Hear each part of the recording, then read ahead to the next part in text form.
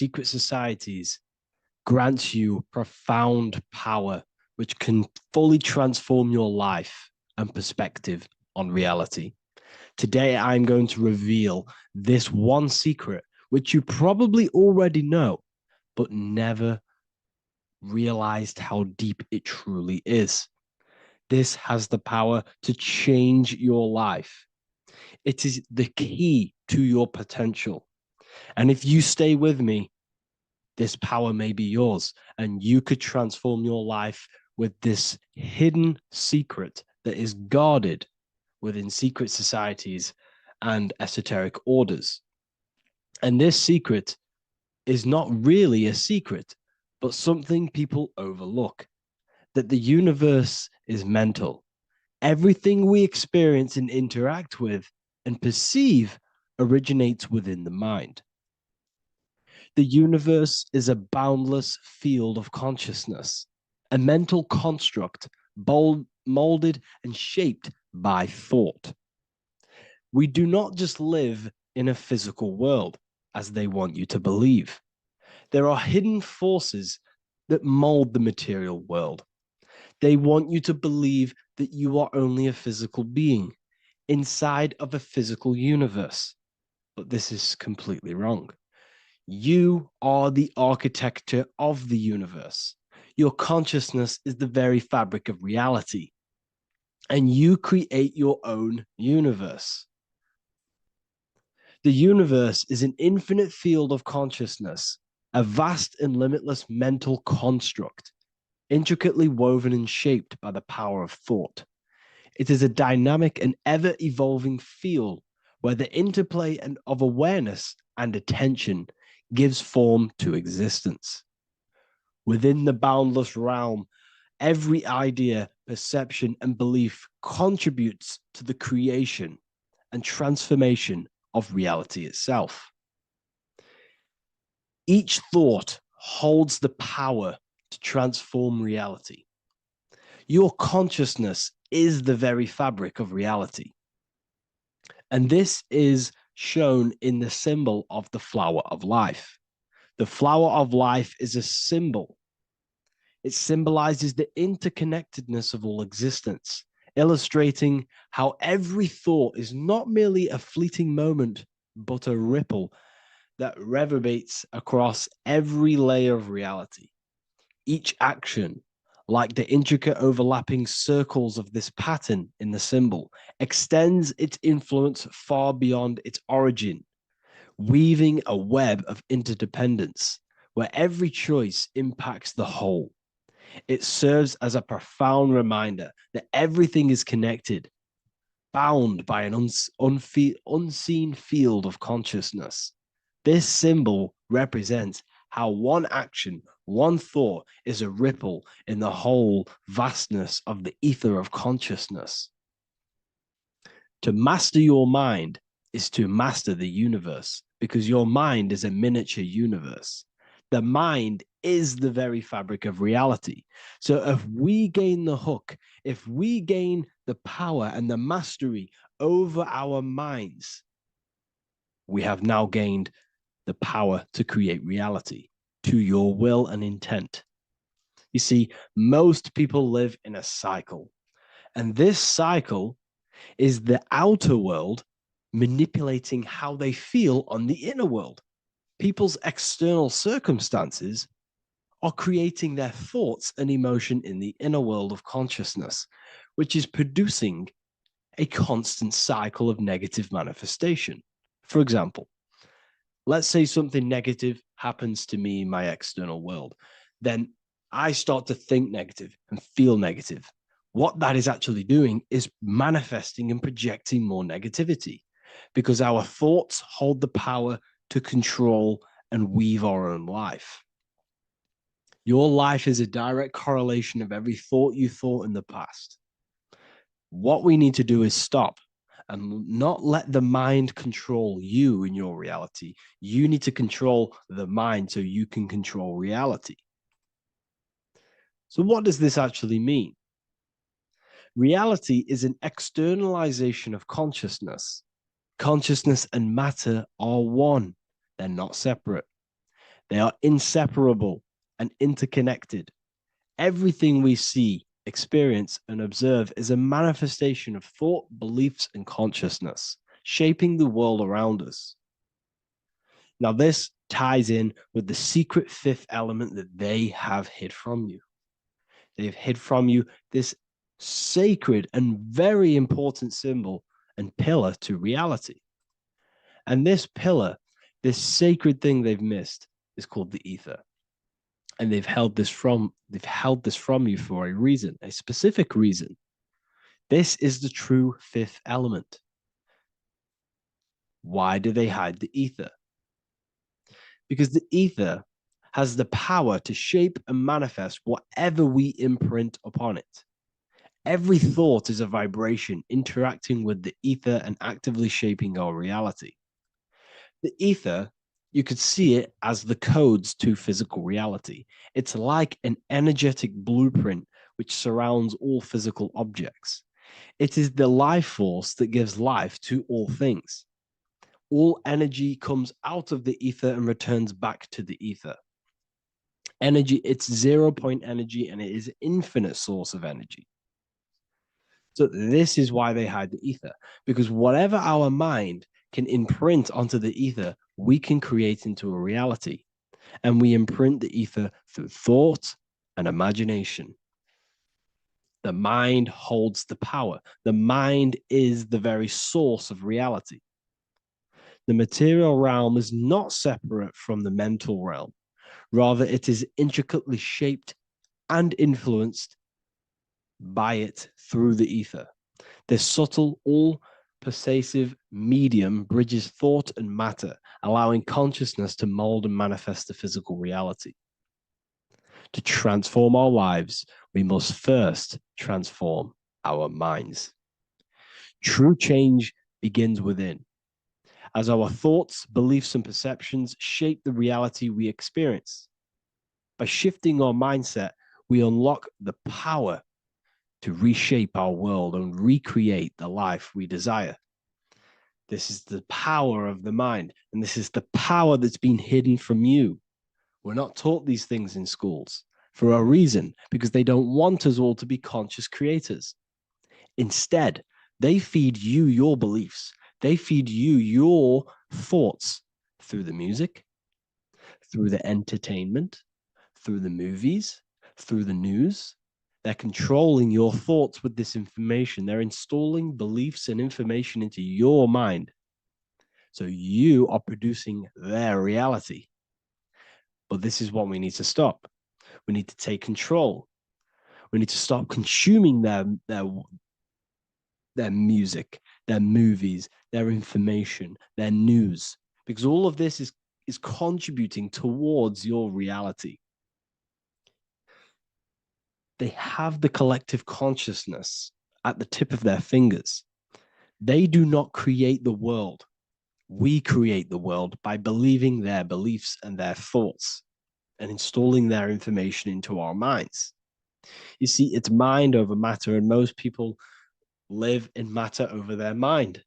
Most people let matter, the external circumstances, dictate their mind, when it should be the other way around. It should be mind over matter. This is the mental plane. This is the astral. This is the etheric. This is the physical. The mind holds power over the emotions, over the imagination, over the physical, and over our spirit. It holds power over everything. It's mind over matter. It's the mental body that we must transmute and change. Most of us live in a chaotic state of mind, and this is what we must change. Turn chaos into order. So we need to be mind over matter. We need to install this belief into our subconscious. I, Harry B. Joseph, have created the ultimate esoteric school on the earth. As a member, you'll gain access to live mentoring calls twice a week, along with new lectures, books, and exclusive content released every week. Additionally, you'll have a full access to all my life-changing programs. If you're ready to transform your life and start your journey today with me, join Ethereal University. These are the campuses. We have the real lecture sections filled with lectures that you can watch. Manifestation mastery, which teaches you exactly how to reprogram your subconscious mind so you can live that reality. Sexual alchemy, the path to empowerment of how you can transmute your sexual energy. The real library, where you gain access to powerful esoteric books, PDFs. Symbols of Secrets, an amazing course. The course that allows you to see beyond the veil that has been pulled over your eyes, the language of symbolism that secretly rules the world. I teach you how to read symbolism. Esoteric Exchange, live calls. You get to rewatch all of the old live calls. Mindwave Hub, this is a place of binaural beats where you can listen to infinite amounts of binaural beats. So you can meditate to them. Meditation section, numerology, health section, and electromagnetism. This is a life-changing place. And if you are serious, we only accept serious about changing your life and studying the occult and esoteric, this is the place for you. I've been there. I've been on YouTube looking around for valuable information, trying to find good accounts, good channels. It's very hard. I had to go through years of trying to find good information on YouTube. But what I've done is instead of you searching around everywhere for bits of information and connecting the dots, I've put it all into one big place. You get your binaural beats, you get all the programs you need to walk the path of enlightenment to transform your life.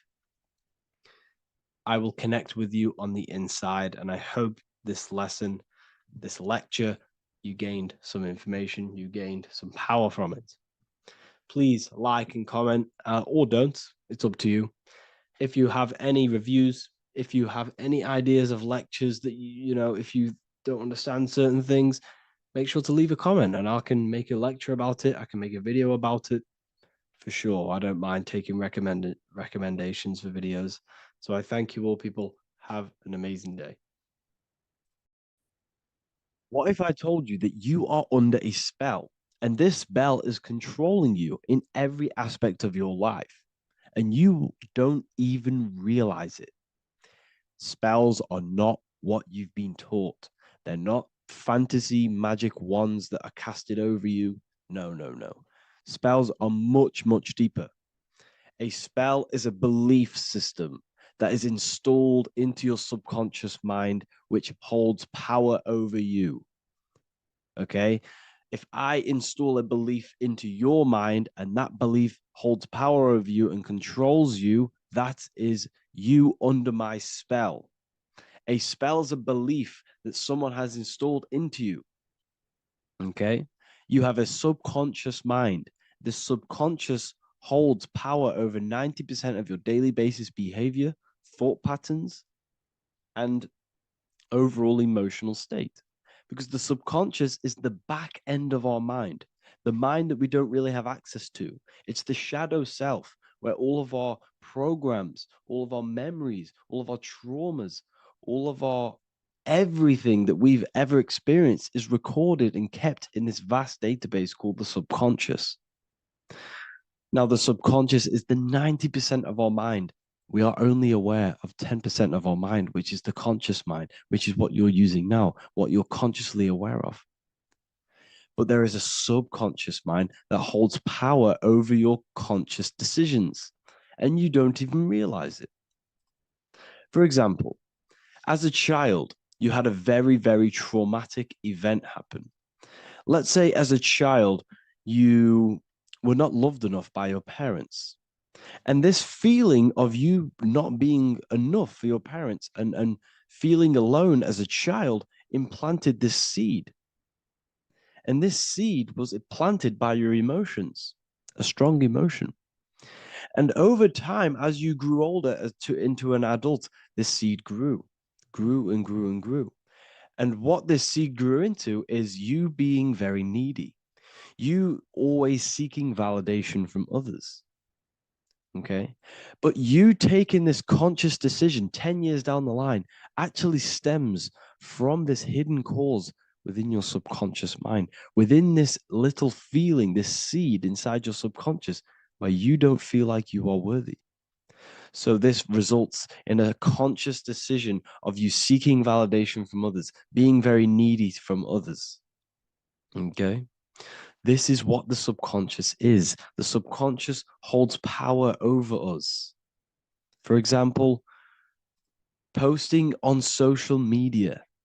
Why are you actually posting on social media? If you take a selfie with your new watch, new car, and you go and post that onto your social media, why are you actually doing that?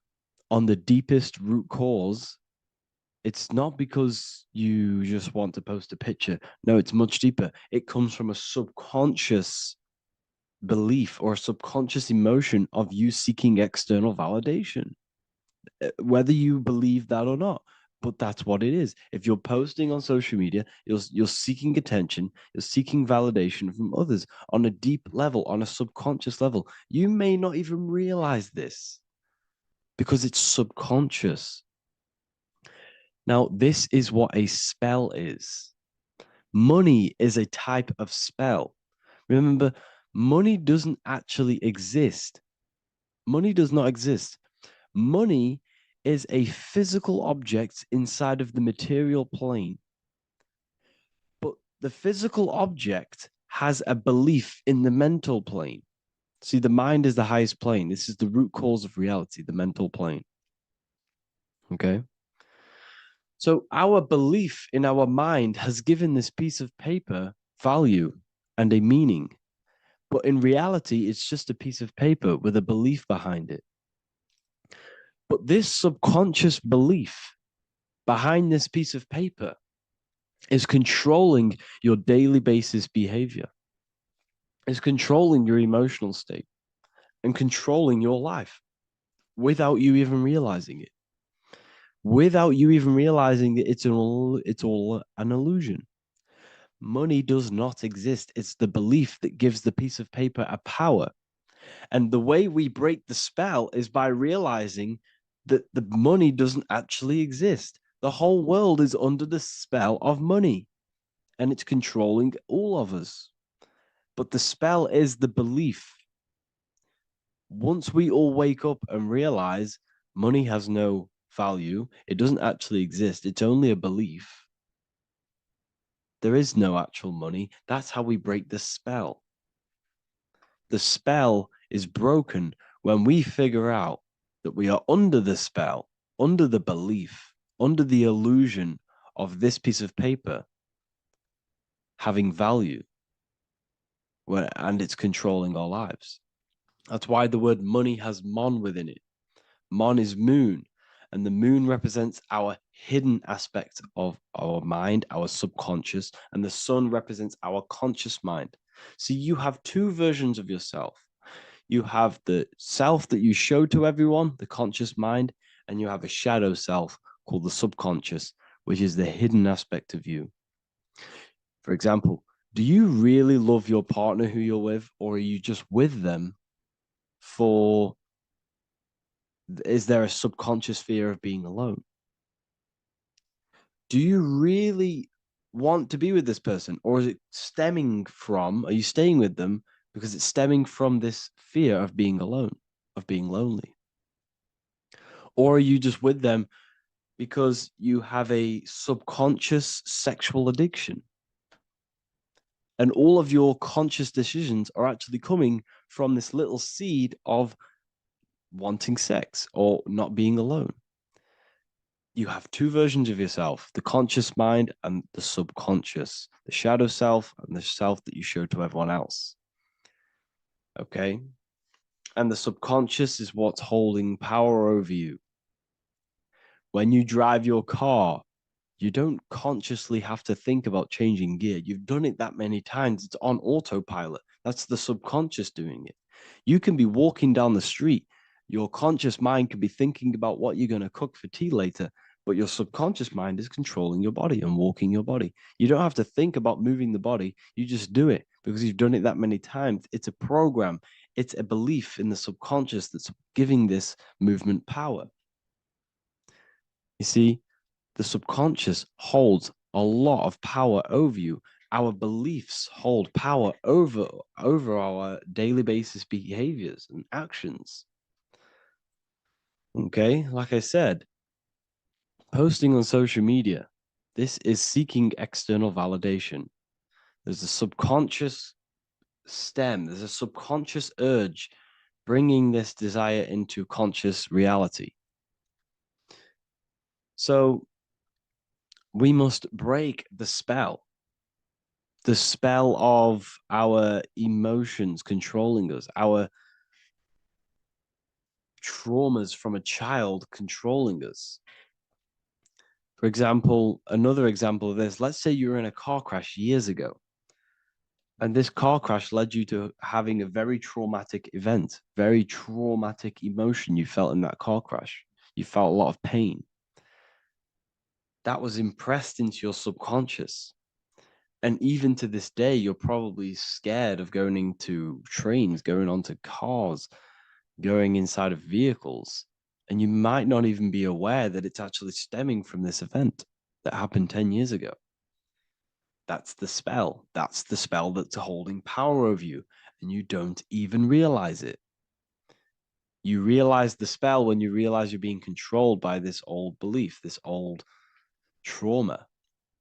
That's what a spell is. A spell is not something I cast over you with a wand like Harry Potter. Spells much deeper. It's the hidden aspects of our mind that hold power over us, that control us. Okay? So, how do we get rid of the spell? How do we break the spell? By installing new belief systems, by installing new programs into our subconscious. The subconscious is impressed by repetition and emotion. Everything you do on repeat, for example, tying your shoelaces, you can be looking up into the sky, closing your eyes, thinking about what you're going to create for tea while doing your shoelaces. You've done it that many times, you don't have to think about it. That's the subconscious taking over. Okay. That's the repetition aspect of the subconscious. For example, you could probably run down your stairs. You know exactly how to run down the stairs. If I tried to run down your stairs, every staircase is different. I'd probably fall over. But you've done it that many times, you know exactly how to do it. It's what we call ritual. When you have an evening ritual, when you tidy the house, you do your skincare routine, you wash your teeth, that's a ritual. This is what the ancients called ritual. When we do rituals, we're trying to implant something into our subconscious to either remove an old program, an old seed that is controlling us, for a new one that's going to grow into new light, into a new reality. So you can implant messages, implant new programs into our subconscious, which will then grow into a new reality. Okay. Because if I tell you something over and over and over again every single day, for example, if I say, you do what I say every single day I repeat this statement into your ears, about a month or 2 months in, you're going to start to believe in that statement and you're going to start to be under my spell. You're going to start to do everything that I say. So this is what spells are. Spells are subconscious beliefs that hold power over you and you don't even realize it. So we need to remove these old programs we have that are controlling us for new programs. And we do that through ritual, affirmation, and imagination. Repetition and emotion is key to impressing the subconscious. They are the two ways that spells are created, that programs are created. The subconscious only knows the now and it only knows you. So every word you say is a spell. So when you call someone else a name, you're calling yourself a name because your subconscious takes everything you say as truth because it only knows you. It doesn't know anyone else. So every night we can do affirmation. We affirm the reality we want. This is what we call a ritual. We sit down or we stand up, whatever it is, you affirm the reality you are, I am statements. And then you imagine that reality. And you do this over and over again, every day, twice a day, 3 times a day, however many times. And this will cause repetition. This will install a new belief system into your subconscious, which will then start to show in your external reality. It will start to put you under a spell of the new program. For example, if I install into my subconscious that I believe that I am rich, every single night I affirmate that I am rich, I am wealthy, I am free. And then I do a ritual. I start to imagine this reality. Every single night, I do these two things on repetition, and I start to feel the reality and imagine the reality. Over time, I'm going to start to believe that I am rich, that I am free, and I am wealthy without having the physical reality. And what this will do is that it'll implant a message deep within your subconscious mind. It will plant the seed of this belief.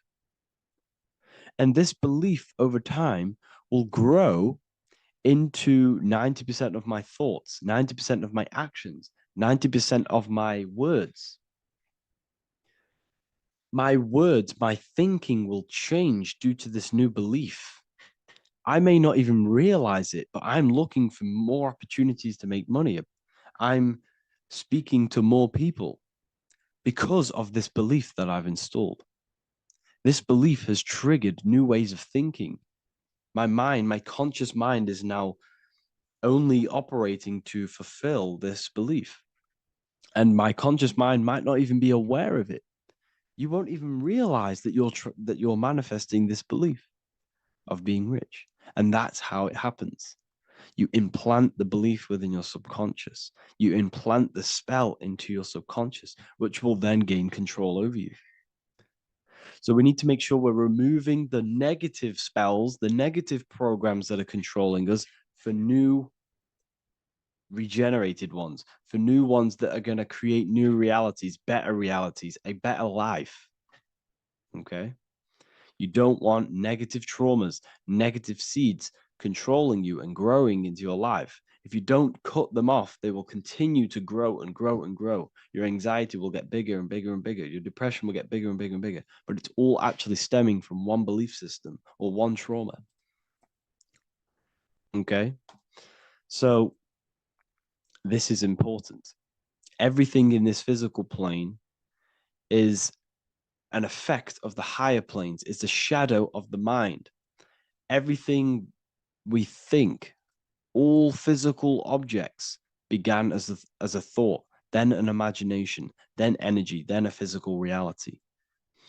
So we must change the mental plane. We must plant seeds into our mind to change down into our physical material life.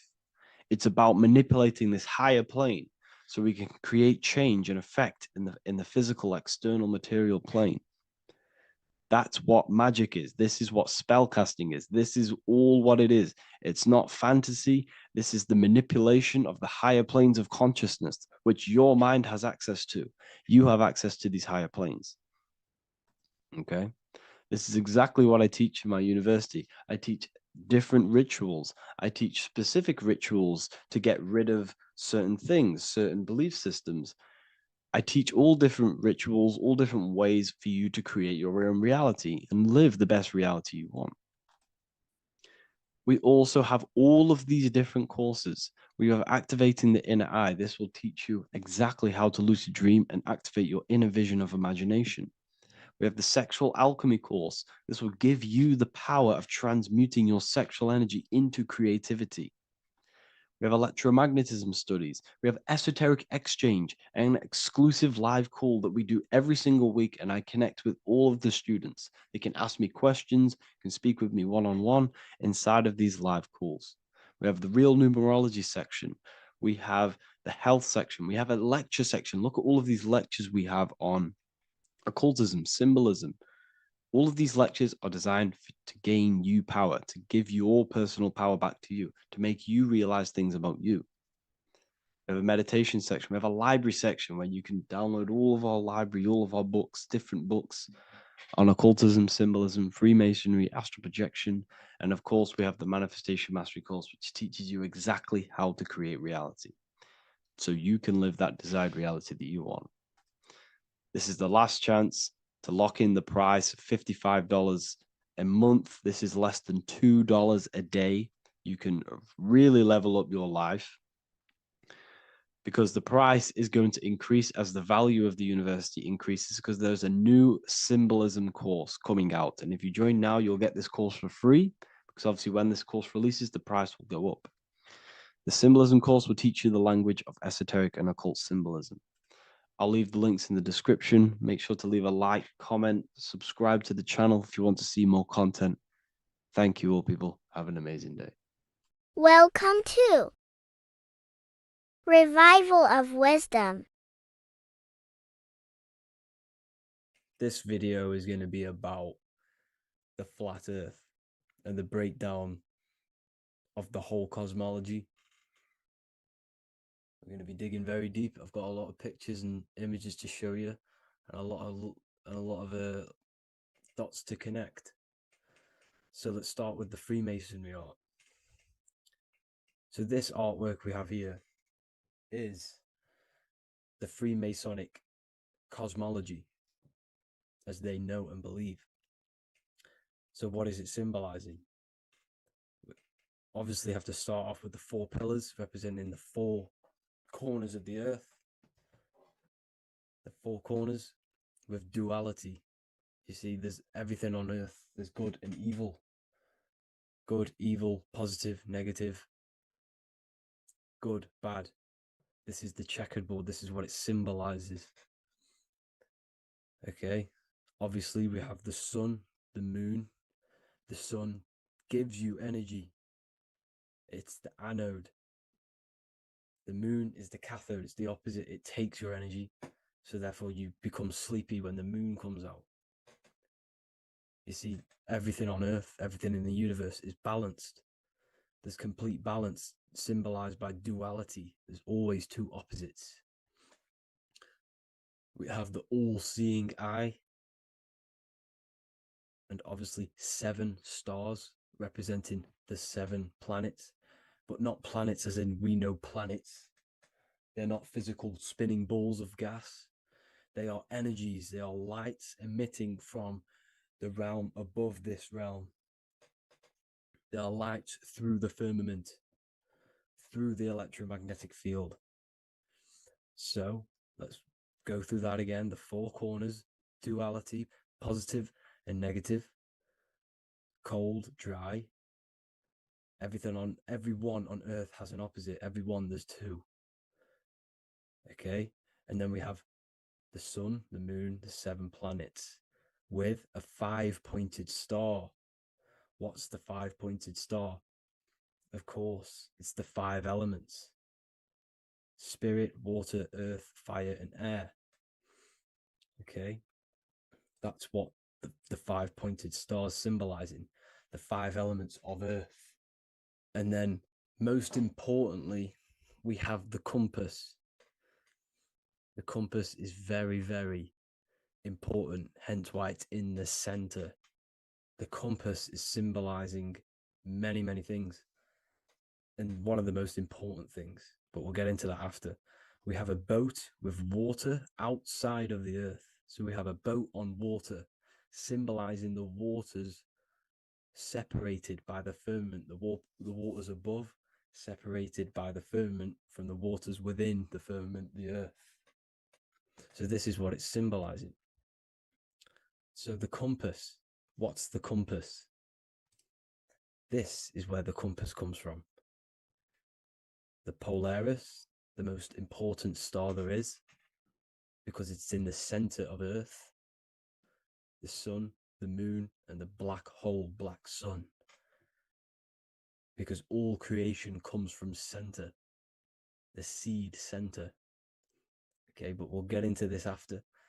But also, this is a very important Masonic symbol because they use this symbol a lot. This is one of their main symbols, hence why Neil Armstrong has the Masonic ring with the compass on it. The people who supposedly went to the moon, which obviously they faked to push this globe model, because the globe model is based upon fear. because the globe model, if they can sell you the globe model, they can sell you anything. Then you don't know where you actually are. The globe model is to push fear upon the masses, because the globe model means there's not enough resources. There's also risks of asteroids hitting the planet. There's also risks of space extraterrestrial invasions, global warming, asteroids. You see, this is all the fear that they can gain of selling you the globe model. Okay, because they don't want you to know that this is an intelligent design. And also, they're hiding God, the creator, the source. This is why they are satanic. They are opposites. They are lefty, Lucifer, right, righteous, godly. Hence why they do the symbolism on their eyes.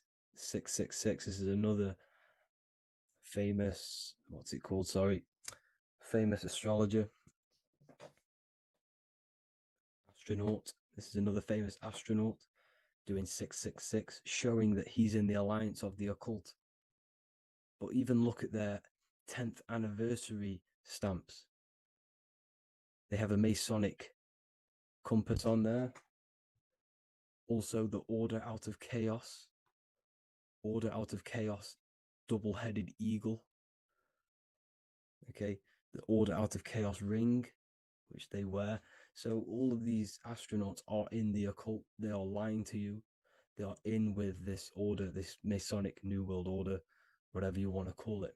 So let's break this compass down a lot more.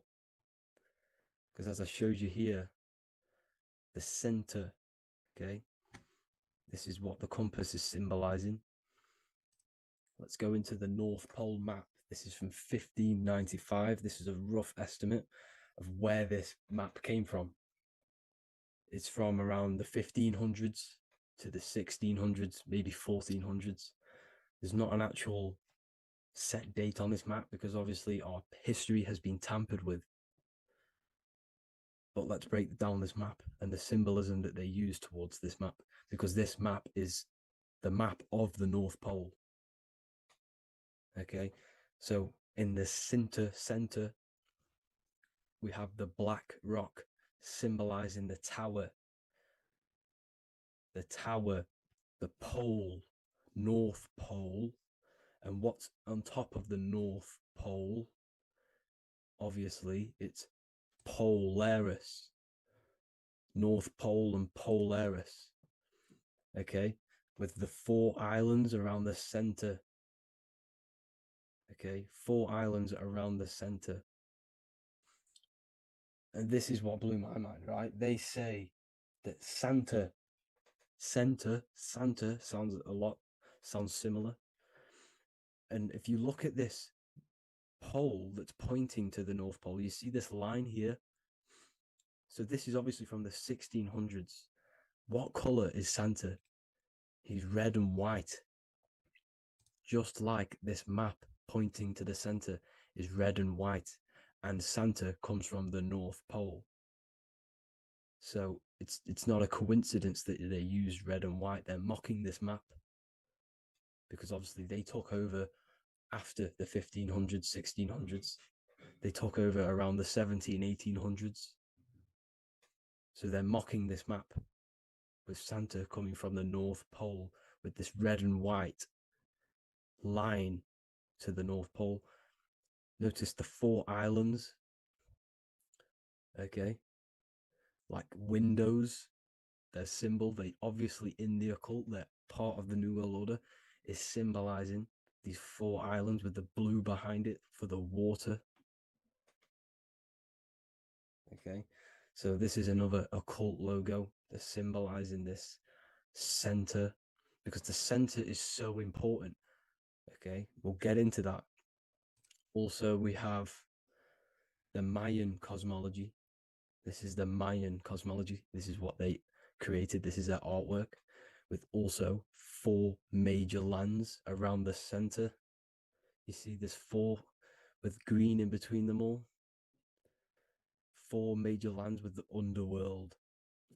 You see, this underworld is also symbolized by the Masons with the coffin of the skull and bones, the deceased, the dead. Okay, so this is also mentioned in the book of Enoch. Okay, and it's called Sheol. Sheol, the underworld. Okay, and in the book of Enoch, it says all spirits of the dead go to these hollow places, that they all wait until their appointed time of judgment.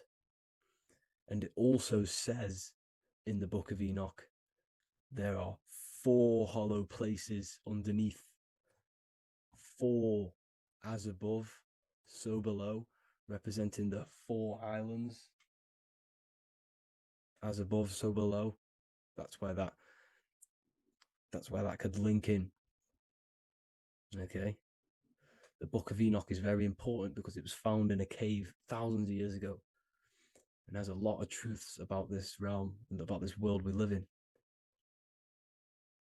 So let's go back to the Mayan cosmology. So the ancient cosmology, they all must have had some sort of communication. They must all be at peace with each other, because all of their cosmologies link together. See, the Greek, Babylonian, Indian, Celtic. Okay, they're all linked in together. They all knew that they were in an enclosed system with an underworld and obviously a firmament. Okay, so this is what they all knew. They all must have had some sort of communication. They were a lot more advanced than us. They knew the center of the realm. Okay, and obviously the United Nations flag also symbolizes their center. You see how it has like a grid with a circle around the center. It's symbolizing that center of the realm, because that center of Earth is so important. The United Nations flag, all have it. See, some different ones all have that circle around the center. Because the center is the seed. All things come from a center. So the torus field is so important because it is the spark of life. It's the building blocks of the universe, this creation. Because all things have a torus field.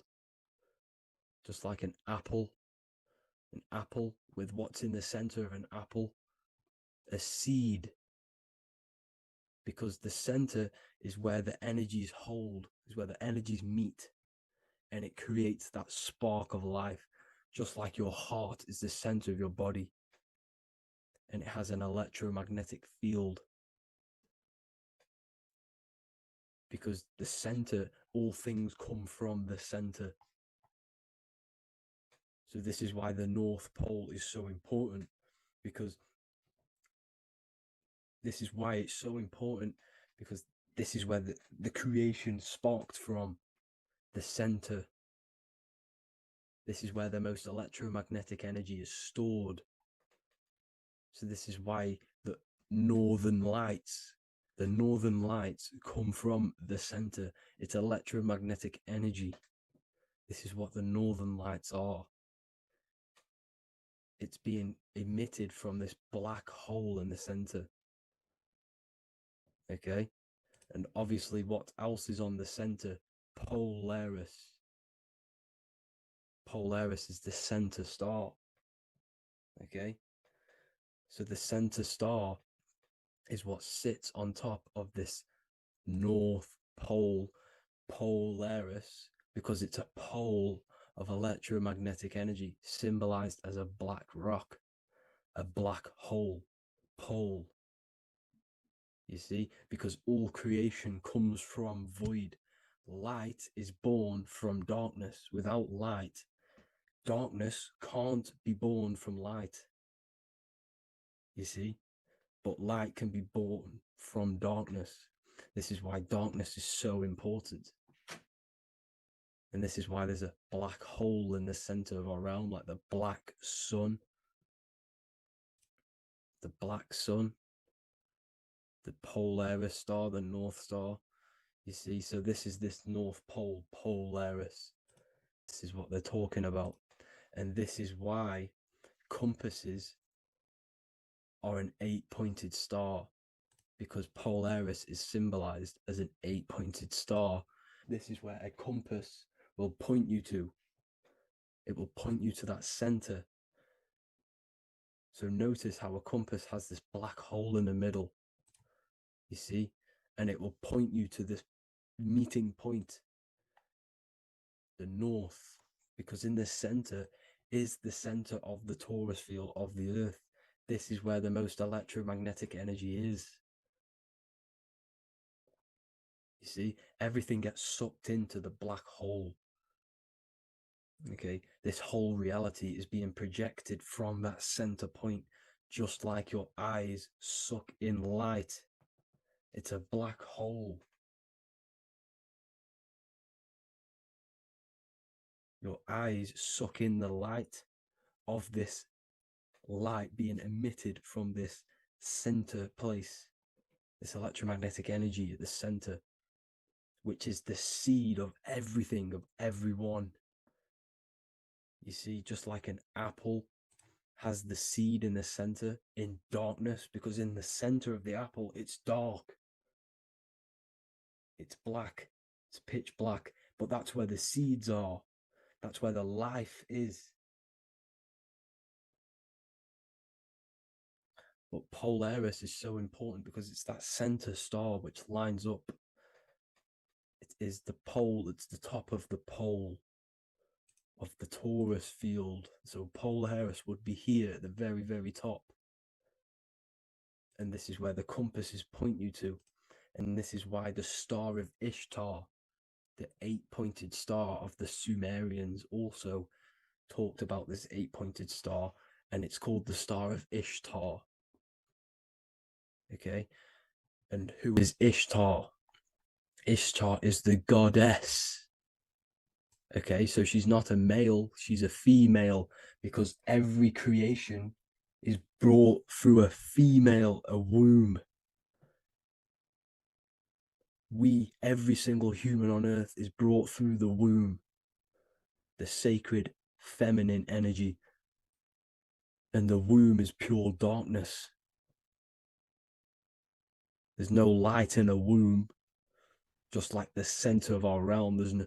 It's a black hole. Okay, and guess what? She's the god of fertility and sexuality. She is responsible for all life. Okay, so the star of Ishtar is the star of Polaris, which is symbolizing the responsibility for all life, the center of our realm, the black sun, the black hole. Okay, so this is what that god of Ishtar of the Sumerians is talking about, the goddess, the womb, the seed of creation. So this would be the portal, more than likely the portal in and out of our realm, because it's the top of the torus field. And what's above this realm is the heavens. So this is where you get sucked in from the heavens. Your soul gets sucked in and brought onto this plane of existence called Earth. These are some space NASA symbols. Look how much Polaris symbolism there is. And notice how it's at the center. You see this circle? This is like a half circle. And at the center is an 8-pointed star of Ishtar. It's the same thing. It's Polaris. It's at the center. And notice on some of these, look, this one is a bear holding the key and an arrow pointing to the Polaris star, so that they hold the key to Polaris. Another one with like a demon holding a key to the what? Polaris on top of him. Also an eagle, which is a Masonic symbol. The eagle holding a key. On top of the center, you see, and notice how there's an arrow going up to the Polaris and an arrow down, as above, so below, to Earth. So you can go out of Earth and into Earth through Polaris, and the eagle holds the key. You see? The eagle holds the key, just like this. This demon dragon holds the key to Polaris. And look at this one, Earth, with an arrow up to Polaris, an 8-pointed star. So Polaris is more than likely that portal which the Anunnaki used, the Sumerian gods used, because the Anunnaki symbol is also an 8-pointed star. Okay? And like I said, that center is the seed of creation. The center is the black hole. Okay, just like your pineal gland is at the center of your brain. The pineal gland is at the center of your brain. And that's what connects you to that spirit realm, to the source. That's it for this video, guys. Thank you all for tuning in. I hope you all learned something today.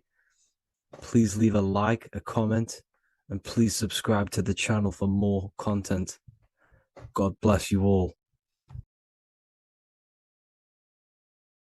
What if I told you that the Egyptians were trying to give you instructions on how to not reincarnate and come back to this material world and ascend your consciousness, your soul, to a higher plane that exists in the various dimensions of consciousness? This is Anubis, and this is his scales. You can find this image in the famous Book of the Dead, which is a famous Egyptian book and text talking about death, reincarnation, and the different things that go into death and how to prepare our mind, our souls for death. The Egyptians saw this as a massive thing in life. We must prepare our consciousness for the transition from a physical reality to a non-physical, tangible reality. The first thing we must understand in order to understand death is the term as above, so below. We die every single night. Consciousness goes to sleep, which is the withdrawal of consciousness from the material body into the inner realms of the mind. At nighttime becomes the darkness, and consciousness goes within itself. When the daytime comes around and the sun becomes more powerful, the rays of the sun increase the brain waves, and the body becomes active again, and consciousness manifests things externally. So the nighttime is the internal world, death or sleep, and the daytime is life, the external world. When we die, it's just a bigger version of sleep. We enter into our inner realms of consciousness. However, this transition needs some preparation. In order to understand the universe, understand what happens after we die, we have to understand that life is mental and the mind is not the brain. The brain is just a physical computer for the mind to operate the physical technology of the physical body. What you are seeing right now in your eyes is a simulation produced by your brain. Light waves entering in your eyes and the visual cortex at the back of the brain producing an image of what you call reality. Therefore, reality is not outside of you, it's a simulation produced by the body. The five senses are just electrical threads of light, all sending information back to your brain, and your brain is interpreting these electrical signals as senses: touch, taste, smell, and hear, and see. So everything you're experiencing right now is a simulation produced by the brain and the nervous system. But you are the observer of that reality, of that simulation produced by the technology of the body. So when you die, the technology, the simulation produced by the electrical system called the human body, is no longer running. Therefore, we don't actually leave anywhere, but the simulation stops running and we are dissolving one layer of ourself. So most people think they leave the body when they die, but we're not. We're simply just removing an aspect of ourself, a different dimension of ourself, and casting off that dimension,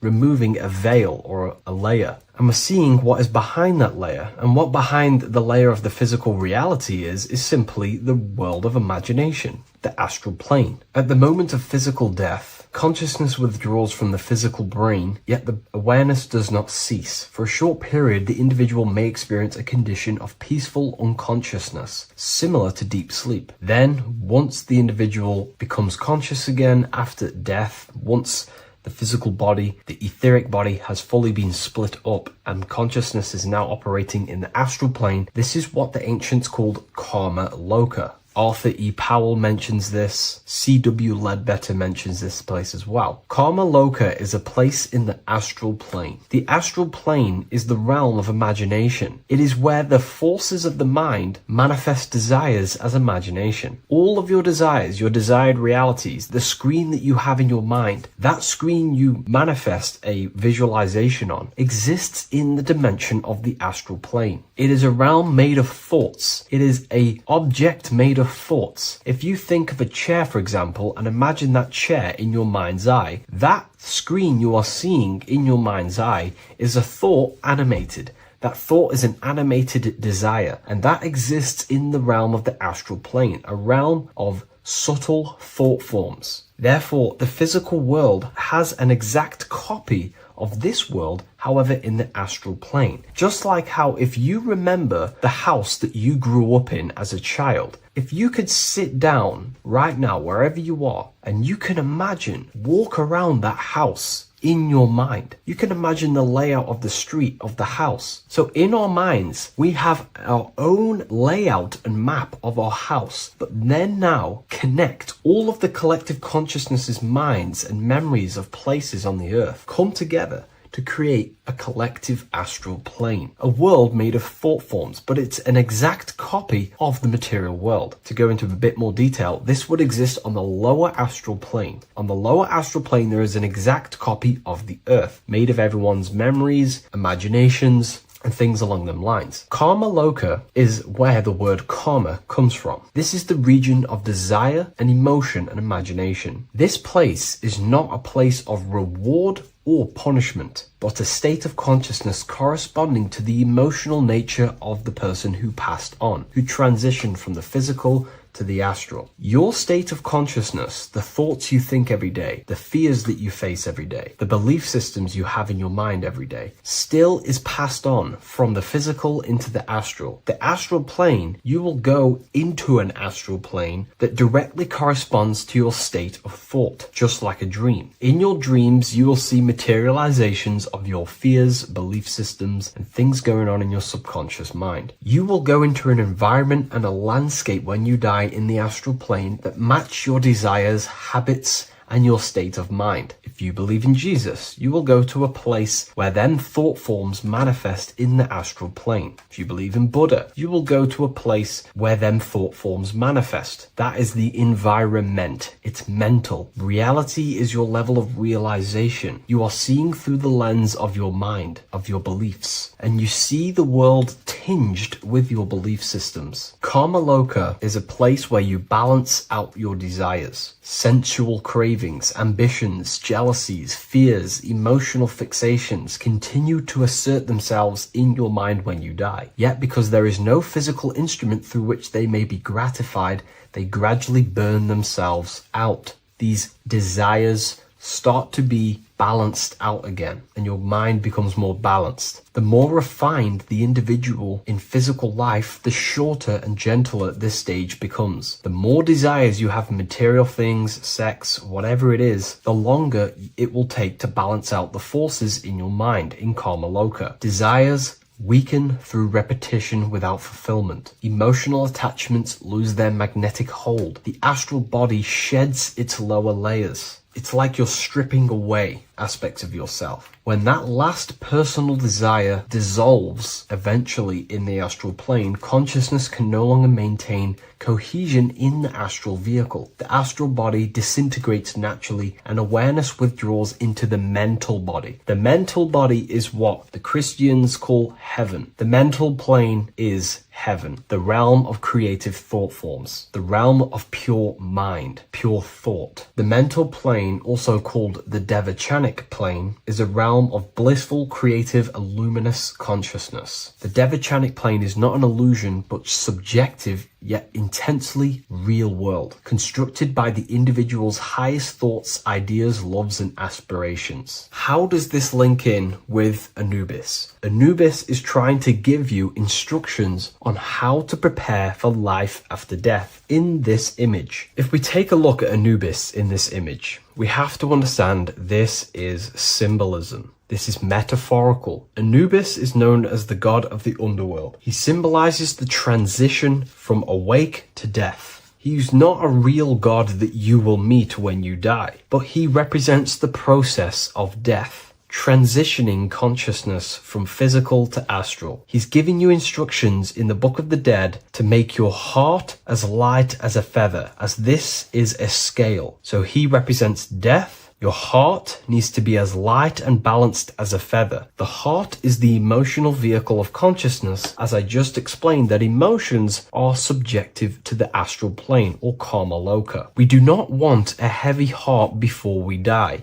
We do not want addictions to smoking, addictions to pornography, addictions to status, the ego, material gain. If we die with these things, this means we have a heavy heart, and this will manifest in the astral plane when you die and take longer to balance out them emotions and desires. So this is telling you to remove any addictions, any emotional attachments, mental attachments you have to the material plane. This does not mean go full monk mode and don't have anything physical, don't chase after anything material. We should definitely have material things as we are spiritual and material. However, do not place your heart on it. We should all aspire to have the best possible life, have the most possible resources as possible in our lives, have an abundance in everything. That's completely fine. But placing our soul on it, your desires on the material world, will only pull you down in life after death, take you longer to balance out them forces and desires. This is why transformation during physical life is essential. We need to release attachments to master our thoughts and emotions and align with truth. We don't want to die with false identifications, that thinking and believing that we are the physical body. We need to balance out our heart. Yes, have material things. Yes, chase the best possible life for ourselves, but also have connection with the divine and practice detaching from the material world, maybe even fasting from any addictions that you have, the phone and things along them lines. When this is achieved, when you are fully balanced and have no more addictions and attachments to your mind and consciousness, the scales are balanced. The soul becomes free and rises beyond the lower planes of existence when you die. It transcends the physical body and more than likely enters the mental body. We can't take anything physical after this life. The only thing we can take is spiritual things such as wisdom, understanding, and connection. We can only take internal things. So we have to master our internal world before we pass on to a world where we cannot fulfill our physical desires. Now, this is kind of what heaven and hell is. There is a hell realm in the astral plane. If you desire horrible things, you desire to kill people, or you desire to do horrible things, then you will manifest in a place where that is taking place, with people, with entities that assimilate with that vibration. You might have to watch this video a few times to get a full understanding of this, but Anubis is trying to teach you, make your desires as light as a feather, purify your heart, purify your soul, and place your heart on the spiritual things, knowledge, information, connection, thought. Because if you desire material things, then you will more than likely desire to manifest yourself back into the material world and reincarnate. If you've read the Book of Symbolism, you already know this information. You can now find this book in the description of this video. Please leave a like, comment, and subscribe to the channel if you like this information. And we also have the Book of Symbolism available on Amazon.com now. Take care, everyone. I'll see you in the next video.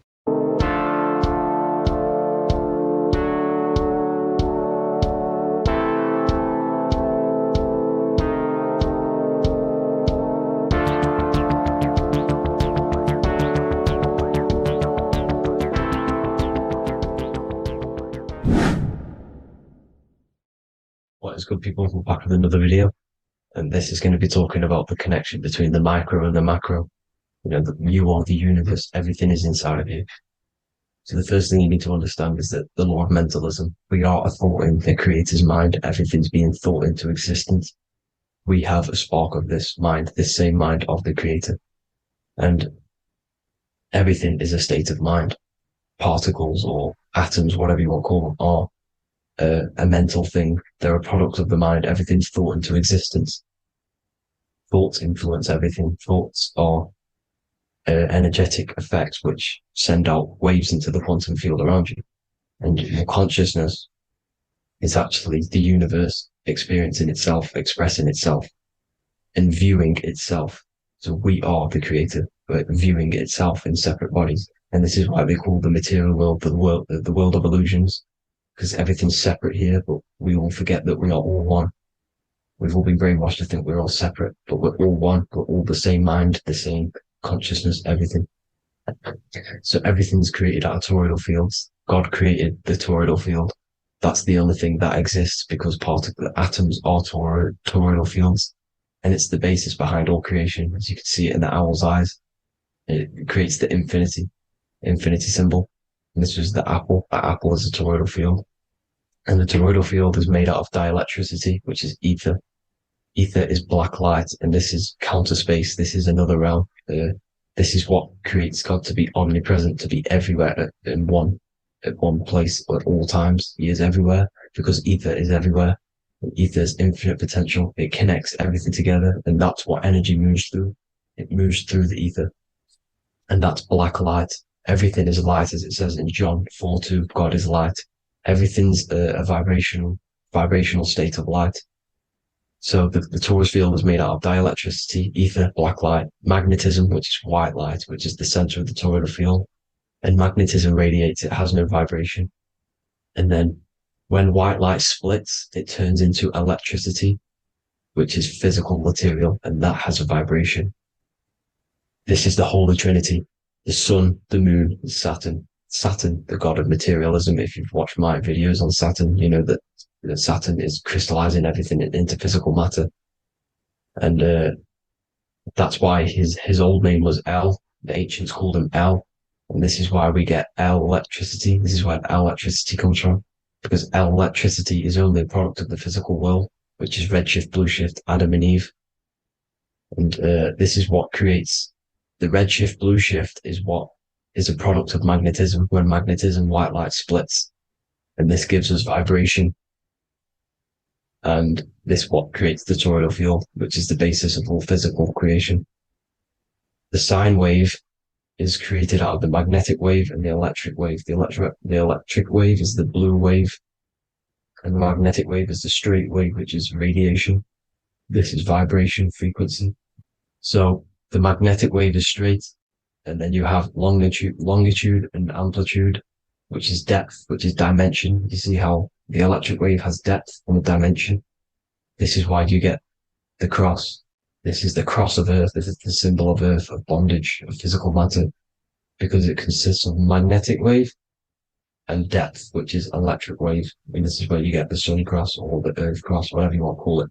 It's the cross of physical matter, and the ancients knew this. This is why they used that symbol.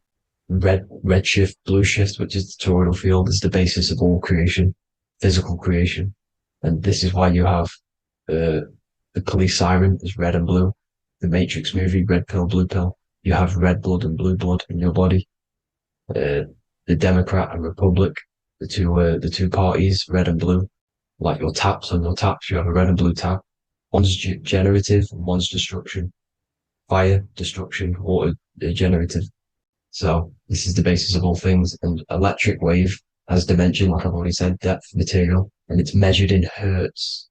It's measured in hertz because it hurts you. It decays because the electric wave has a vibration, and vibration always has to go back to a standstill point. This wave cannot go forever, but the magnetic wave will go forever. It's radiation. Magnetic is radiation. It radiates forever. It pulses, but the electric wave will at some point come back to a standstill point. And that's why it hurts, it decays. That's why our physical bodies decays, because we contain of electricity. this body is an electric body, and it will return back to stillness like a guitar string. If you vibrate a guitar string, you pull it, it will vibrate, make a sound, and then go back to a standstill point. It's the exact same with every single toroidal field within the body. It will decay, and this is why our bodies decay, and everything in creation decays. So we're born into sin, the sin of Eve. The sin of Eve is us biting into the tree of knowledge of good and evil, which is the, you know, the systems in the body. And the sin of Eve is biting into the sine wave. We bit into the sine wave. The sun moves in a sine wave. Our DNA is a sine wave. Time is a sine wave. Everything in this creation is a sine wave. This is why the dollar bill is a sine wave. Magnetism and electric waves in one. You know, and this is the sun doing its sine wave, which creates, you know, when you go bowling, it kind of creates that pin that you hit over. That's the pin of the sun. The zodiac sign is a sine wave because the zodiac sign is an expression of the toroidal field, because magnetism unfolds into 12ness. And that's why you have 12 zodiac signs, 12 systems in your body, 12 cranial nerves in your head, in your brain.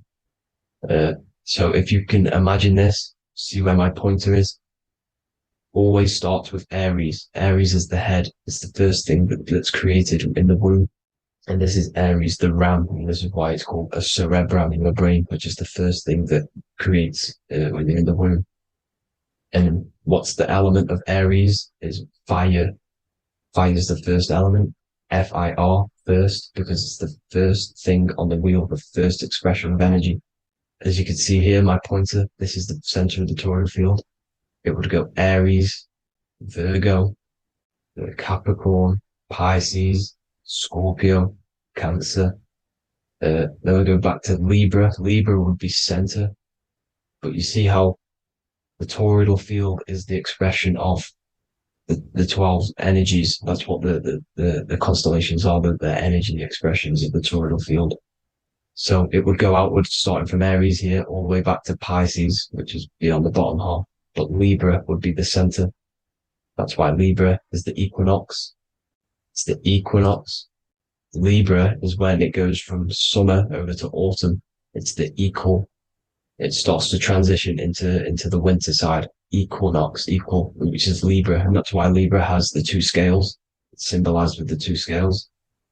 That's because of, you know, the sun moving over. It's being judged. It's equal now, but then it's going to tip over into the winter. That's why Libra is here, the center of the sine wave. And like I said before, magnetic energy unfolds into 12ness. Magnesium is number 12 on the periodic table. It's the sacred number. And this is why the scientists are trying to, well, NASA is trying to bring in another constellation to destroy the holy science of astrology.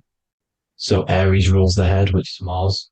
Taurus rules the neck, the lower head. Gemini, the two twins, which is your lungs, your two twins, your arms, two twins. Cancer, the breasts, or the chest area. Leo, the heart, which is the sun, which is fire, the center of the toroidal field. Virgo, the belly, which is the intestines. Libra, the kidneys, the two scales, the kidneys, balancing out everything. Scorpio, the sex organs. Sagittarius, hips and thighs. Capricorn, I've missed that out, which is the kneecaps. Capricorn, kneecap. Aries, which is the ram, which is the cerebrum in your brain. And then Aquarius, the calves and the ankles. And the Pisces, the two fish, the 2 feet. So everything corresponds, as you can see here. This is an ancient way of depicting it, of the folded human. And this is everything. Each constellation rules that part of the body, gives energy to that part of the body, makes you do certain things. So magnetic energy unfolds into 12ness, electricity unfolds into 7s. That's why when you get electric, the light spectrum that we see, it consists of 7 colors. Why we have 7 planets. The 7 planets give us our 7 metals and the 7 solfeggio scale frequencies. So the rotor, this is the rotor. And rotor is an anagram for Torah, the Torah, which is I think it's the Hebrew Bible. Don't quote me on that, but it's one of the holy books, which is the Torah, the Taurus. Everything goes back to the Taurus field because it's the basis of all creation. So the chief cornerstone, it says in the Bible that the builders rejected the chief cornerstone. The chief cornerstone You are the builder. You decided to incarnate into the physical world, into the electric world, the world of Saturn. When you are created in the womb, it takes you 9 months for you to be created. So, for example, if you went into the womb here, it'd take you 9 months. So let's say you're born in Scorpio. So you'd go back 9 months. 1, 2, 3, 4, 5, 6, 7, 8, 9. You consist of all of these 9 energies because it takes 9 months or however long you took to be born. Some people are born earlier. You'd have to find out how many months you were in the womb for. But you consist of these 9 energies, and each constellation has a cell salt associated with it. And these cell salts are vital for your health, and your cells are the optimal health of your body. So the chief cornerstone that you rejected is these 3 cell salts, these 3 constellations. So you're mineral deficient in these 3 constellations. For example, fluoride, magnesium, phosphate, and potassium sulfate. So that's the chief cornerstone. And a cornerstone, people always get it rejected with the cornerstone. The cornerstone is not, it doesn't say the cornerstone in the Bible, it says the chief cornerstone. The cornerstone is a cornerstone of a building, but a chief cornerstone is the top of the pyramid. This is where we get the pyramid of the wheel. So you're mineral deficient in whatever 3 zodiac signs you're not. You were not in the womb for. This is the chief cornerstone you rejected. So the human body is the micro. It is the universe in a physical form. It consists of everything in the universe. Just like your consciousness is the universe watching itself, experiencing itself. Your body is the whole universe. 12 systems in the body, 12 zodiac signs, 7 chakras are the 7 planets. The Holy Trinity of you is your Temple of Solomon, the soul and the mind, the sun and the moon. You know, everything is in you. You consist of everything, all the energies, everything. Heaven and hell. Heaven and hell is a mind state. It's a state of the mind. Head, H-E-A, which is heaven, and the heel, the bottom of your foot, is hell. And the bottom of your foot is the soul. So they're basically saying, well, it's wordplay. They're saying that your soul is in hell because, you know, with the elites being in control. So they call the bottom of your foot the soul, trying to say that you're in hell. The Christ is in you. And this Christ is Greek for what? Christos. Christos is Greek for the oil, and this oil is produced in the cerebrum, the areas, the ram, the cerebrum, it goes down the pineal, the pineal and the pituitary are underneath the cerebrum, goes down the pingala and the ida, the pingala being the positive charge connected to the pineal gland, pin, and the ida connected to the pituitary. And this is the 2 serpents going down the spinal column. And this is why Jesus goes from Nazareth to Bethlehem, and then Joseph and Mary are waiting for Jesus in Nazareth. Joseph and Mary are the pineal and the pituitary gland waiting for Jesus to come back up the River Jordan, your spinal column. So this is the oil. This is the story of Santa as well. Santa comes from the North Pole. Why? Because the North Pole of the Earth is the center of the toroidal field, and the North Pole of you is your spinal column, which is the North Pole of the toroidal field. The North Pole. He comes from the North Pole. This is the North Pole. This is the South Pole of the toroidal field. Comes from the North Pole, which is your mind. And he goes down the chimney and then back up the chimney. This is the chimney. And he drops off the present, which is the Christos, the oil. And this is why Jesus is crucified at 33, because he crosses over the vagus nerve at the top of your spine. When this oil comes back up the 33 vertebrae, these are your vertebrae here. When it goes up the 33 vertebrae, it gets crucified at 33 because it crosses the vagus nerve, and he's crucified on a cross at 33. This is the story behind Jesus and Santa. The Ark of the Covenant in the Bible is the 2 hemispheres which cover the vital parts of your mind, the brain side, which is the cerebrum, the pineal, the pituitary, etc. So the 2 hemispheres are the 2 angels, the Ark of the Covenant. This is the Ark of the Covenant covering the 2 vital parts of your brain. So these are the optic thalamus is another part, and it protects the Christ oil, which is inside at the center of the brain. See, the Bible is all a massive metaphor about yourself because you are the universe. You are a microcosm of the universe. Your consciousness has experienced itself, and the universe experiencing, and your body is the whole universe. Your head's heaven. So Moses crosses the Red Sea. These are the two hemispheres of your brain. This is the corpus callosum, the Red Sea. So he's pretty much saying that he's uniting the two hemispheres of your brain, because most people in this generation are stuck in the left brain, which is just logic, reasoning, science and maths, writing. This is what school teaches you to do. It keeps you stuck in your left brain. And you want to cross over to you want to cross the Red Sea, which is the corpus callosum, to the right brain, which is awareness, creativity, imagination, intuition, insight, using the higher mind, creativity, imagination. If you don't have intuition, then you can't read energy, you can't pick up on bad things. This is what Moses is symbolizing by crossing the Red Sea. And it's also the upper room where Jesus met the 12 disciples. 12 disciples are the 12 cranial nerves in your brain. It doesn't just represent the 12 zodiac signs, the 12 disciples. It symbolizes many different things. It's like I said, energy the universe consists of 12ness.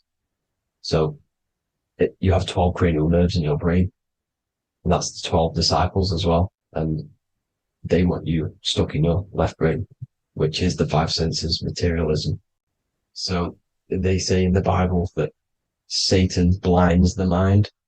Satan is Saturn. If you've watched my videos, Satan is Saturn. And you consist of the Holy Trinity, which is the sun, moon, and earth. The soul, moon, the soul being your sun, the solar, the moon being your mind, the earth, your physical body.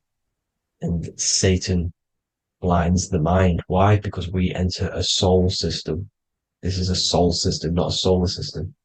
And Saturn is the Lord of the Rings, which is the outer ring. When your soul enters the soul system, your soul starts to materialize. It hits Saturn. Why? Because Saturn starts to materialize you. You take on the 7 virtues, which are the 7 planets, which are your 7 chakras. And to get out of this soul system, you must get out of your lower nature, your animal nature, which is lust, desire, greed. The number of the beast, 666, which is Saturn, Satan. So you enter the soul system, you take on the 7 energies, which you turn into physical matter. And this is your descension from heaven to what you say hell. And then you must raise back up from matter to spirit. They say Satan blinds the mind. Why? Because your mind gets materialized. Your soul and mind get materialized. And when you get materialized, it's an intense experience. You lose the divinity within you. You forget the divinity. So Satan, which is the first planet, the first energy you take on, the material body, he blinds the mind. He makes you forget everything, your divinity. Then you must ascend up Jacob's ladder, the 33 vertebrae, to heaven. And this is a microcosm of the macro, because you will ascend back up to heaven if you do this, when you leave your physical body, when your body decays. So when it talks about in the Bible, completely destroy them, the Hittites, the Amorites, the Canaanites, all the ites, this is what God says to the Israelites. It says completely destroy them. It's basically symbolizing saying destroy your lower nature. The Canaanites, cannibals. We're under a Canaanite system now, which is cannibalism. And this is flesh eating, lust, greed, all the demonic stuff, all the lower vibrational stuff, the lower nature, eating, sex, and survival, the lower 3 chakras. You must get out of these lower 3 chakras and return back to spirit, which is heaven, which is spirit, love, being holy, being truthful, being passionate. Going back to Satan blinding the mind, all of the planets are made out of these 3 symbols. Satan blinds the mind, and that's why Satan's symbol, this is the symbol for Saturn, Satan, this symbol of Saturn is the cross, which is physical matter, the earth, over the moon. The moon is your mind. So the Saturn symbol saying matter over mind. He blinds the mind. Satan blinds the mind once you enter the soul system. And you must remember, in the Bible, it talks about the Genesis, which is Eve, the sin of Eve, which is biting of the tree of knowledge, with the serpent, which wraps around the tree. It says the serpent placed himself on the tree. Well, the serpent is the spinal column. It's the serpent telling you eat from the tree of knowledge of good and evil, which is your nervous system.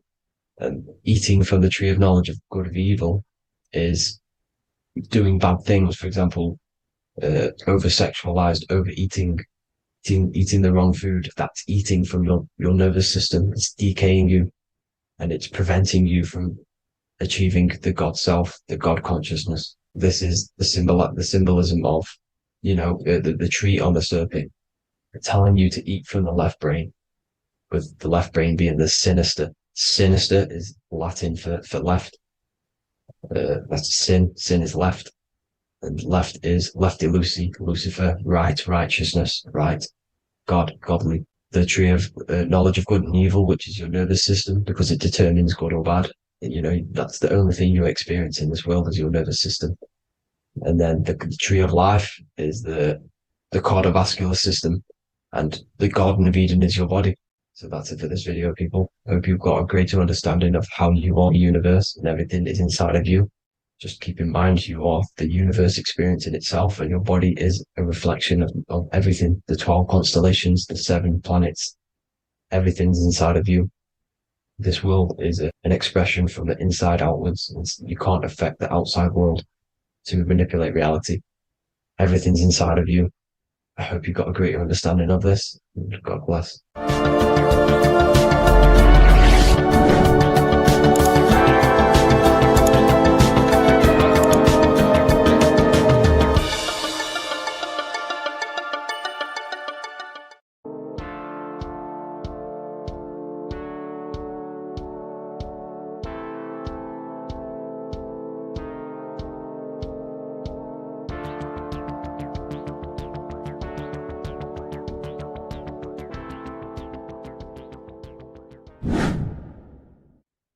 How are we all doing, people? It's Revival of Wisdom from the Wisdom Academy.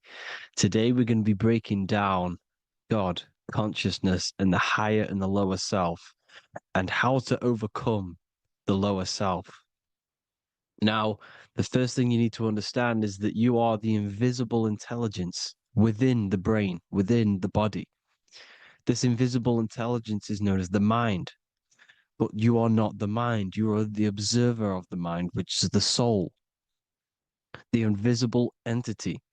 The mind is your intellect, your intelligence. Now, the mind is, it's hard to put this in words, but the mind is something that gives you the ability to explore the universe. And this inner self is the I am. It's the quiet, the inner self, the voice you see in you hear in your head. This is why within spells high twin, inside, internal. The I is also the number 1, which is one line. Because the one and only, is the inner self, which is the I am. This is why you say, my name is Harry. You are not Harry, you are the I, the inner self, the intelligence. Okay, this is why Jesus in French is I am. You look with the 2 eyes and you see with the inner eye. I and I, the same thing. Okay, because the I inside is what gives you the perception of what you're looking at. So when someone's trying to explain something and then you catch on saying, I see now, it's because you're seeing with your inner eye, the one that gives you perception, gives you intelligence, gives you the ability to understand things. This is the internal I, the invisible self, which the physical body is nowhere near as complicated as this inner self. It's in infinite potential. God, God, generator, operator, destroyer, soul, mind, and body. Brahma, Vishnu, Shiva, the Father, the Holy Spirit, and the Son. They're all, the reason why you see God is always a triad is because it represents yourself. Your invisible intelligence is God. Me and you are the same invisible intelligence. We are the invisible intelligence experiencing the program being ran by the central nervous system and the brain. I always say this in my videos, but I have to, in order for you to understand the things that I'm going to say later on in the video, you need to understand this concept, is that you are the consciousness experiencing the nervous system, the tree of knowledge of good and evil, which is you here. You would be in this invisible intelligence right here in the center of the brain. Now, this is why the ancient Christians show God is in the brain. This is the brain stem. This is the brain. This is also the brain stem and the brain. The brain stem and the brain. It's all depictions of the brain because the brain's the computer, the electromagnetic computer, which decodes the demands created by the invisible intelligence, the I, the inner self, you, your true self. The person moving, if you observe what someone moving, this is going to sound, but if you observe someone walking, it's not the body. The body is moving, but the thing telling it to move is the invisible intelligence. Before you kick a football, a decision is made within your invisible intelligence, your mind. And this consciousness, this invisible intelligence, is either stuck between the lower self and the higher self. Okay?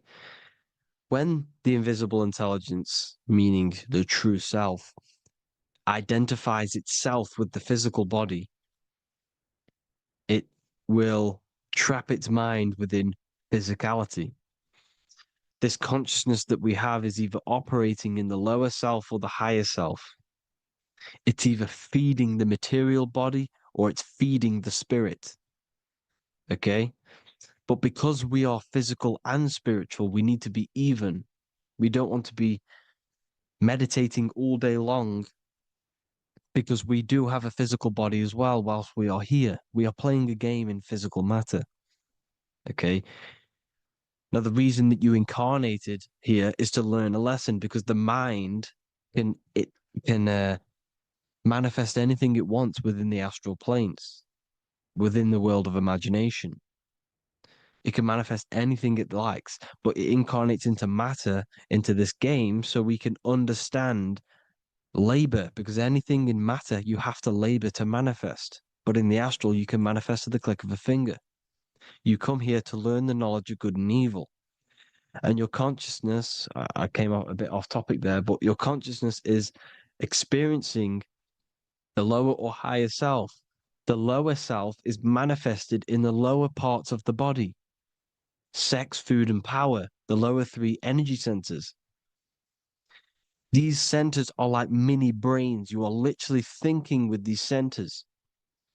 And when your mind is stuck within these lower centers, have you ever heard the term of thinking with your penis or thinking with your, you know what, as a man? Even females maybe, but mainly this is a boy saying, you're thinking with your penis. This is a truth. It's truth in plain sight. You think with these energy centers. When you're living off the lower three centers, all you care about is sex, food, and power. Eating, sleeping, and greed. Power's kind of like greed. Now, when we move up to the higher parts of the body, when we live our life within the higher parts of the body, this is considered heaven. Love, expression, intuition, and wisdom. This is what we need to be aiming to do, moving out of the lower half of the body and living our life within the higher self, the higher parts of the body, thinking with the higher energy centers, thinking with love, expression, intuition, and wisdom, spreading love, expression, intuition, and wisdom to others. Heaven is even. This is why Jesus is pointing at the heart chakra, always pointing at the heart. Earth rearranged his heart because in earth you're manifested as a physical being. You're in the heart, good and bad. You need to be balanced between the good and bad. because love can be a demon too. That's a whole nother video, but love can be a demon. Now, the seven chakras are known as the seven seals in the Bible. When the Lamb opened the seventh seal, there was silence in the heaven for about half an hour. This is a verse from the Bible. The Lamb is Aries, which is the higher brain, the cerebrum, Ram, Aries. Because when the Ram opens the seven seals, you enter the kingdom of heaven. Because these chakras seal your invisible intelligence. They seal your true self. You are behind these seven seals, your true invisible self, your true consciousness. Because behind these seven seals, you do not think about anything materialistic. Your intelligence is not material. It's not physical. It's not from the physical world. It does not desire the physical world. The body is the beast. The body's the animal, the lower self, which can corrupt our intelligence. It can corrupt the intelligence. Okay? Now, we need to balance these chakras so that we gain a deeper connection between this intelligence and the brain. Because when there's a strong connection between the brain and the intelligence, your body and the intelligence, you have a strong connection. Therefore, you can manifest what the intelligence is saying at all times. Meaning, when, for example, your higher self, this is intelligence, the higher intelligence is always speaking to you. It's always guiding you. It's always telling you the right thing to do. You can feel it when you're doing something wrong. You can feel that you're doing something wrong because this higher self, this intelligence knows what it needs to do here.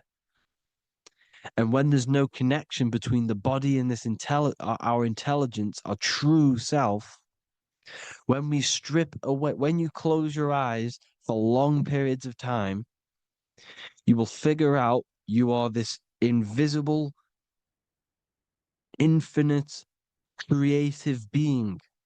There's no words that I can't describe what it is, but it's the voice inside of your head that you can feel when you close your eyes. You are this being inside of the heaven, because this is heaven, this intelligence. And when there's a strong connection between the body, you can manifest everything it's saying. When everything is balanced, when you're no longer thinking with the lower centers, when they're all balanced, you're not thinking in particular with every center, you balance them all, you can manifest everything it says. Your body will act out what the intelligence is always saying. This is God in the brain, the intelligence, trying to touch Adam, representing the lower self. This is why they're not touching. Notice how Adam is resting, but the intelligence is always reaching out, stretching, symbolizing metaphorically saying it's guiding. I'm always reaching out. The intelligence, your intelligence is always guiding you. It's always reaching out to you. But Adam is ignorant of it. The lower self is ignorant of it. And that's why he's so relaxed and God is so stretching out. Because at our highest self, that when you think of when you want to better your life, that highest true version of yourself is God. When you're manifesting this, your highest self, this is God. Your truest form, your most perfect form, that is God. Your highest version of yourself, that is God. Emotions are not what you've been taught. Emotions are not something that should be reactive, okay? You should not let the emotion be you, except that you should experience them instead of letting them become you. You need to understand there's a separation in our consciousness. You have the soul, which is the person who is observing your thoughts. When you think a thought, who's the one observing that thought, the soul, you, the I am, the I, the inner self, the one and only. And inside of every single body, inside of me, inside of you watching this video, there is this same intelligence that is inside of me, inside of you. And it's the exact same intelligence, experiencing a different body. And this is what we mean by the universe is mental. We all are all sharing the same ball of consciousness in a different body. The animals, the fish, the cells, all expressing this one consciousness. Me and you are the same. This is why the golden rule is treat others like others should be treated, because I am you and you are me in a different body. Now, going back, you need to identify that there's different levels of consciousness: soul, mind, emotion, and body. Okay? Your emotions are on a separate layer than the body, the mind, and the soul. So when you identify there's a difference between all of these, you do not let them become you. You do not let your mind rule you, because your mind can be corrupted. Your soul is the one that is pure good, pure love, but your mind can be corrupted. Okay? Your emotions can be corrupted. The body can be corrupted, but the soul can never be corrupted, only layered on top. You can only throw piles of programs within the subconscious, layering the soul down, but deep, deep down inside of every single one of you, there is a loving being. Because love comes from the heart. Love is the universal emotion, expression. Now, your thoughts can become bondage, your emotions can become bondage. Now, what do I mean by bondage? By conquering the lower self, we need to conquer our own mind, because the mind is what's manifesting the lower self. When you're thinking with the lower half of the body, when you're becoming your emotions, you need to experience the emotion, not become the emotion. Do not let the emotion become you. Do not let your thoughts become you, because your thoughts are tools that you can manifest. Your thoughts are the idea. Your emotion is the energy that you can use to manifest that thought. Your emotion is energy in motion, emotion. You use emotion to manifest, to feel as if you already have the thought. Therefore, you become that vibration. Therefore, your emotions are actually a creational force that is given to you to manifest things, because you're a human, a manifester. You're here to manifest things. You're a creator. You are a god. Your inner self, your intelligence, your I am, the one and only inside of you, the inner self, the quiet one, the one that's deep, deep down, the invisible intelligence, is it's creating things all the time. All the time. Speak no evil, see no evil, hear no evil. This is the astronauts, they're Freemasons, but they understand this, because thinking, seeing, and hearing can corrupt your mind. And when you have a corrupted mind, you'll have a corrupted subconscious. The subconscious will manifest into the body, because 90% of your behavior comes from the subconscious mind. So you got to speak, see, and hear no evil. But sin, what is a sin? To overcome our lower self, to overcome our lower self, the 7 deadly sins are not something that goes against an external God. A sin is something that goes against your inner guide, your inner conscience, the inner self that is always speaking to you. It's always telling you the right thing to do. A sin is something that goes against this inner guide. And this is why you can feel something where you can feel you're doing something wrong because the inner guide is speaking constantly. And when you commit these 7 deadly sins, which are 7 internal states which keep your invisible intelligence bound to your physical body. Because evil, right? Evil love bondage. This is why they stay in this realm and they control this realm, because they love the bondage of the body. They like matter. They want to stay in matter for eternal life. They don't want to ascend back into the heavenly realms where you do not have a physical body. You can explore the universe within the astral planes. They stay bounded to the body, bounded to the 3D construct of the physical world. They have greed, lust, envy, gluttony, wrath, sloth, pride. They want all of this. And if you want that, that's okay. But deep, deep down, you don't want that because your soul is always telling you the right thing to do. Your soul knows what to do to get out of here. It needs to detach from the external world.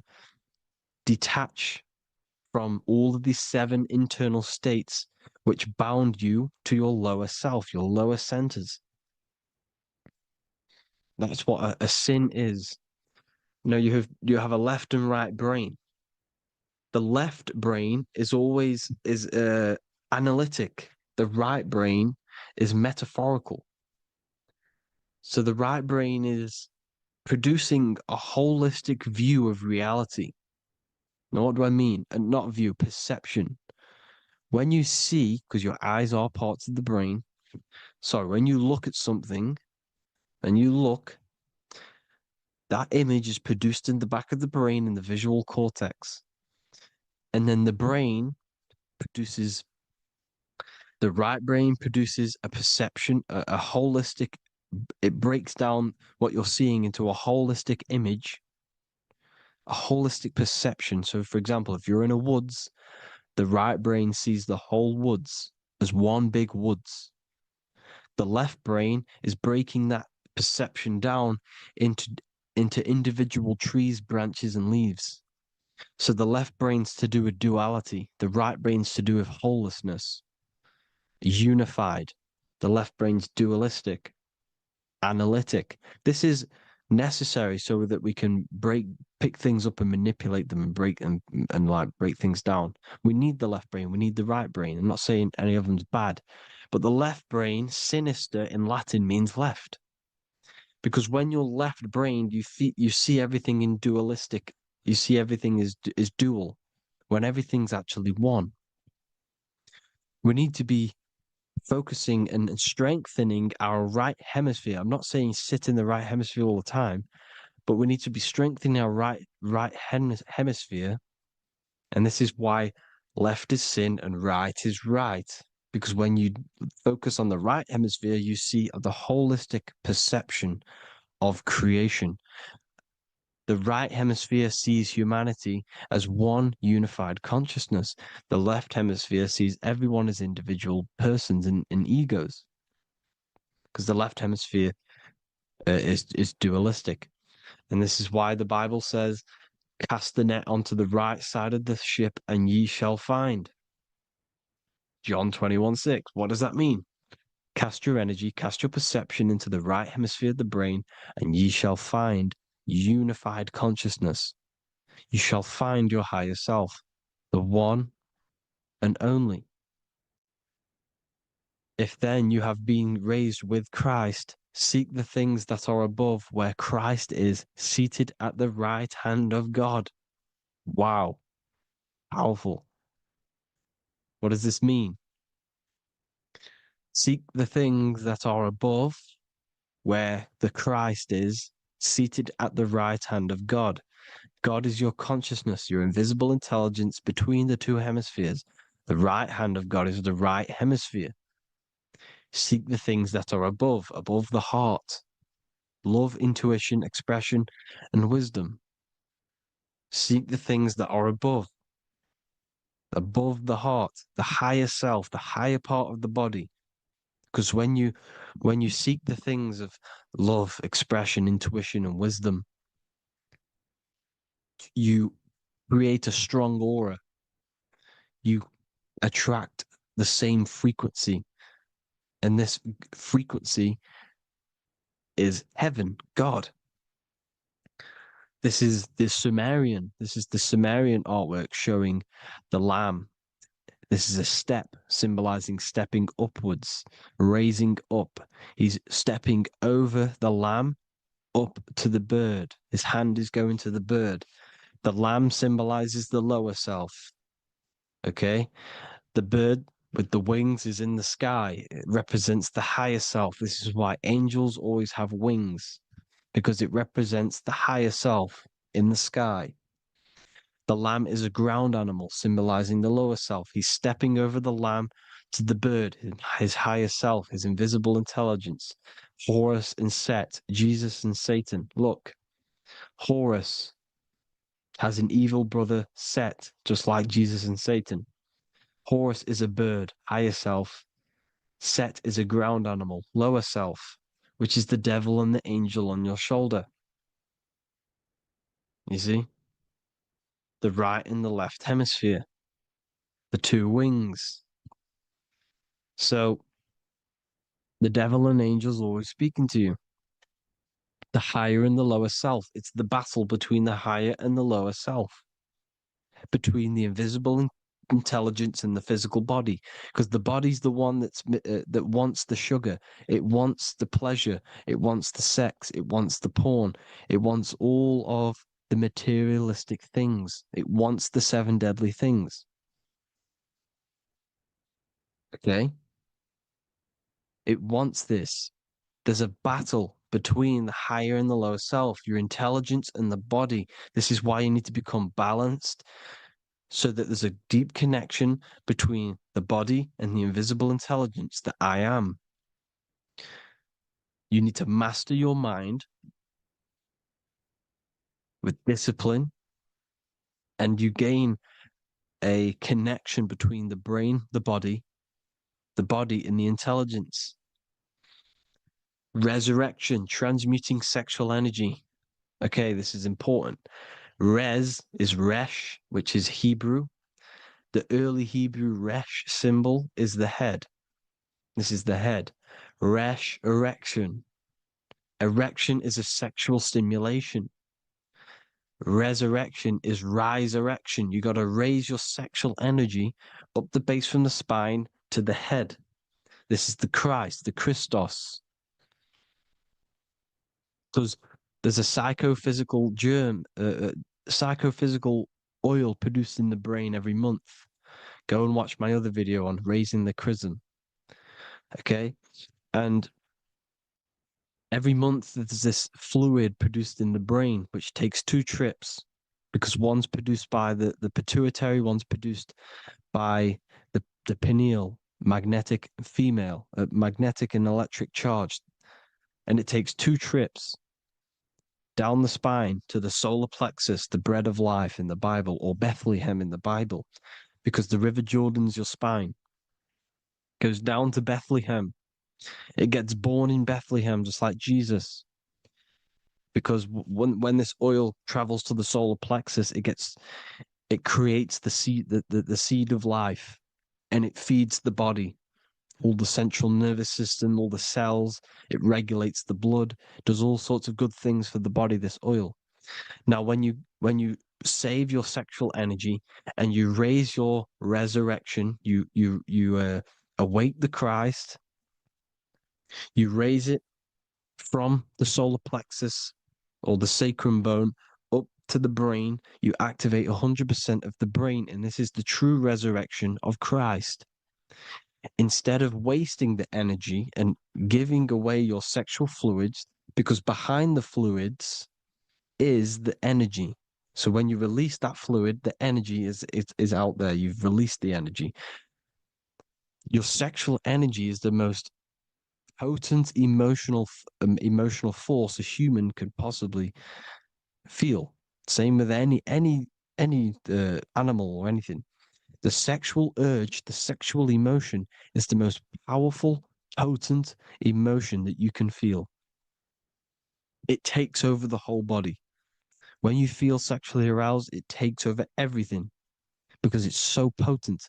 And when you fight the serpent, when you fight the sexual energy, which is shown here in the Egyptians, the cat cutting off the head of the serpent, or Hercules fighting the serpent, or in the Greek mythology fighting the seven-headed dragon, the seven chakras. The serpent is your sexual energy because it symbolizes your kundalini.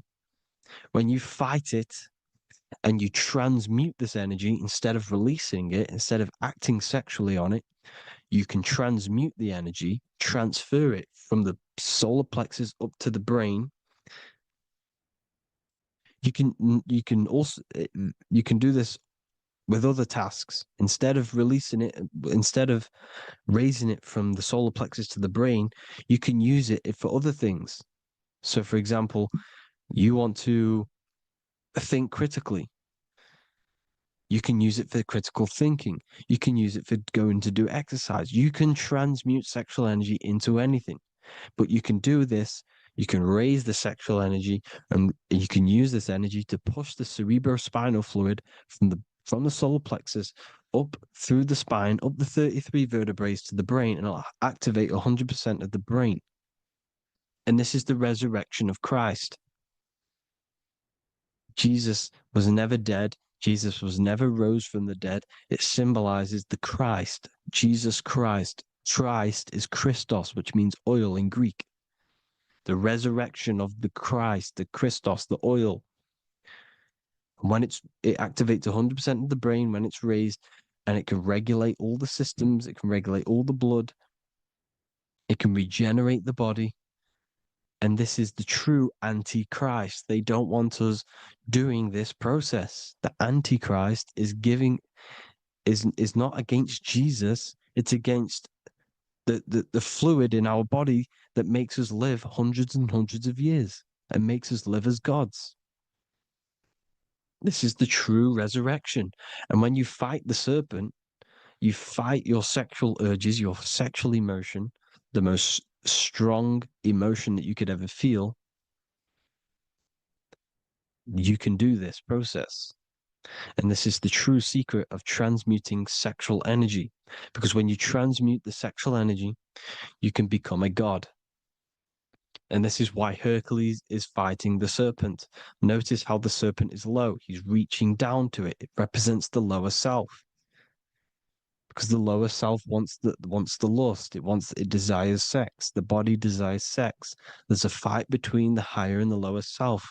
But when there's balance, there's even. Heaven is even. When there's evenness between these, this is the kingdom of heaven. This is when heaven is on earth.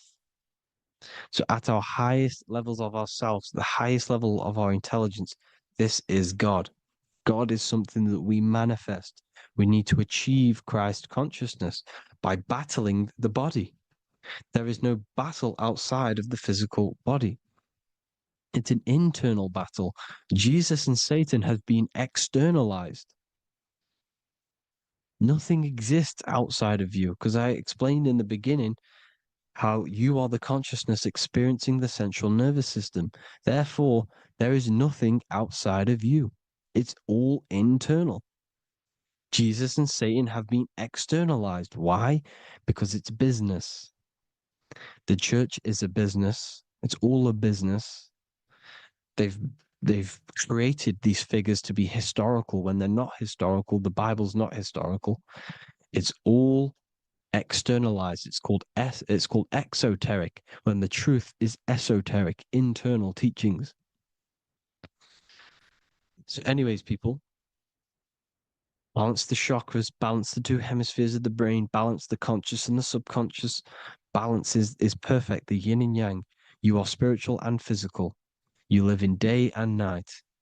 You need to be balanced. Oneness. Seek oneness. And this is the true kingdom of heaven. And when we all realize that we are all the same intelligence, the same consciousness expressed in different bodies, when we all realize this, we all realize we're all one. Doesn't matter what race you are. It doesn't matter what race you are, where you're from, your nationality, because none of you are actually from here. None of you are from the physical world. You're manipulating the physical world through the physical body. You are the I am. We all have a soul. Every single one of you has a soul. We all have souls. The reason why they say some people don't have souls is because they're trying to suppress your mind. They don't want you to know that you have a mind. That sounds crazy, I know. But a lot of people haven't realized that they have an infinite intelligence called a mind. And behind that mind, if you can observe your thoughts, the person who is observing the thoughts, you have a soul. Everyone has a soul. Don't listen to all these people saying some people don't have a soul, some people do. We all have a soul. Every single one of us. So anyway, you need to break the lower nature of yourself. At our highest levels, we are gods. Our intelligence, our universal intelligence, the I am, the intelligence that's inside of the brain, is God. Our minds are being corrupted within believing that you are the body, and the result of this is a society like today, because everyone thinks they're the body, and everyone's living in the lower nature of self, where everyone only cares about themselves. But when we realize we're all one big consciousness ball, we're all the same consciousness expressed in different bodies, there will be peace. So thank you all, people. If you do want to learn more, if you do want to read my book, it's called The Book of Wisdom. I'll put it in the description. It's an amazing book, people. It's going to give you the best understanding possible about creation, yourself, and the world. It's amazing. The Bible, everything. I have just launched a new cymatic library.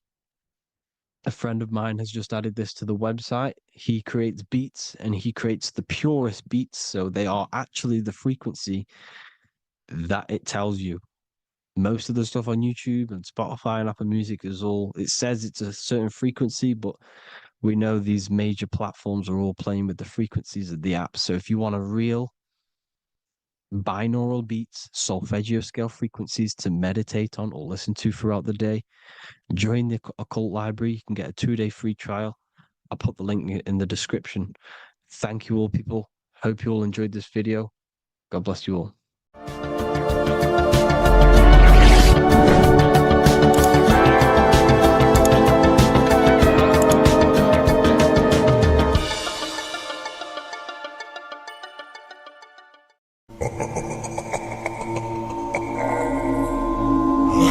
If your ultimate goal is to be famous, then you're gonna do a lot to get there, like sign your name in blood in a contract with the devil.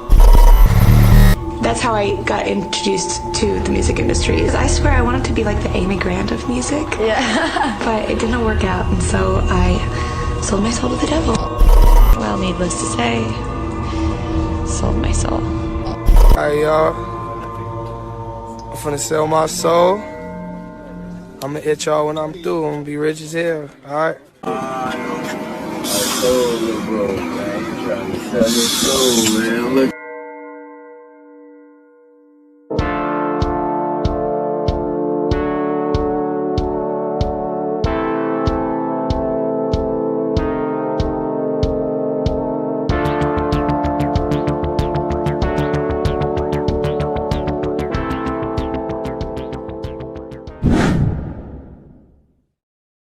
So what exactly is selling your soul?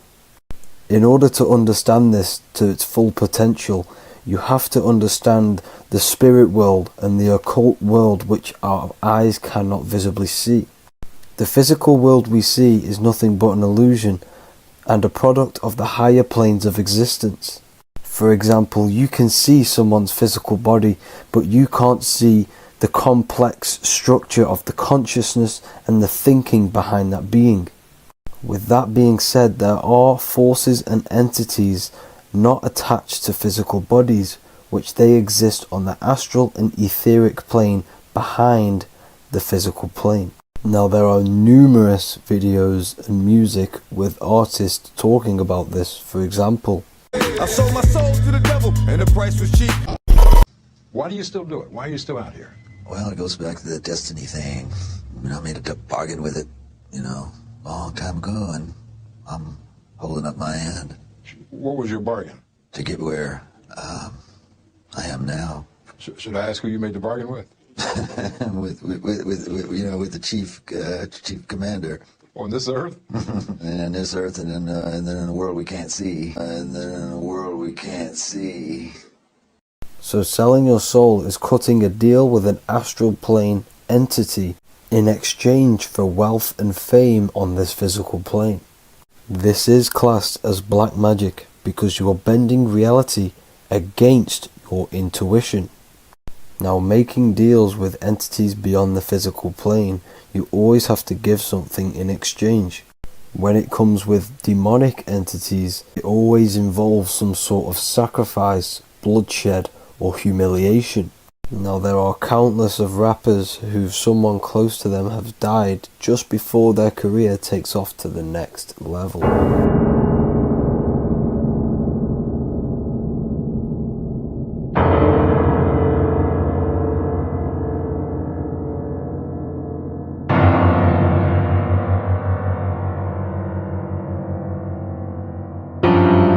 My mama was sacrificed.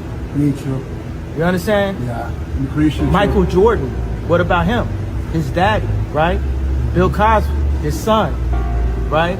Dr. Dre, his son. You know, out in Hollywood, a lot of people come up missing. So these rappers and celebrities do have to do sacrifice rituals in order to take their career to the next level. Tough flight, I've been growing up, it's a ritual. So the occult side of this reality is heavily connected with the music industry and the elites. This is why they are all connected to Freemasonry.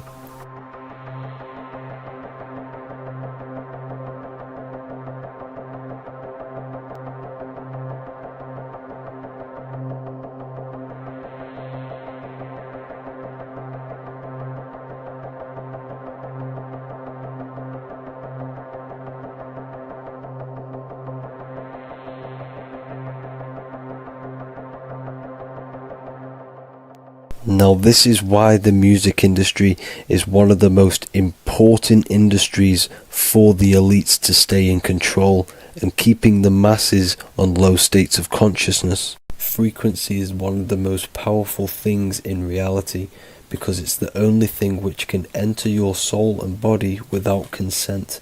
The frequency on Spotify and all major platforms are all tuned to 440 Hz, which was set by the Rockefellers.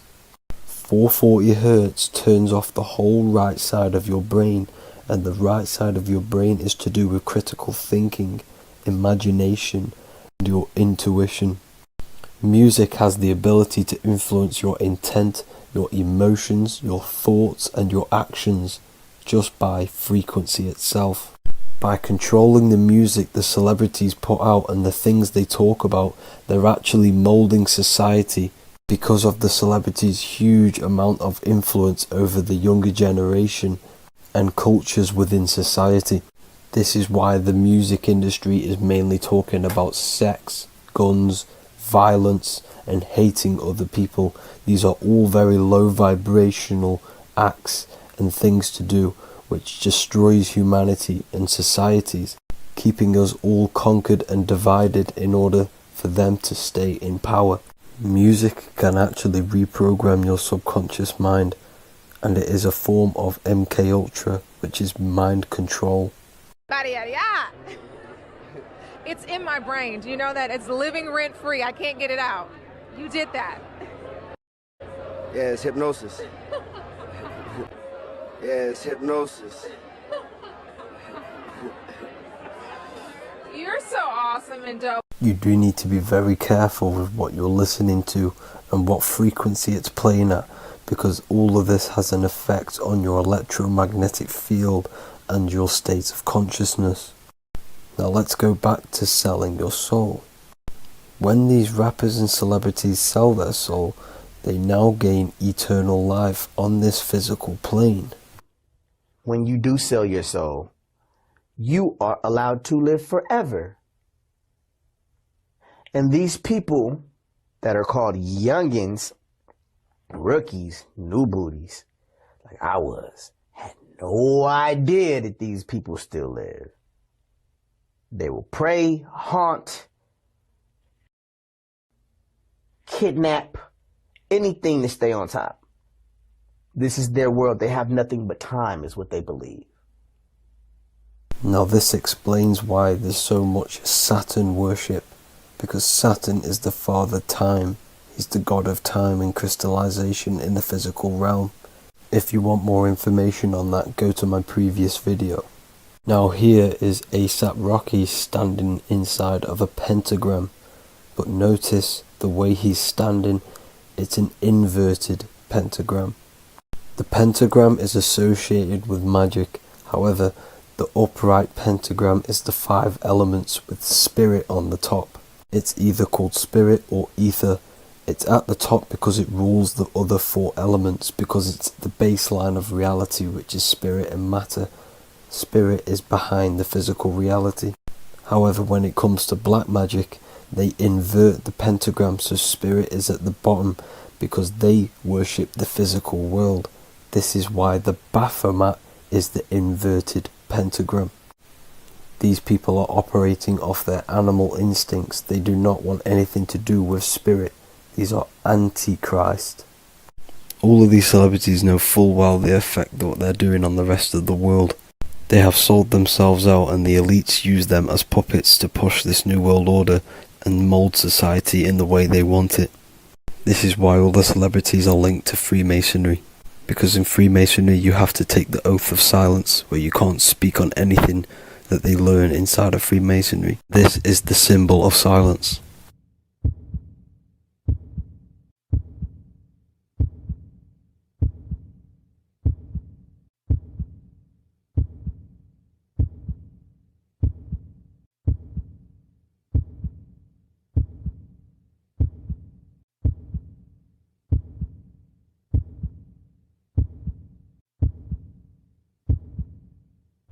The elites need them under this oath, so they do not talk about certain topics and certain things to the public because of the amount of influence they have on society.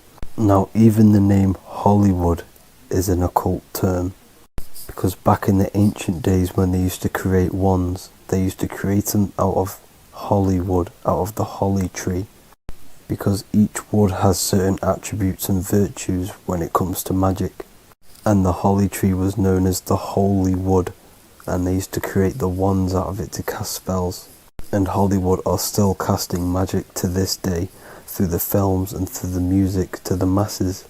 That's it for this video, people. Hope you enjoyed. Please like and comment and subscribe. Peace and much love.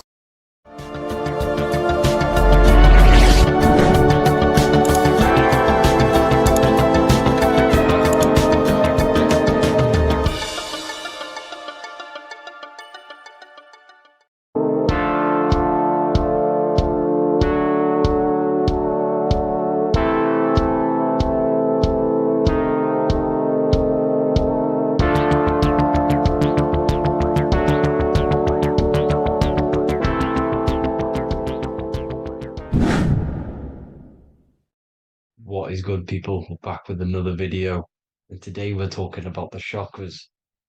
Let's jump straight into this because I know there's been a lot of requests for this video. So let's jump straight into this. So you have 7 chakras, right? 7 chakras, and these chakras are feeding off your electromagnetic field, known as your aura. This is both positive and a negative pole, male and female, right? This electromagnetic field is made out of electric and magnetism, and together they come as electromagnetic. Now, your chakras, the word chakra just means wheel, spinning wheel, because that's what they are.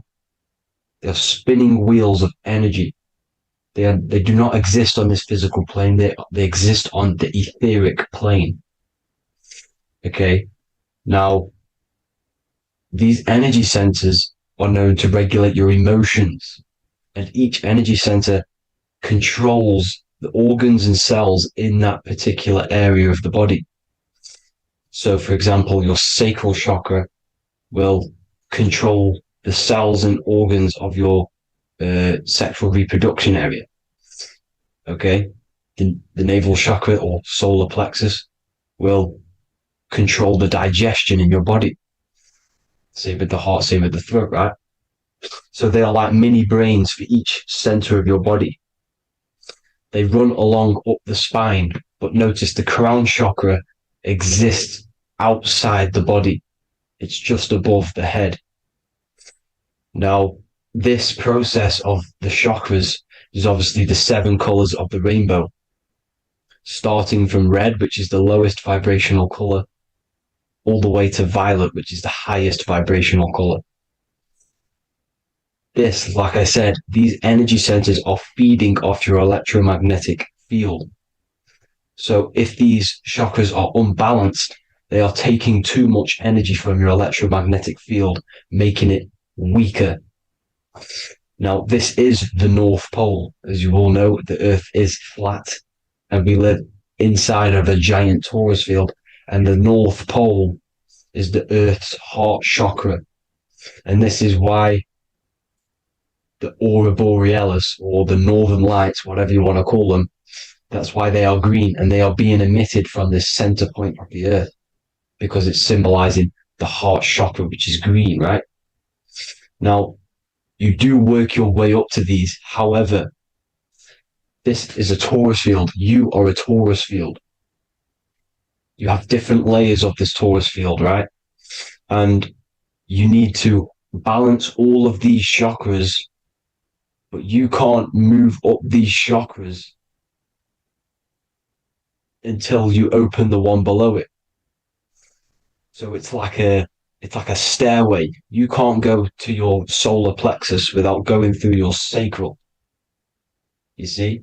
So you have to work up these.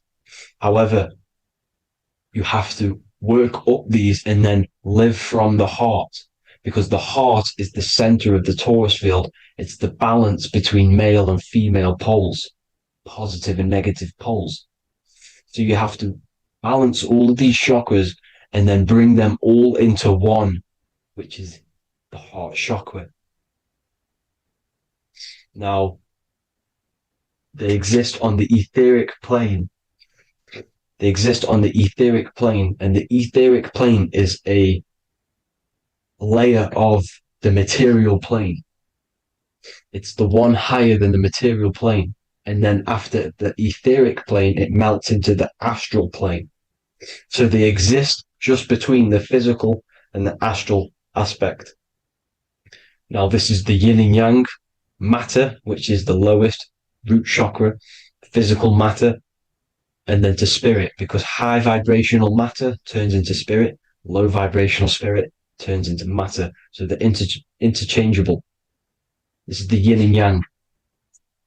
Now, when you see ancient paintings with the halos, you see this is like a toroidal field coming out the top of his head, you see, with a halo. This was symbolizing in the old days, in the ancient days, that they've aligned their chakra, they've reached Christ consciousness, which is God consciousness, right? Now, this electromagnetic field is the apple that we bit out of in the Bible, because you see that apple is a torus field. So they were metaphorically or personifying the torus field. That's what the Bible is. It's a massive personification. It's all metaphors. You have to read it properly. It's got a greater meaning behind it. Now, when we bit from the apple, we ate from the tree of knowledge, which is good and evil. Our lower mind took over, so we materialized to feed our physical bodies. We materialized through Saturn. That's what Saturn does. Now, if you don't understand that, go and watch the video previous to this one called Occult Secrets of Saturn. And that will show you how Saturn is the materializer. Now, this is one of the secrets behind the Masonic compass, electric and magnetic, male and female, duality, positive and negative.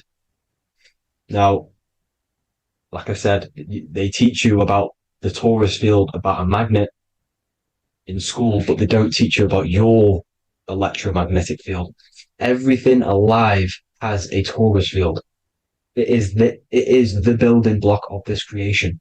Absolutely everything has a torus field. There's not one thing without it. And as you can see here at the center of the apple, that's where the seed is. That's where the life is. The reproduction of that organism. As you see, this is where the most electromagnetic energy is stored, in the center, because this is where the two duality, this is where the field meets, at the very center. This is why the seed is at the very center. Now, your spine is a elongation of the brain. The brain is heaven, and the bottom of the spine is hell. So this is Saturn, which is the root chakra. The 7 planets are associated with each chakra. Moon equals mind. Okay. Now Saturn is physical matter, as I've just explained. This is the lowest vibrational color. And they want you trapped down here, which is your hell state, your animal nature, your physical nature. They want you to identify as the physical body. They don't want you to reach these higher states of consciousness. Okay? Now, in the brain, you have 12 convolutions. Now, this is what they were symbolizing in the Bible with the 12 disciples. And obviously in the Bible, it says the upper room where Jesus met with his disciples. This is heaven, the brain, the higher states of consciousness. Now, this is your North Pole. This is Jacob's ladder. Okay. This is why you have 33 levels of Freemasonry, because it's symbolizing the 33 vertebrae, which are these little things here on the back of your spine. Because once the Kundalini energy from the bottom of your spine rises to the top, this is when you get enlightenment and opens your third eye. Spiritual enlightenment. As you can see here, this is Jacob's ladder. This is the Kundalini symbol, right? And they're even showing you this in the medical symbol. They're putting it in your face. But the serpents are wrapped around the spine. Now, the serpents symbolize how the energy moves around the spine, because it's a torus field, you see? At the center of the torus field, it wraps around the center pole. It wraps around it, and this is how the energy moves up. So they're symbolizing it with the serpents. Okay? Now, every religion has a sacred river. For the Egyptians, it's the River Nile. For Christianity, it's the Jordan River, right? This river is the canal, the energy canal at the center of your spine, all the way leading to heaven, to the Holy Land. This is the chamber which the energy rises up, right? Now, they used to say the gods descended from heaven to man. This is just heaven. This is the mind state. And they said the gods were connected by a rainbow bridge. That's the chakra system, the rainbow bridge. Okay. Now, the ancients called this place Midgard, Earth, where both evil and good live, right? Midgard. But you can go to heaven, which is a pure mind state, because once you're in heaven, nothing negative can ever bother you. That's completeness, pure Christ consciousness. Now, this is why Jesus dies at 33. He didn't actually die, but it's symbolizing the death of the physical body. Not the death of the physical body, but his consciousness rising above the physical body to, as I said here, matter to spirit. Matter died off and he came spirit consciousness. This is symbolized by the 33 vertebrae, which is obviously the 33 levels of Freemasonry. And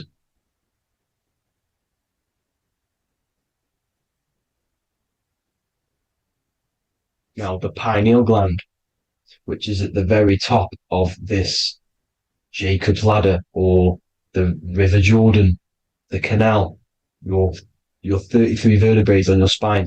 This is where the pineal gland sits, right? At the very top, at the center of your brain. Now, there's multiple ways this was symbolized. the eye of Ra, which is used by the Egyptians. Now, this pineal gland is the seat of consciousness. This is where your consciousness is stored, right? And the ancient Sumerians used the pine cone, hence why it's got the word pineal gland, the seat of the soul consciousness. It produces DMT, dimethyltryptamine, which is known as the spirit molecule. And the pineal gland is wrapped in microcrystals, and we all know crystals transfer frequency and energy. Now, radios use crystals. A radio is a frequency transmitter, turning a frequency into a frequency that we can hear with our ears, right? Because all the radios are actually playing right now in your ears. However, our ears can't pick it up, so the radio transmits it into a frequency that we can hear using crystals. So this is the power of crystals, and this is what our third eye is wrapped in, crystals. Now, this third eye is not actually your third eye, it's your first eye. When you're being materialized in your mother's womb, this is the first gland that is produced, and everything's built around it, because it is the consciousness. It is your consciousness. Your consciousness never dies, ever. It's an eternal essence. It lives forever. You never actually die. Only the mortal body dies. Now that's what we call life. Life is abided by time, and time is change. And change is what we call life, because everything's constantly moving and transforming into different things, right? Now let's not get off track. The pine cone is obviously, this is in the Vatican here. The pine cone is symbolized as the pineal gland, pine. And this is the opened pine cone. The opened pine cone means, or symbolizes, the awakened man, the awakened third eye. But the ones here, which the Sumerian gods are holding, these are shut pine cones, symbolizing the unawakened man. But let's not get confused, people. These gods were not gods. They are human beings just like you. They reached Christ consciousness. They are nothing more special than you. They just had the ability to reach Christ consciousness. And obviously their knowledge was far more intelligent than ours, far more advanced than ours. They knew the truth about this reality to the depths. Now, the ancient Hindus had a goddess called Kundalini, which is said that she descended by the means of a ladder or a cord from heaven, which is symbolizing the spinal cord. Now, this is what hickory, hickory dock, the mouse went up the clock and came back down. This is all these stories, like Santa as well. Santa comes up and then down the chimney. This is symbolizing the Christ oil. There's an oil which is produced in your pineal gland, right? And this oil travels down the spine. And once it's down on the spine, you must have to raise your consciousness, just like I said, with the chakras. You have to raise your consciousness, raise your vibration to heat up this oil and turn it into a gas.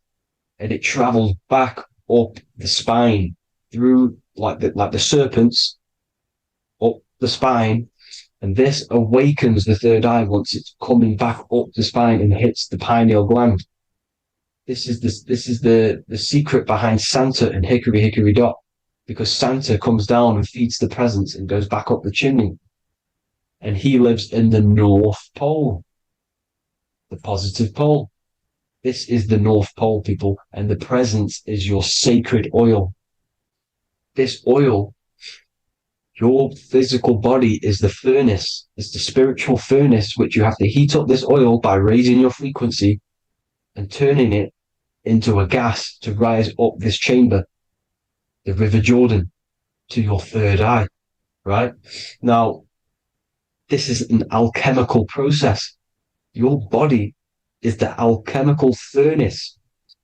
It says in the Bible, if therefore thine eye be single, thy whole body shall be filled with light.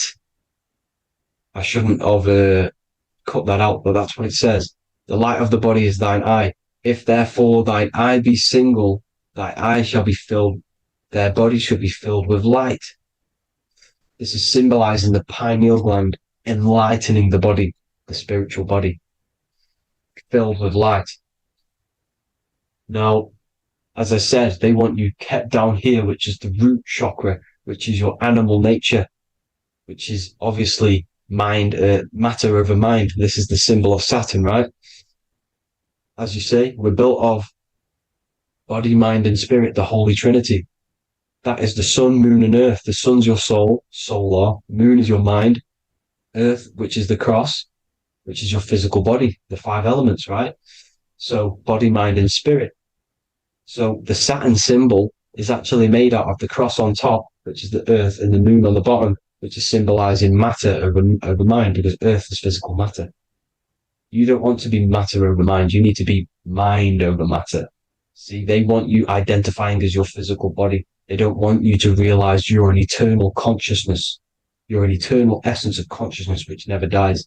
They want you trapped in your animal nature. And this is why the Baphomet has a goat head, because it's symbolizing your animal nature, which is evil. Not evil, but you're more likely to do evil things, right? Which brings bad karma. That's your animal side.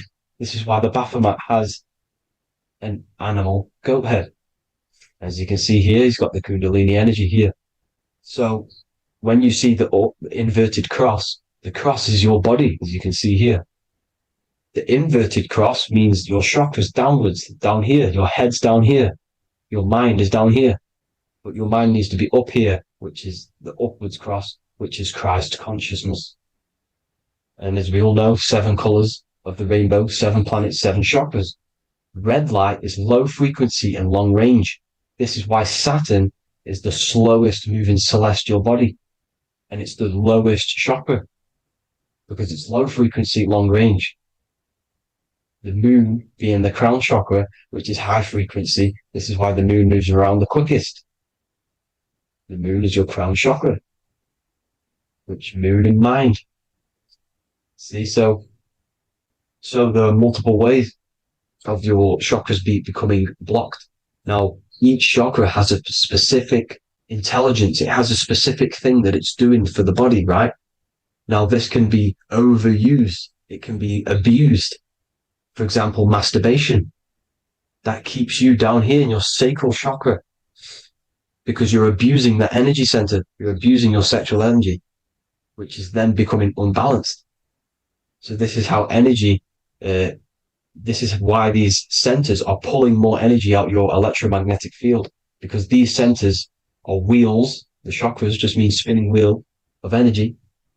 So when you're abusing these certain centers, you're pulling energy out of your electromagnetic field, which is making your field weaker, which is making your frequency lower, which makes you prone to diseases, prone to lower negative energy, right?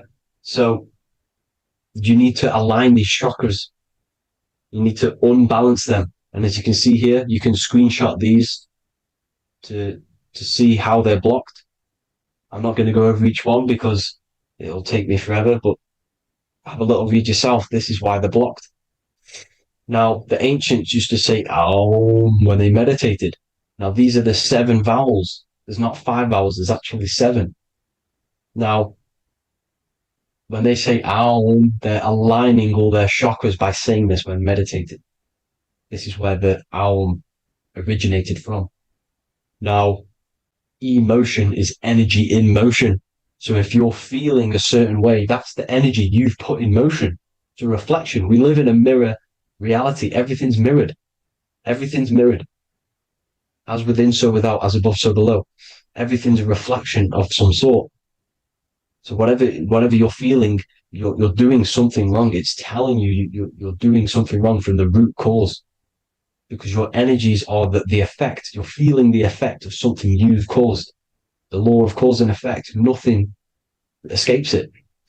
Now, the Jehovah's Witness believe that exactly 144,000 faithful Christians go to heaven or be resurrected, right? This is not true. This is symbolic. 144,000 go to heaven. Now the petals on the chakras, this is the root chakra, this is the crown chakra. Now, if you add up the first 5 chakras, the petals, add up the petals on the first 5 chakras, you get 48. And then you get to the third eye, which has 2 petals. 48 times 2 equals 96. 96 plus 48, which you got from here, equals 144. The last chakra has 1,000 petals. Times 144 times 1,000, you get 144,000. This is a frequency. This frequency is the frequency of the ascension up your chakras. This frequency is a high frequency, which turns that oil into gas, which rises up the spine, activating your third eye. Right? So this is all the religions are all symbolic for this sacred secret of Christ consciousness. As it says in the Bible, the kingdom of God is within. It's not out there, people. You must look within yourself. You are God. You are a spark of his consciousness, infinite consciousness, right? So 144,000 is a frequency, and you must achieve this. Like I said, these people in the past, they're not gods, people. These were just humans. Nothing special. They just reached Christ consciousness. Now, they keep you in these lower vibrational states with the food, right? And as you can see here, all of these fast food restaurants are mainly are red and yellow, which are these lower states, these lower 2 chakras, lower vibrational colors, because they want you trapped down here in matter. And these foods are so low vibrational, they will keep you down here, because your gut produces, I think it's like 80% of melatonin. Melatonin is your feel-good hormone. These foods will not make you feel good. This is very low vibrational. Meat. It's not meat, it's raw flesh. These animals are stripped from their family, put on a conveyor belt, watch their friends be tortured, and then get slaughtered in a slaughterhouse. Think of all the fear that's running through their blood, all the hormones, all the fear, and you're going to go and eat that very low vibrational energy. As you can see here, this is the light photons within fruit. You can see the life force in this fruit. You must think, feel, and do positive to raise your vibration. As you can see, earth equals heart. If you rearrange it, everything in nature is green, right? The aurora borealis is green. You must align all these chakras and then live from the heart, because the heart's the center of the Taurus field. You must become the consciousness in the center. So that's it for this video, people. Thank you all. God bless.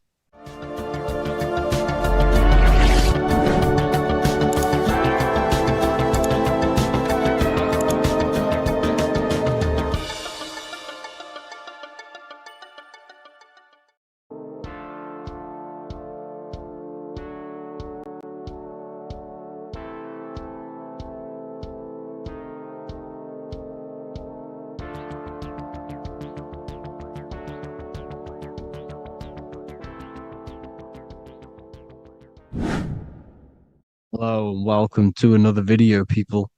Before we start, please like, comment, and subscribe if you wish to see more content. Today we're going to be talking about the mental universe and how everything is mental. This is the #1 law on the Kabbalion. If you've never read that book, it's called The Kabbalion. A very good book. It's the first law because this is the most important thing you need to understand. Is how everything exists within the mind.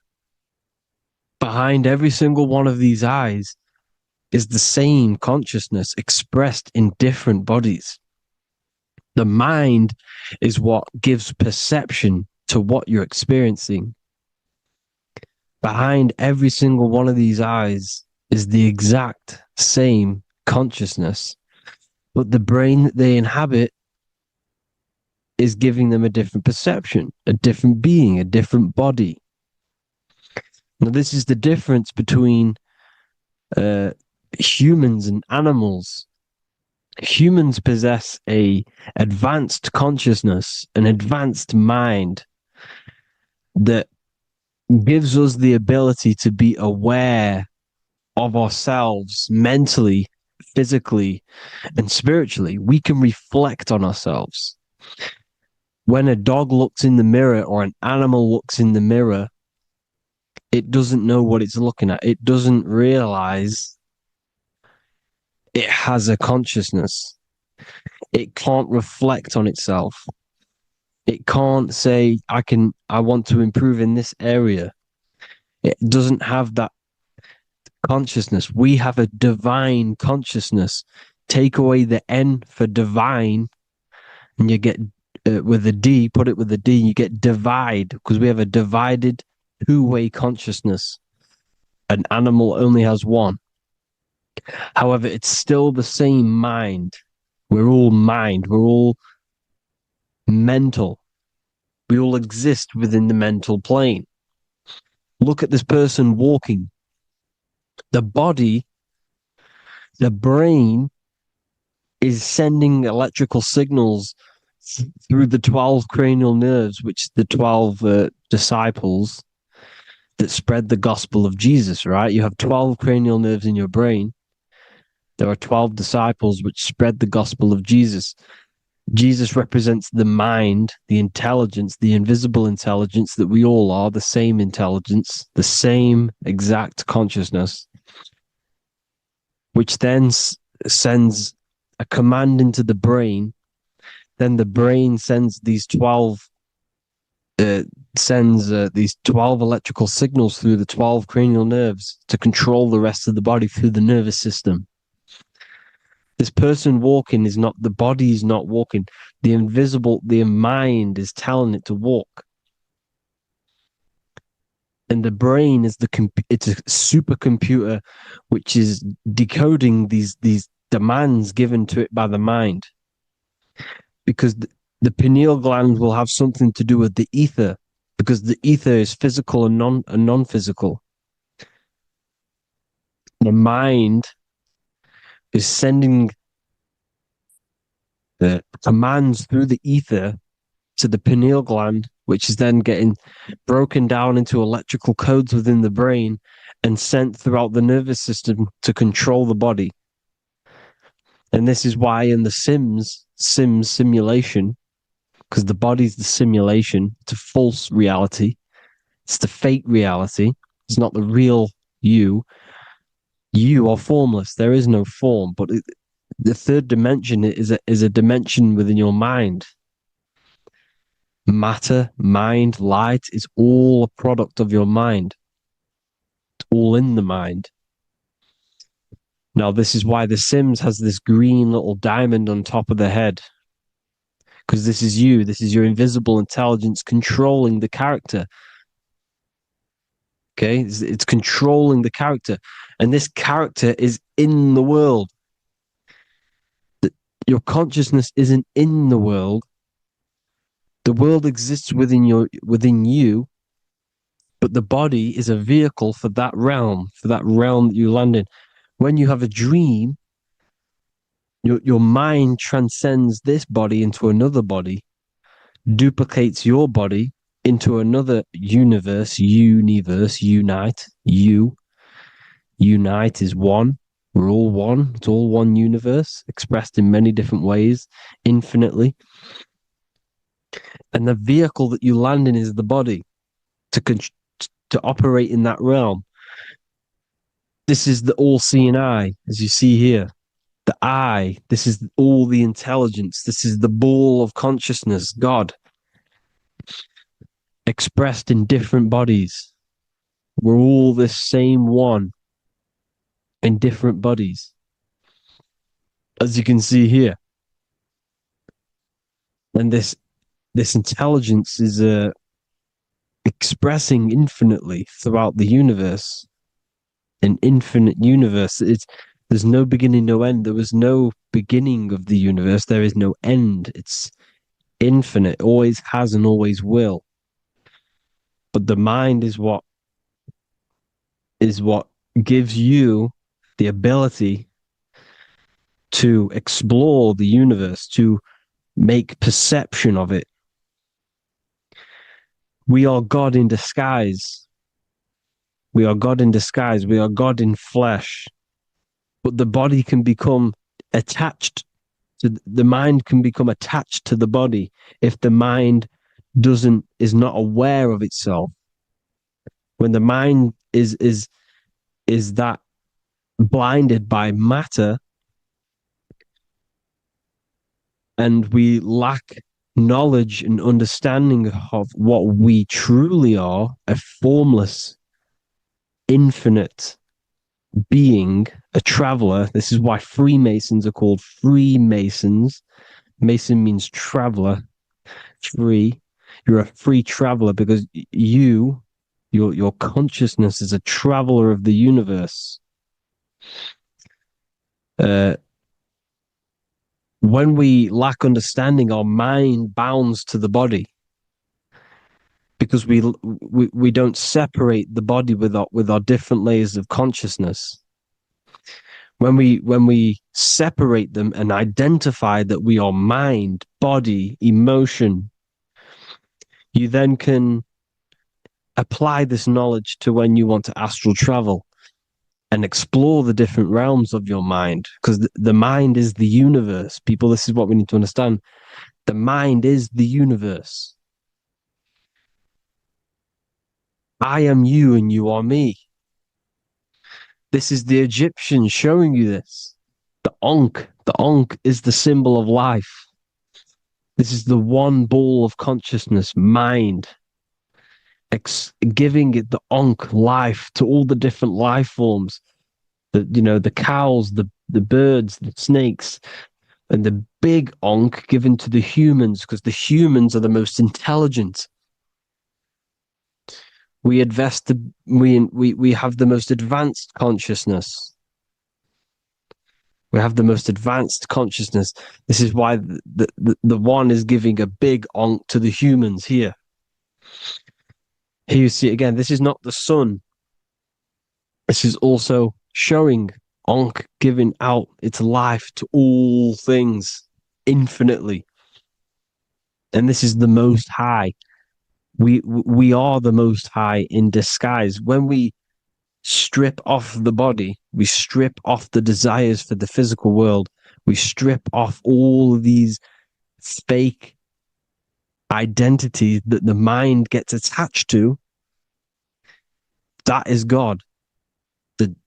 The universe. You are the universe experiencing itself. I and I. The letter I and the number 1 is just one line. The letter I is the number 1.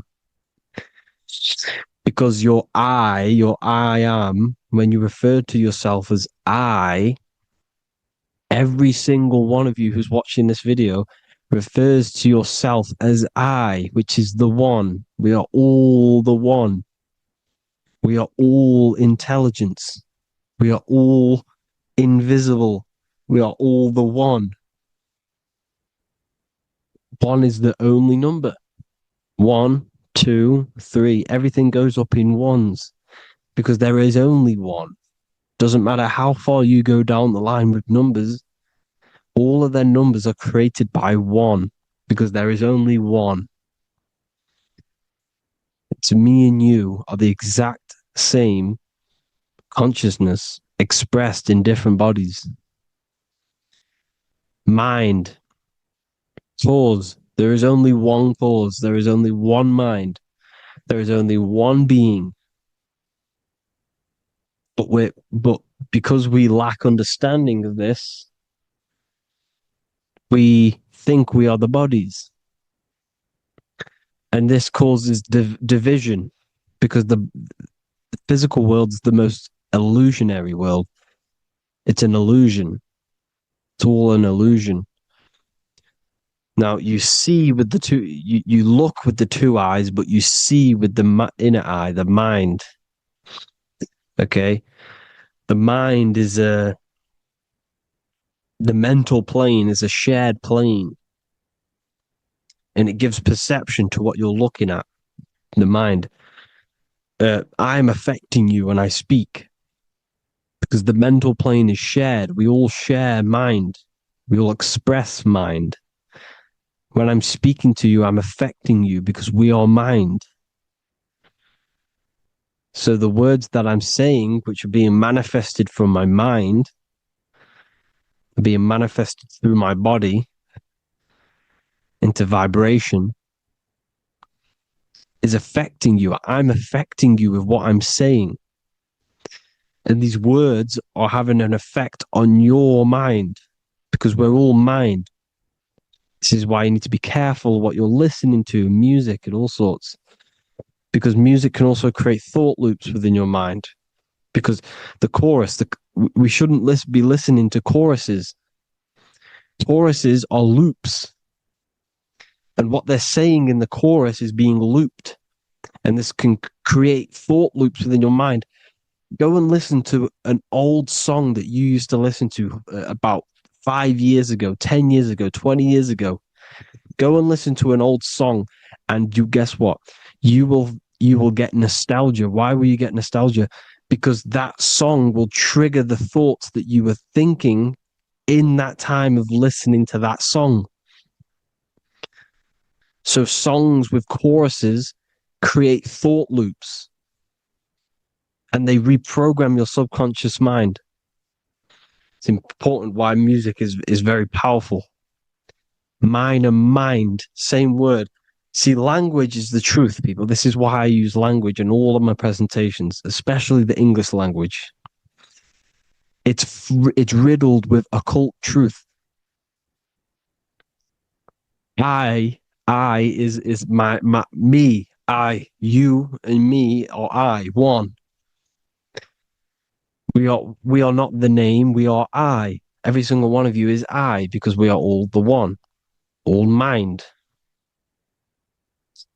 Now, the only thing that is truly mine is my mind. When you say something is mine, it's an illusion. It's not yours. The only thing that is mine is mind, my mind. Okay? It's my mind. It's the only thing. It's the same word, mind and mind. Like I said before, everything's one. Hot and cold is different degrees of the same thing, of the one substance, of degrees. The 7 colors are different frequencies of the one white light. Everything is one. There is only one. We are all one. Everything is one. Hot, cold, day, night. It's the same degree of one, which is mind. The mind's perception is what's giving it, labeling it hot or cold.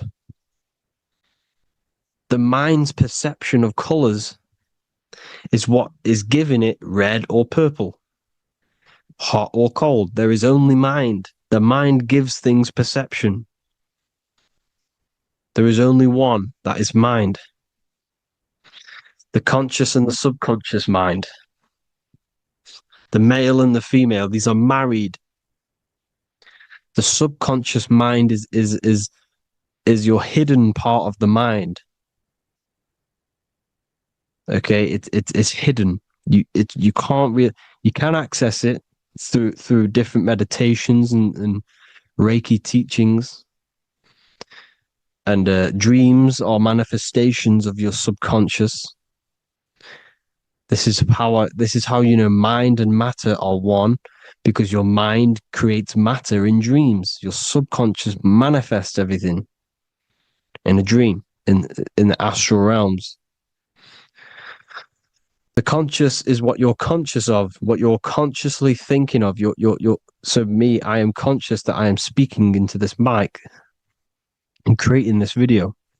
My subconscious mind is the hidden part of the mind, which is speaking to my heart, telling it to beat. It's telling my food to digest. It's regulating all my blood. It's doing everything in my body without me being conscious of it. Without me being conscious.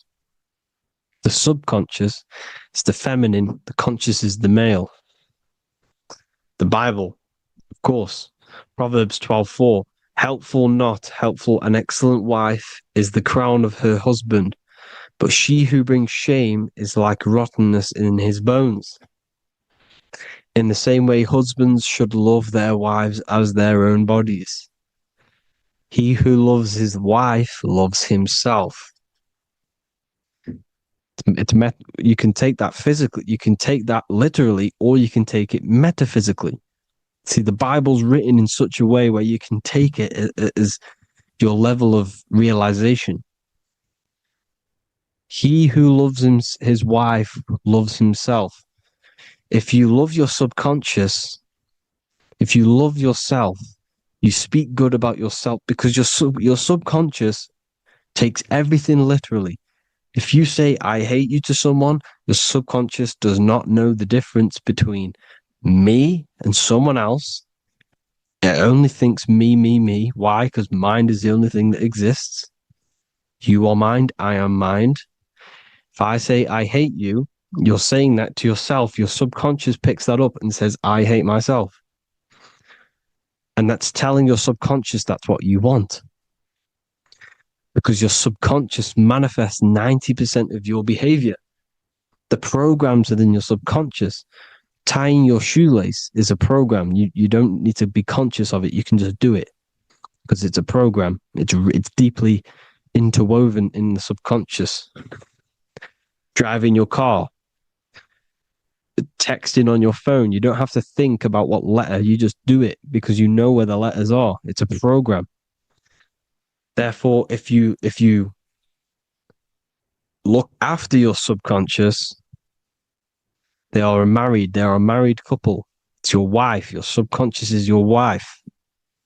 And it manifests 90% of your daily basis thought patterns, actions, behaviors, emotions, all the things that you all the trauma that you've experienced is stored within your subconscious, which is affecting you.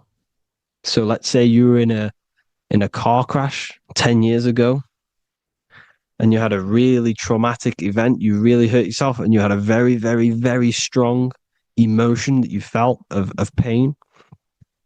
That will still affect you today. And why? Because it will manifest into your behavior. How? Well, you'll be cautious of what cars to go in and who. You'll be cautious because of that event that stored within your subconscious, because of that feeling you felt was so painful and so strong. It's still manifesting into your behavior today. For example, you won't go in certain cars, you won't go with certain drivers. The subconscious stores everything, all your memories, the programs, and everything. So if you trick your subconscious, that's how you manifest your life. If you trick the subconscious, you already have something. And therefore it will manifest into your life, into your behavior, thoughts, and actions. This is why the golden rule is to treat others like you want to be treated. Because I am you and you are me. We are all subconscious. We all have subconscious. Whatever I do to you, I do to me. Because my subconscious picks that up and thinks I'm speaking to me. Mind is very powerful. Whatever I do to you, I do to me. Treat others like you want to be treated. The golden rule. That is the only rule we need in this realm, in the universe. If everyone understood this rule and how the subconscious works and how karma works, we'd live in heaven on earth, the Garden of Eden, the golden age. As a man thinketh in his heart, so is he. Proverbs 23:7. Where your heart is, there will be your treasure. Your heart's the emotions. This is the storehouse of emotions. It is where you feel emotions. You have to let your emotions move through you, not become you. You can't let your emotions become you. Or except be like the sky and let them pass through you. Be like the clouds and the stars passing over. Let them pass through you. Do not let them become you. And this is how emotions can take over your mind.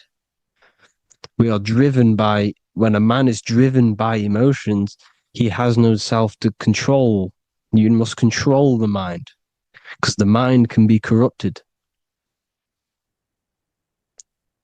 Because your thoughts are electrical in the brain. Your thoughts come from the mental plane. So how the mind works is that you place your attentions on something in the mind, and infinite information just flows in. Think about it. When you think of a certain topic, as soon as you think of that topic, information comes flying into your mind. Different ideas, ping, ping, ping. It's all connected. It's why we call it a mindset, because your mind sets itself to frequencies. And when we think of something, we tap into that frequency, and just the universe, the mind, the mental plane just flows in information based on that frequency and that thought. The universe is just information. All of the information out there, nothing is new. It's all there. You just have to tap into it. You can tap into these different thoughts, and it's all there. Everything already exists within the mental plane. You don't think anything. You receive thoughts. We all share the mental plane. We affect each other. I'm affecting you. Listening to me is affecting your mental plane, your mind. The physical plane is the lowest plane. It's the world of effect. Everything you see in the physical plane is the effect of mind. Like I said, the person walking is the effect of their mind telling the body to walk. The physical plane is the lowest dimension of your mind. Mother Earth, we are in a mother. We're in the womb still. The Earth is feminine. It looks after you. It provides you with food for free. It grows on trees with water. It's Mother Earth. It's the womb. The dome above your head is your mother's belly. Okay? Is your mother's belly. You're in the womb still. You're forever in the womb because your mind's constantly expanding. Because when the baby's mind figures out that there is a reality outside of its mother, it starts to hear the people on outside of its mother, what does it do? It figures a way out of the mother, and it becomes born again in the water, in a hospital, into the other world. It's the same with our minds. When our minds figure out there is other worlds beyond this physical, we explore them. The astral plane, for example. You figure a way out of the body. Because when you're the firmament, look at the word firmament, meant at the end. Firm is firm, something strong, something like a rock is firm. If your mind is firm like a rock, you will be stuck under the firmament. So, for example, people who are very programmed and can't think outside the box, they have a firm mind and they'll be stuck under the firmament because your mind is the only thing that's keeping you under the firmament. It's the only thing. When you're doomed, doom is dome. This is the dome, which is your head. Your head is the dome. Above your head, above the earth is the dome, the ethereal barrier. But that's just an external manifestation of your head. You don't leave the earth, you leave your body to leave the earth, because your body is the earth. It's a dimension within your mind. So when you're doomed, you're domed. Your reality is your level of realization. You realize something, or when you have an idea, the mind, I and the I, EYE or I. Same thing, mind. It's all mind. Reality is your level of realization. You realize there's other worlds. That's your reality. Your perception's your reality. Mind in Latin is mens. Jesus was known as the fisher of men, which is the fisher of minds. He was fishing minds worthy of knowing the higher truth, the deeper occult knowledge. Jesus figured out that we are all God. And he got killed for it because in that age they were trying to suppress this information. Jesus figured out he was God because we are all God, every single one of you, and they killed him because we're all mind. We are not the body. We're the invisible intelligence, which is God. But you are not God if your mind is attached to this physical world, to the worldly pleasures. If you master your mind and travel the depths of your mind, that is God. Mental and men. Look at the word mental. It has men in it. Men in the Bible means mind. Here you see Masonic. The Masonic symbol with the eye, the mind. Looking over everything is the one. Everything comes from the one. All the lines coming off it. Giving its life to all of the life forms. Down here on the bottom, you have duality, black and white. Up here, you have singularity. One and the two.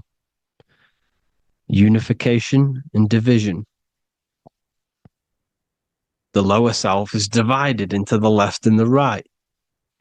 So the Bible even says, I forgot what verse it is, but it says, it's better to go through life with one eye than to have two and be cast into the fiery abyss of hell. I'm not sure what verse it is, but you can research it yourself. It's better to go through life with one eye, to be unified. Unified consciousness. Dimension. No brainer. No brainer. The language tells you the truth, people. Dimension. The dimensions are in your mind. Entertainment. Entertain the mind. Disappointment. It's all in the mind. Environment. The environment that you are in is a product of your mind. Within, rearranged spells high twin. Within is your mind, and your external world is mirrored from the decisions you make in your mind. Advertisement, commitment, it's all meant, it's all mind. Everything is mind. Everything. So, this is important. The collective thoughts and collective beliefs. The collective, because we all share the mental plane. And because of this is why we are in a weakened state of consciousness at the moment. Because the collective thoughts and the collective minds overall are asleep. And they don't believe in anything. You see, everything is true within the mind. You think of something, it is there instantly. You think of a chair, it's there in your mind. You think of anything, it's there instantly. So everything's true within the mind. Anything can happen in the mind. Anything can happen on the physical plane if the collective consciousness, the collective minds, believe it to be true. This is why back in the days, in the ancient days, you look at all the old world stuff, you see all this crazy technology, and it's because as a collective, as humanity back then, they believed that they had much more open minds. Therefore, the things manifested in the physical world were a lot more out of the box, so to say, compared to today. For example, magic is not as powerful today because the masses don't believe in it. It's still powerful, don't get me wrong. But if the masses believed, or if everyone knew magic could be real, because it is, anything's real in the mind, it would be a lot more powerful. You see? So and what they're trying to do is create a hive mind worldwide. They're trying to make one religion, an external God. What happens when you worship something external? You give energy to it, because where attention goes, energy flows. Where your mind gives attention to, energy goes there. And when we all believe in external gods and give our worship and our power to these external things, we all give energy to it, which will manifest as a demon in the astral planes. It's a hive mind. They're trying to make a hive mind to summon our energy. Trying to summon our energy. And it through mind, through collective thoughts. The hive mind. They want one religion, one government, one currency, one belief system. And that will create a hive mind, which will limit our consciousness, which will limit what we can do in the physical world. Because if everyone doesn't believe in certain things, it cannot happen, because it's all in mind. Mind is so powerful. I am you and you are me. I hope you all enjoyed this video, people. If you haven't already, join the Wisdom Academy. The Wisdom Academy, we have many occult lectures just like this one. Also, we have just launched Mindwave Hub. If you want genuine frequencies, genuine binaural beats, because the ones on YouTube, the ones on Spotify, Apple Music, they're all tuned to A440 hertz, which shuts down the right hemisphere of the brain. If you want to gain access to your true consciousness, your mind, you need to balance the two hemispheres and balance the chakras. You can do that externally by listening to binaural beats. If you want true frequencies, true binaural beats to hemisync the chakras, hemisync the brain, to gain access to the different dimensions of your mind, well, you can gain access anyway, but it's going to help you if you're trying to learn this. Join Mindwave Hub. The link will be in the description. Listen to the binaural beats, meditate to them, listen to when you go to sleep. They'll massively benefit you. Thank you all, people. Hope you had an amazing, lesson. Hope you learned a lot. And please subscribe. God bless you all.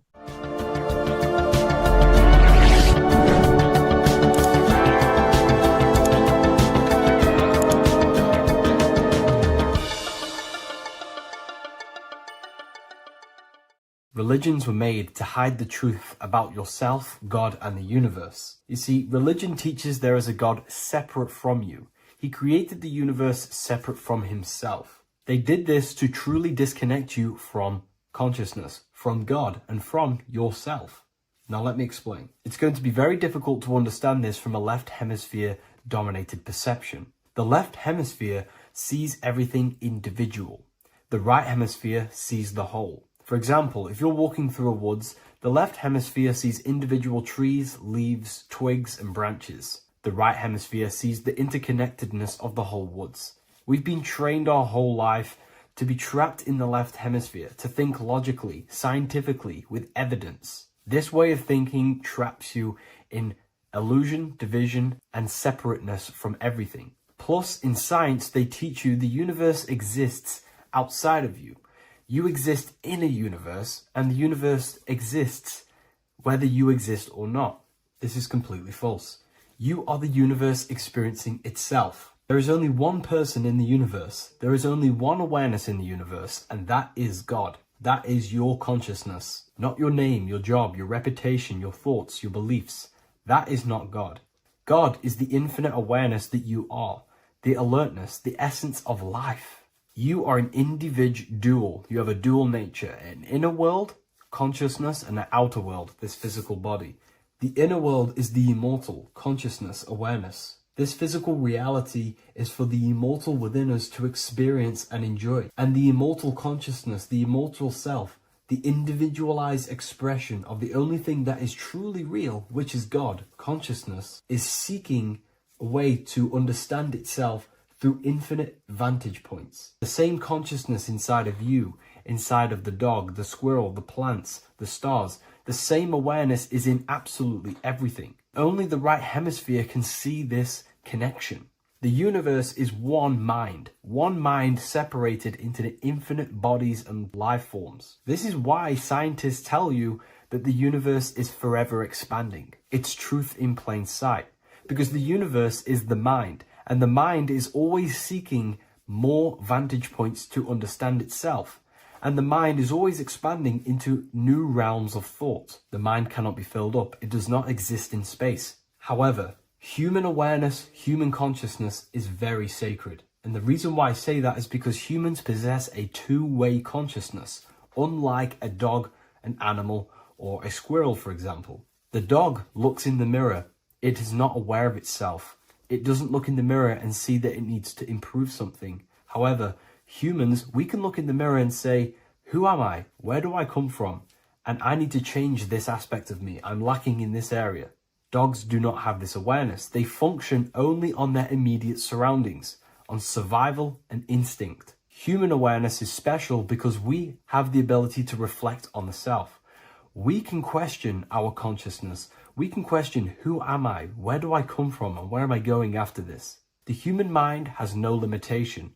We can surpass our animal nature and rise to a godly nature. This is the whole purpose of reaching Christ consciousness, which is just an ideal consciousness where we have control over self and we know who we truly are. Humans have been given the tools to awaken. Our five senses are locked only to perceive the physical world, but the mind holds the gateway to understand the unseen aspects of reality. The mind holds the secrets to the universe and consciousness. We just have to study ourselves to understand God.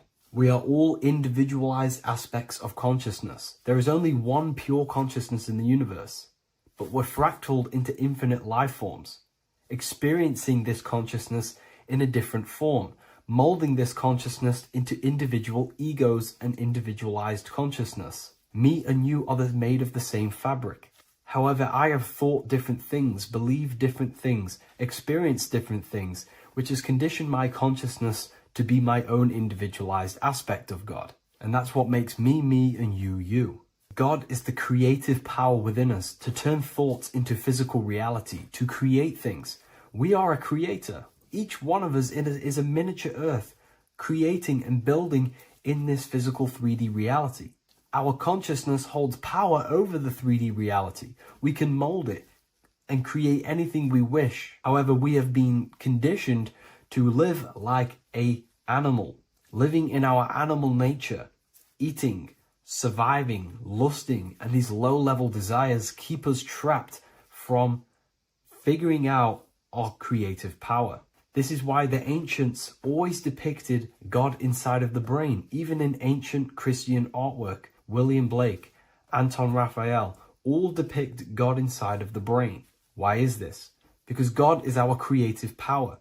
The spinal column acts as a type of ladder of consciousness. If you just think about sex and act on sex, eating, consuming, and living in a survival animalistic state, then your consciousness is functioning on the lower end of the spinal column, where your reproductive organs are and your gut organs are to consume food. In order to activate the God within us and to us to truly know God, we have to be aligned with the God consciousness. We have to unlock the God within us so we can truly actually experience God and understand it. However, God exists beyond our personal consciousness, beyond our human identity. In secret societies, satanic rituals and satanic societies, they are seeking a way to escape the human identity through ritual work, meditation, and trance-like states. A trance-like state is like the state that you enter just before you fall asleep, where there is no thought present in your mind, because you are not the mind, you are the observer, you experience the thoughts. And when we escape the human identity through rituals, meditation, or trance-like states, we can actually experience beyond the veil of this material world. However, satanic rituals do this in a negative way. Satanic rituals include ways to make the human mind tap out by pushing the human minds to the limit through pain, suffering, and even torture, to allow the mind to pass out so you can temporarily pass on the veil of the physical world and escape the limitations of the human identity and the human thinking mind. Now, you do not have to do it this way. You can experience the divine and beyond your human identity through many different ways, such as deep, deep meditation, rising above your thoughts, and setting 3 alarms, one for 6 a.m., one for 6:30, and one for 7:30. And when you wake up at these times, what you need to do each time you wake up is allow your mind to stay awake but your body to fall asleep. And you will enter this trance-like state. And you can gain ideas, experience lucid dreams, and maybe even astral project. All of these rituals in secret societies and satanic societies is all about escaping the human identity and experiencing the divine planes beyond the physical. To wrap all of this up, this is all about consciousness. Consciousness is the infinite awareness of the universe, just fractaled into separate bodies. And this consciousness is seeking a way to understand itself in infinite angles and vantage points. And religion was made to cut off your connection to the divine planes beyond this world and beyond your self-identity. Therefore, if you want to know God, you have to study the attributes and qualities of God, such as geometry, numbers, consciousness, the mind, the subconscious, human anatomy. All of these things are aspects of God. We have to study ourselves and study nature so we can see God. God is the infinite awareness of the universe. If you love this video, please leave a like and share it with a friend. I'll leave a link in the description for the Book of Wisdom, Volume 2. Neo is plugged into the matrix on the back of his neck. And if we look at the human brain, the back of the neck is the reptilian brain stem. And when one operates their life out of the reptilian brain stem, they are unaware, unconscious. They are consciously dead because the reptilian brain does not really critically think. It acts on instinct, fight or flight mode. This is considered in the occult spiritually dead. When one is taking actions without intention, simply very reactive to life. They're not living, they're simply experiencing. When you're walking down the street and you see someone, and in your mind you think me versus them versus me. That is an animalistic way of thinking. I used to be trapped in this way of thinking, always thinking of fight or flight, always judging people, always reacting to the world, never consciously creating and commanding with intention in the world. This could be considered the matrix, when one lives unconsciously, simply surviving in the world. Another symptom of living in the reptilian brain could be obsession, a constant need to assert your power over others to feel safe or superior. Views relationships as power hierarchies, not as mutual connections. It could be a conquest for sex, lust, seeking validation through sexual activity. Sex becomes a tool for dominance, escape, and self-worth. Intimacy is avoided. Pleasure is pursued without emotional depth. Seeking pleasure all the time. This is all to do with the reptilian brain. Seeking safety. It could be compulsive eating or food hoarding, driven by craving and not actual hunger. Eats to soothe fear or emotional discomfort, often unconsciously. This is the unconscious. Fear-based decision-making. Every choice is shaped by perceived threat or insecurity or fear within the subconscious mind. Long-term vision is sacrificed for immediate safety and gratification. All the reptilian brain. Territorial behavior overacts when personal space, possessions, or status is threatened. Acts as though survival depends on ownership or status. Addiction repeats patterns to feel safe, even if they are harmful. Avoids anything unfamiliar or unpredictable. Low empathy. No empathy or emotional care for one another and for fellow beings in the world. Sees people as threats, tools, or competitors. This is all to do with the reptilian brain. Intense jealousy or possessiveness. Sees others as rivals or objects to control. Cannot tolerate perceived threats to loyalty or status. Quick to be angry. Slow to reflect. Reacts with rage withdrawal when challenged, lacks emotional regulation or deep self-awareness. So this is considered, this brain could be considered the matrix, hence why Neo is plugged into this brain. He's operating the life out of this brain, unconscious, simply navigating life like an animal. I was in this state, and you can only really realize this when you come out of this brain and you start to function from the higher regions of the brain, which we will discuss very soon. And my life was chaos because there was chaos operating internally. I was never thinking about the future. I was always operating life out of fear, out of lack, never had care for another person. When you operate life out of this brain, the matrix, things outside you, can easily control you. This is why they keep us in a constant state of fear. So we operate life out of this. So we never gain full control over our reality, over our actions, over our thoughts. So Neo is called Neo, and he works at a place called meta cortex, very symbolic of the neocortex, the higher region of the brain. Now, this brain makes you human. It ultimately allows you to hold control over the animal urges. Okay, the neocortex is the brain that allows you to have self-mastery, that allows you to control your urges, your instinctual survival urges. So humans can overcome their reptilian animalistic state and start to operate their life in a conscious mastery state. And Neo is plugged out of the reptilian brain, and he starts to use his neocortex, the human brain. This allows one to learn to have self-control, allows one to create, allows one to think about others. It allows one to critically think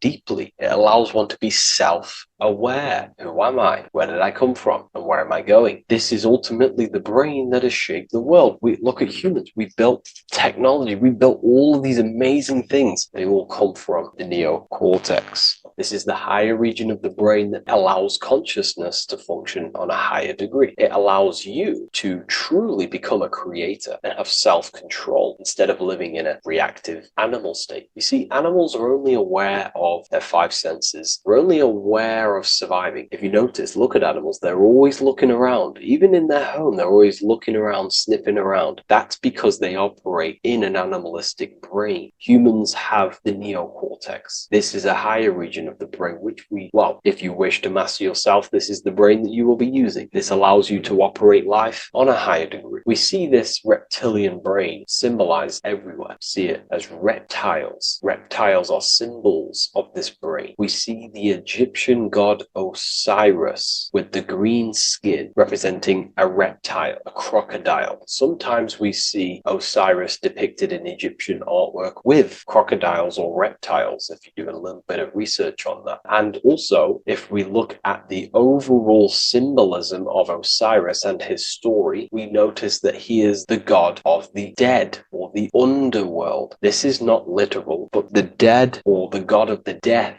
the god of the death of self, the dead of consciousness, because you are a divine being with limitless potential to create. And ultimately, to create, we have to master our reptilian brain. But when we function from this reptilian brain, we are dead to our higher powers of creation, of imagination, of actually gaining control and operating life from the higher mind, operating life as the divine being as you are. But if you operate life in Osiris, he is the god of dead. You are spiritually and consciously dead. You act unconsciously. You are dead, not physically, but mentally and spiritually. So what we're looking at here in the Egyptian artwork is the reptilian brainstem. We have the left hemisphere and the right hemisphere of the brain. Notice a curve. The feminine body is very curvy. This represents feminine. The masculine body is very liney. So if we study geometry, we know that lines are masculine, hence why the word masculine, line, and the feminine body is,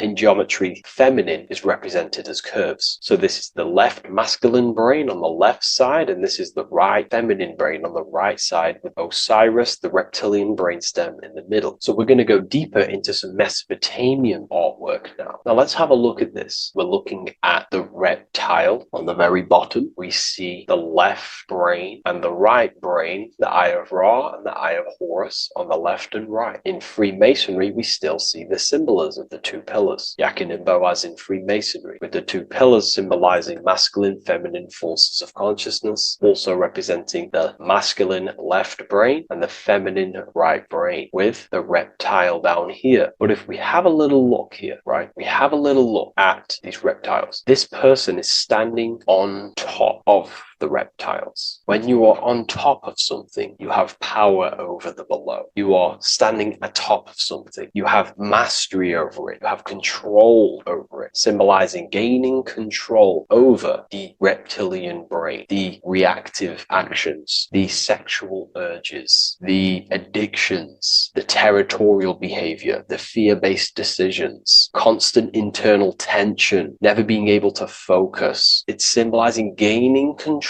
over these internal qualities that happen within us, in our mind, because the universe is mental. And if we do not gain control over this brain, it will dominate our mind, which will ultimately dominate our actions and destroy our life and live in an unconscious state. So this is basically instructions in this ancient Mesopotamian artwork of becoming self-mastery, to operate on a God consciousness level. So we have a person symbolizing your awareness, the internal you, having mastery over the reptilian urges, the reptilian brain, the reptile thinking. We have a person, a face in between, and it's standing in between these pillars, symbolizing balance of the brain hemispheres. Because the face, we see the eyes in the middle, we see the person is you, your consciousness, standing in the middle pillar, so representing seeing reality as neutral. Everything in the world is neutral. It's the mind's perception that gives it a positive or negative charge. When we adapt this mindset, this view of reality, this knowingness of reality, we see the world for what it truly is. And if you see things as neutral, it allows one to transform the situations in your life accordingly, instead of simply choosing a side. This is a major problem in society, and this was a problem within myself also. We like to choose sides, and choosing sides can keep your consciousness locked in a certain mindset, in a certain belief. And belief is what is ultimately destroying humanity. It's about knowingness, and knowingness is in the middle. We want to seek to know things. Knowing things allows you to go out there, directly experience it, and know it for yourself. For example, I know I'm not on a spinning global ball flying through space. Why? Because my senses tell me I'm not doing that. My senses tell me I'm not going 1,000 miles per hour and 360,000 miles per hour through space while spinning around the sun. I know that because I know myself. I know I'm not my body because I've had direct mystical experiences beyond the physical body. So we should seek to know things, and that's what we call Gnosis, direct knowledge obtained through direct experience, knowingness. And that is a middle pillar quality. So in Freemasonry, we see the middle pillar. The matrix is designed to give you two wings all the time: Democrats, Republicans, feminism, and then there's another side. There's always two sides that they're giving you because they want you locked in either way, which is seek the middle pillar, seeing things as neutral, seeing things as the middle pillar, seeking direct experience, Gnosis. And this aligns with the brain because the brain gives us these two perceptions also. The right brain sees the woods, the whole woods, but the left brain sees the individual trees and branches and leaves. If we're too left hemisphered, we're going to see everything as divided. If you're too left hemisphered, you're only going to see yourself. You're only going to think about me, myself, my ego, my consciousness, my life. And I'm only going to operate in the world, take actions only towards me without considering the collective, which is the right hemisphere quality. The right hemisphere allows you to see the bigger picture, how we're all connected. We're all one family of consciousness. We're all one being separated in different bodies, one consciousness operating in different bodies. So it's about aligning these perceptions of the brain and standing in the middle, and also conquering the reptilian reptilian brain. This allows us to operate in the world and see the world for what it truly is and operate from a place of balance. We also see some more symbolism in Egypt of the Ram Sphinx in Egypt. Ram Sphinx. Please leave a comment and please leave a like and a subscribe onto the YouTube if you like my content. Smash that like button and we'll get straight to this. So this is the Ram Sphinx in Egypt, also symbolizing the brain. This is my research. These are my conclusions. You can take this with a pinch of salt and go out and do your own research. This is what makes sense to me based off my information I've gained, my symbolism that I can read. So take what you can from it. I'm not here to obstruct anything. I'm not here to place anything in your mind. I'm simply here expressing my research. Never take anything off anyone as solid truth. I've never have said everything I say is solid truth. This is my research. If the research aligns with you, that's great. Maybe it doesn't with some people, that's fine. Simply take things with a pinch of salt, go out and collect as much research and information from many different sources and place together your own understanding of symbolism and your own perspective on reality. But like I say, seek to know and not believe. So this is the Ram Sphinx in Egypt. This is a more powerful symbolism of the brain. We have Osiris here, the god of the dead, which is the reptilian brain, and an Aries symbol here symbolizing the hippocampus in the brain. So this is the reptilian brain stem, heavily aligned with the reptilian brain stem here. We can see the connections if we look closely. So this represents the dead of consciousness. This is the dead of self, living in impulsive animalistic state, the symptoms that I listed earlier. I'm not going to go over the symptoms again. And Aries symbolizes the hippocampus in the middle of the brain. It's the hippocampus. And Aries is a symbol of a state of being. Why? You see, ancients and the ancient Egyptians, according to my research, Freemasons still use this symbolism today. So what they do is they use the path of the sun to symbolize a state of consciousness or a journey in consciousness. So what do I mean? So Aries here is the transition from the winter arc. So this is the winter arc from Libra, Scorpio, Sagittarius, Capricorn, Aquarius, Pisces. This is when the sun is dead. This is when the electromagnetic waves of the sun are not very present. This is the winter. This is when there's more darkness in the world. However, from Aries, Taurus, Gemini, Cancer, Leo, Virgo, and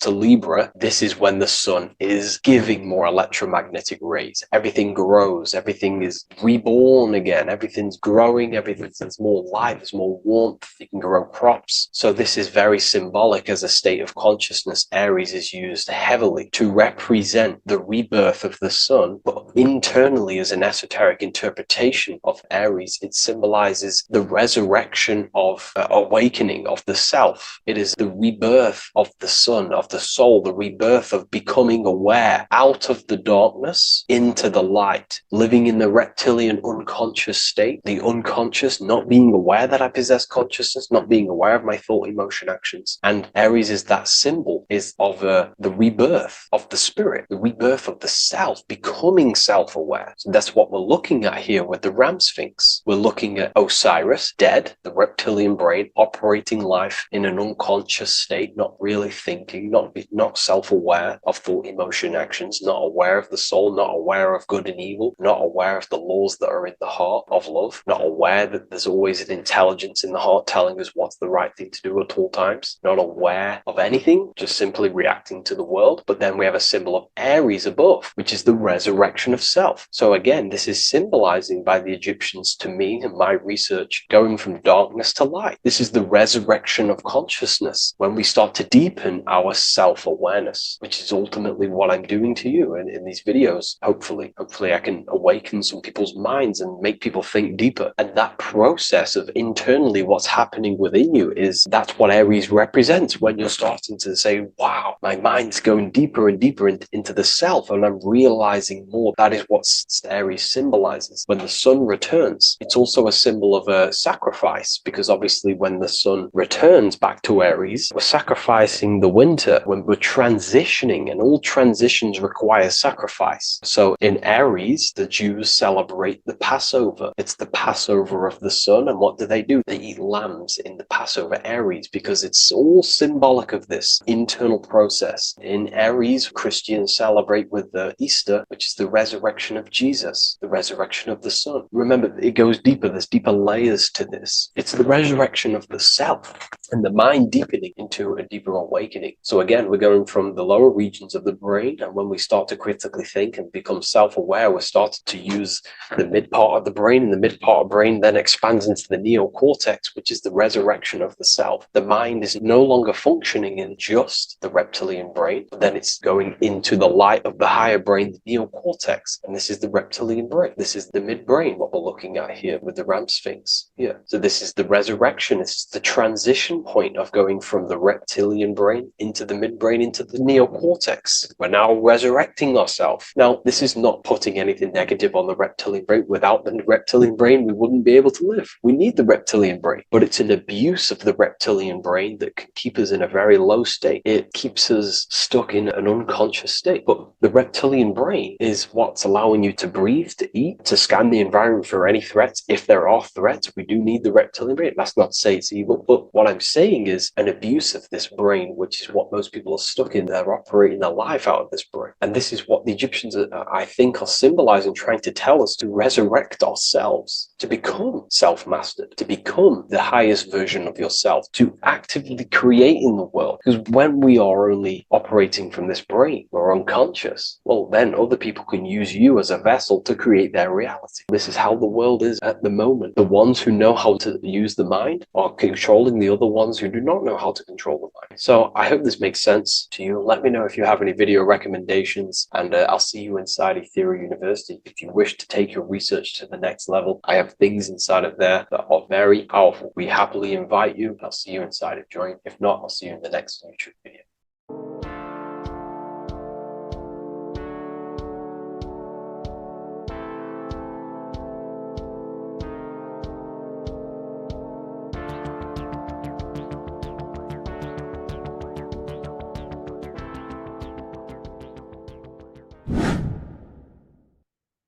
Left and right hemisphere, and what are they doing? How does it contribute towards your perception in this world? And this is what we're going to be talking about in today's video. We're going to be breaking down the two hemispheres of the brain and how they function in your life. So first, we have the left hemisphere.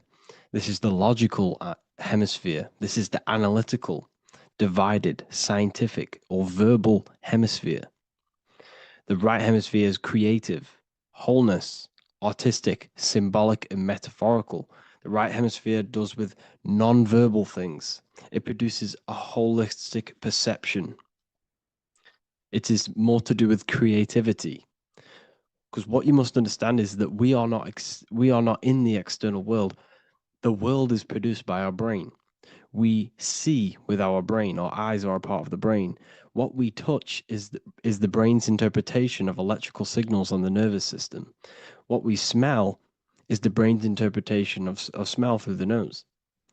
What you taste is your brain's interpretation of chemical reactions on your taste buds. So what you are experiencing is the brain. The brain is a computer creating a simulation. And you have two hemispheres which breaks down this reality. So essentially, the brain is the perception creator. It creates perception. So if the brain is creating this, who is the one experiencing the brain? Well, that is you, the consciousness, the mind, the all-seeing eye. You are the all-seeing eye experiencing the brain, the observer behind the brain, behind reality, behind the emotions. So if you're walking through a woods, this left brain sees individual trees. The right brain sees the whole woods.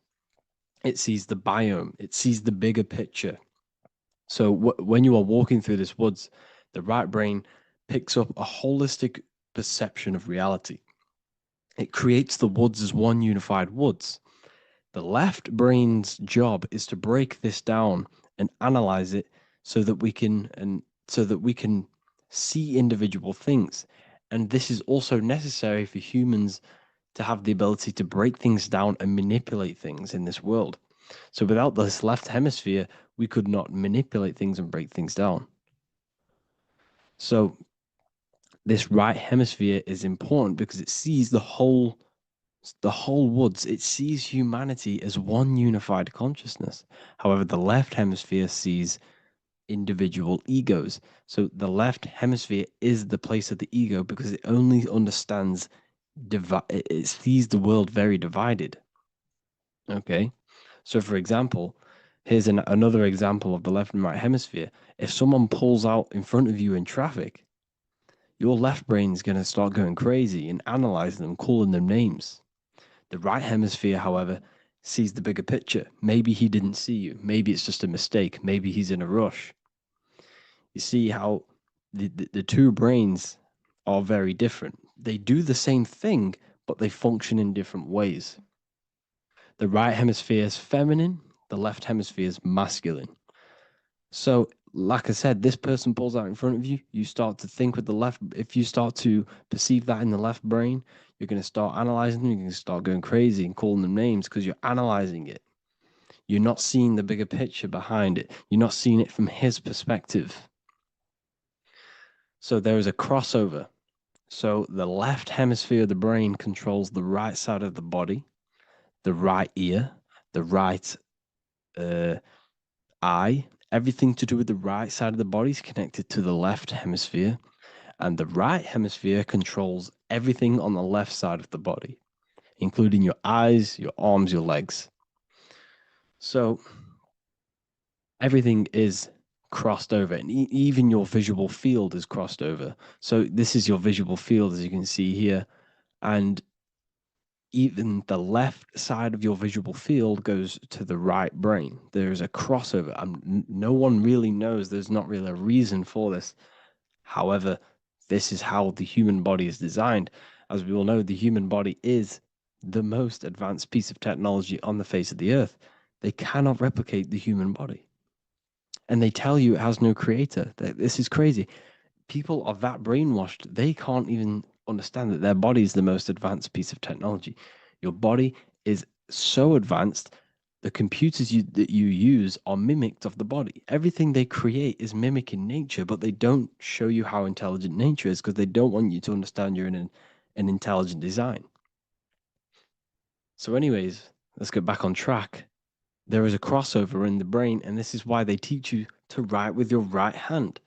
And I was speaking to someone who's in a nunnery, or whatever you want to call it. They were a nun, or they knew someone who was who was a nun, and they forced these people, these nuns, to write with their right hand. You had to write with your right hand.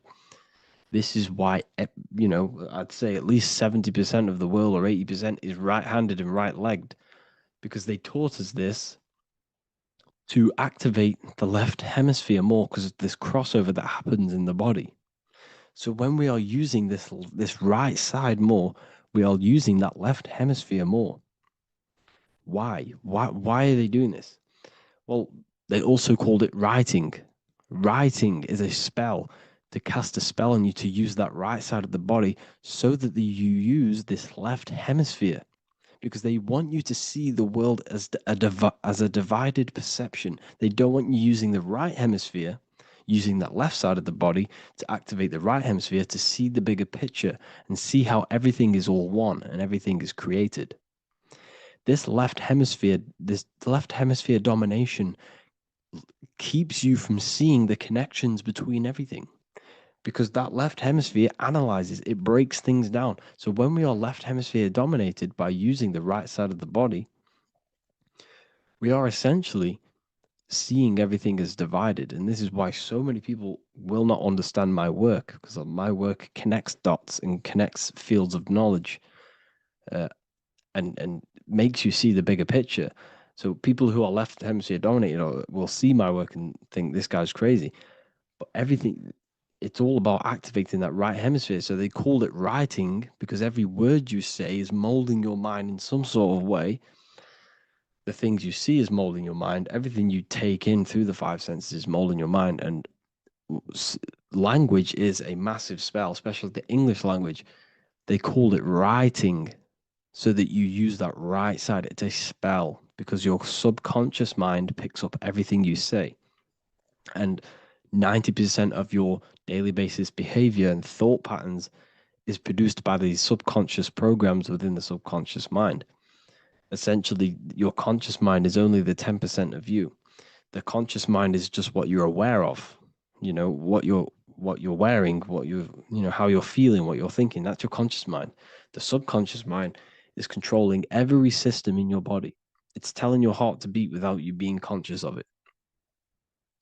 So essentially, this is what they're programming. They're programming this system in the back of the mind, which is controlling everything through the words. And this is what spells are, because it's all about creating perception in the subconscious. So they want you to use that right side more. I truly believe the ancients, they were balanced. They used the left and the right side of the body. They didn't have a stronger side because they understood this science of the body and how the body works. So this is actually called phonetics. It's not etymology. Etymology is the study of root words. Phonetics is the study of how words sound similar. The way words are spoken. So phonetics, phone is why we call them a phone, because you speak into a phone. So this is write and writing, to use that right side to activate the left hemisphere more. So your hands are a manifestation of your brain. The left hand is the right brain, the right hand is the left brain. And as a child, we were always taught that when you place your hands together like this is the size of your brain, which is true because your hands are a part of your brain. They're an extension of your brain. Every part of your body other than your brain is an extension of the brain. Everything's working and feeding back information to the brain because you're experiencing the brain. So another trick that you can do, or another exercise, is looking in the mirror and closing one eye at a time. If you close your right eye, if you take your top off, for example, you'll analyze your body if you close your right eye, because you're using that left hemisphere. Sorry, other way around. If you look at yourself through your right eye, you'll use that left hemisphere, which will analyze yourself. You'll see individual body parts. If you close the right eye and use the left eye, you'll see your body as a whole. You won't really analyze it. This is how you can analyze yourself using these two hemispheres. So this whole system is created to keep you thinking logically and to restrict you from creating and restrict you from understanding symbolism, allegories, metaphors, and teamwork. They want you stuck in a logical way of thinking and a logical way of seeing the world. This is why when you go to school, you are told exactly what to do. You're told to think this way and no other way. You're told to do orders, do this. It's a very left-brained system, because if we all started to open up this right hemisphere, we'd all see, wow, everything is all one, everything's all connected. And this is what my work is doing. I'm showing you everything is one. The physical world is an illusion of duality, but everything comes from the one source, the one mind. The universe is a giant mind. I am mind, you express mind. We all possess mind. Behind the physical body is the same mind consciousness. And we are all expressions and fractals of this infinite consciousness called mind. And this is what they don't want us to figure out, is that we are all just one consciousness expressed. It's an infinite consciousness. It's even in the squirrel, it's in the dog. All of these different animals, they're just different bodies, but behind the bodies is the same consciousness, which is mind. That's what the pineal gland is. The pineal gland is not the mind, and it's not the third eye. The third eye is your mind. If you have a closed third eye, it just means you have a closed mind. If you have an open third eye, it just means your mind has expanded from beyond physical things through astral projection and mystical experiences. This is how you gain an open third eye. It's just an open mind. A mind that has astral travel, that's explored the realities within the mind. So everything they do is to keep us in a divided state. Divide and conquer, right? That's their motto. All to keep you thinking how everything is divided. Everything they've done is division. Postcodes, countries, everything is divided. like football teams and all this stuff. It's also a natural process when you grow up, because as you grow up, your brain is constantly analyzing the world. So this is sort of a natural process of how you become more left hemisphere dominated, because your brain is always analyzing.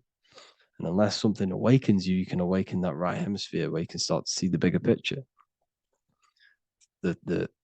Even the music, all tuned to 440 hertz, shuts down the right hemisphere of the brain. 440 hertz, Spotify, Apple Music, the radio. Every time you turn on the radio, it's tuned to 440 hertz. This was specifically tuned. It never used to be tuned to this. It was in the 1950s. It was changed. The standard music tuning was changed to 440 hertz because it shuts down that right hemisphere of the brain. They don't want you thinking, seeing the world in this way and perceiving things as one. And I'm going to show you. It tells you this in the Bible. Cast the net onto the right-hand side of the boat and you will find the fish. What was Jesus saying? You see, people read the Bible and they don't understand it. If the Bible is not talking about you, then it has no meaning. The Bible, everything you read in the Bible is about you and how it can better your life. It occurs to you. So if Jesus says, cast the net onto the right-hand side of the boat, this is an allegory. The boat is your body. Cast the net.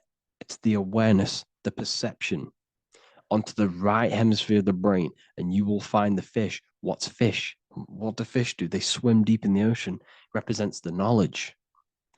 Deep knowledge.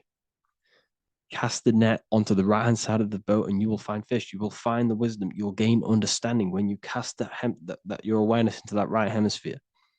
You will see that I am you and you are me. We are all one consciousness. You will see everything. You'll see that the trees are the same patterns as the nerves in your body. You'll see everything is connected. Everything is a fractal of the one infinite consciousness. And how many fish did they catch? 153. That adds up to 9. This is now numerology. The Bible's filled with numerology. Adds up to 9. What's 9? Human consciousness. It represents consciousness. You're in the womb for 9 months. Feminine. It's all about consciousness. And in Revelation 14, and I looked and behold, the Lamb standing on Mount Zion. That's the spines, the mountain. With him, 144,000. 144 adds up to 9. It represents consciousness on top of the spine. You see? And he had his name the name of his Father written on the forehead. What's the Father? The higher mind, the higher consciousness within you. Where is that? In the forehead, the pineal gland. The pineal gland is the radio receiver for the higher consciousness. Because every body part of the body has consciousness. Your heart has consciousness. Your gut has consciousness. You are thinking with these different consciousnesses. You think with the gut. You think with your penis. You are thinking with all these consciousness. And it's about raising your consciousness to the higher consciousness, which is the Father, the mind, in the head. Don't think with the lower parts of the body because that is your animal nature. Think with the higher parts of the body. It's all representing consciousness.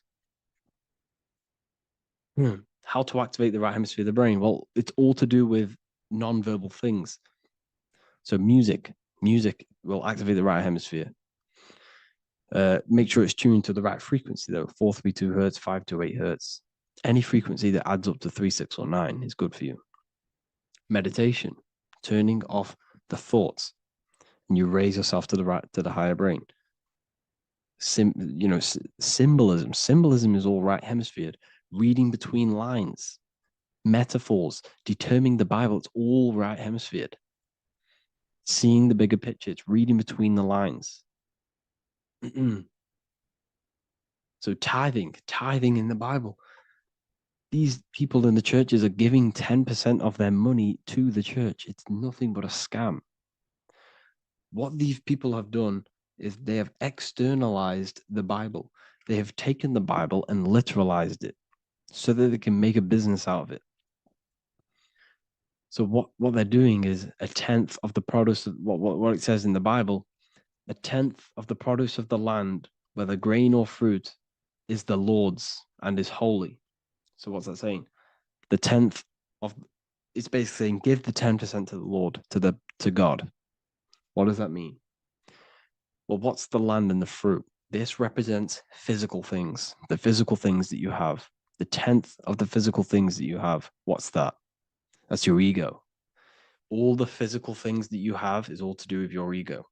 That's the lower self. The ego, what is the ego? It's the mind's perception of the physical self.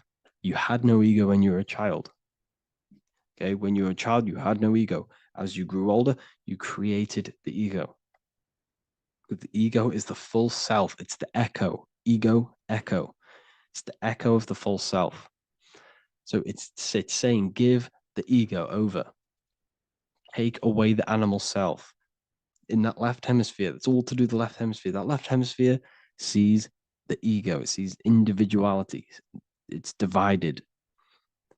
So it's saying give that 10%. Give that 10% of you over to the right hemisphere. The 90%.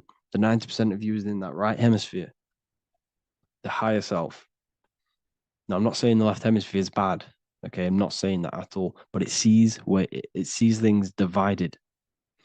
It's like I said, the left, the hands are manifestations of the brain. So when these Christians are praying, they're putting their hands together. What are they doing? They're syncing the brain hemispheres. What you're doing, because everything's an extension of your brain. So if you put your hands together, you're putting the two hemispheres together. And what's happening when you place the hands together? All the electricity in the body is now running in a circuit. So once you connect these two hands, the electrical energy is now running in a circuit. And energy can move around the body quicker and more efficiently. So when you pray, when these people are praying, they don't realize that they're engaging in ancient forms of meditation, of balancing the two hemispheres. So now we're talking about balancing the hemispheres, not the right hemisphere. This is what Israel is. Look at the symbol for Israel, the up triangle and the downward triangle. What's that? The up triangle represents male. The downward triangle represents female. Okay? This is talking about the brains. Israel is Ra. Isis, which is female, the Egyptian god. Ra, El. El means God. El, electricity. That's the force of the physical world. It's the force that runs this world, electricity. It's the force of God. El, consciousness. It means God. Is Ra, El. Isis, Ra, and El. It's the two hemispheres of the brain, the holy land of Israel. It's the holy land, it's the brain. Once these two hemispheres are synced, this is how you unlock your consciousness. This is the easiest way of astral projecting. Hemisphering, I forgot the word for it. Hemisphere syncretization, something like that. It's about syncing the hemispheres. This is how you unlock your consciousness. Once the brain is running as one electrical system, this is how you balance the two masculine and male opposing energies. Once these opposing energies are no longer in war with each other, the brain, they come together to work as one. You unlock your consciousness. You are born again. What happens when a male and female have sex? It creates a new child. It becomes one. You are born again. Once the two hemispheres of the brain, you are born again. You can then have an out-of-body experiences. So this is why the symbol of the Holy Land, Israel, is the up and down triangle back combined together, because it represents unification of the male and female, unification of the hemispheres. You're born again. You unlock consciousness. And you can get this for free. It's called the Gateway Tapes on my website. Basically, it's a audio track from the government, and they did this in the Gateway Experience. It's a CIA document, and what they do is there are different forms of meditations you go through. I think there's about 5 waves of meditations you do, half an hour each one, and it will teach you. It will sync your hemisphere, because what does it do? They understood that playing one frequency into one ear and another frequency into the other, they understood that the right ear is connected to the left hemisphere. The left ear is connected to the right hemisphere. So when you play two different frequencies into both ears, what happens? The brain picks this up. The two hemispheres of the brain picks this up, and it syncs it. It syncs these two hemispheres, these two frequencies together. So now the brain is working as one to sync this frequency. So this is how you can sync your hemispheres through listening to these frequencies. Okay, you can get them for free and do the meditations yourself. This will definitely help you. This is an easy way to astral project. So it's all about syncing the hemisphere and seeing reality from a unified perception. We should all aim to get out of that left hemisphere. I'm not saying don't use it, but we should now start to read between the lines of the Bible, read between the lines of the symbolism they're showing. Study symbolism, study allegories and myths. What are they trying to tell us through these allegories? And, this is how we start seeing things in a better way. Once we understand that we are all microcosms of an infinite consciousness, we can all come to one, because love is the unifying force of this infinite consciousness. We are all divided. We are all disconnected from our hearts.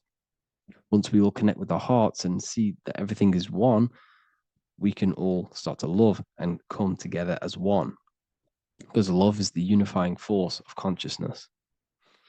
So if you haven't already seen, I now have launched the Ethereal University. I will be doing lectures like this one, but even better, deeper, and even releasing knowledge that I can't talk about online as they are censored. I'll be doing lectures every single week. I'll be doing live calls every single week. You also gain access to my library, which is filled with over 45 occult books, filled with knowledge. Okay, I'll show you now. Plus, you get my book, The Book of Wisdom, PDF form, and the Human Health Guide, PDF form. You also get all of this stuff, the health section, Q&As, Ethereal meditations. We've got some celestial studies, cosmology, and numerology coming soon. You also get the brand new Manifestation Mastery course, plus the library. And there'll be new books, new lectures, new live calls every single week. Or you can get the Book of Wisdom. Use the code WISDOM in all capital letters to gain 40% off. This sale will be ending very, very soon. So if you're watching this, be very quick to get yourself a physical version or a PDF of my book. You can get it in all these languages. Hope you enjoyed this video, people. I'll see you inside the Ethereal University, the real university. Have an amazing day.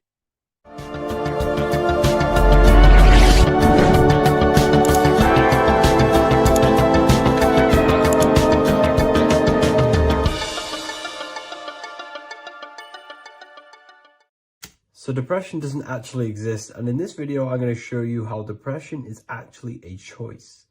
And I'm going to give you some solutions on how to deal with it. And this is probably going to change your life forever just by doing this alone. Okay, so the first thing you need to understand about depression is that it exists in your conscious mind. It exists in your thinking mind. So what is inside your thinking mind? You have your body, your name, your reputation, your trauma, your memories, your family, your worries, your interests, your bills, your passion, dislikes, goals, right? Most people identify their lives with this. They identify their lives with their thinking mind. They think they're their name, their job, their reputation, their memories. But this is not who you actually are. Who you actually are is the observer of that. What happens if you stop thinking? What is left? You're left with unconditioned consciousness. You're left with the self, which is what we refer to as I. We are the consciousness, not the thinking consciousness. You are not these labels. You are not your thoughts. You are not your job, your name, your reputation. Okay? And the reason why I'm telling you this is because it's very important, is that we are something beyond this body, beyond this name, beyond our thoughts. We are the consciousness. So depression exists inside of the thinking mind, the conscious mind. Okay? So if you want to get rid of depression, you must learn how to escape the thinking mind. And not only just escape, but that's step one. In meditation, you do meditations, right? We sit still and we have to learn how to control the mind and turn off the thoughts. And when we turn off the thoughts, depression goes out the window because there's no thought present in your mental field of consciousness to be depressed. Okay?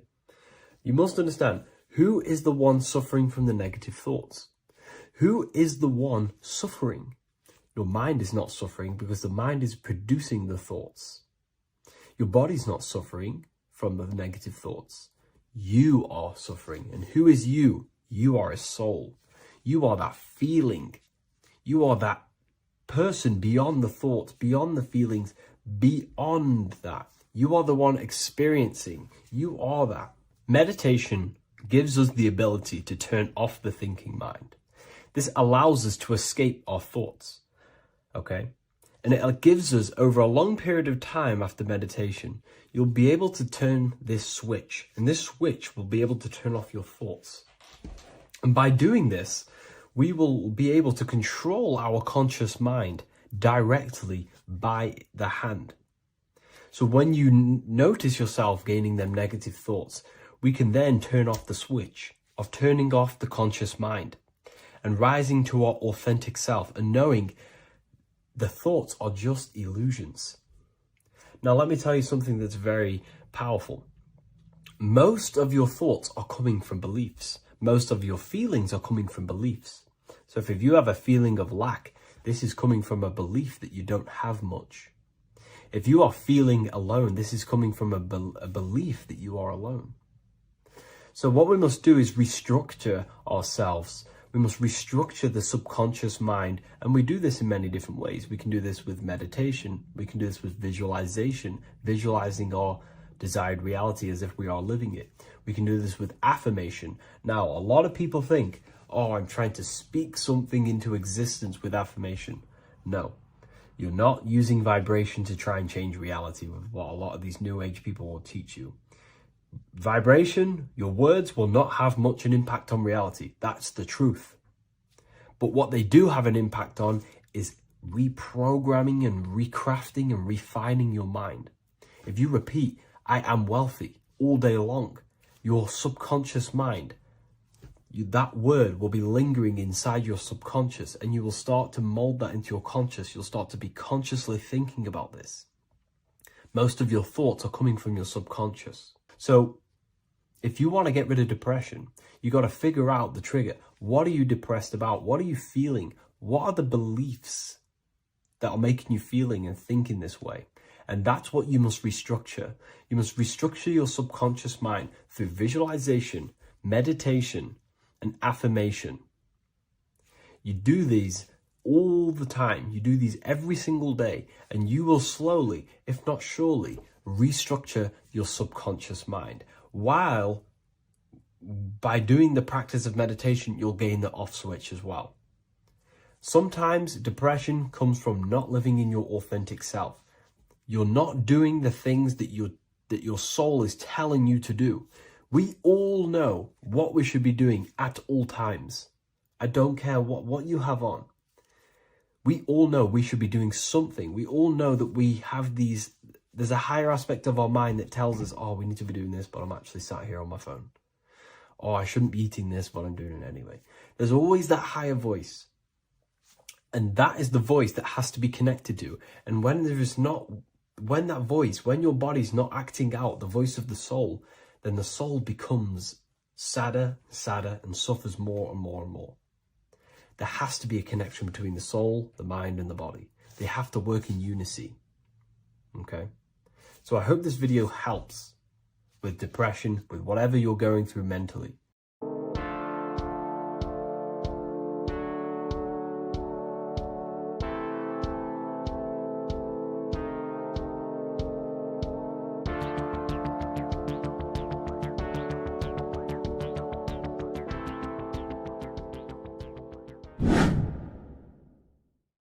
What is good, people? It's Revival of Wisdom. Today we're going to be talking about Saturn.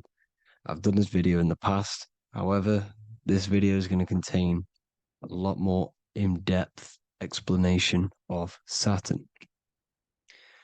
So the 33rd degree Mason, Manly P. Hall, said, Saturn is the key to crystallization, physical matter.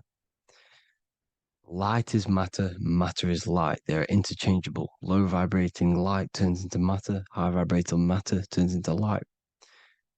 And Saturn is the god of this world, this physical world. He crystallizes light into matter. This is symbolized as the Masonic checkerboard, matter and spirit, matter and light, light and matter. He's also the god of time, destruction, justice. He creates and destroys, because all things in time die. He creates and destroys you.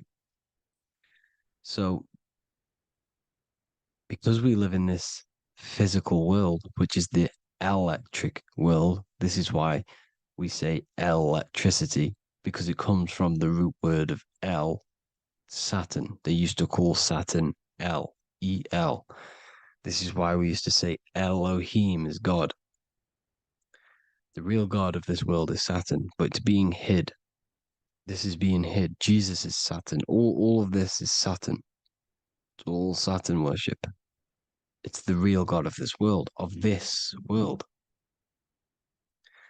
So, physical matter is a result of two opposing forces equalized on the plane of inertia, because everything is created out of electromagnetic toroidal fields. And these two poles equalize on the plane of inertia, which gives you planet Earth, plane of inertia. The plane of inertia is what Saturn is. It's the ring around the center of the plane of inertia. Thank you to Walter Russell saying, physical matter is a result of two opposing forces on the plane of inertia. This is what Walter Russell says, so please check out his work. He's got many books, many books on light and electromagnetism and stuff like that. So I advise you to check him out. So the torus field gives you the binary code 0 and 1, the female vagina and the male phallus. This is the code for this world. Saturn crystallizes physical matter. Now Saturn is the most outermost layer of the 7 layers of heaven, where it says in the Quran, it says, Allah, it is He who created the 7 layers of heaven. Saturn is the outermost layer. He's the top. He's the most high. So when we say the most high, we're referring to Saturn. He's the most high before the firmament, before the stars. So Saturn is the god of this world. He's the Lord of the Rings. He wears the crown. The crown is the rings. Crown, Kronos. So the planets are luminaries. They are lights. They are beings. They are energy, conscious energy. And we're in the heart of the solar system. Saturn is the outermost layer. He is the one of this world. He's the god of this world. Now, on the North Pole of Saturn, you have the hexagon. Add up all the sides. It creates the 6-pointed star. Or it can be created as a cube. The cube is very important. The 6-pointed star is very important. 6 points, 6 triangles, 6 side, 6, 6, 6. Black cube adds up to 6 in gematria. Now, what did I say in the beginning? Saturn crystallizes the physical world. He creates physical things out of light. You are a light being. This is why we say human. Hue means the light spectrum. Hue, man, we are light manifested into physical forms. Human. And we are incarnated through Saturn. Satan, same thing. The number of the beast is 666. And the 666 comes from the 6.6 triangle, 6 sides of Saturn, 666. We are all known as carbon-based life forms. Carbon, the atomic structure of carbon, is 666, 6 protons, 6 electrons, 6 neutrons. We are materialized into our physical bodies through Saturn, through the number of the beast. These bodies are the beast, it's the animal. The divine, the Christ, is the consciousness within, because you are a physical, spiritual being combined into one, hexed into one. Hexagram. This is a hexagram. You're hexed into physical matter, spirit and matter, light and dark, combined into one. Now you contain of the mark of the beast, the mark of your body. Your body's the beast. It says in the Bible, Satan, who is the god of this world. This world.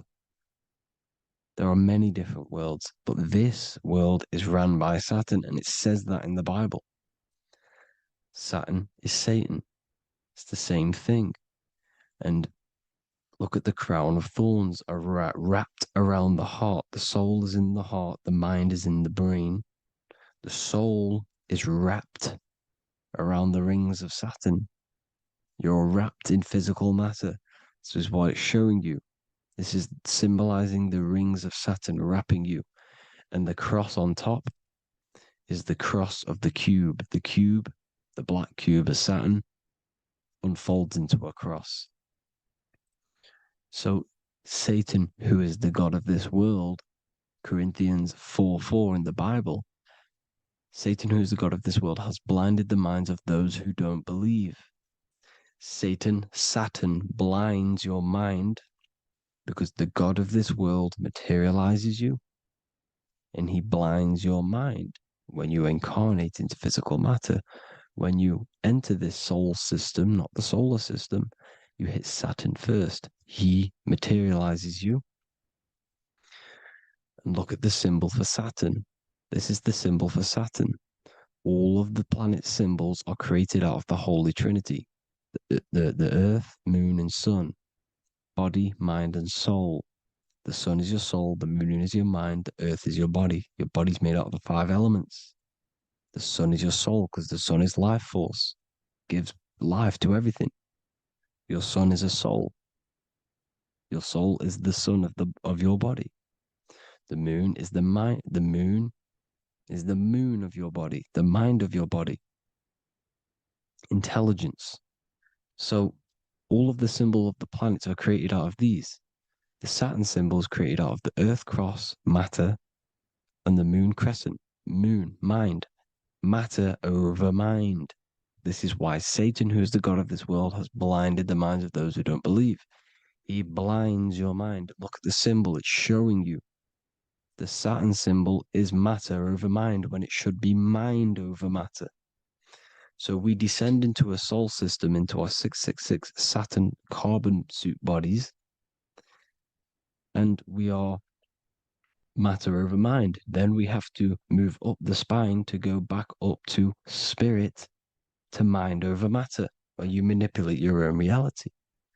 Now look at this. It creates the number 5. 5 is the number of change. You're moving from this side of the number sequence over to the right side. You're moving from the spiritual into the physical world.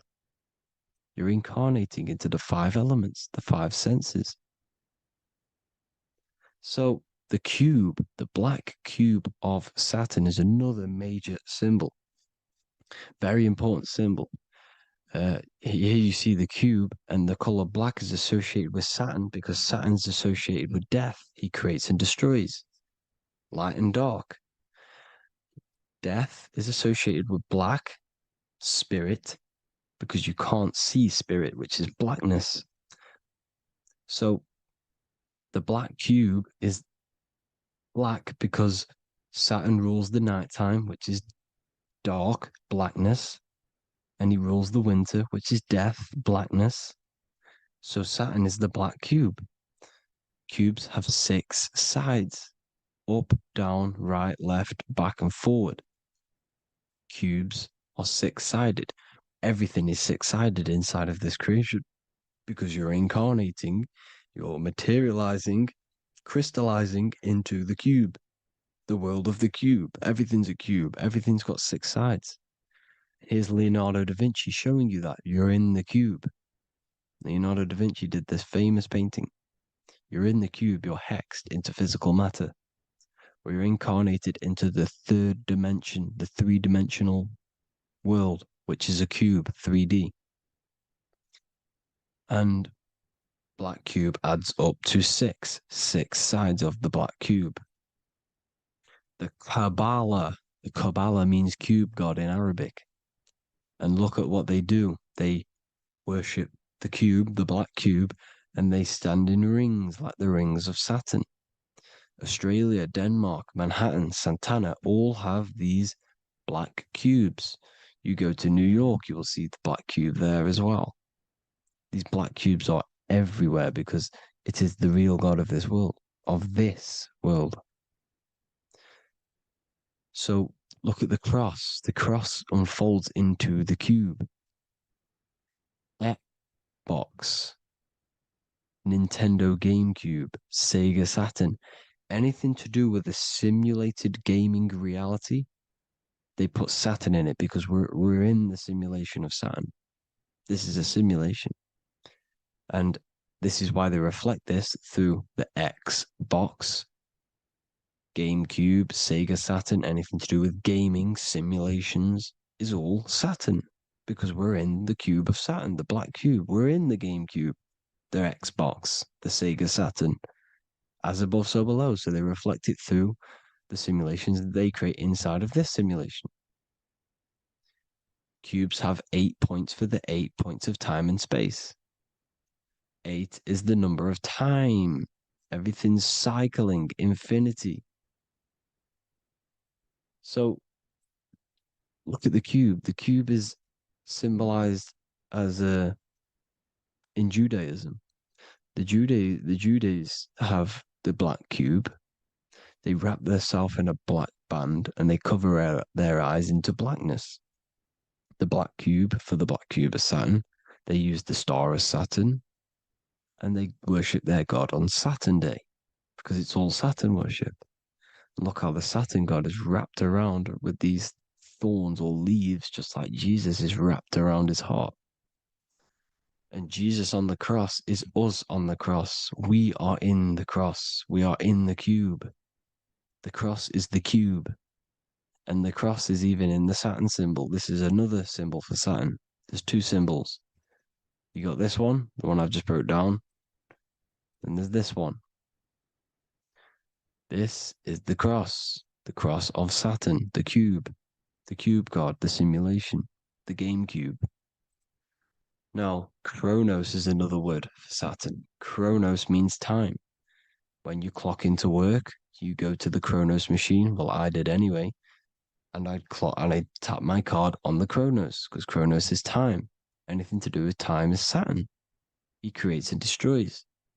Look at the artwork of Saturn with the sand, the time. Look at this, how he's cutting off the baby's wings. He's crystallizing the spirit into matter. He's cutting off your wings. Satan, in the Bible, he falls from heaven into earth and he loses his wings. He becomes a serpent. You see it's all symbolic for us. We are the fallen angels, fallen angles of light. We're fallen angles of light. We are light beings. Now we're fallen into physical matter. Saturn's chopped off our wings. He's chopped off our spirit wings because when you astral project, you can fly. You will fly around.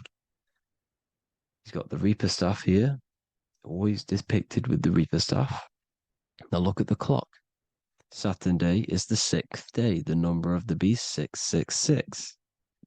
Look at the clock. 6 take away 12. 12 take away 6 equals 6. 7 take away 1 equals 6. 8 take away 2 equals 6. 60 seconds in a minute, 60 minutes in an hour, 24 hours in a day, 2 plus 4 equals 6. That's 666. Everything's 666 because it's time. Saturn all goes to Saturn. He's the god of time. We're in time now. We're in time. We're in the time, which is God, the god of this world, the god of time. Now look at this. The Reaper is also depicted as the Reaper with the staff, the black cloak, black symbolizing death, spirit, Judges wear black because Saturn is the law. He's the god of this world. He's the law. This is why they wear black cloaks. When you graduate from university, you wear a black cloak and a black cube on your head. You've been hexed. Funerals, you wear black because it's all to do with Saturn, Father Time, Father Crystallization. Now, Saturn, here's another one of him cutting off the wings of a child. Because he cuts off the wings. He creates and destroys your body. We're in the electrical world. Everything that is electrical vibrates. All vibrations have to come back to a standstill point, which is death. This is why your body dies. Your atoms stop vibrating. Corona. Look at the crown. The crown is the corona. Corona means crown. And look at this is an alcohol brand for beer. You can see the staff of Saturn in the symbol with the moon crescent. Corona, which is the crown, Saturn, the crown on Saturn, the rings. And then you've got the staff. It's all Saturn worship.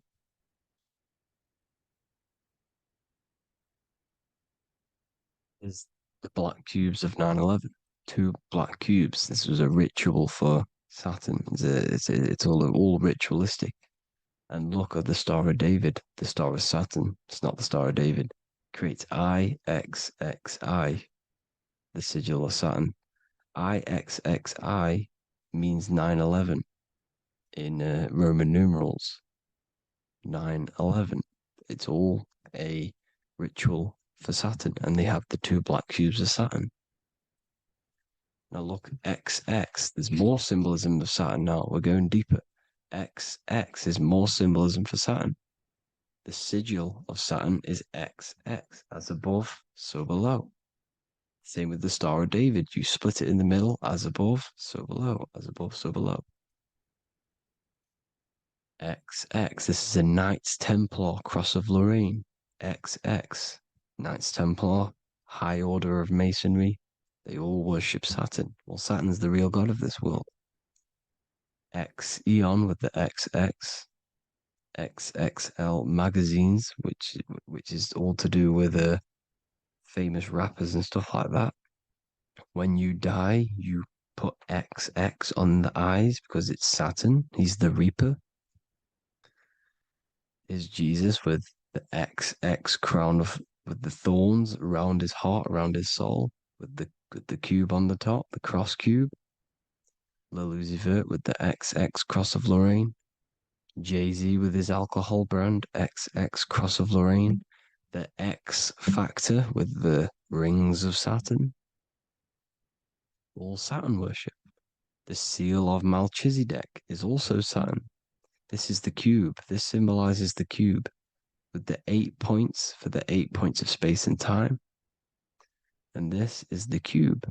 It's another ancient symbol for Saturn. Here you see the star of Saturn with the Melchizedek symbol around it, which is all to do with Saturn. Here you see an altar, the Holy Grail, the Melchizedek symbol on it, and they're worshipping it. This is why we wear rings, wedding rings for the rings of Saturn. It all goes back to Saturn. Earrings. The 8-pointed star of the ancient Sumerians is all Saturn. It's all Saturn. So the ancients, the symbols of Saturn goes on forever. It's in all of the major corporations. You can see it everywhere, the rings of Saturn. Toyota is an obvious one.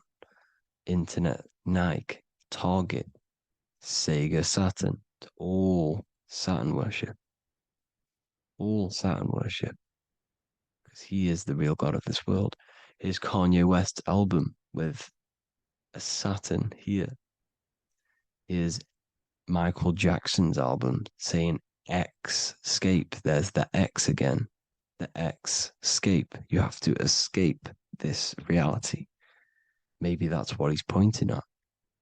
Here you see it on the dollar bill, the star of Saturn. Here you see it again on the dollar bill. So that is it for today's people. I hope you all gain some insight on Saturn. Please like, comment, and share if you can. Subscribe if you like the channel. Please have an amazing day. God bless.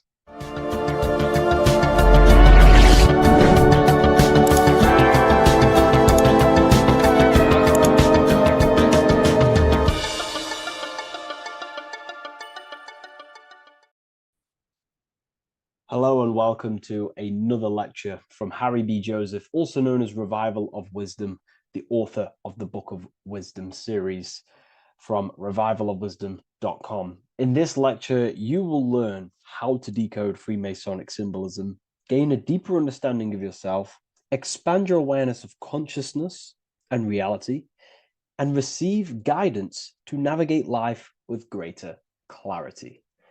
So today we're going to be breaking down this particular piece of artwork, this Freemasonic artwork, and how this relates to you and reaching a higher consciousness. Ultimately, this is what it's about, okay?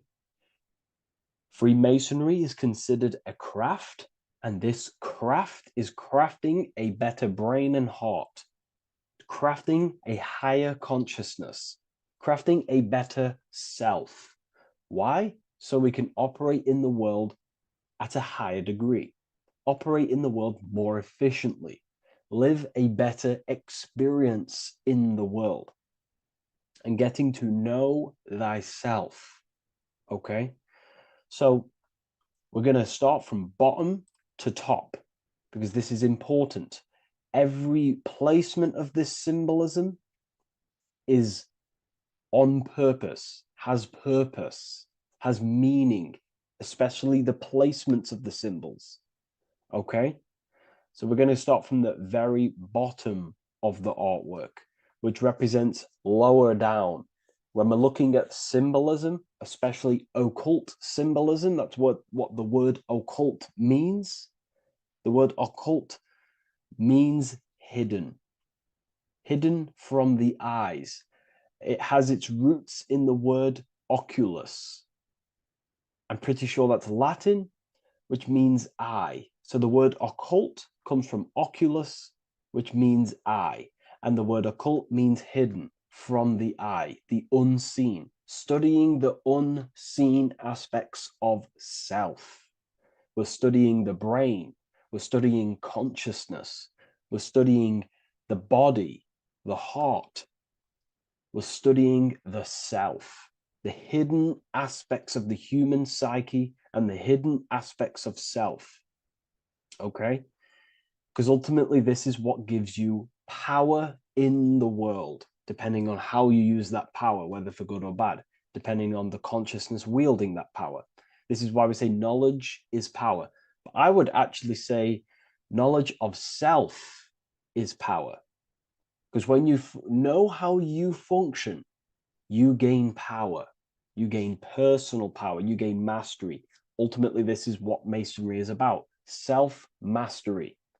Crafting a higher consciousness. So at the very bottom of this artwork, we have a checkered board with a coffin. The coffin is the beginning of the artwork, the very base. This is the foundation of consciousness.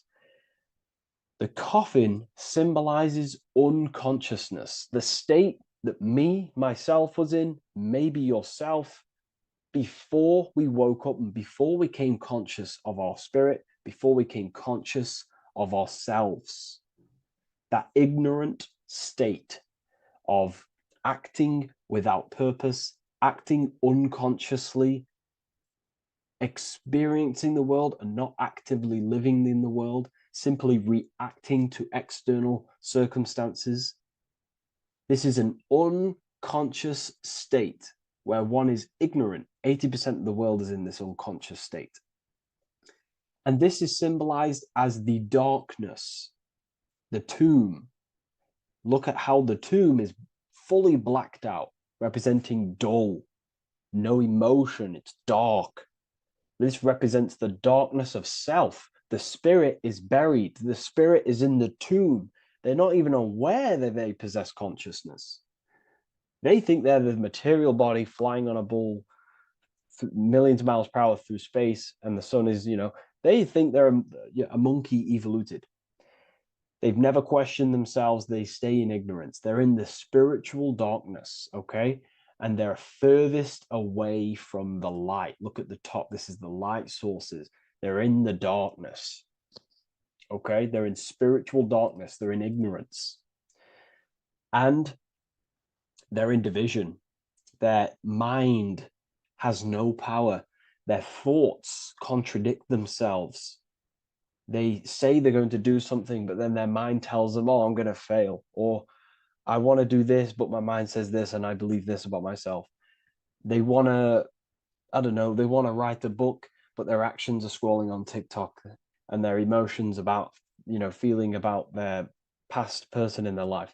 That's division between the self. That's divided consciousness. They also have a divided brain hemisphere. They do not see reality through a true lens, because the brain acts as like a lens on how we perceive things. And if the brain hemispheres are not aligned, then we cannot see reality the way it actually is and truly presents itself, neutral. If we're left hemisphere dominated, we see everything as divided. Nothing's interconnected, nothing's a whole. But if they're, right hemisphere dominated, they see everything as a whole. We need to look in the middle of that, okay? So we'll go into that a bit later. But ultimately, they're in a divided state of consciousness. They're in ignorance. But the tomb, the tomb is symbolic of that. The tomb is, you're not even aware they are divided. They think everything's right in that state. I was like that. My family is like that. They're not even aware of themselves, and you try and say something to them, and they don't even know they're in division.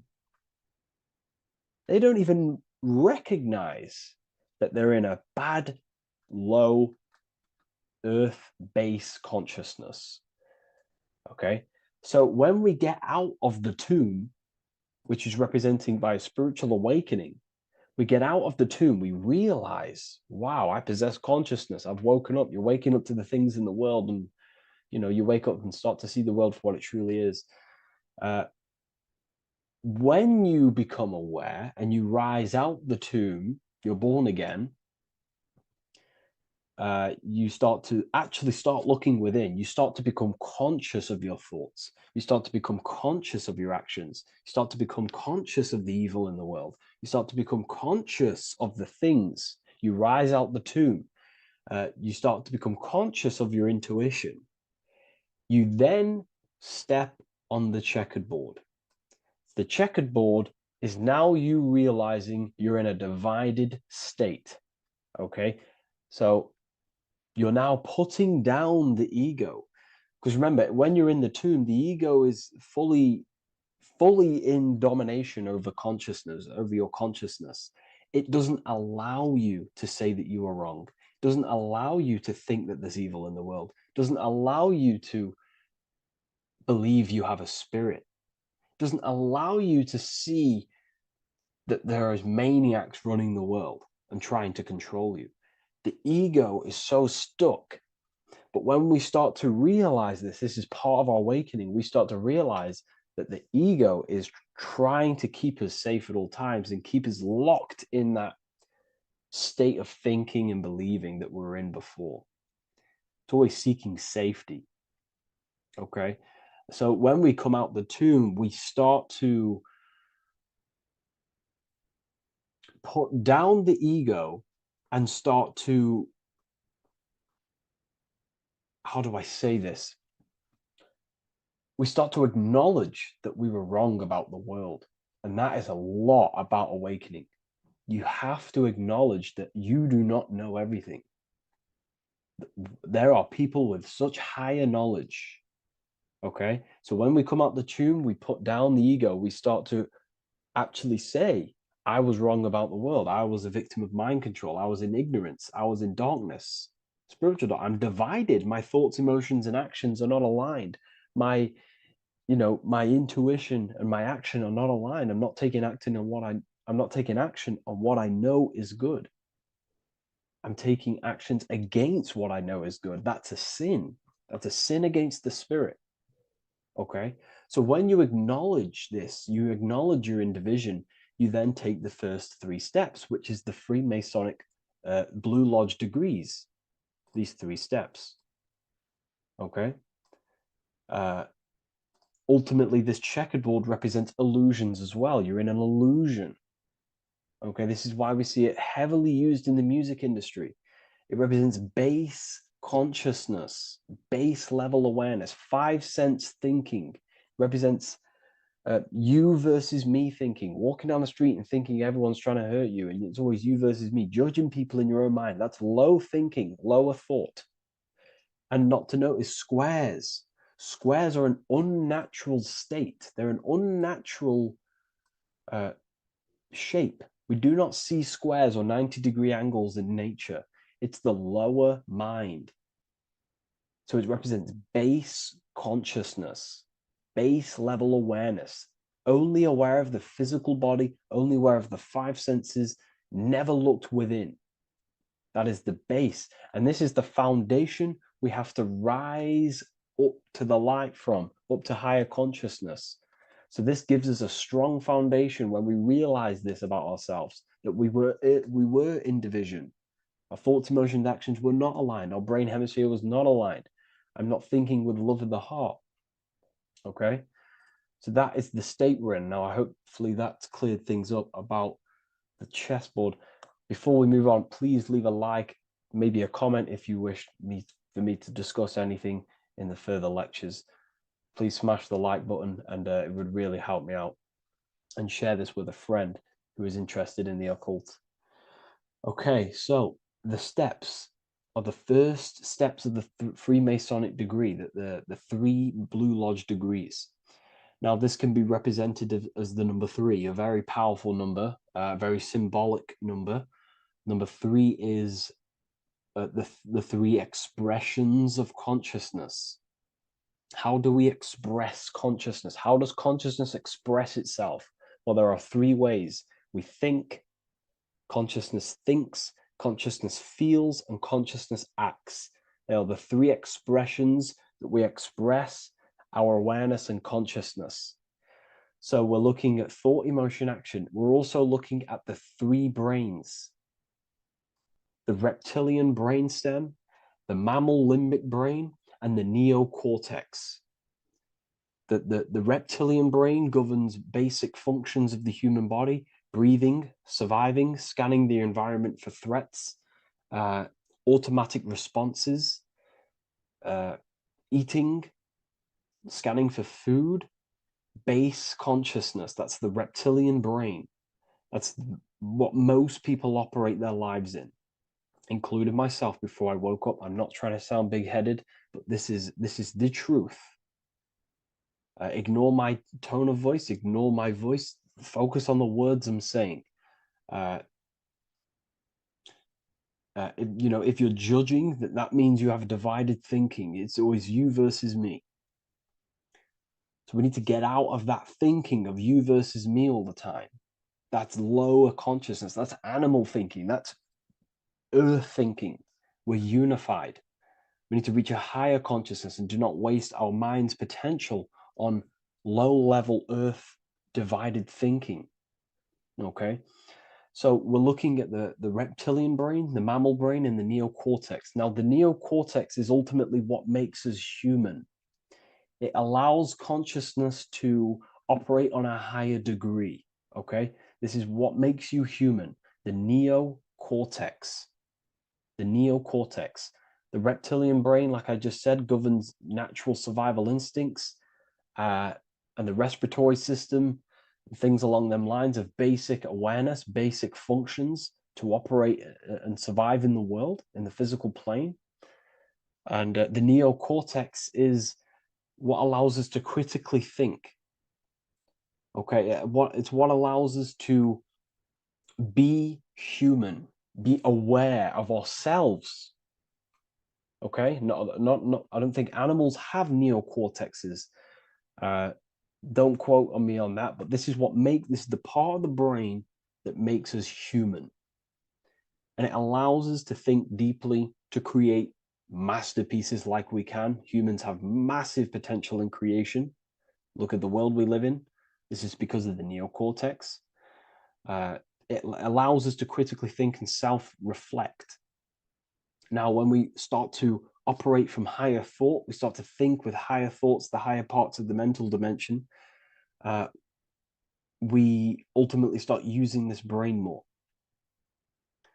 We start functioning from the higher brain. Now, this is why Neo from the Matrix is called Neo, because he uses he was in the reptilian brain. If you watch the film The Matrix, if you notice, he gets plugged out of the Matrix and he's plugged in on the back of his neck into the brainstem. And when he's plugged out, his name's Neo, which is neocortex, using the higher brain. It's what awakens the self. It allows consciousness to function on a higher degree compared to animals. Okay, so we're looking at thought, emotion, action. We're becoming conscious of thought, emotion, action. Becoming conscious, what am I thinking, what am I feeling, and what am I acting in the world? And what can I do to master these, to operate more efficiently in the world? How can I use these towards higher consciousness and use these actions, these thoughts, emotions, actions to reach a higher state of awareness of self?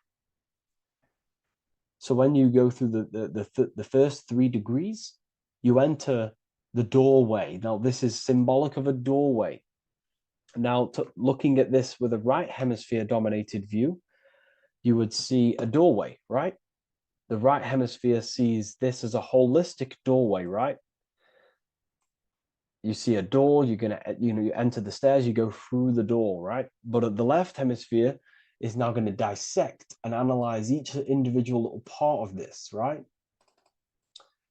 So the right hemisphere sees the trees, the left hemisphere sees the woods. So to dissect this down on a right hemisphere, sorry, going back to the right hemisphere, we're entering the door. The door is symbolic of entering the unknown. You're entering a higher consciousness. You're entering the door. You're going beyond. See, this is the earth here in the background. This is the darkness. The darkness represents the abyss, the unknown. You're entering in the self. Okay? This door represents entering in the self, questioning internally. Most of us think externally. We have to, obviously, to operate in the world, but we never give time to think and question and reflect internally. What do I mean? Closing the eyes and questioning the self. Who am I? Where am I from? What's the voice in my head? If the voice in my head stopped using the language that I speak, what is it then? It's about going within, into the darkness, what you cannot see, and finding the light. Okay? It's about entering within the self. This is a doorway to higher knowledge, higher consciousness, higher self, and really digging deep for what you truly are beyond your human form. Okay? So we have, most importantly, I'm not going to go over every single one of these symbols here. I'm going to go over this on a basic, well, not a basic level, a very detailed level, but it's not going to go over every single symbol. We have a left pillar and a right pillar. The left pillar has the sun next to it. The sun is more electrical energy. It's very dominant. It's a very powerful, masculine force. This represents the masculine quality of consciousness. The masculine qualities. We have many masculine qualities, such as actions, physical actions with the body. We have thinking. Thinking is a very masculine force. We have the left brain, analyzing brain, the brain that's very logical, that's trying to figure things out. That's the masculine pillar. Okay. So this is the masculine qualities of consciousness. It also represents what we can see, the sun. The sun allows us to see, to visually see in the world. So the sun represents the external world, the world outside the self. When we close our eyes, we have a self, an internal dialogue, an inner voice. We have an inner world, outer world. This represents the world we take physical action in, the material external world outside you. Okay? The world we can see. And then on the right pillar, we have the moon, which is associated with feminine qualities of consciousness. Now, the moon is in the night, what we cannot see. The moon is the nighttime. The darkness symbolizes what we can't see. So it's representing the internal world, the world of the self, the immortal world. Okay? The self in the mind is immortal. When you close your mind, you go in the mind, that self inside you is immortal. In the mind, you are immortal. Outside the mind, you are mortal. You will die. This body will die. Okay?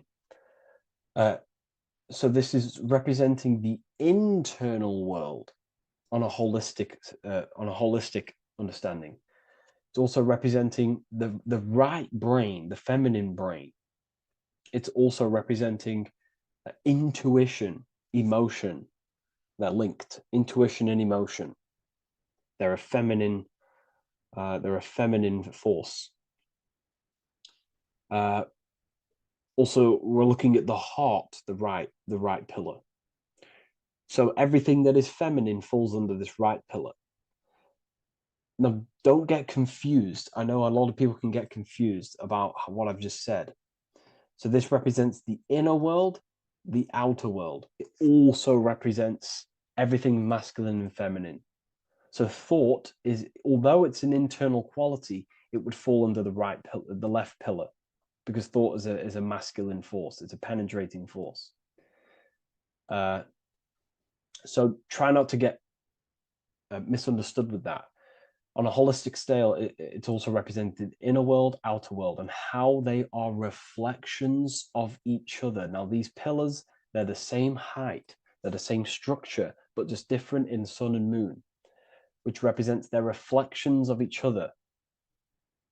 Their reflections, the inner world reflects in my outer world. My external world, what I see outside of me, is a reflection of my thoughts and my internal world. So the inner reflects the outer. The inner reflects the outer. As within, so without. So we're also looking at the right and left brain. I've already gone over that. So what we need to do is build the bridge between the two to reach higher awareness of self. Because ultimately, remember, we're still divided. We came from the checkerboard, we entered up here, we've just entered within the self, started questioning the self. We're still divided. We need to build the bridge. And this is what they're crafting in Freemasonry. The bridge, the arc, the agreement, the great work. This is the crafting of aligning the left and right brain. We're also aligning intuition, feminine, with the actions. Because ultimately, the higher self is always guiding us. That's our true spirit guide. Our true spirit guide is our higher self. And the higher self ultimately exists in a higher dimension. This is going to sound crazy to some people, okay? But who you are is not your human body. And your higher self does not communicate through the language of the human material world. It doesn't communicate through English, doesn't communicate through thoughts.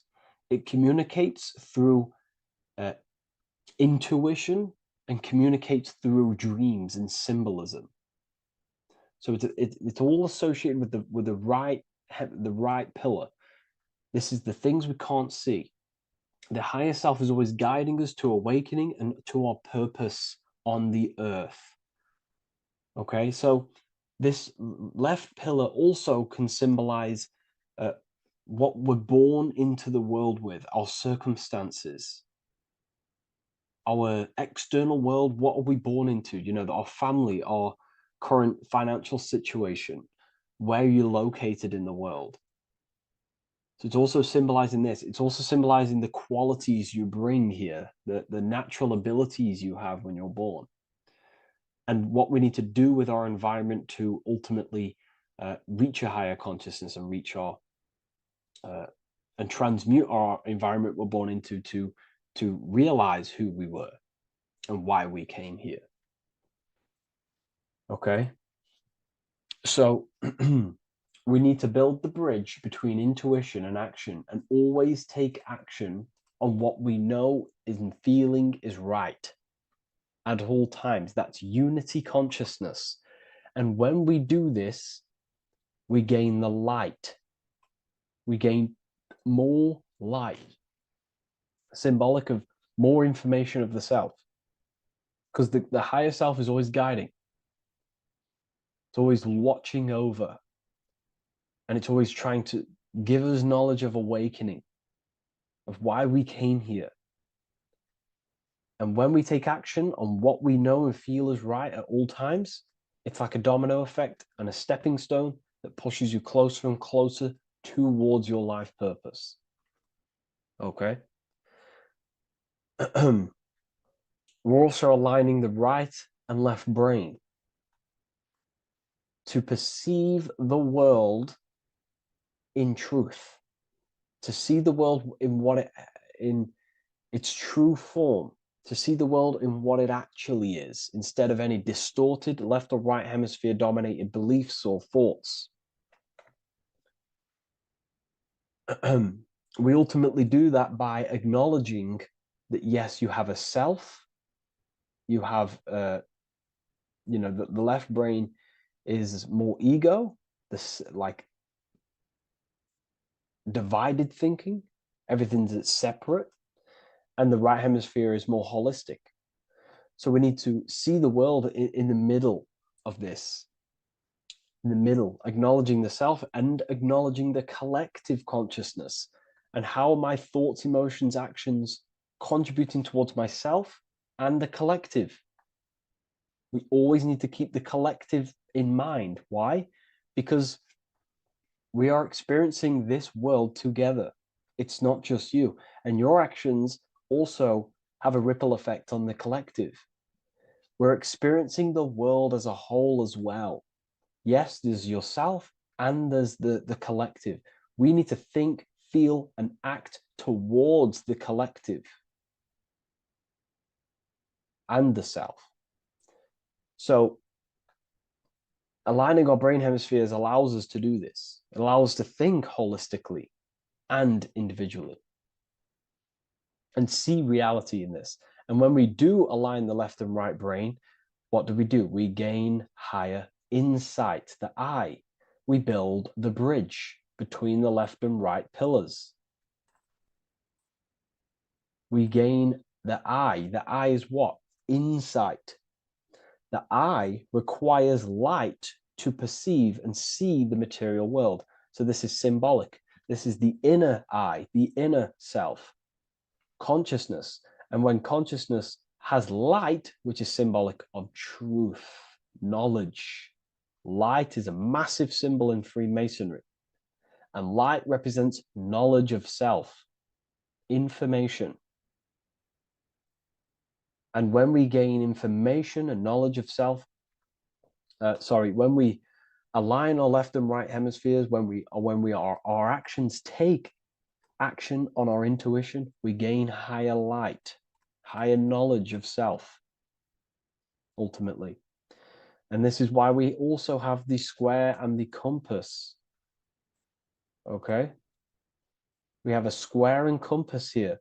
The square and the bottom, base consciousness, also representing masculine qualities. This is the masculine qualities because squares are masculine. And the compass creates circles. So we have the circle on top of a square. Circles are divine. This is oneness. The circle is one line. The square is 4 lines. It's divided. So we need oneness over division. We need to unify the masculine and feminine qualities. Masculine and feminine qualities, okay? This is in the middle because the compass would fall on the right pillar and the square would fall on the left pillar. And it's unifying. It's representing unification of these 2 pillars of masculine and feminine qualities of self to ultimately rise towards this light, out of the darkness and into the light. Okay? Let's go back. The G. This is very important. This is one of the most important teachings I could possibly give you about the G. The G is the generative principle, is what generates things. And the force within you that generates things is care and the heart energy. The heart ultimately expresses our actions. We think, if we care, we act. Everything in your external world is in front of you because your heart cares. You care about the video and gaining knowledge. You're now here watching this video. That's the care energy expressing actions. So in order for us to truly get out of this divided consciousness, we have to go through the G. We have to go from base consciousness, the square, divided, we go through the G, because we have to care. And if we care, we'll reach the higher mind and gain higher self-knowledge and master the self. You cannot do this if you do not care. And if you do care, you will take action towards it. If you're watching this and you don't actually truly deeply care, you won't take the action. You'll just gain the knowledge, which is ultimately useless. You have to take action on this knowledge. And if you do not, there's no point watching the video. It's difficult. It's difficult. It's not easy. And things, throw us off our path sometimes. I understand. I'm not saying I'm perfect, but we ultimately have to give care towards reaching higher knowledge. Seek and you shall find. If you have the care about reaching higher knowledge of self, you will seek it and you will take actions towards it. Okay? We see this everywhere, and I mean everywhere. The Temple of Solomon has the 2 pillars, Jachin and Boaz pillars, feminine and masculine qualities. Sol, O, Mon. Sol is sun, Mon is moon. It's building the temple, which is, the temple is the inner self, ultimately. It's symbolic. The temple's not a real place. The temple of self, building the Temple of Solomon and reconstructing the Temple of Solomon, is about reconstructing the self through masculine and feminine qualities. We see it everywhere. And this is very symbolic, like very symbolic. We have the 2 pillars, we have building the bridge, and we have a stairway that goes to what you can't see, because it's going to the unknown. You have to have faith. Okay? What I'm about to say is very important. You don't know what higher consciousness is, okay, until you get a little bit higher. This is hard to explain, but I didn't know what everyone talks about, what higher consciousness is. I can't give you my higher consciousness. It doesn't work like that. You have to enter in and go within and have faith, going into the unknown, because you're ultimately going into something you do not understand. Higher consciousness, I cannot give it you. You have to enter the door and take action and think, feel, and act towards it, and you will go to the place, and then you will understand. what higher consciousness is. Ultimately, what higher consciousness is higher knowledge and understanding of self, what you actually are. Okay, that is what's being symbolized here. It's again in the Masonic art. We have the darkness. We have to have faith to leap into the darkness, into the unknown. We see this everywhere. Like, you know, you'll see, when I say this everywhere, and I mean everywhere, you'll see this. Every doorway has this symbolism in the ancient world, because ultimately this is what it's about, people. The door represents going within, into a new light, a new room, a new level of understanding of self. Okay? Here we have Astro World. Now, this is obviously a darker aspect of this. But again, we have the two pillars. See you on the other side. That's the doorway. The other side. And I'm not going to break down, you know, this ritual, but you can guess what I'm on about here. That's for the university, of course. I can't break that down on YouTube. It's way too deep. But there's knowledge out there that is so deep you couldn't even comprehend it with the current mind, even for myself. And this is the power of symbolism. The more you learn about yourself, the more these symbols reveal to you. It is a journey of self. And I can't give you these understandings. You have to go within and question and meditate on these symbols yourself, and have thinking exercises of meditating on a symbol and seeing what your mind does with the symbol, what it lets you think about that symbol, and you'll unlock deeper meanings. I'm going to go over one more symbol before we end this. This is the hourglass, which represents time. Time, a very overlooked thing in today's world. We do not have unlimited time in this body. You have limited time. You will die. You will die. You have limited time in the external world. This is why it's on the left pillar, located on the left side, the external world. You are limited. The scythe represents you will be harvested. Your body will die. It'll be harvested. You will die, and you need to fulfill your mission here. You came with a purpose. You have to find that purpose by going within the self and questioning and taking action on what you know and feel is right. Unity consciousness, aligning thought, emotion, action. So if you wish to learn deeper insights, gain exclusive lectures, astral projection, self-mastery, I've just started a new section on mind control methods and how people are using this in society and becoming conscious of it. I've now opened 5 spots at a limited special price for Ethereal University. Use the code MIND, all capital letters, MIND, all capital letters at the checkout. And there's only 5 of these codes. Whoever uses them gets them. It's ultimately going to give you 20% off the university for as long as you're subscribed to the university. We go so much deeper in the university. Remember, social media is just the tip of the iceberg. Tip of the iceberg information.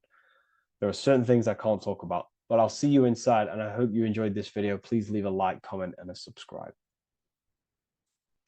The scariest thing about having your first out-of-body experience and leaving your body is the realization that you have after. You realize everything you've been told about yourself, reality, the earth, what you're doing here on earth is a complete, utter lie. Your self-belief of what reality is and what you are is completely shattered. You now fully understand that you are more than your physical body that you inhabit. My first out-of-body experience happened a few years ago, but before before all of that, I remember being a child, going to bed and closing my eyes. And I remember as a child feeling like I was floating above my body and moving. And maybe subconsciously, this has led me into knowing intuitively that there is more to reality, and I've gone down this path of esotericism, occultism, consciousness. Maybe that has led me to this, I don't know, but I've always had this subconscious intuition in my mind that there's more to reality than what we've been told. And maybe it came from having these experiences as a child. And I'm pretty sure some people in the comments will also have that experience, feeling like you're floating when you close your eyes in bed as a child. I remember this very vividly. But a few years ago, I had my first out-of-body experience, and it completely shattered everything. And it confirmed to me that I am eternal, and there is so much more to the self, to consciousness. I then realized after my first out-of-body experience that our self is not just here in the physical dimension, it's existing in every dimension there is in the universe. However, our mind is focused primarily on this physical time space. When your mind is totally giving its attention and time to this particular time space, it locks in the mind or consciousness into that particular body of consciousness, such as the physical body, right? But for example, let's say you have a daydream and your full focus isn't in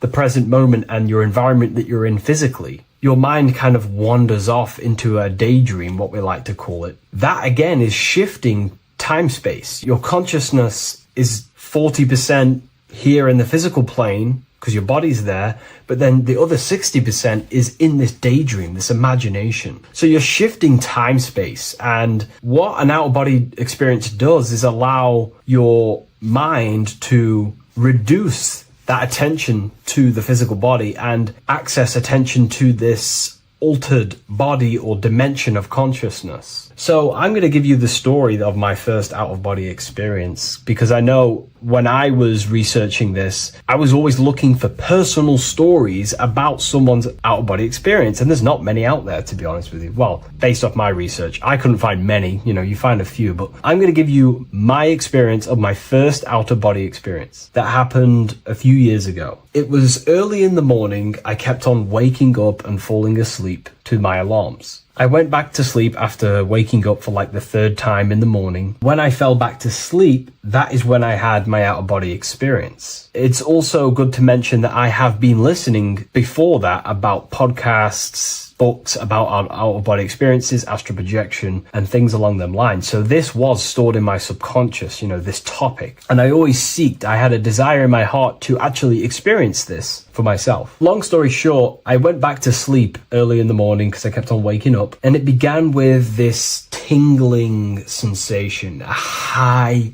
energy sensation. It was like bursting, intense, high frequency energy. My attention was no longer in the time space of my body, but my attention shifted into this energy body, which I now understand. I didn't understand at the time properly, but I now understand that as my consciousness started to feel like it was being pulled upwards, right now, our time space, our attention is in our body, and you feel all the data of the senses, right? And that's what I'm feeling right now. That's what you're feeling right now. But imagine that was completely stripped. My attention was no longer feeling the sensations of my body, because my body kind of just dissolved as I fell back to sleep. So this was a natural out-of-body experience. I didn't force it. I didn't meditate. I didn't do anything. This was just a natural out-of-body experience that I had. And a lot of people get these that I've read about. So my attention started to feel like I was being pulled upwards, and I no longer felt my body, but I felt this intense energy, frequency, sensation all around my body. It felt like this, it felt like illuminating energy that's moving very, very, very fast. So my conscious awareness was now shifting. I now understand. My whole body faded into this sensation. My whole mind faded into this energy sensation, this tingling,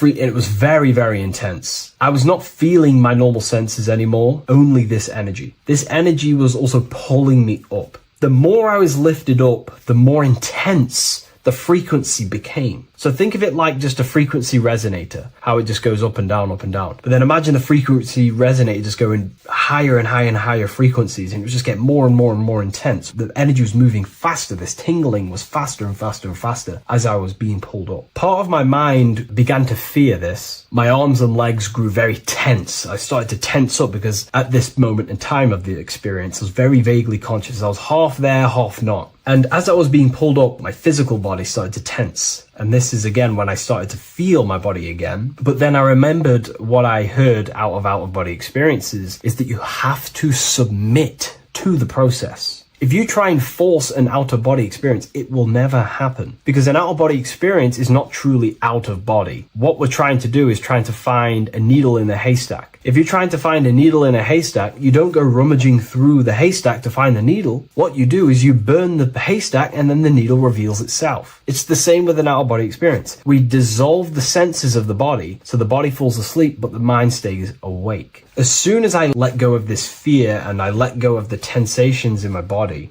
I started perceiving through another state in this energy body, but I didn't see my body. It was just like perceiving and seeing, but no body, like a camera. When you look at a camera view, you don't see what the camera looks like. You're just seeing through the camera. It's the same as that. I had no form, but I was just seeing. I was just like a floating eyeball, seeing into this altered state of consciousness. I was just seeing. I first saw my street outside my house with lots and lots of people walking on the street, but I could not see the people directly. Everything was black and green. The background was black, but I couldn't see the people. I could just see a glow of light around people, like an egg shape. They were just walking on either side of the road, other directions. I could just see more and more people moving faster and faster and faster. I didn't realize then, but then I did start to realize later on in my journey that that was more than likely the etheric plane that I saw. The etheric plane is the plane of life force and vitality and electromagnetic auras. So that was my awareness shifting from physical into then the etheric plane, the plane of life force and energy. Now, the etheric plane is very, very, very difficult to actually access consciously. The etheric plane acts as a bridge between the physical body and the astral body. To actually access the etheric plane alone is very, very, very difficult, and only certain trained individuals can do that. The etheric plane is not really a conscious plane where you can stay there and be conscious. It acts as a bridge between the physical and the astral plane. I could see the glowing auras around people moving along the pavement. The people moved faster and faster until the scene started to just dissolve as these people were just moving faster and faster. It was not very clear at first, but I subconsciously knew that I was having an out-of-body experience.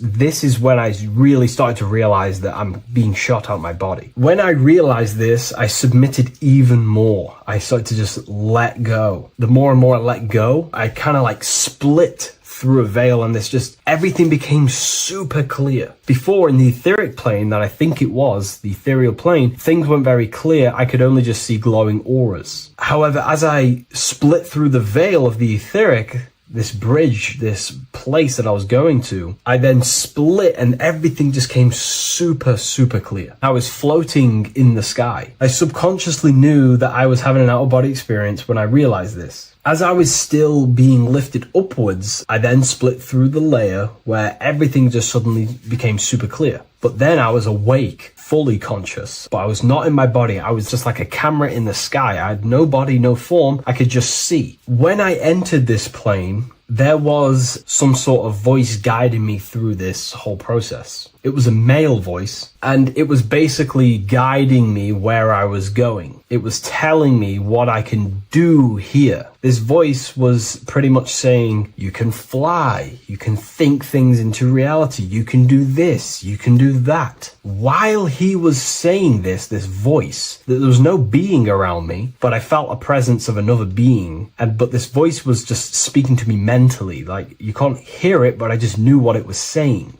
It was so weird to describe. It was like telepathy. You couldn't hear it, but I just knew what it was saying. But it was a male voice. It's so hard to describe. I still could not see any form of myself. I was not seeing my astral body or any shape. I was just perceiving a point of awareness like a floating eye, like I said earlier. While this voice spoke to me, I saw fractal patterns as he was saying, you can do this, you can do that. And while he said, you can fly, I remember just seeing this line like splitting and creating fractals. It was like this black line that was just splitting off into duality, creating fractals. But then my physical body just went through this line, split, and then split into fractals again. So strange, very difficult to explain because it's 4-dimensional. To explain it in physical language, it's very difficult to actually explain what was going on. So as he was saying what you can do, I was seeing these fractals dividing and then creating fractals. When he says you can think things into reality or something along them lines, my awareness just did a full 360 as if I did a backwards flip. I had no conscious control over this. That's something that you later develop as you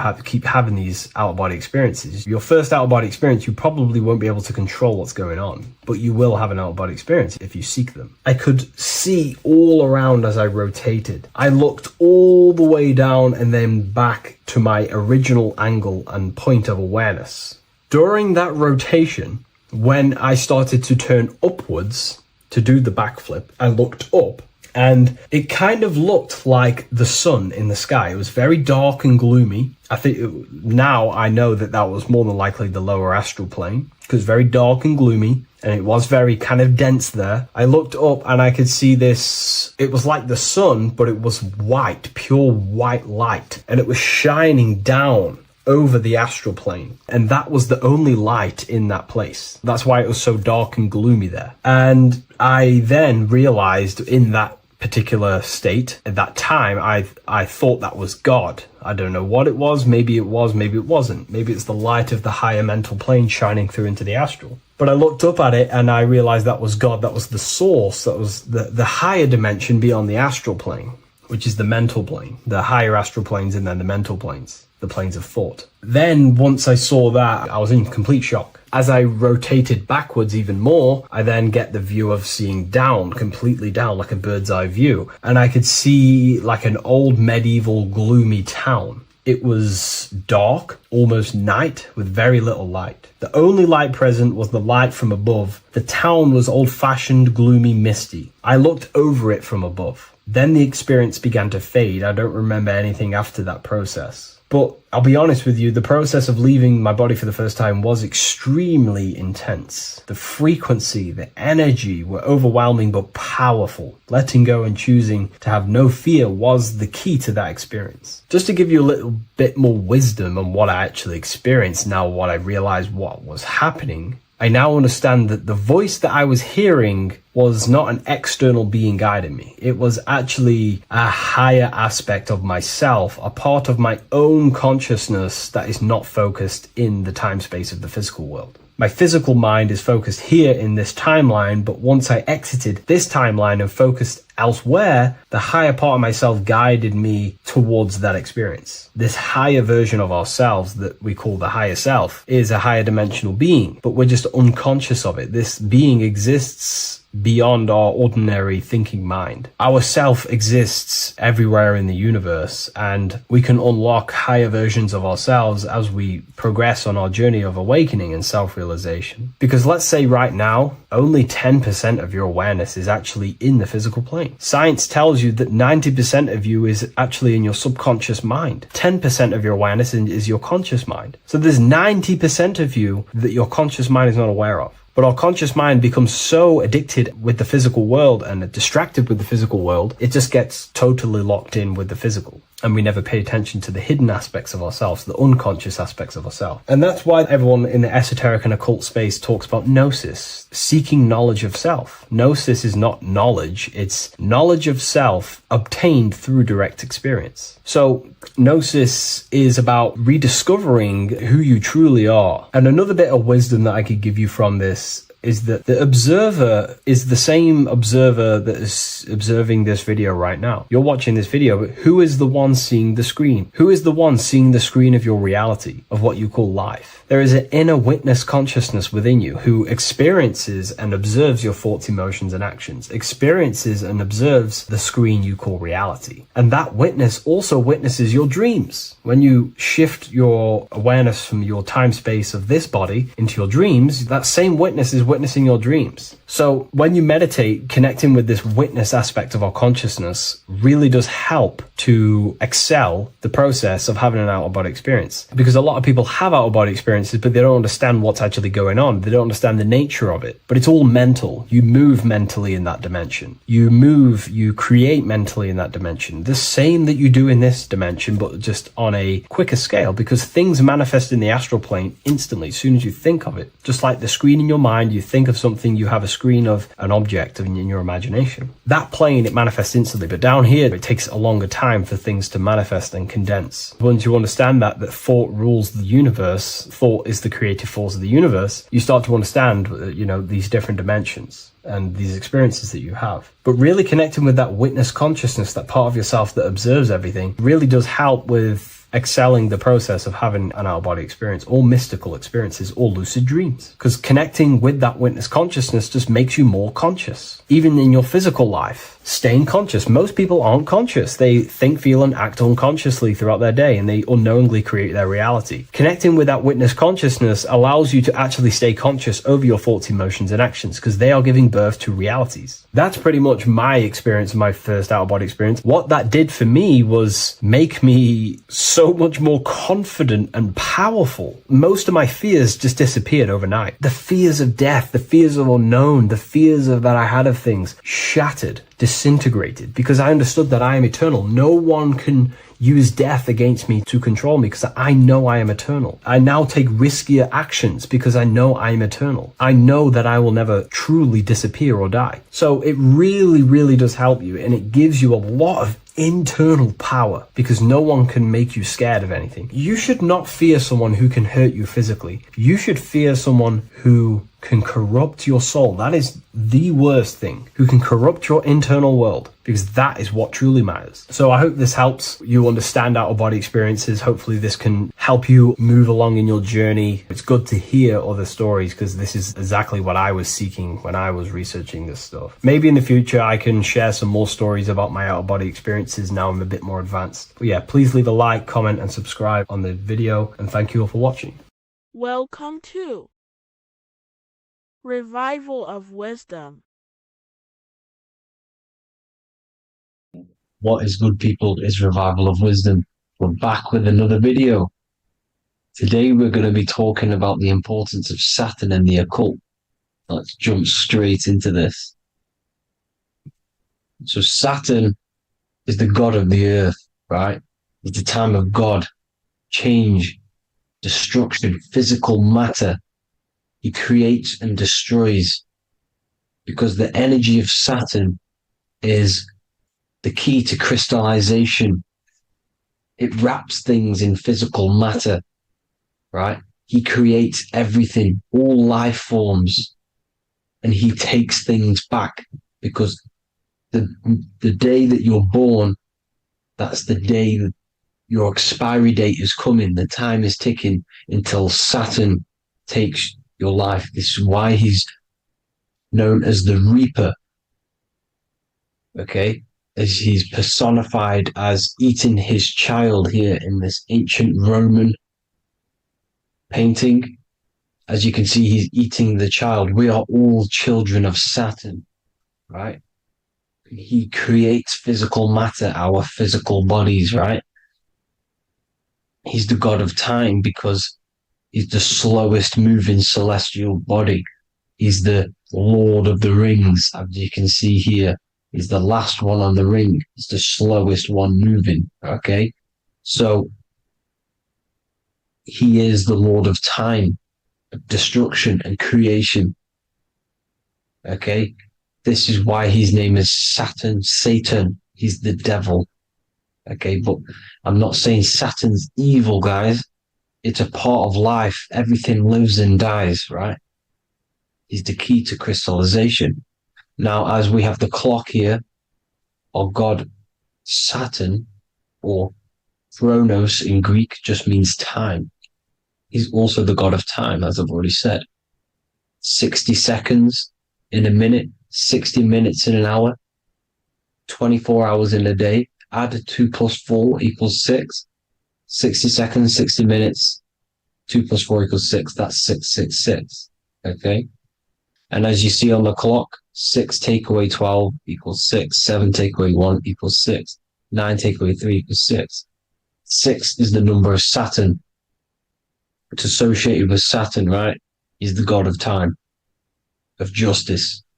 Everything goes back to the Reaper in the end. Everything lives and dies. Now, the artwork of him, he's always got the Reaper staff. You see, it's personifying death. Now, when you see this, the Romans were not saying Saturn was a real person, a real god in human form. No, this is personification. This is what the ancients always did. They personified, just like the Bible. It's all personification. So the personifying Saturn eating its children because it eats, it's the Reaper. No one can escape the Reaper. No one can escape death. Now, Saturn is 666, which is in the Bible, the number of the beast, right? The number of the beast, Satan, 666, right? So on the North Pole of Saturn, you have a hexagon, which makes a cube, right? Now this hexagon, when you join up all the corners, creates the 6-pointed star known as the Star of David, right? In the Jewish religion. Now, as you can see, the 6-pointed star has 6 points, 6 mini triangles, and a 6-sided hexagon. That makes 666. And also, your Saturday is named after Saturn, the 6th planet, the 6th day of the week, and has a 6-sided polygon in its North Pole. That's also 666. Now, this Star of David, this symbol goes back thousands of years, and it originates from Saturn. It's not the Star of David, right? It originates from Saturn. It symbolizes the physical and spiritual aspect combined into one, which makes us humans, right?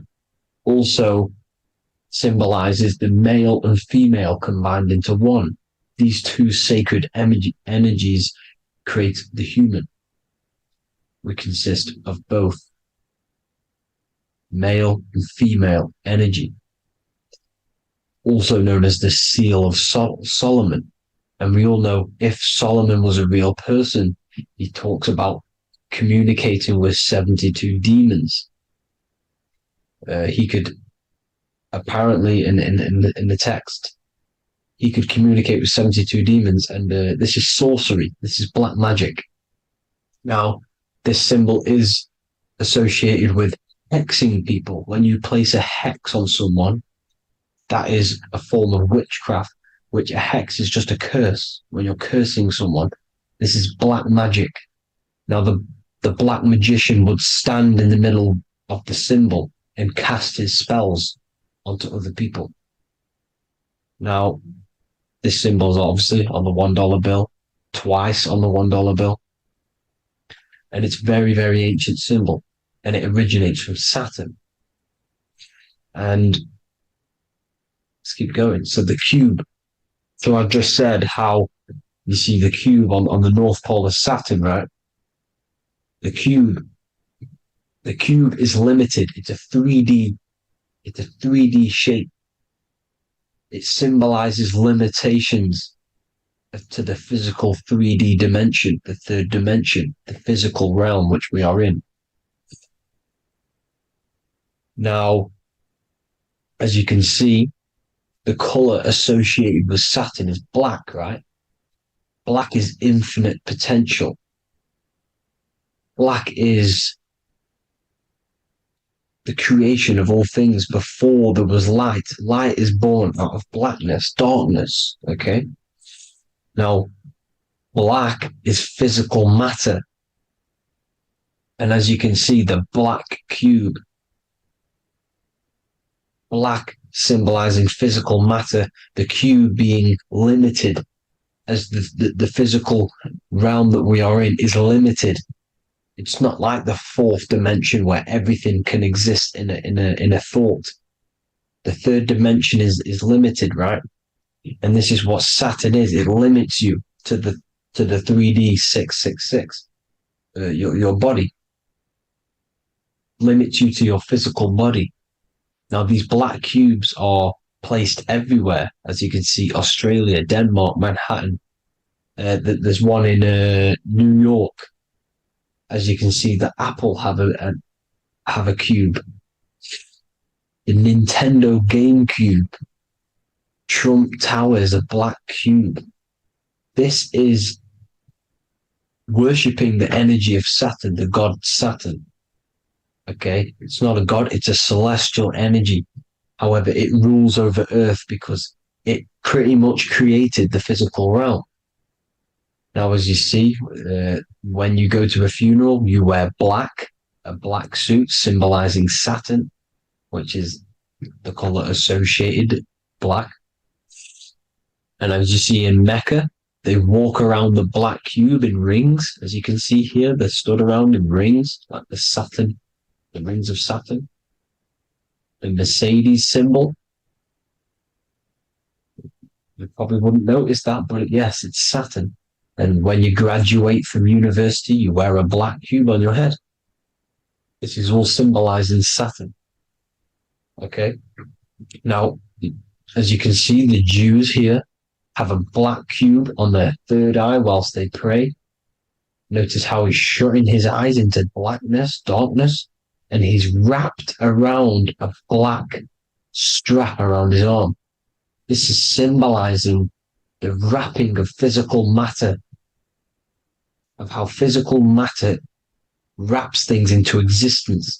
And as we all know, the Star of David is a Jewish symbol. So he has the black cube and the Star of David, right? So all of these religions are secretly worshipping Saturn. Okay, this is all Saturn worship, Kronos, the god of time and destruction, the physical reality. Now, as you can see, it's symbolized everywhere in all major corporations. Pepsi, internet, that's obvious. NASA, of course, NASA. NASA means to deceive in Hebrew. Universal, Walkers, that one's so obvious. Nike, Toyota. So many different ways they symbolize it. You either see the rings of Saturn or the black cube, as I just showed you here, the Nintendo and the Mercedes, right? It's absolutely everywhere.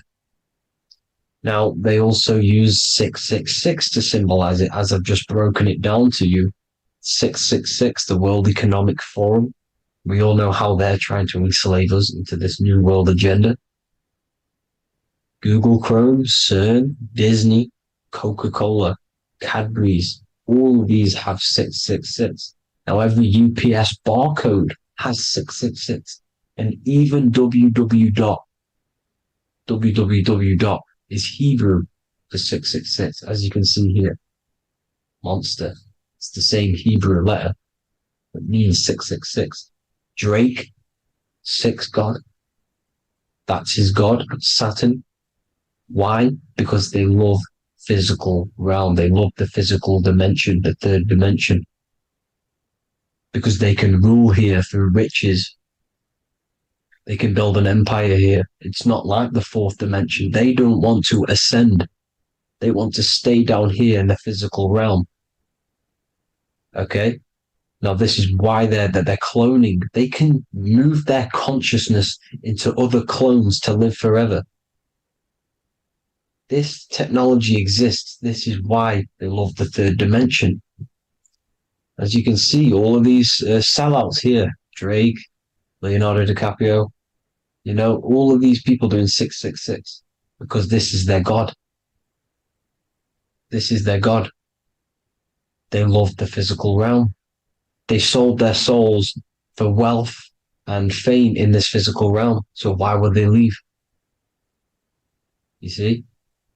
Now, this isn't all just evil, okay? So you have 7 chakras, right? You have 7 days of the week, 7 solfeggio scale notes. These are frequencies, the solfeggio scale. Now, it's called the Saturn moon matrix because the moon symbolizes your mind, because you're created out of the Holy Trinity, which is body, mind, and spirit, right? That's the triangle, the equal triangle, body, mind, and spirit. Now, the 3 main celestial bodies are Earth, Moon, and Sun. The Earth being your physical body, the Moon being your mind, and the Sun is your soul, hence why it's called solar. It's a solar soul. Now, these symbols are alchemical symbols. So when you're doing alchemy, you use these symbols to obviously symbolize what we're talking about. Now, as you can see, these are all the symbols of the planets. Of Saturn is created out of the moon on top, the moon on the bottom and the earth on top, as you can see here. You see? And this creates the number 5. Now, with the moon being your mind and the earth being your physical body, this is mind over matter, because the earth is your body's matter. This is matter over mind. You don't want to be matter over mind. This is low states of consciousness. You won't be mind over matter. You see, to manipulate matter, to create your own reality. Now, obviously, we all know Saturn is associated with the lowest chakra, which is the root chakra. This is to deal with your animal instincts. When you're down here, you identify as the physical body. You don't know anything spiritual. You're you have a pure physical mind. You don't believe in anything spiritual. This is survival mode, consumption. They want you trapped down here, which is matter over mind. They don't want you to create your own reality, which is mind over matter. You see? Now, that's what Jupiter is. Saturn is the moon on the bottom and the earth on top. But Jupiter is the moon on top with the earth on the bottom. That's mind over matter, you see? So, these chakras are an ascension process from matter, physical matter to spiritual. This is the ascension. This is the stairway to heaven. This is Jacob's ladder. You see? Now, the number 5, which is obviously associated with Saturn as well, which create the symbol for Saturn, created the number 5. You have 5 senses, 5 elements, 5 physical elements. As we all know, Saturn crystallizes everything into physical matter out of the 4 elements. 5 fingers and toes, 5 points of man. Okay, the number 5 is the number of justice. Saturn holds things back. He restrains things from you, makes you learn the lesson. Now, 666 is not all evil. 666 is the atomic structure of the carbon atom. 6 protons, 6 electrons, 6 neutrons, right? We are carbon-based life forms. All life forms are based on the bonding properties of the element carbon. Because Saturn crystallizes everything into physical matter. Now, the Masons symbolize this with the checkered boards. They have the black square, which is obviously matter.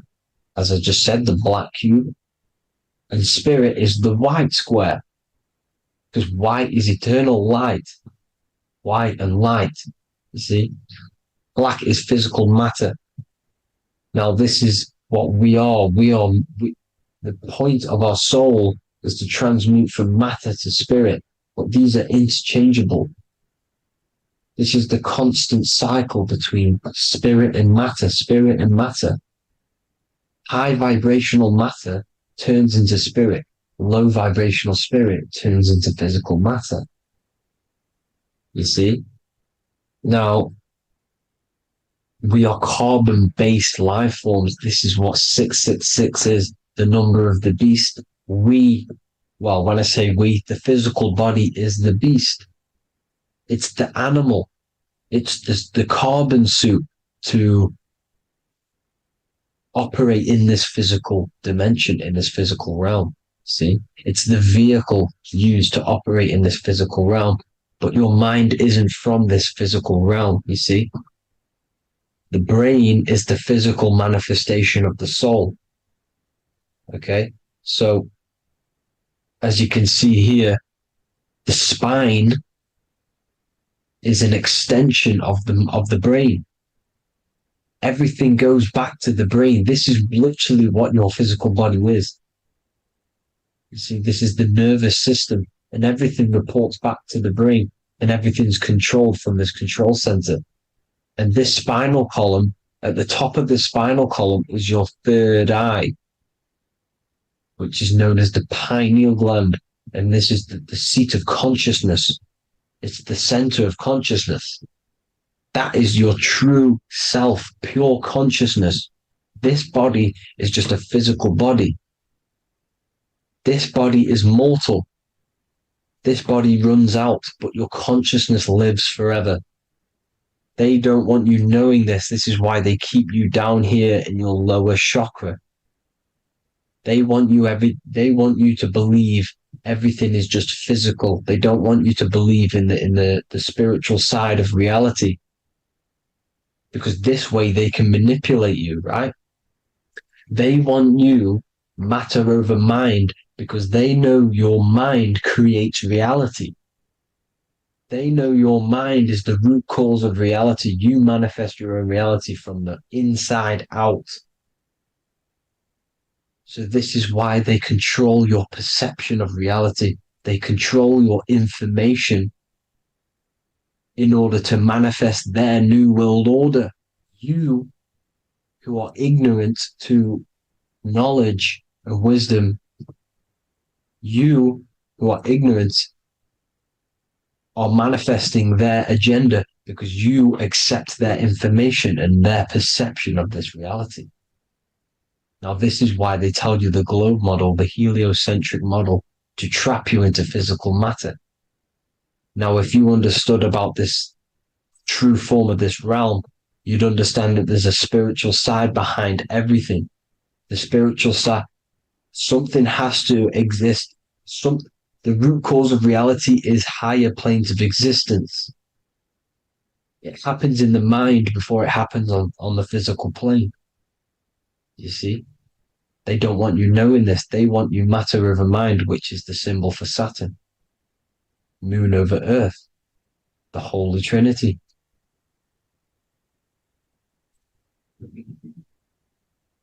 Now, as you can see, the cube also makes IXXI. This is Roman numerals. This is Roman numerals, and when it's translated from 9/11. Yes, 9/11. This is the secret code of the one world order. The two twin towers, when the two become one. Okay, when the two become one, this is how you reach the higher states of consciousness, the physical and spiritual. Now, as you can see, the 9/11 memorial are two black cubes. It's two black cubes. This is all Saturn worship. Now, I'm not saying that Saturn is an evil celestial body, right?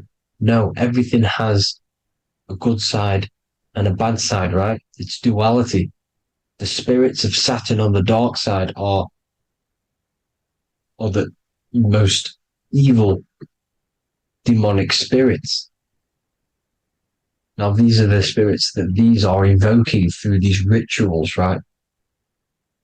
Yes, 9/11 was a massive ritual. It's a satanic ritual, okay? Now, we all know Elon Musk.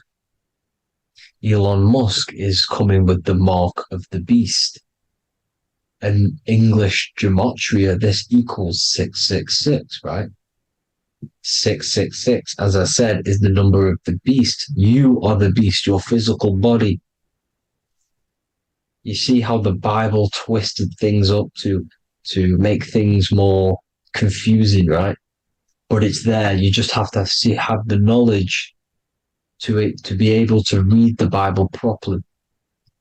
As we all know, we had this virus. I'm not going to say the name because I'll get flagged. This virus adds up to 666 because this is all part of the New World Order. It's all part of keeping you in this physical dimension. Okay, now as you can see here, Novus Ordo Seclorum on the back of his shirt, on Elon Musk's shirt. This is also on the $1 bill, Novus Ordo Seclorum. This means New World Order. Yes, New World Order. This is on the back of Elon Musk's shirt. And as you can see here, he owns Neuralink, which is the brain chip, which they're going to be putting into implanting this onto your brain. This is the New World Order to connect you and merge your consciousness with AI. Neuralink and Meta, he owns Meta as well, which is the metaverse. These are going to be linked in, hence why they have the same symbol, but just in a different format. It's the infinity symbol. And the infinity symbol comes from the torus field, as you can see here, your electromagnetic field from around your body. Now, the end goal is for this New World Order is to trap your consciousness inside of an alternative reality being projected from the metaverse.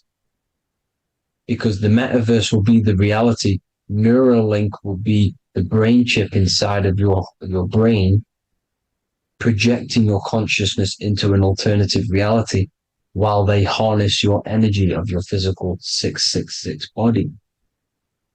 Now, this stuff gets real deep, people. Now, this is the end goal of the New World Order, is to connect you with AI. This is why they're trapping you and keeping you in these lower states of consciousness in the Saturn-associated root chakra, so you don't find out about the spiritual side of reality. Because if you knew the truth of this reality, you wouldn't connect to AI. You see, you have the power within you to travel to other worlds, the astral plane, for example. You travel to different worlds when you are sleeping. Okay? They want you to know it's just a dream. However, their end goal is to trap your consciousness and feed off your energy, spiritually and physically. Okay? I don't know why these people are just pure evil. As I said, evil love bondage. They love the physical dimension. They don't want to ascend to other realms. These evil love the third dimension. This is why evil spirits will inhabit bodies, exorcisms, because they miss being in the physical realm. They miss it. Evil love bondage.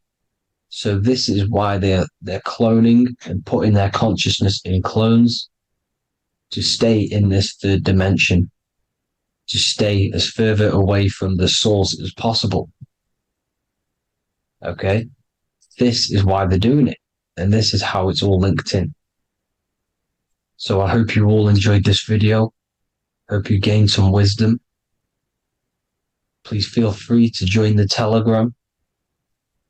And please leave a like and a subscribe. Thank you all, people. God bless.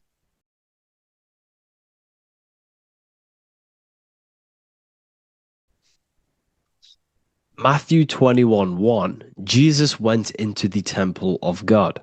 Corinthians 3:16, do you not know that you are the temple of God?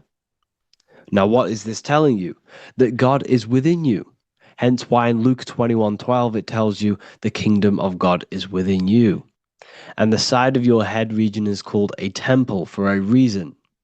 Because the brain encapsulates the mind. The brain is a physical manifestation of the mind. The heart is a physical manifestation of emotion. So we have these different layers of our consciousness. We have an intellectual, communicative aspect of our consciousness, which we would call the mind. We have an emotional aspect of our consciousness, which is the heart. And to communicate with the divine, it's all to do with the mind. Hence why the ancients always symbolize the mind being God. This is why Michelangelo always placed God inside of the brain on top of Sistine Chapel in the middle of the Vatican. He understood that God is in the brain. God is within you, not outside of you. The church tells you that God is in the sky because they are creating a externalization of the truth to create a business and a distraction so that you don't find the divinity within you, so that you don't find your power. Now you have Adam, the physical man, the physical body, the ego, the lower self. And he is resting. He's not trying to reach to God, but God is reaching because the higher consciousness within you is always trying to communicate with you. It's always trying to wake you up to your divinity. But the lower mind, the lower self, Adam, the physical self, is always in ignorance of truth, always in ignorance, and stays in a materialistic way of thinking, which is the lower animal self. And this is what we call a sleep or an NPC. This is the lower mind of man. But all you have to do is to move your finger to touch God. You have to look within yourself, within the brain, meditate, and you can find God. This is why in the Bible we see many references to the human body and anatomy to truly connect with God. Kings 6:8, the door to the middle chamber was in the right side of the house, which is the right hemisphere of the brain. The middle chamber is the pineal gland, where the seat of your consciousness is, but the seat of your higher consciousness is, the mind. And they went up the winding stairs, which is your spinal column, into the middle chamber, and out of the middle chamber into the third. So they went up the winding stairs. This represents raising your consciousness up the winding stairs. Your spinal column acts as a stairway of consciousness. Depending on what sort of consciousness you are operating in, depends on what part of the spinal column you are using. Because the spinal column ascends and descends consciousness. What do I mean?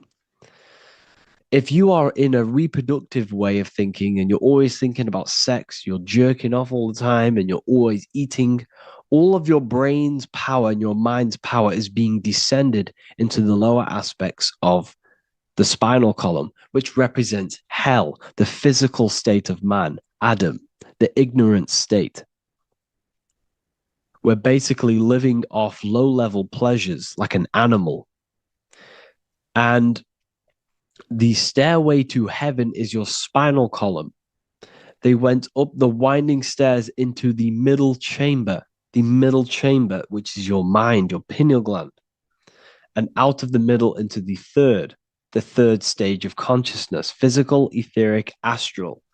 When you meditate and you start to raise your consciousness during meditation, you enter the astral plane when you turn off thought. But this is the middle chamber inside of the brain. Here we see another painting inside of Sistine's Chapel of God inside of the brain. This is the brainstem. This is the brain. This is the frontal lobe. This is the back lobe. This is the back lobe. This is the cerebellum. Here's the reptilian brainstem. is the claustrum. This is what we are seeing here. Anatomy.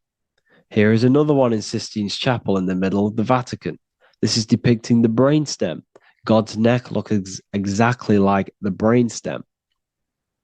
Here we see a real brain compared to God's neck, because the neck is just below the brainstem. And this is what they are symbolizing, because they knew that God is within you. God is a part of the human body. God is inside of the body, because the body is a vessel for consciousness, for universal consciousness. Inside of you, inside of me, is the same spark of consciousness. And this same consciousness is spread out into every living essence, because everything comes from the one source, the one God, the one consciousness. Matthew 6:22-23. The light of the body is the eye.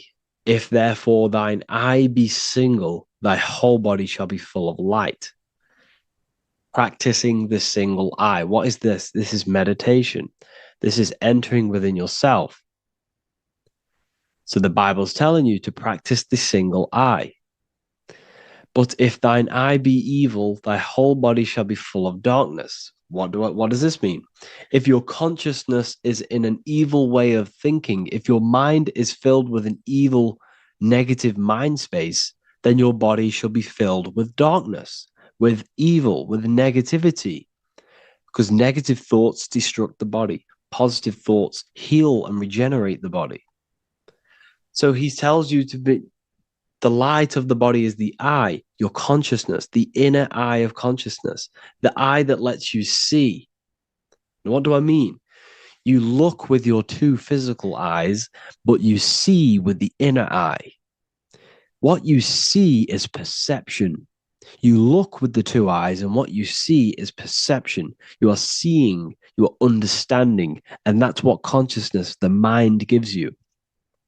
Consciousness, or the mind, is the force that allows you to be a human being, that allows you to understand things and interact with things and make decisions. It's an infinite intelligence. See, the mind is not the brain. This is a big confusion with people. Hence why the eye on top of the pyramid is separate from the bottom half of the pyramid, because the consciousness is separate from the body, the eye, the all-seeing eye. It represents the observer, the eye that sees into this body, into this world, into this. You are the perceiver. You are the invisible spirit within the body. Theologians 4:17. After that, we are still alive, and our left will be caught up together with them in the clouds to meet the Lord in the air. You don't meet the Lord in the physical air. Okay? This symbolism of the ancient Christian artwork is showing you this is symbolic. These things never happened. There's no man in the sky. Moses didn't go on a mountain to meet with God. The air represents the mind. This is why you say you're an airhead when someone's very stupid. Earth is your body. Water is your emotions. Fire is your spirit. Air is your mind, the invisible mind. So Anton Mengs, an ancient Christian art worker, is showing you anatomy of God in the clouds. But this is the anatomy of the human body. Raising yourself to the mind and turning the mind inwards on itself during meditation. And that's how you meet the Lord in the air. You meet the Lord in an elevated state of consciousness. The air represents an elevated state of consciousness because the air is up. You have to raise your consciousness to meet the Lord in the air. This is why Moses went on a mountain to meet with God. The mountain represents elevation of consciousness, raising the mind up the spinal column, taking all of the mind's attention away from the reproduction and the physical aspects of self and raising it to the brain and turning off the brain and going inward into the air. It's talking about raising consciousness. It's allegorical. It's a spiritual, metaphorical text.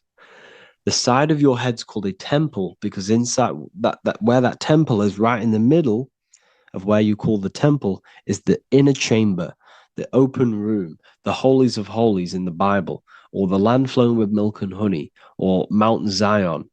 There's so many different names for the brain, or the upper room where Jesus meets his 12 disciples, the 12 cranial nerves in your brain. This is the temple of God. Your body is a temple of consciousness. It encapsulates the consciousness. It encapsulates the mind and soul. John 10:30, Jesus states, I and the Father are one. Psalms 46:10, be still and know that I am God. He's talking about the I am within you, not within Jesus. Everyone refers to ourselves as I. I am God. When you say I, you're referring to the highest aspect of yourself. The aspect that is above all thought, above all emotion, and above all things. When you say I, you're referring to your pure awareness, your pure consciousness, the highest aspect of yourself. And anything after I is egotistical. I is God. The letter I is the Roman numerals for one, because there is one God, one consciousness. The letter I is one line, just like the number one. Matthew 6:3-4, take no thought. Therefore, take no thought. Take no thought. He says this 5 times because you must turn off the 5 senses and take no thought to connect with God. Be still. This is telling you to meditate and know that I am God. The I am within you. I and the Father are one. I and God are one. You, who you think you are, is a completely wrong. The body is matter. Your name isn't you. Your job isn't you. Your reputation, your trauma, your memories, your friends, family, worries, bills, interests, dislikes, goals, passions. Anything to do with the thinking mind is not you. Who you think you are is a part of your thinking aspect of consciousness. But once you remove thought, you are no longer your name. You are no longer your body. You're no longer your reputation. You are the I. You are pure awareness, pure consciousness. Pure consciousness. And this pure consciousness has latched on to this name, this job, the body, and your traumas. Your pure consciousness has attached itself to this character who you're playing in the physical world. And this is essentially who you think you are, but you are not. You are the I, you are the self, you are pure awareness. So in order for you to detach from these things, you must learn how to detach from your name, your job, your reputation. And you do this through meditation by turning off the thinking mind. Turning off the thinking mind allows other aspects of your consciousness to open up. What do I mean? Your whole life you've been thinking, and all of these thoughts has attached you to this physical body. You haven't allowed your consciousness to open up. And you can only do this by taking no thought. That's why Jesus tells you, take no thought. When you turn off the thinking mind, other aspects of your consciousness starts to open up. Other aspects of your being can open up. And this is how you astral project. This is how you do all these mystical things and things to do with consciousness. It's taking no thought. Imagination, emotions, thought, and memory are all to do with consciousness. These things are not physical. You can't touch thought. You can't touch emotions. You can't touch these things because they are not a physical thing.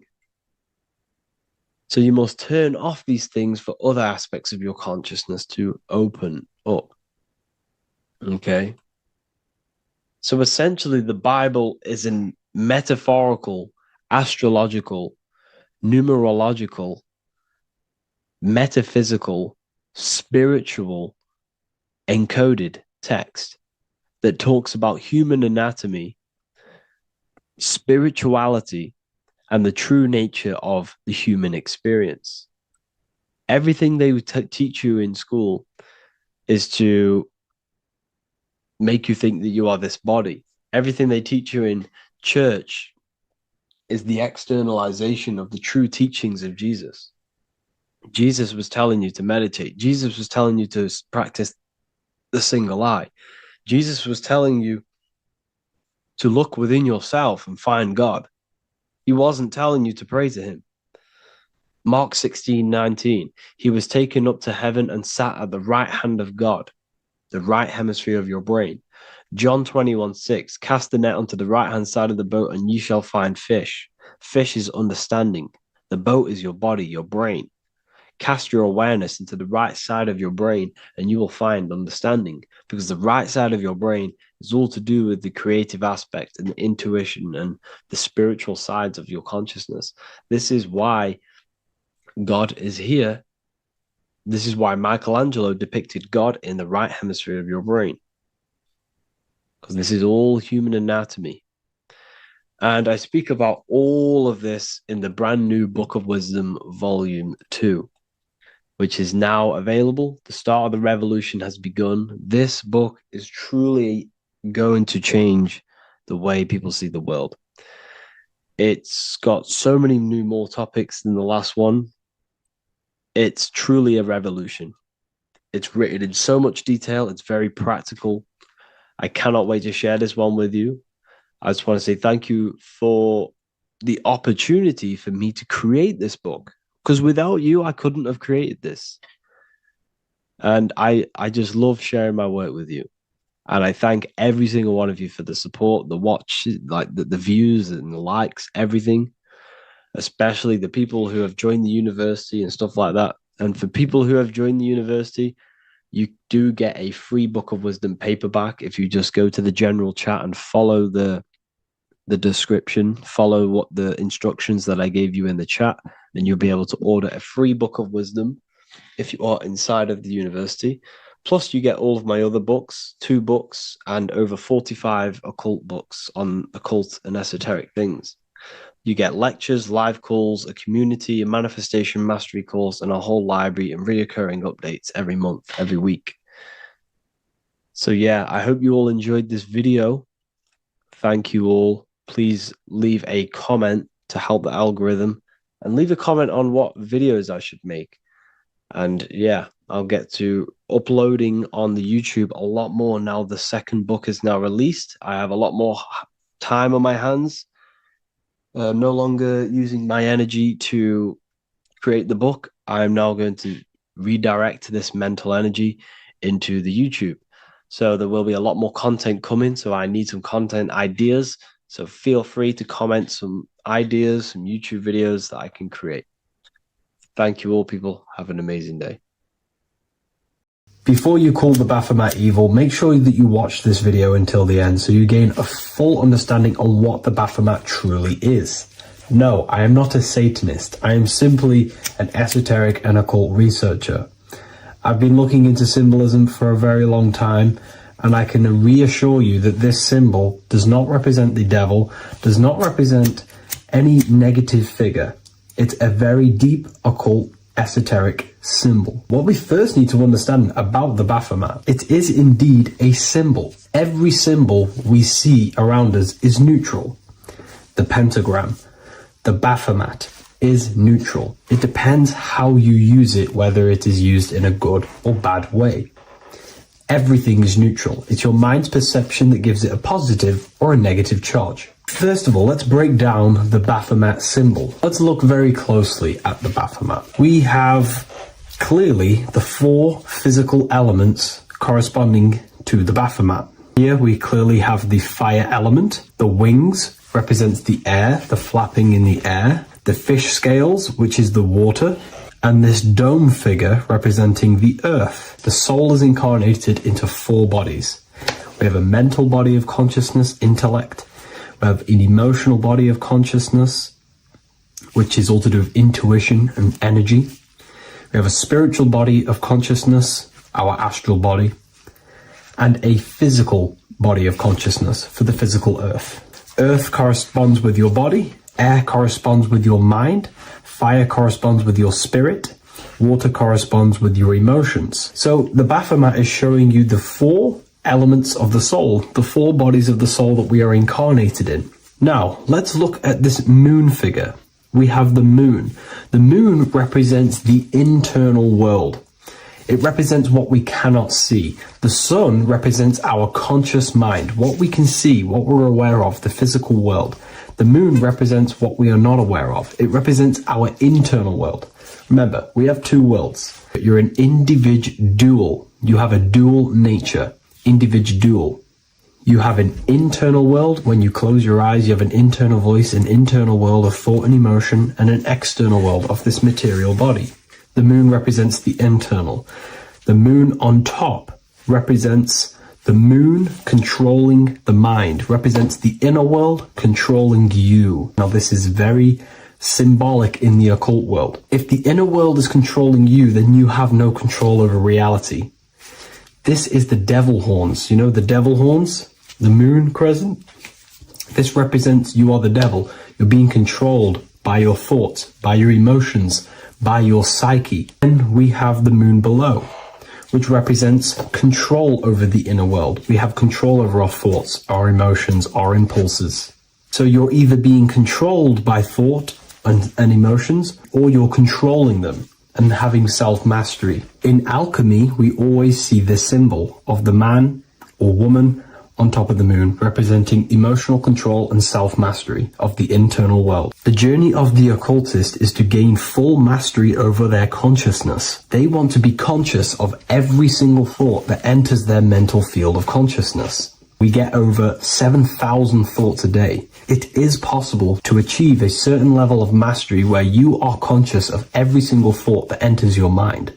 This is one of the end goals of self-mastery and occultism, as this gains your personal power. When one achieves this, they are then able to direct the mind in one place and one place only, becoming more effective in manifestation and creation, because we are microcosms of the divine. We are creators. This is the gesture of as above, so below. The inner world and the outer world are mirrors of each other. The inner produces the outer. Your physical life circumstances are a result of every thought you thought in the past. The inner projects the outer. If you want to produce a change in the outside world, you got to produce change in the inner world of consciousness first. As above, so below. As within, so without. This corresponds with absolutely everything in the universe. Now we have the goat head, which represents the animal self. This represents the lower carnal mind. Lower carnal mind, which is earthbound, because a goat is on the ground. It's not a bird, it's on the ground. It represents the lower self, the beastie nature, the one that tells us to hate, to steal, to eat all the time, to consume. It's the beast within us, the beastie side of our consciousness. It has a human body resembling this, the human in the beastie nature, or we have the spiritual nature, the higher self. In essence, this symbol of the Baphomet represents the higher and the lower self of human consciousness. It represents the higher and the lower. To conclude all of this, the Baphomet is a symbol that represents the 2 paths that one can take. We can take the beastie path and become an instinctual animal, our body, or we can take the divine path of reaching our higher self. It is a symbol that represents the higher and lower self and the 4 different bodies of consciousness. In essence, this does not represent Satan or the devil. The devil represents the lower aspect of our human psyche. The war between Jesus and Satan is symbolic and allegorical for the war that happens within our mental field of consciousness. The internal war between good thoughts and bad thoughts, positive emotions and negative emotions. It is the constant war inside the battlefield of your own mind. Jesus, Satan are symbols, characters that are symbolic of aspects of your own consciousness, because the universe is mental. The only thing that truly exists is your mind. Therefore, all of these ancient spiritual texts like the Bible, the Bhagavad Gita, the Quran are all symbolic of what's happening inside of our mental body. It is the inner chaos that can destroy our life, or when we create structure and restructure our inner world, we can live a peaceful life. If you are struggling from the internal world and you want to gain mastery of yourself while learning the occult secrets, join Ethereal University. community of like-minded individuals who are all striving for the best versions of themselves. We host live calls and we have an abundance of lectures that you can watch. Or check out the Book of Wisdom. This is volume 2. I'll leave all the links in the description. Have an amazing day. Welcome to Revival of Wisdom. Today we're going to be breaking down Saturn worship and how the occult are linked in with Saturn. Okay, so first of all, let's start with the celebrities. All these celebrities are doing 666. Okay, covering the one eye, which also symbolizes the all-seeing eye, which is another occult symbol. But we're focusing on the 666, the 6 with the 3 fingers. Also, we have CERN with the 666 within their logo. Also Disney, okay, as you can see here, 666 within their logo. Pepsi, Coca-Cola, and even Cadbury's. Monster Energy with the 666 in Hebrew numerals. Unleash the beast. So what is 666 to do with Saturn? Because on Saturn, there is on their north pole of Saturn, there is a 6-sided hexagon, okay? So Saturday is named after Saturn Day, the 6th planet. It is also the 6th day of the week, and has a 6-sided polygon on its north pole, 666. Not only that, when you create a star out of the hexagon, you will create a 6-pointed star, okay? With 6 triangles within the star, and a 6-sided hexagon, which all adds up to 666. Okay, so this is why all these symbols contain 666. So why do they worship 666? Saturn. Because Saturn is the god of time and death, okay, and order and lessons. Okay, Saturn is a very cold and dry being. That is the 6th planet from the sun. Okay, Saturn represents the winter, which symbolizes death, okay, because all nature dies within winter because the sun's not there. So it represents darkness and death. It rules the zodiac sign of Capricorn, okay? So, in the celestial cycle, Saturn is always opposite the sun.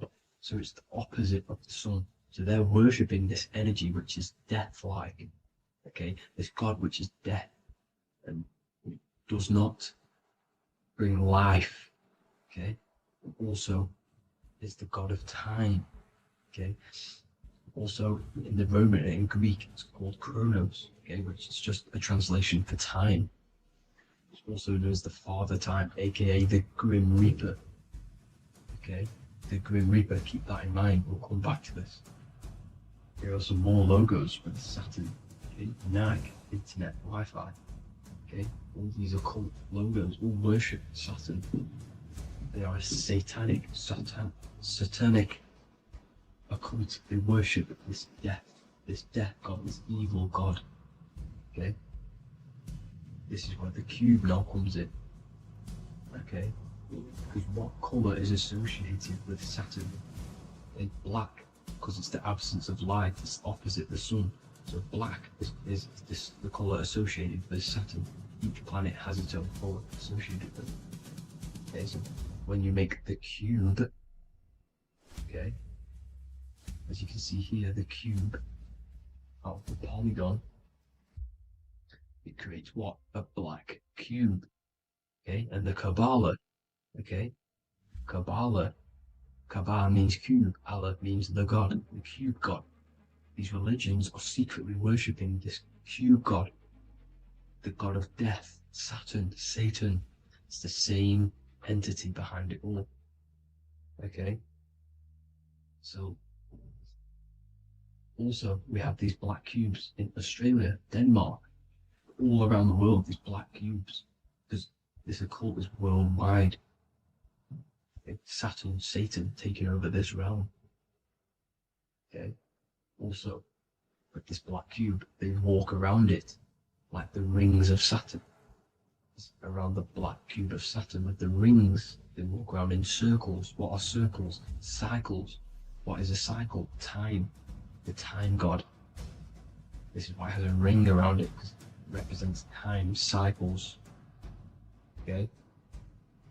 And this is another depiction of Saturn, always depicted with this Reaper staff. Okay? Keep in mind this staff, just like we associated with, aka the Grim Reaper. The Grim Reaper also wears a black robe, representing Saturn with the same staff. Can you see it? This is where it comes in. Okay? The same thing, look, the same staff with the black robe. Black representing Saturn, the god of death. Okay, the Grim Reaper, Satan. Okay. Also, when you graduate from university, what do? You wear a cube on your head, a black cube with a black robe. This is Saturn worship. See, this is how Satan has tricked the world into worshipping him, not God, the sun, which represents God. So what is a corona? Because a corona is a crown, a circle, okay? A set of concentric circles of light seen around a luminous body. So Saturn. So this is why they used to worship Saturn by wearing crowns in ancient days. And we still do to this day. The king or queen has a crown, a corona. Also, corona, the drink. Corona adds up to 666, just like Saturn is 666. But like you see in the corona, you see the staff. You see this staff, just like the staff of Saturn, the Saturn god, like the Grim Reaper, with the black robe and the staff, just like the Saturn god. What is the Grim Reaper? It's a killer, it represents death, just like Saturn, the god of death and time. So all these occults and secret societies all worship the 666 god, which is Saturn, Satan. All of our energy is being put into Saturn. Okay, and Saturn, Satan, is harnessing all of this energy. So gradually, this is what the mark of the beast is. Like it says in the Bible, the mark of the beast, or the name of the beast. Here is wisdom, let it know that you have to understand and count the number of the beast, for it is 6. It is the number 6 of a man, and is 600, 3 score is 6, 666. So this is what the mark of the beast is. They are going to eventually put green chips, just like Neuralink, which is what Elon Musk is pushing. Okay, so this chip is the mark of the beast, and it's going to be implanted to our hands or brains. Okay, and they will manipulate our consciousness, and it will manipulate our DNA, and it will directly connect us to AI, and AI is linked in with Saturn, Satan, as the demons and the people who rule this world are in love with AI. They want to connect humans to AI. And this will control our consciousness completely and give all of our energy back to Saturn, Satan, this deity that they all worship. Just like when you get married, you wear a wedding ring, the rings of Saturn, over the finger, which represents the sun. So you're basically seeing Saturn over the sun. The sun is the son of God. It represents the sun, represents God. So you're putting Saturn over the sun. So thank you guys all for tuning in. I'm going to leave you guys here. Please leave a like, comment some topics that you want me to talk about. And please subscribe for more amazing content. God bless.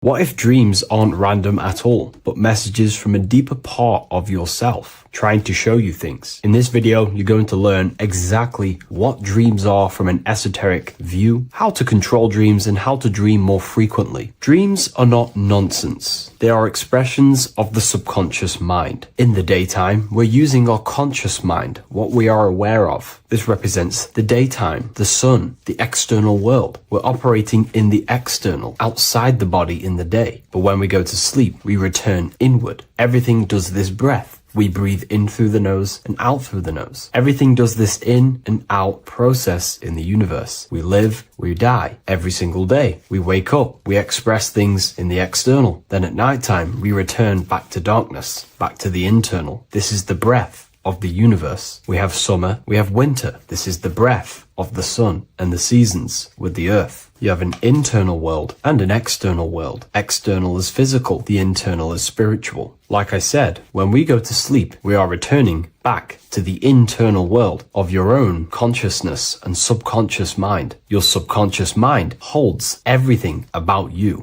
your memories, your traumas, everything you've ever learnt, your language, your name, your job, everything you identify with is stored within this vast network of the subconscious mind. It is your own personal consciousness. Therefore, when we dream, we return back to the subconscious mind, and we are in fact thinking, but in a subconscious way. The subconscious does not speak the same language as the conscious mind. The conscious mind uses language, thoughts, and all things that are very logical and very easy to understand. The subconscious is the complete opposite. It is very indirect, metaphorical, and symbolic. The subconscious communicates and works in symbols. Ultimately, symbolism is the language of consciousness. This is why in occultism and esotericism, it is filled with occult symbols, because symbols are used to communicate directly with the consciousness within the subconscious mind, and the subconscious mind is ultimately connected to the collective consciousness. We are all connected and tapping into the mental plane, where we receive thoughts, ideas, depending on what we attune our mind to. That's why we call it a mindset. But getting back on topic, the subconscious mind is your own personal network. It is like a net, an interconnected web of your thoughts, memories, traumas, emotional blockages, and all the things you identify with and have experienced in your life is stored within this network. It can be seen as a web. One example of the subconscious mind using symbolism is this next story I can tell you. Let's say I was in a very traumatic car crash as a young child. I experienced a lot of emotional trauma in that car, and that deeply impressed my subconscious mind with that trauma of emotion that I felt. Therefore, every time I see a car in my external world, that car is now a symbol that represents the state of consciousness I was feeling in that particular time of the traumatic car crash. The car is a symbol for a state of consciousness within my subconscious mind. Just like when you see a word, that word triggers what you believe that word to be in your subconscious mind. Symbols are the language of the subconsciousness. Therefore, when we dream, we are basically seeing symbols of our own personal subconscious mind. Our higher mind, which is basically our subconscious, the higher version of you that exists beyond your human thinking mind, communicates using symbolism. The higher mind does not speak human thoughts, human language. It speaks the language of symbolism. Therefore, when we dream, every event, every person, everything that happens, and everything you see is your own personal subconscious mind materializing within the plane of the astral plane. This is a dimension that sits just above the physical world that everything is pulled out of. For example, look around you. Everything you see around you was thought, then imagined. Imagination is the astral plane, and this astral plane sits above the physical world. As above, so below.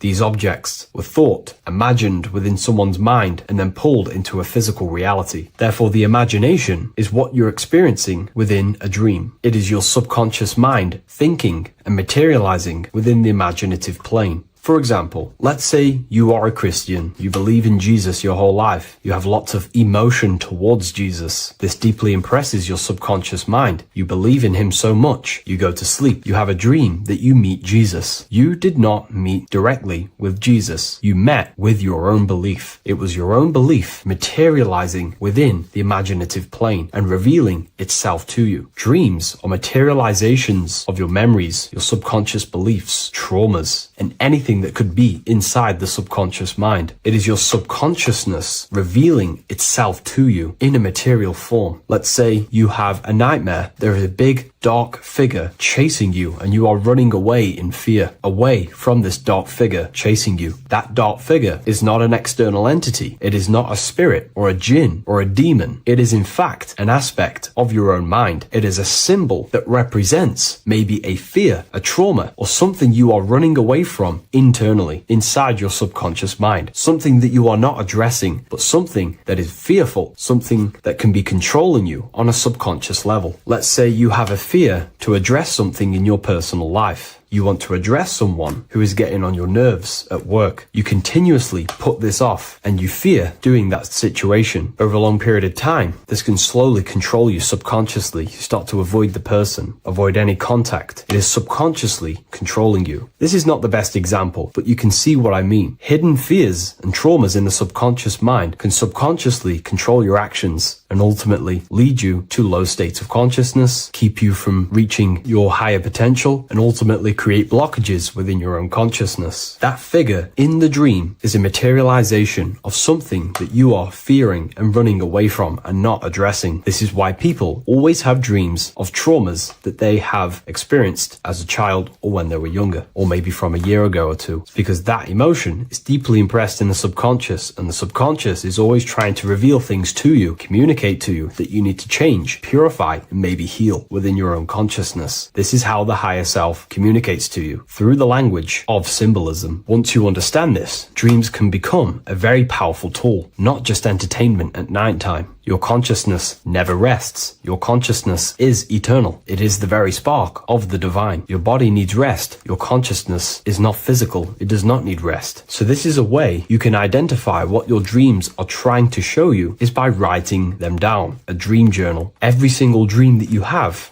a book placed near your bed. Every time you wake up, first thing you should do is pick up the book and write every single detail that you can remember about the dream. The people that you met are all symbols or aspects of yourself. Maybe it is a friend you saw in your dream. That friend represents a state of consciousness that is within you and is trying to reveal something to you. It's about making the subconscious into the conscious, to become conscious of the unknown. Write down every detail, everything you saw, every event that played out, even the details of the clothes that they were wearing. Everything is symbolic within dreams. Write everything down and then analyze the dream. Don't analyze it from a logical mind. Analyze it with the right hemisphere of the brain, which allows you to see metaphors, read between the line. Try and gain the message that it's trying to show you. What does this overall mean to you? And what could this reveal about aspects of yourself that you need to heal or maybe take action in your life and world? Because your higher self is always guiding you towards awakening and fulfilling your mission in the manifested physical world. Dreams speak in symbols, not logic. Ask about your dreams. What is this trying to tell me? Don't take things literally. Look for an emotional tone and symbolic resonance. With practice, you'll begin to understand the personal language of your subconscious mind. Now that you understand that, again, please leave a like or a comment on this video. This is now a technique for lucid dreaming and dreaming more often. This is not going to happen overnight. This is not an easy method. It simply takes practice and dedication. Every morning, choose 3 time slots. For me, I choose 4:30, 5 a.m. and 6 a.m. 3 alarms that are going to go off at these 3 times, half an hour apart from each other. Each time you wake up, stay awake for 5 to 10 minutes. Turn off the alarm. Try and keep your conscious mind awake, but drift back into sleep. There's no other better way for me to explain that. It's very difficult, but try and keep the mind awake, but the body falling back asleep. More than likely, you will drift off back to sleep. Then the next alarm will go off half an hour after. This will wake you up again. Guaranteed. You will probably drift back to sleep by repeating this process. After the 3 alarms go off, each one of them times, you're either going to have a dream or a lucid dream, but definitely you will have a dream. And if it doesn't work one time, keep trying it. I've been using this method for a very long time, and I can tell you 70-80% of the time it triggers a dream, and a very vivid dream. And it's ideal for lucid dreaming because keeping the conscious mind awake while letting the body fall asleep, you can become conscious within these subconscious realms of your mind. But when you are conscious inside the dream world, you can do what you want, but you also want to let the dream naturally naturally unfold. If you try and take too much control, then you will wake back up. If you feel any fear in your dream, you will wake back up into the material world. Another tip to dream more often is to meditate before bed. Simply close your eyes and think about nothing for 5 to 30 minutes. Detach from everything outside you, your name, your job, work, thoughts. Mentally detach from the world and the physical pleasures and become pure awareness before you try and go to sleep. This will help you become conscious while being within the self. If you wish to learn more about consciousness yourself, the Book of Wisdom Volume 2 can definitely help you. I'll leave a link in the description. Thank you for watching this video, and I'll see you in the next one.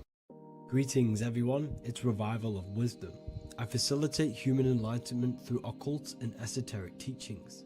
I hope this video expands your mind into a new field of thought. In this video, we're going to be discovering the true esoteric meaning of the 7 planetary energies. So let's jump straight into this. In order to fully understand this, you must understand the esoteric teaching of as above, so below, and as within, so without. Our inner world is mirrored into our external material reality. We have a physical voice, which you are hearing right now, and I also have an inner voice, which no one else can hear.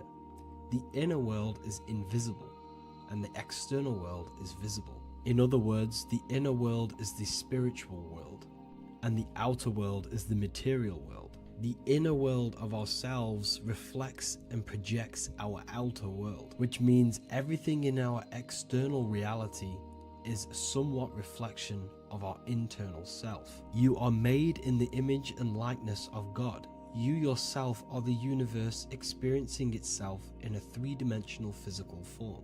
The Newtonian science has programmed you to believe that you are a physical being inside of a physical universe. They did this to limit your mind to only believing there is a physical universe and that you are separate from the universe or God. But you yourself are the divine essence of the universe, experiencing itself in a physical plane, which means everything you see is inside of you, including the stars, the planets, and the elements. As above, so below. As within, so without. An example of this is the 4 physical elements: fire, earth, water, and air. In the external world, these are physical elements. In our internal world, they represent the 4 bodies of consciousness.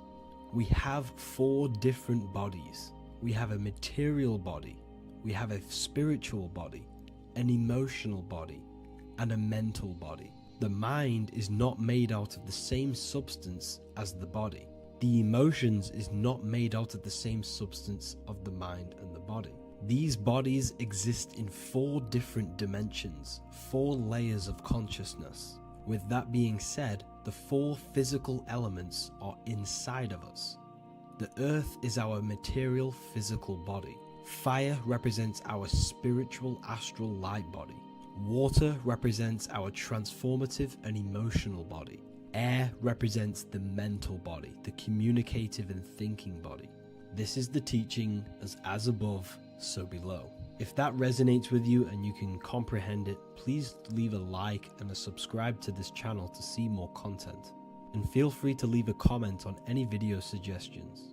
Okay, so now we've gone over the 4 physical elements and how they correspond with your inner world of consciousness. This is going to make it easier for you to understand what the planets actually are. The planets are a bit more in-depth and more detailed aspects of our consciousness. The 4 physical elements are generic, but the 7 planets go deeper. They are deeper aspects of ourselves. On a macrocosmic scale, the 7 planets rule the material realm.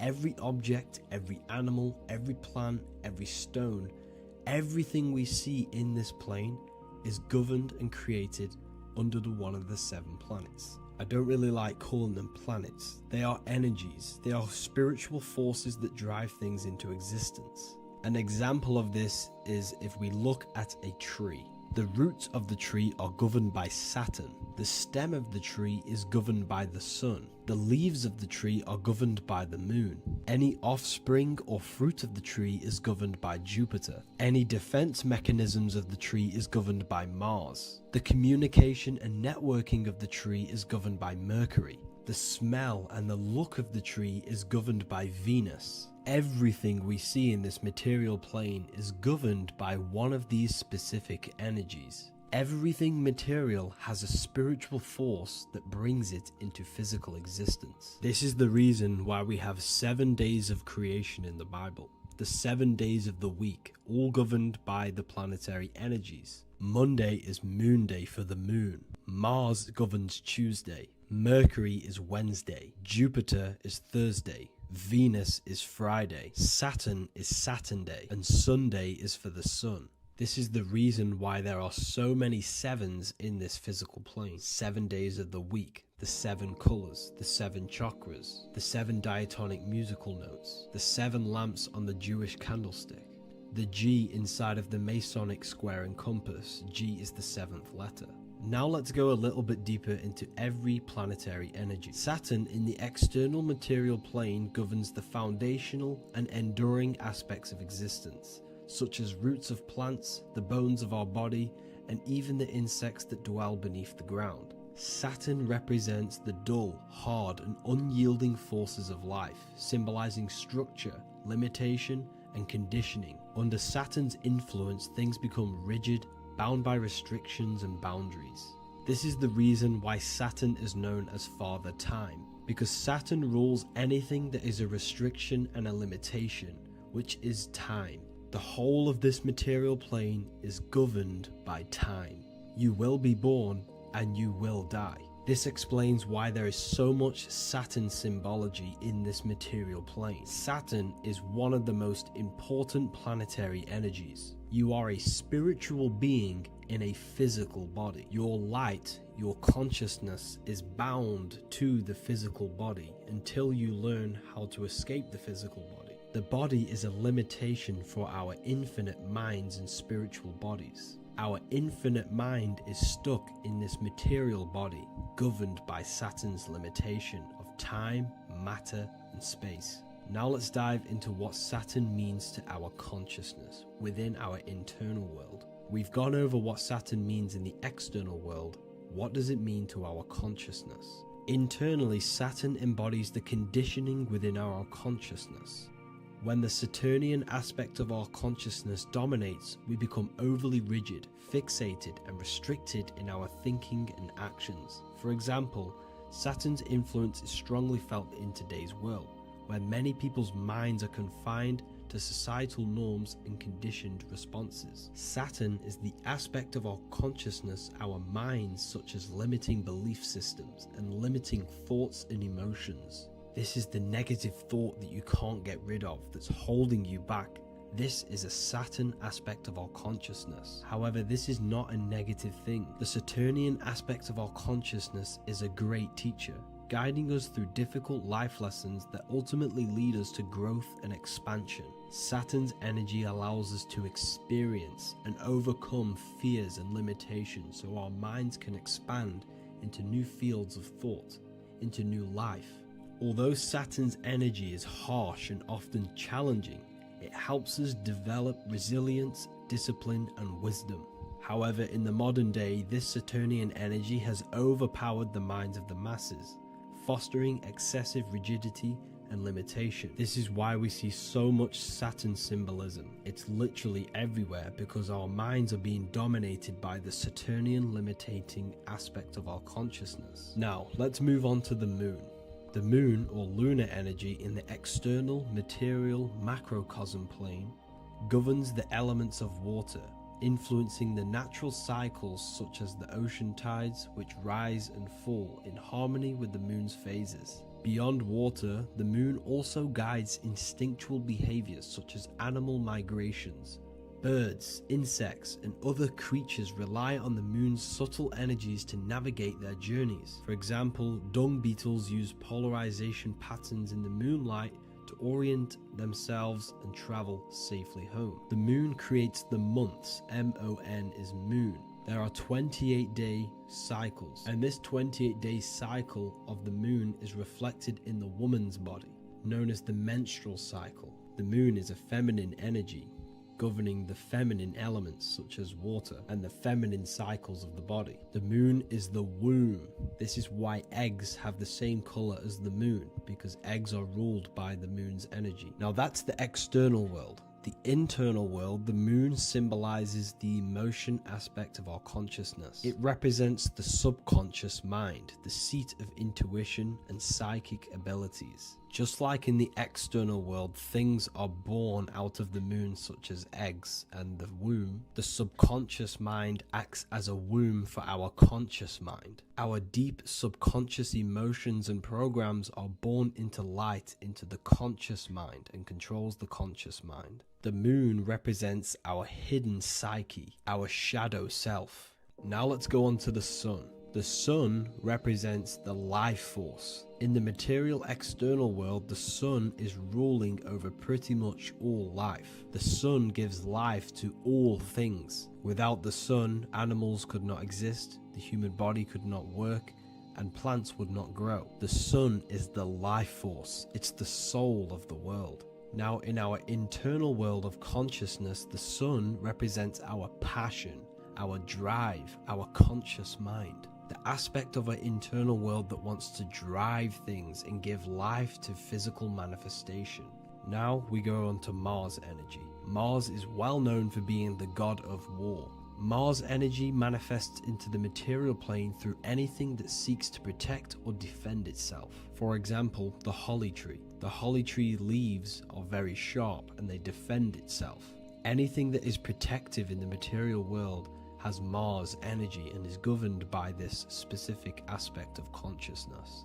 For example, any predators or animals such as hedgehogs with spines on their backs for protection. Mars represents all things that is driven by conflict, aggression, and defense. Now, internally, inside of our inner world, Mars symbolizes the aspect of our consciousness that is focused on self-preservation and protection. Mars governs our ego, the instinctual urges of anger or maintaining reputation. Mars is not evil, it's necessary. Sometimes it's necessary for us to protect ourselves. Mars is the aspect of our consciousness that is anger, rage, the desire to fight or conquer. When this energy is activated within our consciousness, we become defensive, assertive, and even combative, ready to dominate others and destroy obstacles in our way. Now let's move on to Venus energy. Venus in the external material world manifests its energy through the aesthetics of creation. This planet governs the beauty and harmony found in nature,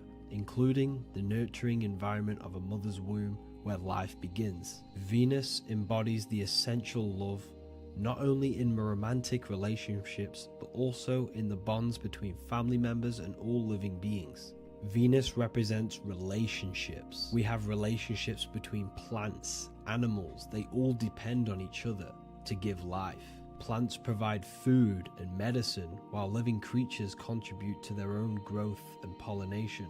Internally, Venus represents the aspect of our consciousness that yearns for relationships and connections with others. This is an aspect of our consciousness that encourages to care for our physical appearance and embracing beauty. Aesthetics play a role in our interactions and self-expression. This is why there is a beauty brand called Venus. Now let's move to Jupiter energy. Jupiter in the material plane manifests its energy as forces of fortune, abundance, and wealth. This energy manifests itself as plants, as fruits that we can consume and eat in abundance. Anything that is nourishing and cultivated by the earth for humanity and animals. Jupiter embodies the giving energy that provides for and sustains life, fostering growth and ensuring that resources are available to all. Its influence is seen in the natural cycles of abundance, where fruits must grow and ripen before they are enjoyed, symbolizing the importance of effort and patience.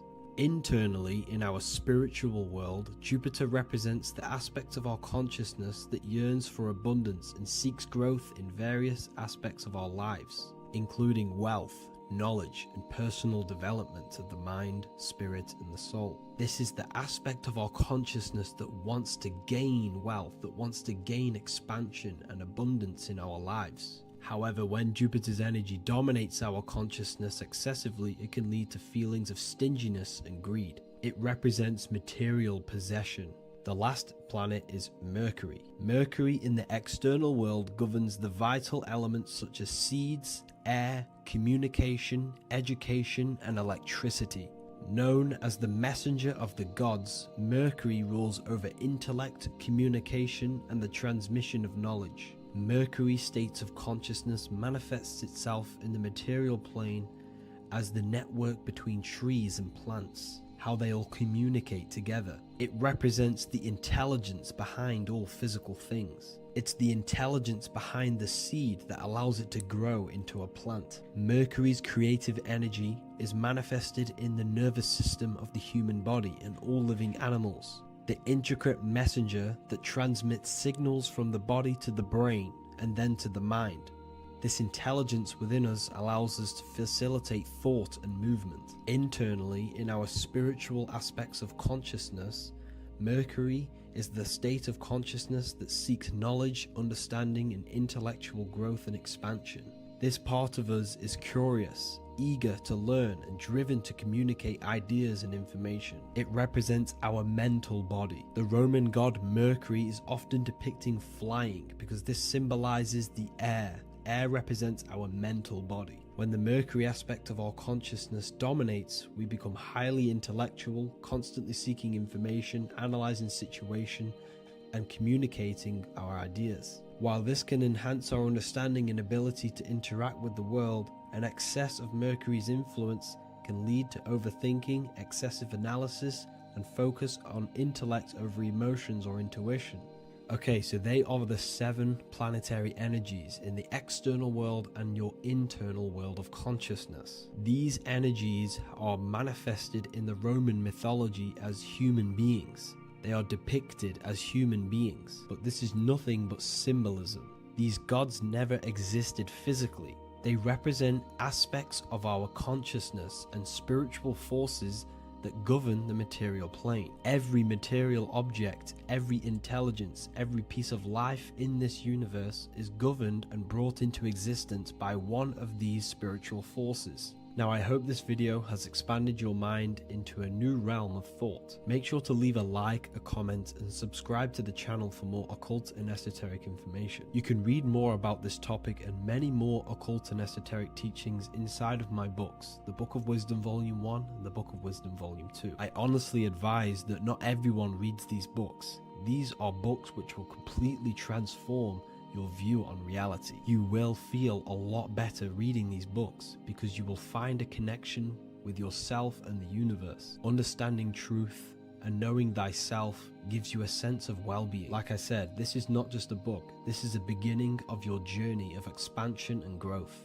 Reading them can be life-changing. Inside my university, I host live calls where you can ask me questions, and you can watch all the pre-recorded live calls. You also gain the ability to manifest your own reality through the Manifestation Mastery course. There is also a library with all of the PDFs that I've read in the past of occultism, symbolism, and esotericism that you can gain access to. There is a whole lecture section where you can watch all of my occult lectures.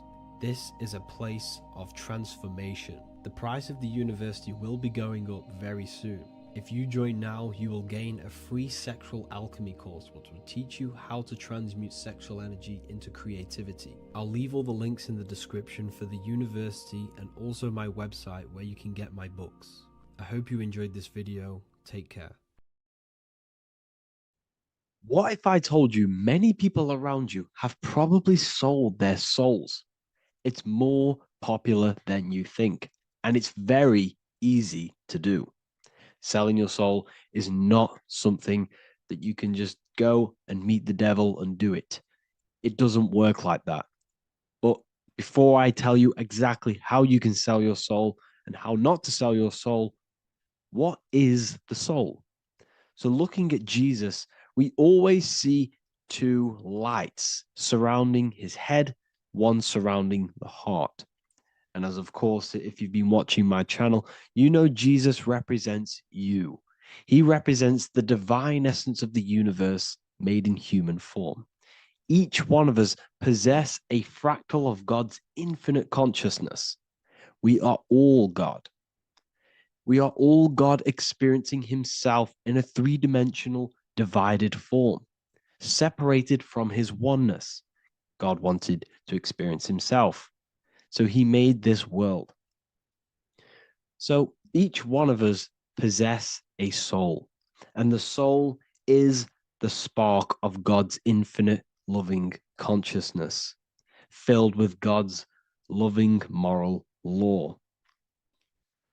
So the reason why Jesus is always have a light above his head and a light on his heart is because this represents the brain and the heart.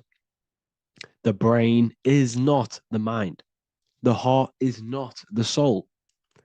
The brain is the physical manifestation of the mind.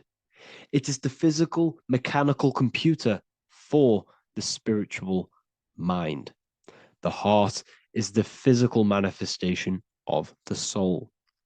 The heart is a brain. In fact, it contains 40,000 specialized cells, which are the exact same cells found in your cranial brain. Yes, your heart is an emotional brain. Your cranial brain is a thought brain. It's a computer. Okay? Everything that exists physically exists non-physically. This is what the ancients called spirit. Just means invisible force.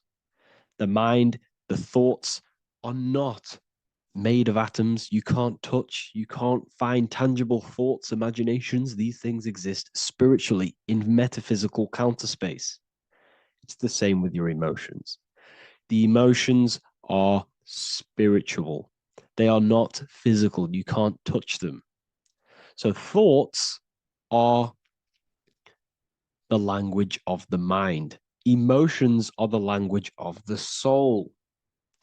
Sometimes we can become eluded by thought and we can become eluded by emotion. If we are led purely by emotion, we can create illusions in our perception. The same if we rely only on thought. We must balance these two. Okay? So the mind is the creator. The soul is the operator. Every thought we think is being judged by our soul. The soul is the judge. The soul tells you what is right, what is wrong. And even the Freemasons depict this spirit and matter in their black and white checkerboards. White is spirit, black is matter. Matter is dead, spirit is life. This is what this represents. Physical reality is not just physical. For every physical object, for every physical manifestation, there is a spiritual force bringing it into existence. Consciousness brings everything into existence. Before you kick a football, there is a change in your inner consciousness before you take that action of kicking the football. Everything exists in spirit before matter. You existed in spirit before you were physical. We also see this in alchemical Freemasonic artwork. This represents the clouds. This is the mind. This is the heavens. And then coming down into the heart, which represents the earth. The light entering the mind into the heart, because every thought we think is being judged by the heart. The heart speaks to you through emotion. The soul speaks to you through emotion. Every thought you think, your heart is telling you that is right, or it's telling you that is wrong. Why? Why is this? Emotions can guide us, okay? Emotions are the language of our soul. Our soul guides us to our soul purpose. Each one of us contains a purpose in this physical life. There is a reason you are alive. There is a reason why you came from spirit into a material reality. Your jealousy reveals where you need to be in life. If you are jealous of someone, this is your soul saying you need to be there. That's where you need to be. Your fear reveals your greatest growth in order for you to reach your life's purpose. If you fear something, this is your soul telling you need to overcome this in order to reach your life purpose. This is the next obstacle. The soul, your life purpose is not found in your passion. It's found on the other side of your greatest fear. The soul's always seeking, it's always seeking truth. It's always seeking to expand, to learn. The soul must go through pain in order to overcome, in order to grow. That's why we are here, to grow and expand and create. You also see this in alchemical artwork. Again, the mind in the clouds, the heart and the soul. They must work in unity. Each one of us contains the spark of the divine, which is the soul. Okay? Which is the soul. This is the operator. G-O-D, generator, operator, destroyer. The generator is the mind. The operator is the soul. The destroyer is the body. Everything will generate, everything will operate, and everything will die. That's the Trinity, the Father, the Son, the Holy Spirit. There's always a Trinity, Brahma, Vishnu, Shiva. Okay, so each one of us contains God's law, and it's encoded within our consciousness, within our soul, within our heart. That is what's judging everything you do. Every time you hurt someone, you can feel it. If you've ever punched someone, you can feel it. You know it's wrong. If you've ever stole something from someone, it doesn't matter what you've learned in the past. If you steal something, you know deep down within your soul it's wrong. This is because each one of us are encoded with God's law of love and integrity. I don't care how tough you think you are and how hard you think you are and what you've done in your life. I don't care. You know what is right, what is wrong, because you are encoded with love. Does not matter how far your mind can take you away, how corrupt your mind can become. There is always a spark of love and empathy in your heart, in your soul. You know this when a child. When you're a child, you're not racist. You don't want to hurt anyone.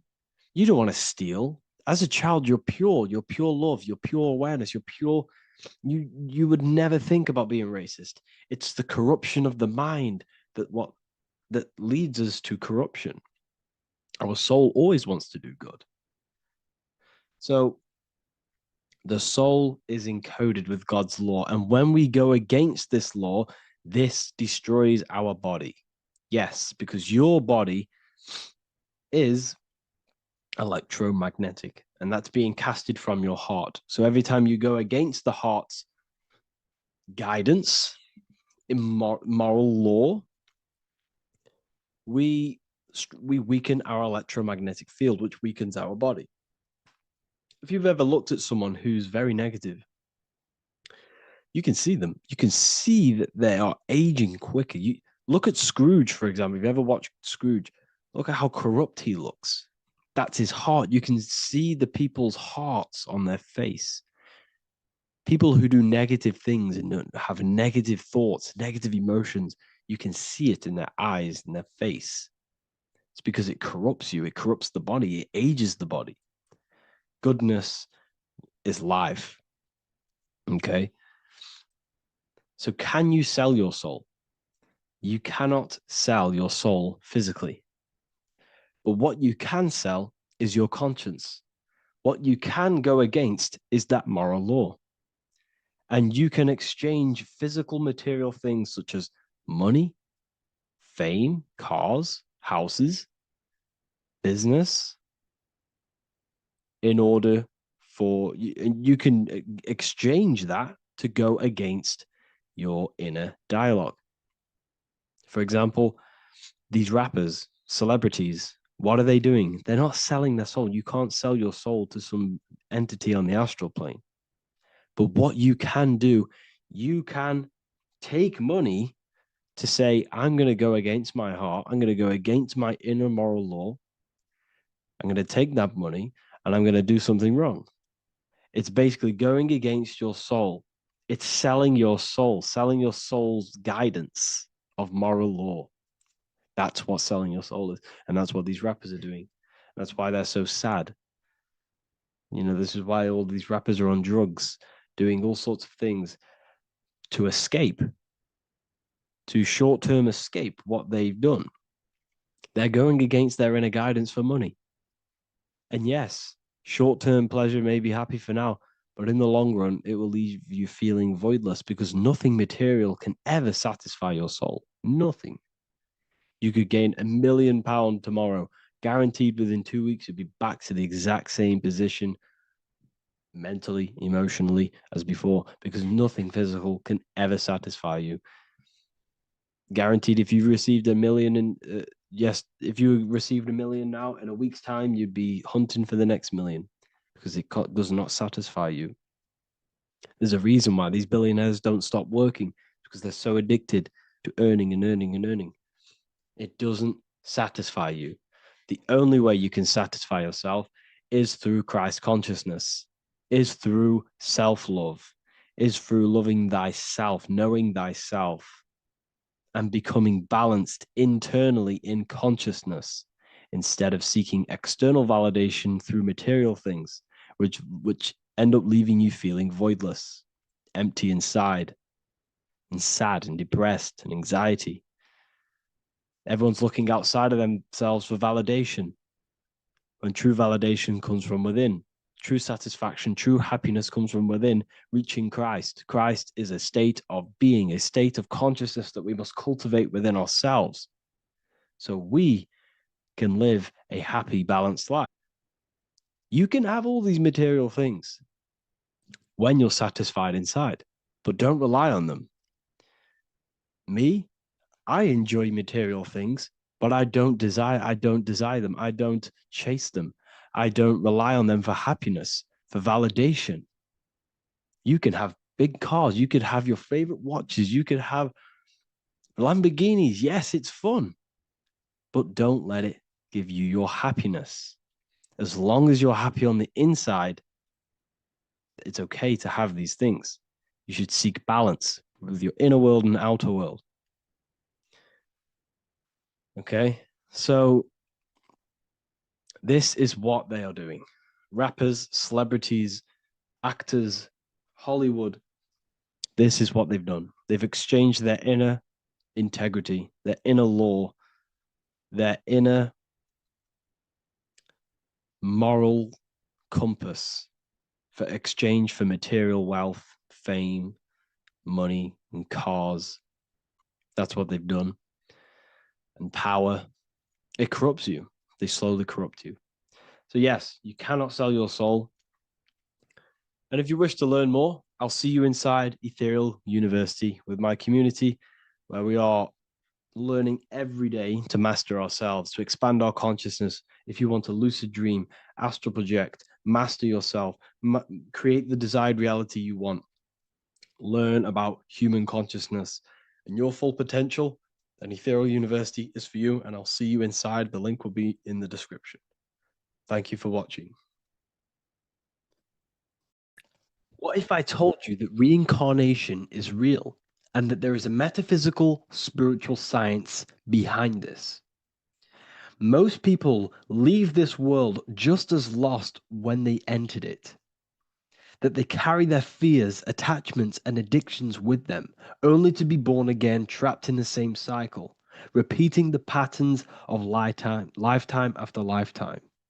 This lecture is not just about preparing for death. It's about mastering yourself before death, so you don't take them burdens with you.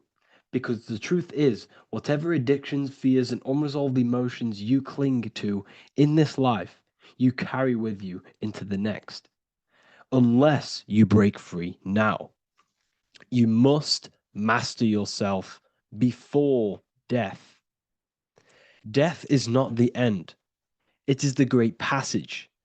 But how we transition depends on our mastery of the self.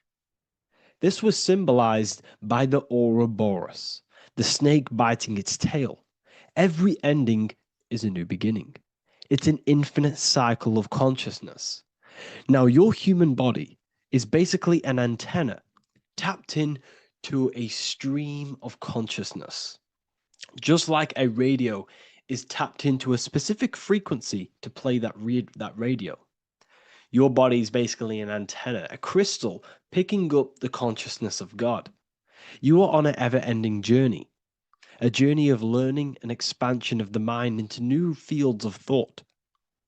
This was symbolized as the Ouroboros. When you die, it is a new beginning. It's a transitioning, not an ending. Everything is eternal in this universe, as consciousness is formless and constantly transforms into new forms of life. Let's break down the word death. Death contains the word ether. Now, the ether can be found in the word heart or earth. Ether. Everything in this plane comes from the etheric plane. The etheric plane is the barrier between the physical plane and the spiritual plane, the astral plane. The astral plane is the screen that you have in your mind that allows you to imagine a red apple, for example. This is the imaginative plane where thought forms start to take form.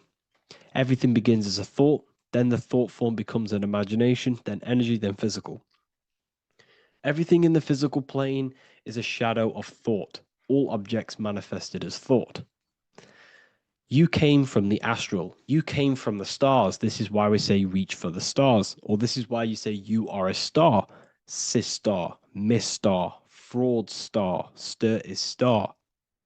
And when you become famous, you become a superstar and you gain a star on the Hollywood floor. You are a star. The ether. The ether is the infinite energy source which all things come out of and return back to. This is the cycle of life and death, summer and winter, day and night, sleep and awake. The ether is the infinite energy source which all things come from and will return back to. Okay, sorry about that little error. The ether is the boundless source of energy from which all things emerge, to which all things return to. We can see this in the cycle of the sun. The sun does this wave of creation. It rises and it falls. We have the day and the night. The daytime represents our conscious mind when we are alert. The nighttime represents our subconscious mind when we are inside the spiritual realms. The nighttime is spirit, the daytime is matter, spirit and matter.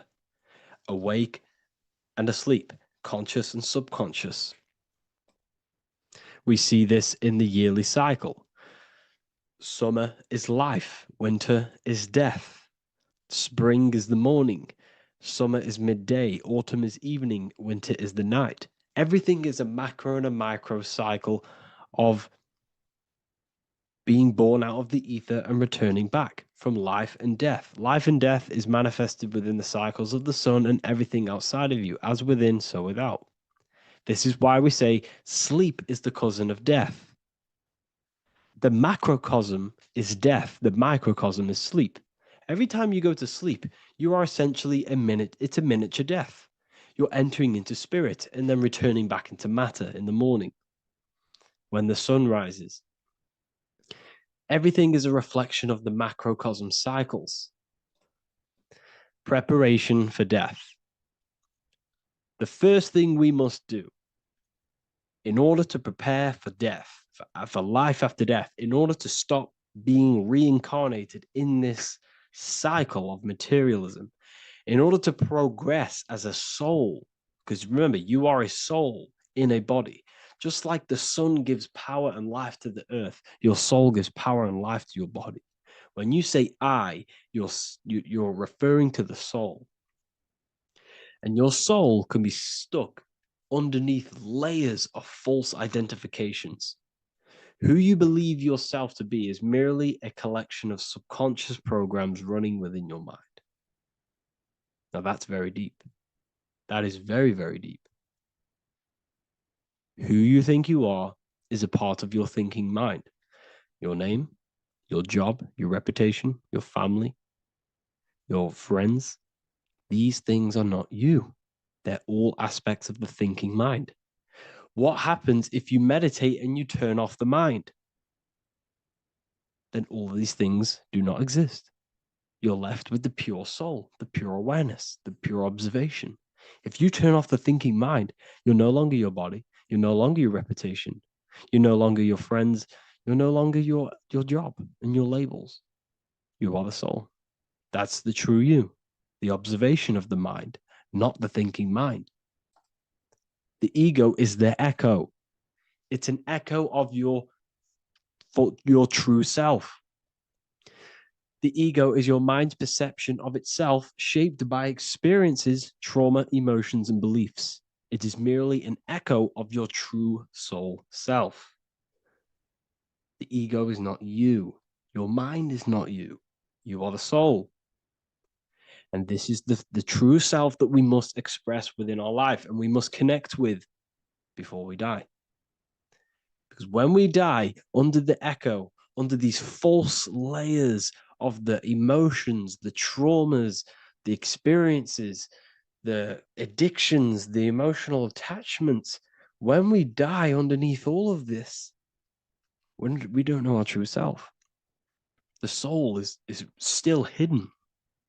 The true you is hidden underneath these layers of false identification. We must remove these layers of false identifications. We must remove them. We must destroy the echo. Remember the ego. You never had an ego when you were a child. When you were a child, you were pure. You didn't, you didn't show off things. When you were a child, you were pure. You expressed yourself freely with you didn't hide anything. You didn't hide any aspect of yourself. You didn't suppress any aspect of yourself to fit in as a child, as a baby. Because the ego was not here when you came here. The ego grows with experience. The ego is a false perception of yourself while being incarnated in this material world. It's your mind's perception of itself and it's created through your experience. Remember, you are unconditioned consciousness, and your experiences, thoughts, traumas, emotions, and beliefs have conditioned your consciousness into believing you're only a physical body, but you are the soul. We have to remove these layers. How do we remove these layers? Like I said, the best thing, meditation. Meditation. There is a great meditation that you can do every single morning and every single nighttime. You can sit there and repeat over and over before you meditate. You can repeat that you are not this, you are not that, you are not this. You can label them one by one. Start with, I am not my body, I am not my job, I am not my name, and then detach from absolutely everything until you are left with nothingness. And when you start to meditate, detach from everything. Nothing matters. I am here right now. And what will be left? The only thing that will be left is the language that your mind is using. Now, this is very deep. Not many people will tell you this, but I've lingered in meditation many times. And I can tell you from experience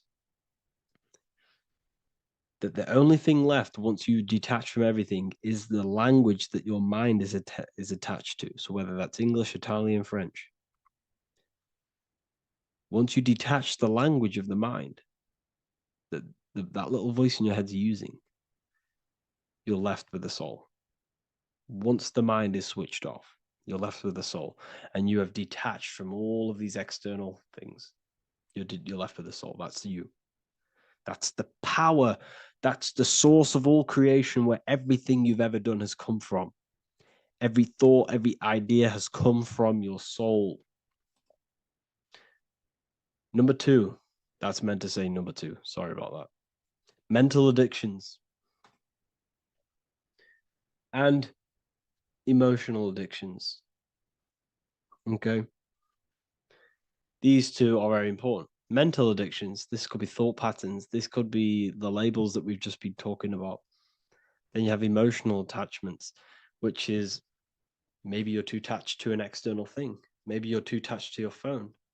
Maybe you're too attached to family. Maybe you're too attached to loved ones. Yes, I'm not saying don't love them, but what I'm saying is do not rely on anything in this world to make you happy, to fulfill your emotional needs. Everything is found within you. You must look within, and if you're looking without, if you're trying to find yourself in the outer world, you'll never find yourself. You'll constantly be looking around in loops. Because you cannot find yourself in the outer world. Nothing will give you long-term validation. Seeking validation in the outer world will leave you soulless.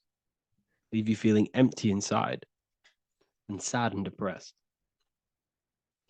You have to find yourself within. You have to detach from everything you are relying on to give you emotional stableness. You have to detach from all.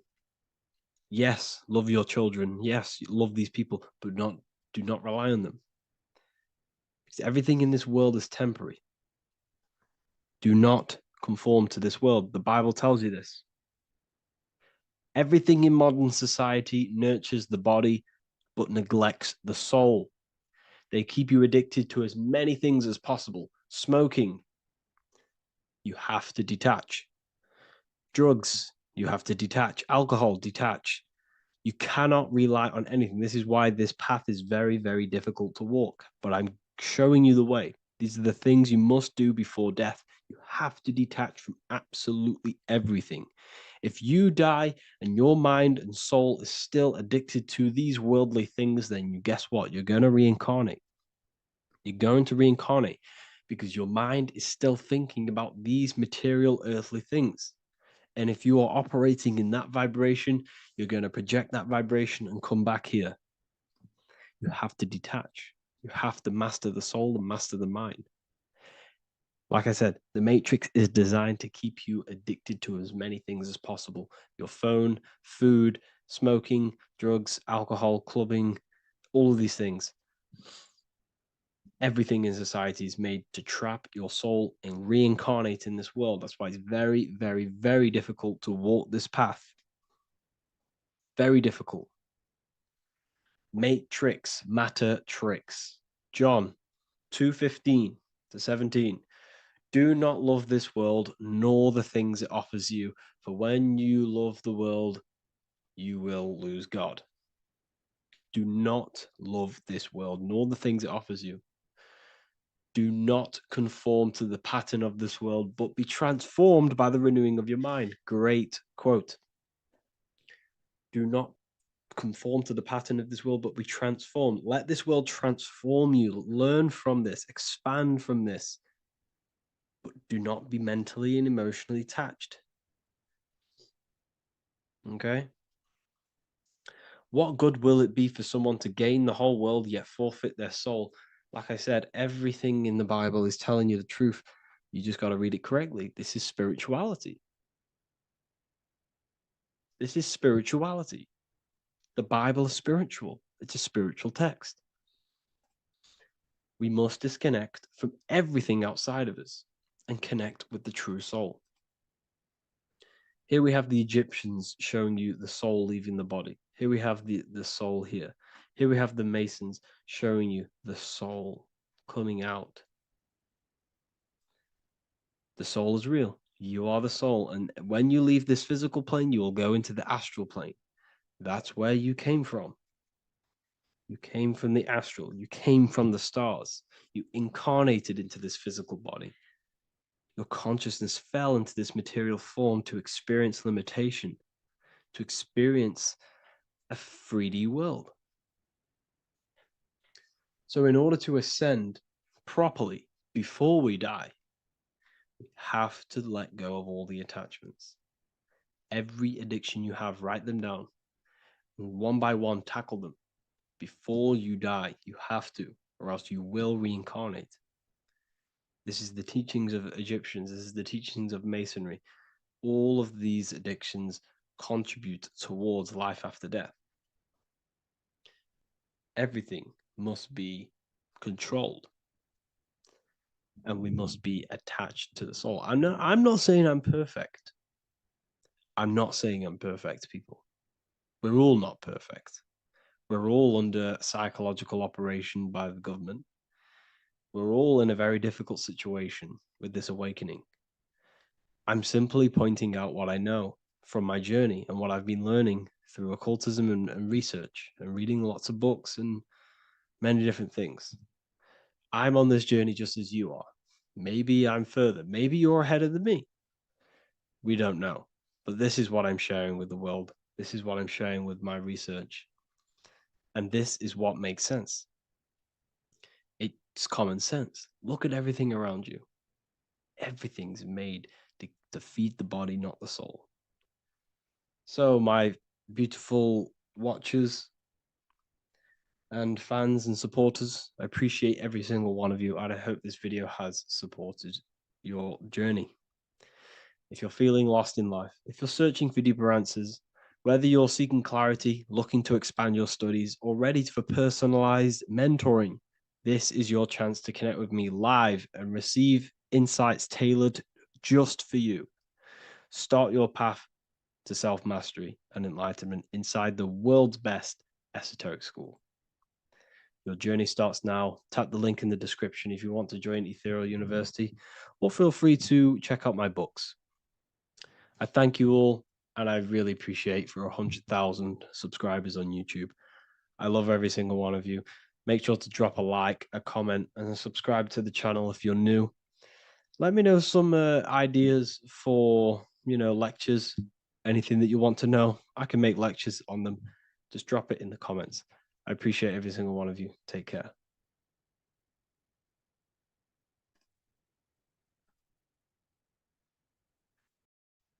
Hello, everyone. Today we're going to be discussing the esoteric and occult meaning behind the story inside of Genesis, the story of Adam and Eve. This is a widely known story, but not many people know the true esoteric meaning behind it. Okay. So today we're going to be breaking this symbolism down. Before we get into this, please leave a like and a subscribe on the channel. I would greatly appreciate it. And please comment below any lectures or anything you wish to know, and I could maybe make it in the future.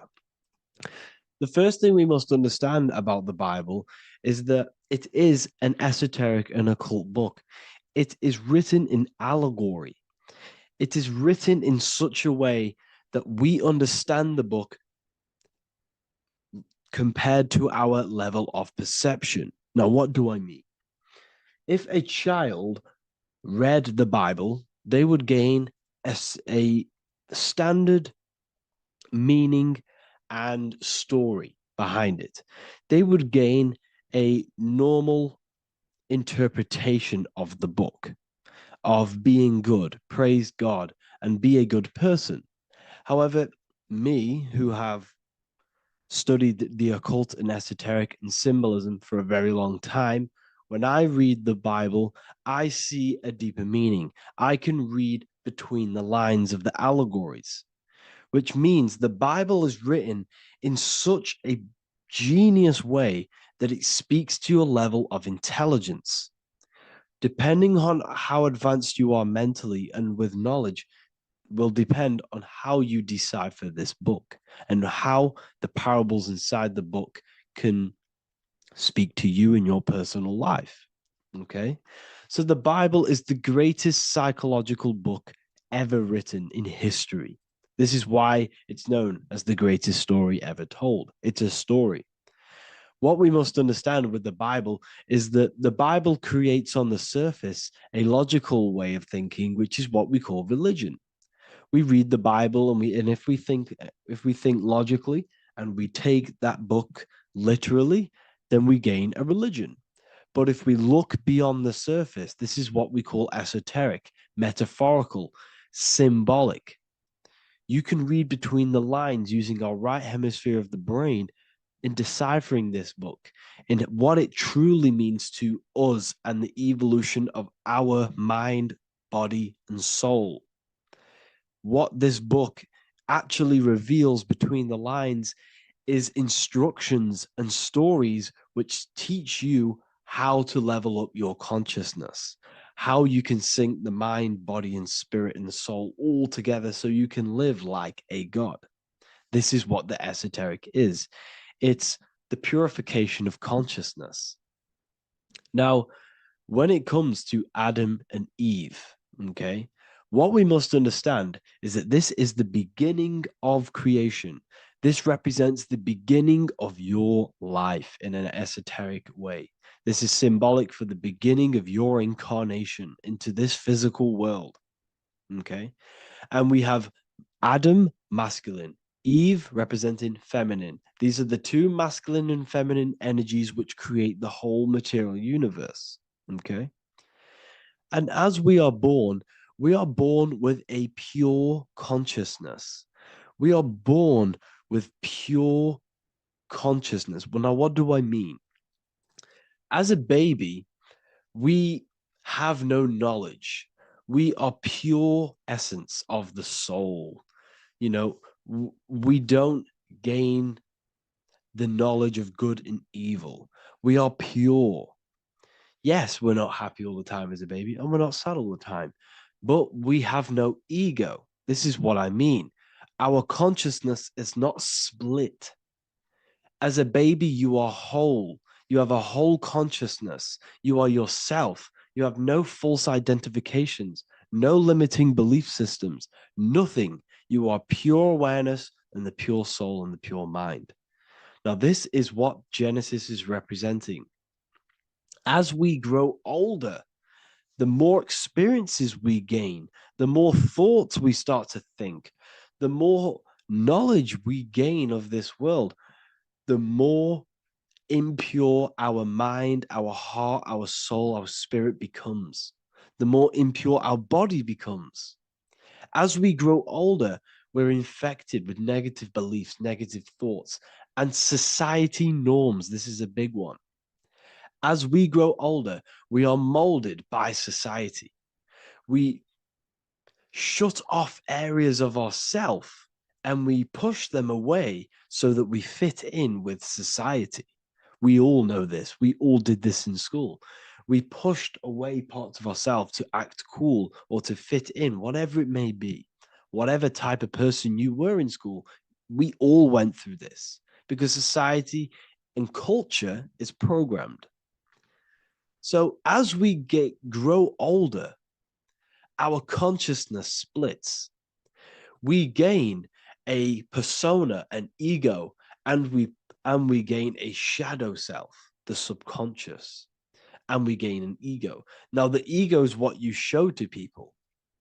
It's that character that you show, that you put on to your culture, to your family, to your friends. This is a false identification. And we also gain a shadow self. The shadow self is gained through experience. This is the subconscious. Our ego is created through experience. And so is the subconscious and the shadow self. Okay. So as we gain age in this material body, we fall from the Garden of Eden. We gain the knowledge of good and evil. This is what the symbolism represents of us leaving the garden, us eating from the fruit. Now, the fruit represents the knowledge, it represents the insight, the experience, which splits our pure consciousness. Our soul splits. Okay? We lose connection with the divine. We lose connection with our pure self through material experiences.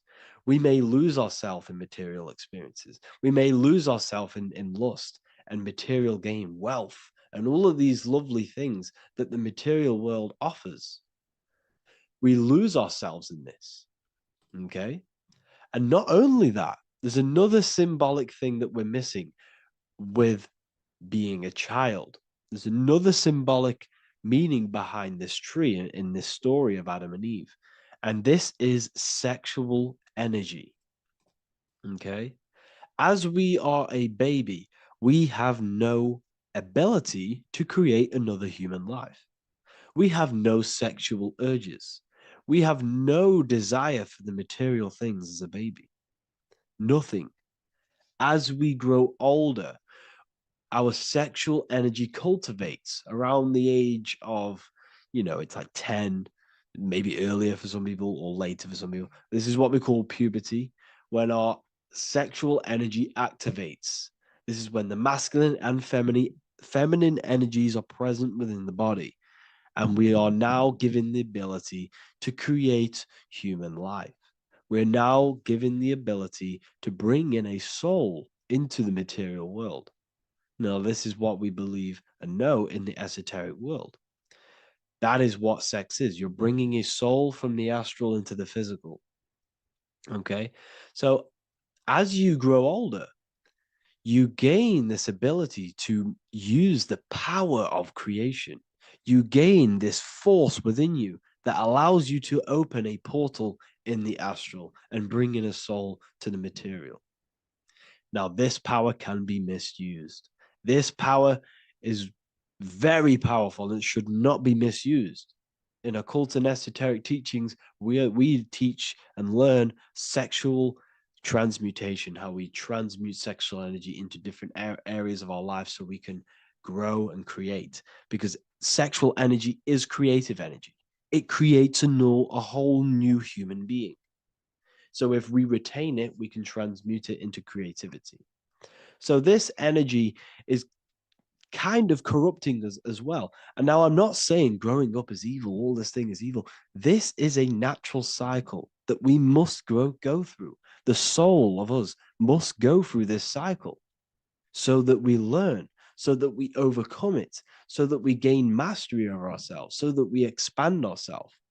I recommend you watch the Evolution of Consciousness lecture that I did on my YouTube. An amazing lecture. Talks about the evolution of consciousness and how we're on a never-ending cycle of life and death and expansion. So leaving the Garden of Eden is symbolic.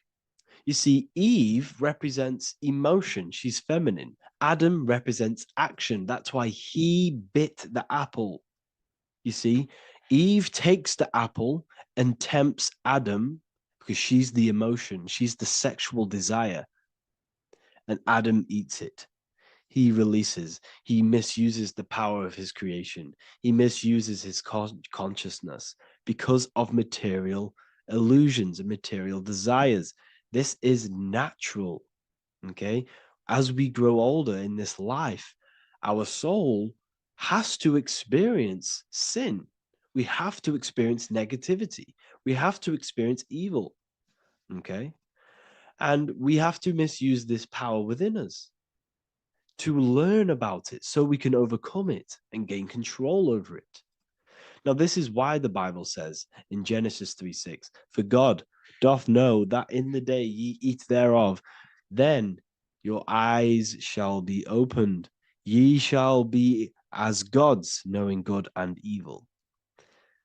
This is very, very, very symbolic. We come into this world to experience a dualistic way of reality. We come into this world to challenge ourselves so the soul can grow, because the soul comes from pure love from God.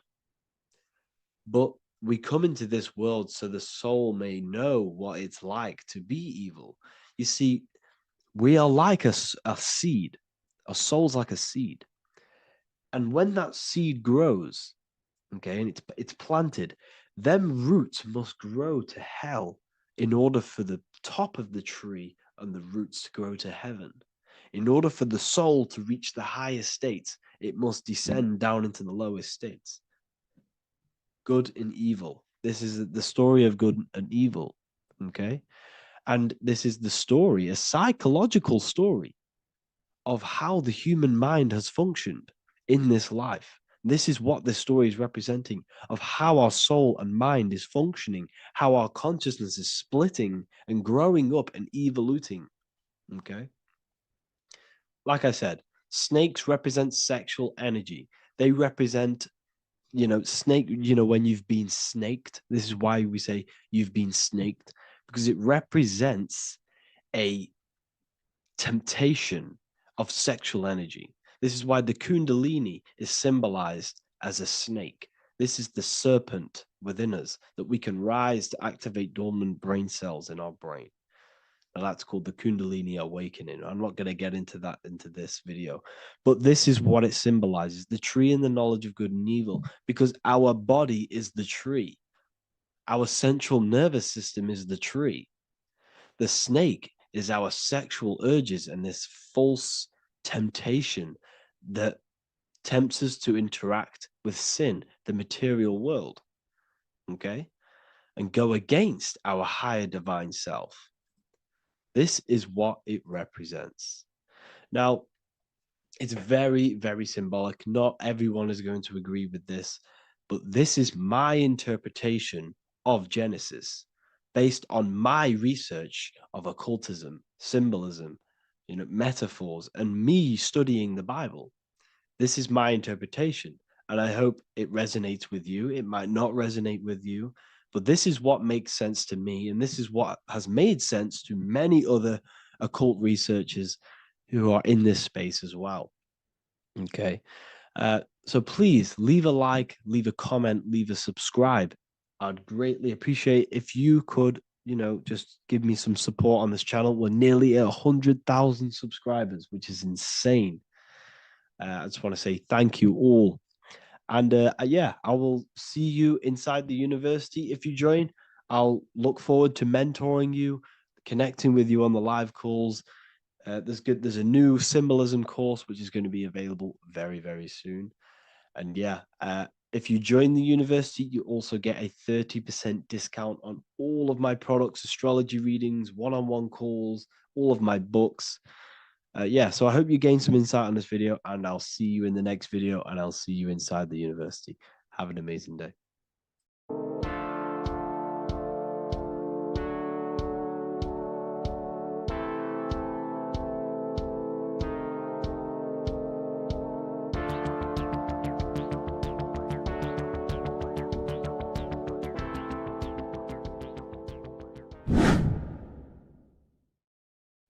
What is up, people? How are we all doing?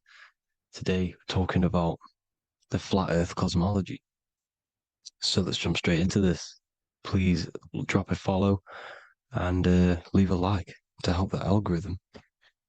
So we live in a torus field. Everything's made out of torus fields. And every torus field has motion. It's what it is. It's the motion of energy. And every torus field has a center, which is the black hole. It's a womb of creation. It's counter space. Now, this is why the North Pole is magnetic, because the center of this torus field is the most magnetic part, the strongest part of the field. So this is why all compasses will point you to the center. And the Earth's magnetic field is spread across the whole of the Earth. And it's spinning, as you can see here. It's like a tornado at the center. And this tornado is the force which is spinning the sun and the moon around us.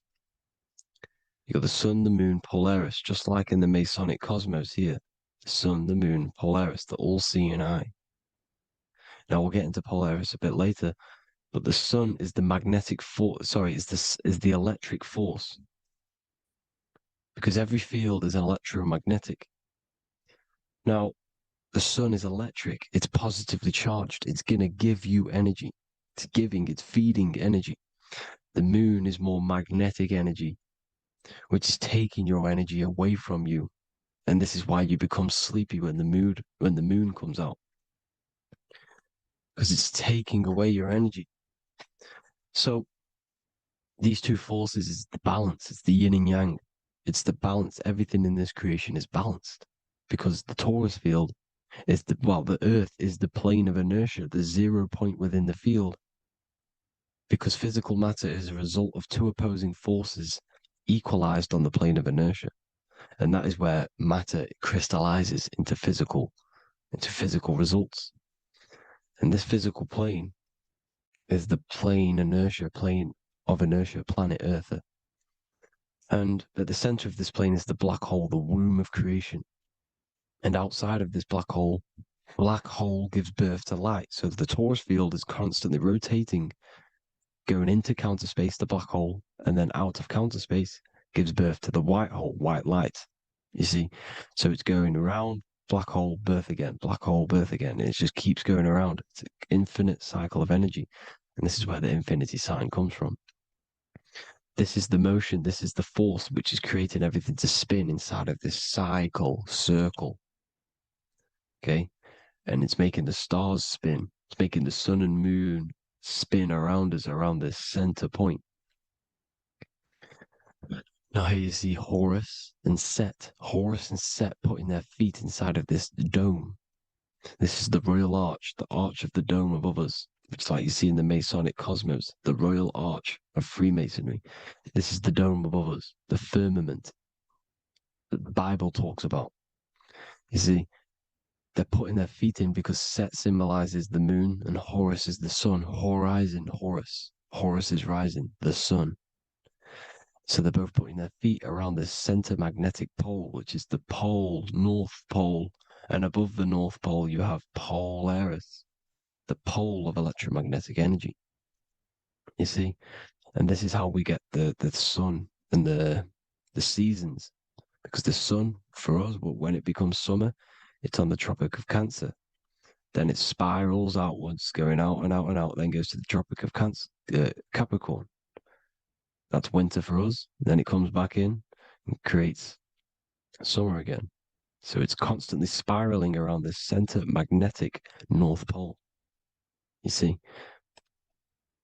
So this roof above our heads is the firmament, and this is what they've taken off of us. They haven't physically taken it, but mentally they have taken this away from you. It's a female energy, and this is what the Egyptians called Nut, the sky god Nut. And this is the womb. We are inside God's creation, God's womb, and the woman's womb when she has a baby is a microcosm of this, because everything inside of this creation is micro, macro. It's a reflection of the bigger things, as above, so below. So the dome above our heads is the dome we are in when we are a baby. And you can see the sacred geometry of it is the exact same. It's the dome. And when we are inside of the womb, the woman, the sacred maker, which is the M, the Masonic M, this is the G male symbol. The Masonic M is maker, mason, matter, male. She delivers the male, you see? She delivers the male because it's the maker, the female, the magnetic. The woman is magnetic in nature, the male is electric in nature. So when we are in this womb, the female, we are being fed by the center umbilical cord, by the center of the mother's stomach. We're connected to the center of the woman's stomach, just like we are when we are in the earth. The center is where the aurora borealis is being emitted from, the electromagnetic aurora borealis, the northern lights.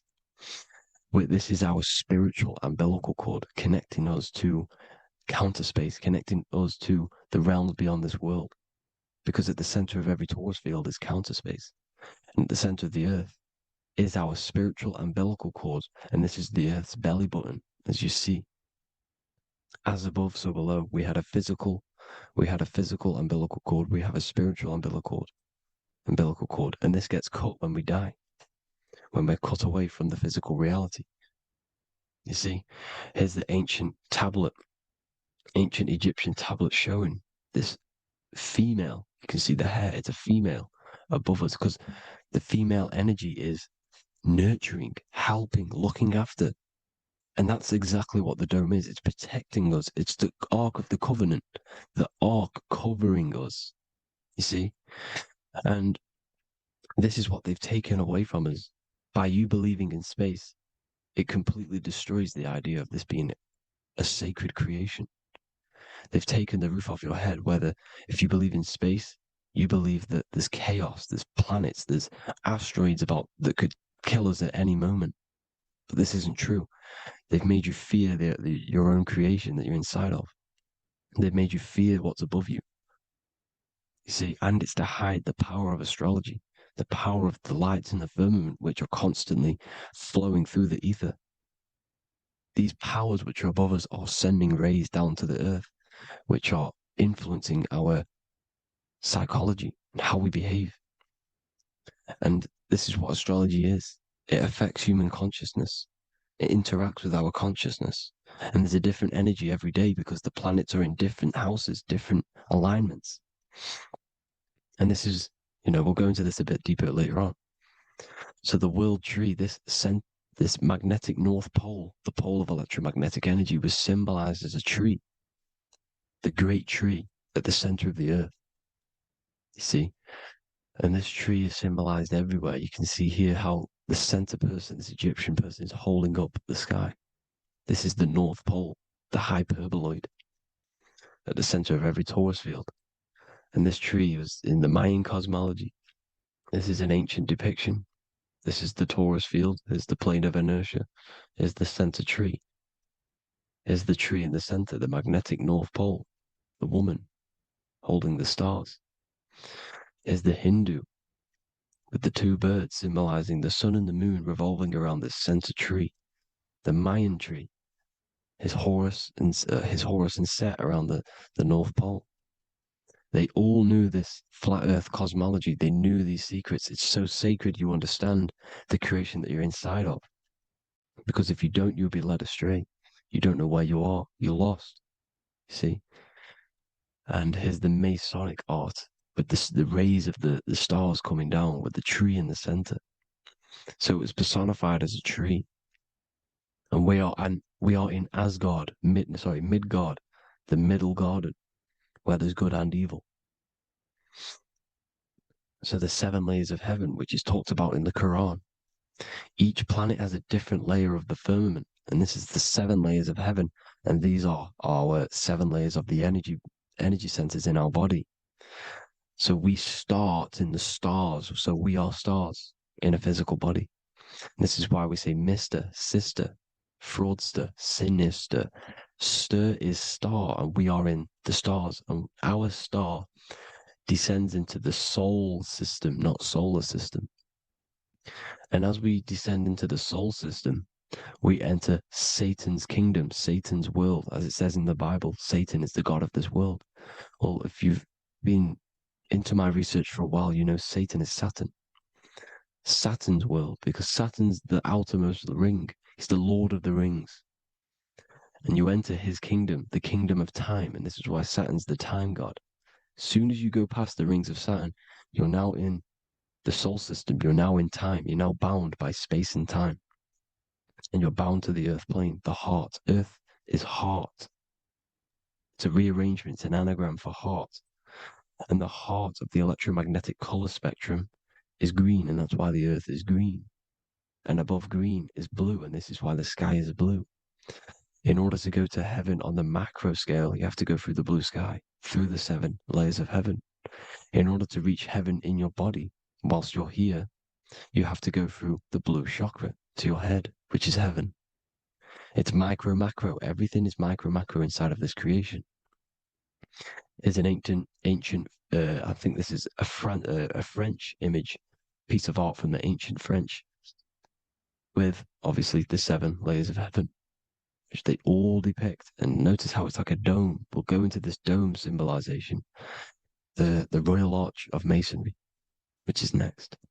But these 7 layers of heaven give us the 7 metals, the 7 days of the week, the 7 diatonic tones, the 7 chakras, the 7 everything. It's God's favorite number. And this is why the Masons use the G inside of the compass, because the G is the 7th letter, and God starts with G. You see? So it's 7. God is 7. Here's another depiction of the heart, the soul system, the 7 layers of heaven. La Fermente. You see, La Firmament, with the stars on the outermost layer. Here are the 7 planets. Jupiter, Mars. La Sophie, the sun. La Luna, the moon. So Saturn. So we are in the heart of this soul system. In order to ascend, we need to ascend up our chakra system, reach 144,000 hertz. God consciousness, the God man. You have to unfold God man, master of the mind, mastery of the mind. So, what are the stars? The stars make everything unique. The stars are constantly rotating around the center, magnetic North Pole, the tornado at the center, which is stirring everything. It's stirring the ether. The center is the ether, and the 4 elements are born out of this ether. There's 5 elements: ether, spirit, water, air, and earth. The ether gives birth to the 4 other physical elements, which the whole of creation are made out of. About them 4 elements. 4 is the number of stability. You know, a chair, a table has 4 legs. It stables things. It's a foundation, and these 4 elements are the foundation of this creation. You see, and this magnetic North Pole is stirring this, and the 4 vibrational states of the ether are the 4 elements. Now let me get back to the stars. I just wanted to give you that. The stars are being stirred around this center point. Center. It's stirring everything. And they're always in different alignments. Every millisecond they're moving in different placements of the stars. And the planets are called the seven wanderers because they're not fixed. The stars are fixed. But the planets are called the seven wanderers, the seven layers of heaven, because they move faster and slower than each other. Each planet is slower and faster, has a different rate of speed it's moving. So these alignments are mixing in with the energies of the different 12 constellations. And this is why you have a unique characteristic. You have a unique look, a unique energy, a unique personality. This is because when you were born and you took your first breath, that energy which was in the ether, because the ether is all around you, and energy travels through the ether. The energy that the stars were casting down and the energy that the planets was mixing in with the 12 constellations was in the ether. So when you came out of the womb and your first breath, because breath is spirit, okay? So that first breath you took, that is the energy that is imprinted within your DNA, your soul. And you reflect that energy, you emit that energy. That's the energy that is with you forever until you die, till this physical body dies off. And that's what the stars are. The stars are giving a unique energy, characteristic, personality to every living thing.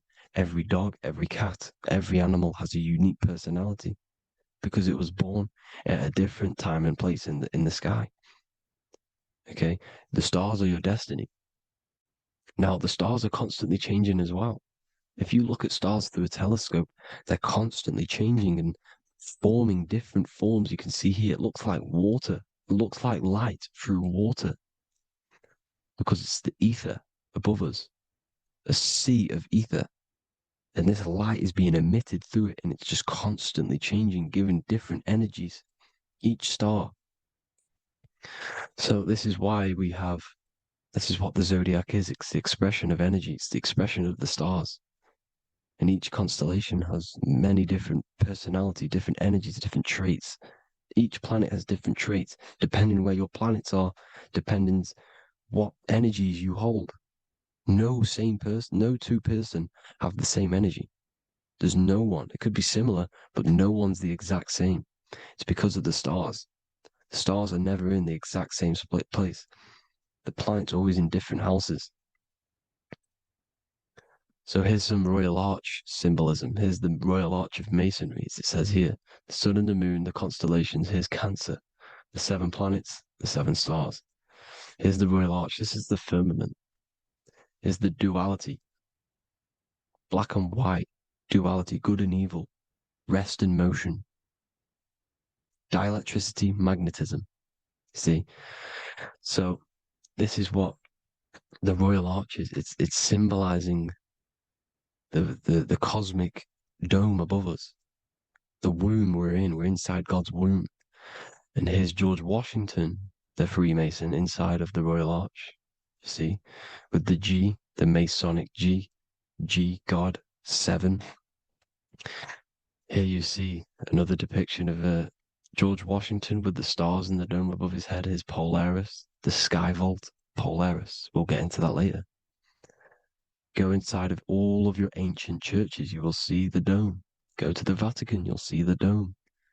All of your ancient churches have this dome because it's the dome above your head. The ancients knew this. This was known. We did not live in space. It was known back then. They all knew. This is Crown Court, which is one of the most important courts in the UK. You can see it's clearly so much Masonic symbolism. You've got the 4 pillars of Masonry. The Royal Arch is like an arrow pointing upwards to Polaris. His Disney World is under a dome.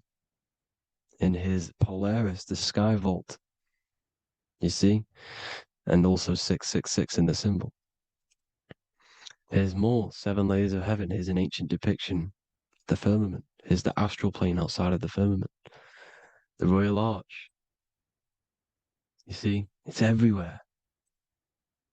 Here's Polaris, the 8-pointed star. Polaris is in between the sun and the moon. It's at the center of the torus field. And Polaris corresponds with the pineal gland as well because it's the all-seeing eye. See? So is Polaris the 8-pointed star, which is at the very top. It's the very center. It's on top of the North Pole. And it's an 8-pointed star that's always symbolized as an 8-pointed star. Here you see the Vatican. The Vatican is a giant key with an 8-pointed star. See, it's a key. Here's the dome. Here's the space delta, the USA space delta logos.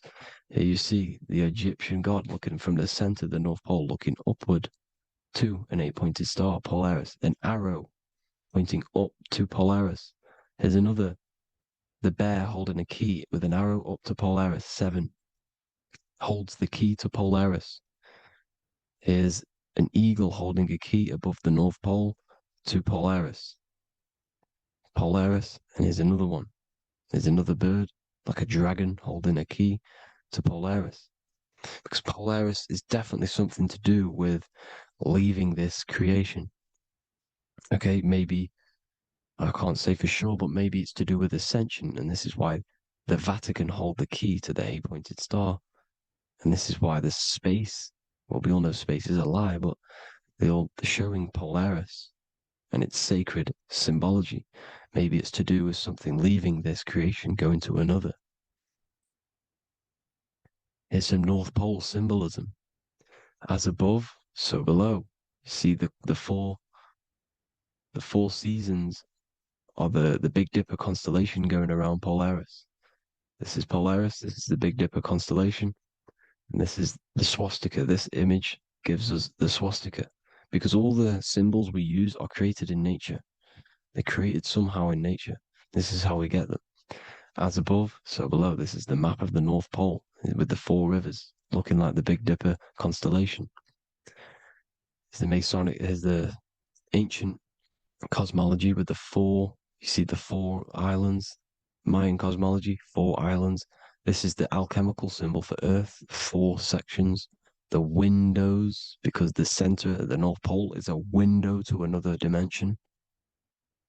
The 4 lucky 4-leaf clover, which is supposed to be lucky. It's just it's truth in plain sight.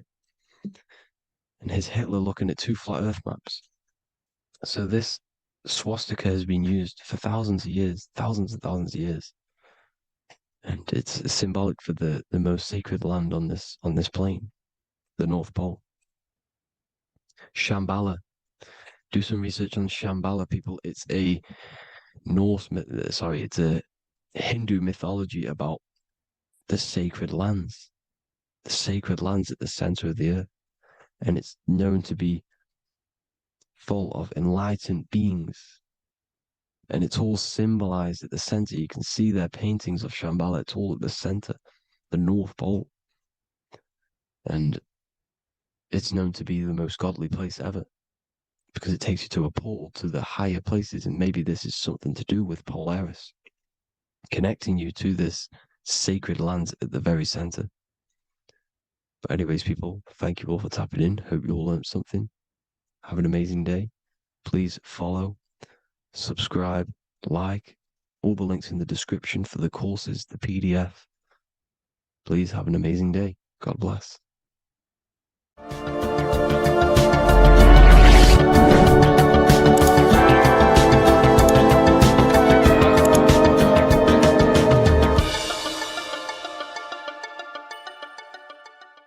Neo is plugged in on the back of the neck, which is the reptilian brain stem.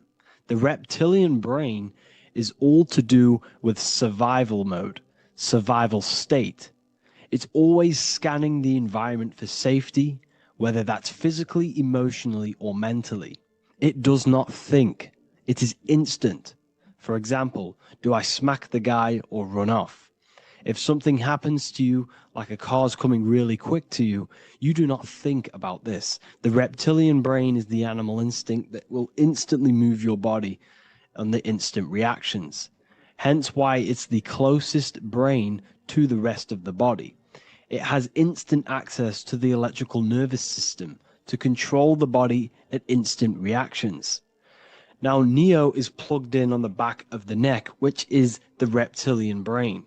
Therefore, the matrix is the body itself. It is the lowest state of consciousness. This is what it represents. The word matrix means womb. It translates to womb because your body is a womb. Your body is a vessel for universal consciousness, for God consciousness. And the body is also a womb where you can be born again outside of this body by raising your consciousness, by awakening the neocortex. This is why Neo is called Neo, because it represents the neocortex. This is the higher aspect of our brain. This is all to do with new things, higher reasoning, higher thinking, new learning. You see, the brain is a receiver for universal consciousness. Now, what do I mean?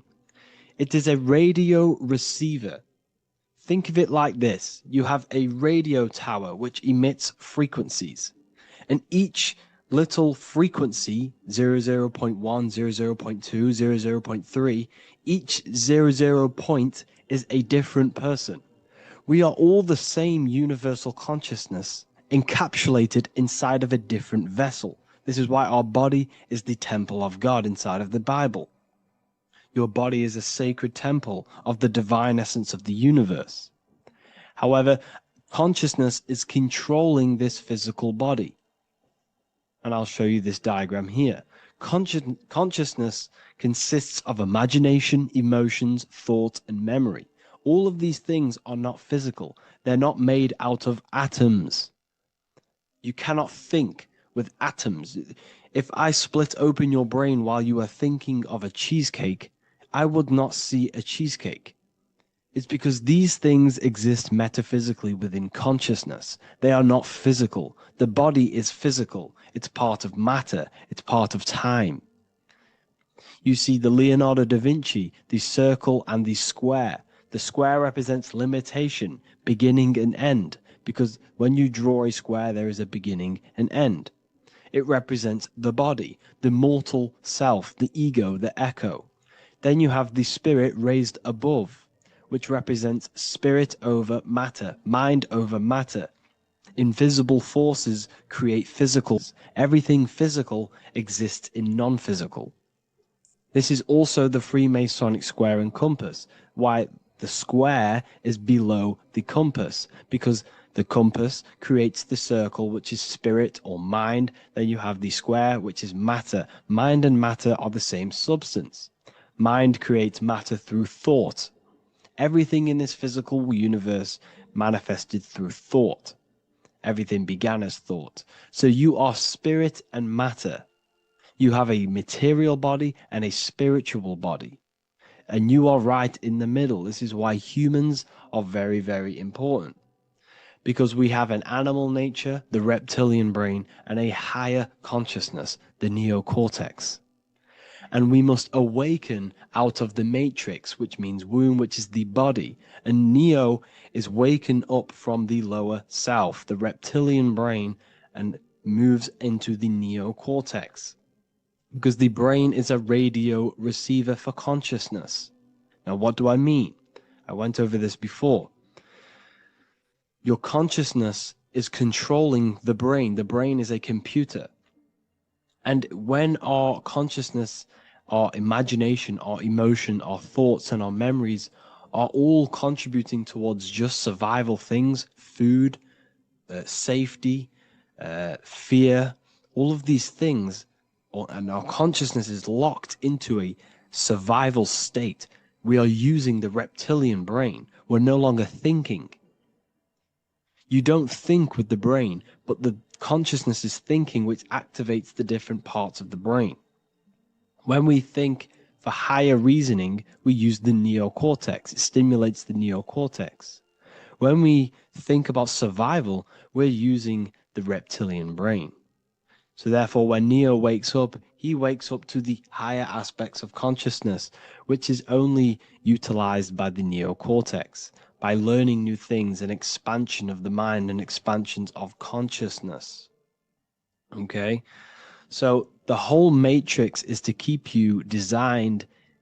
Well, the whole matrix is designed to keep you in a survival state, in the three-dimensional awareness. They want you constantly scanning for safety, scanning for food, scanning for emotional safety in relationships and other people. You see, they do not want you to think.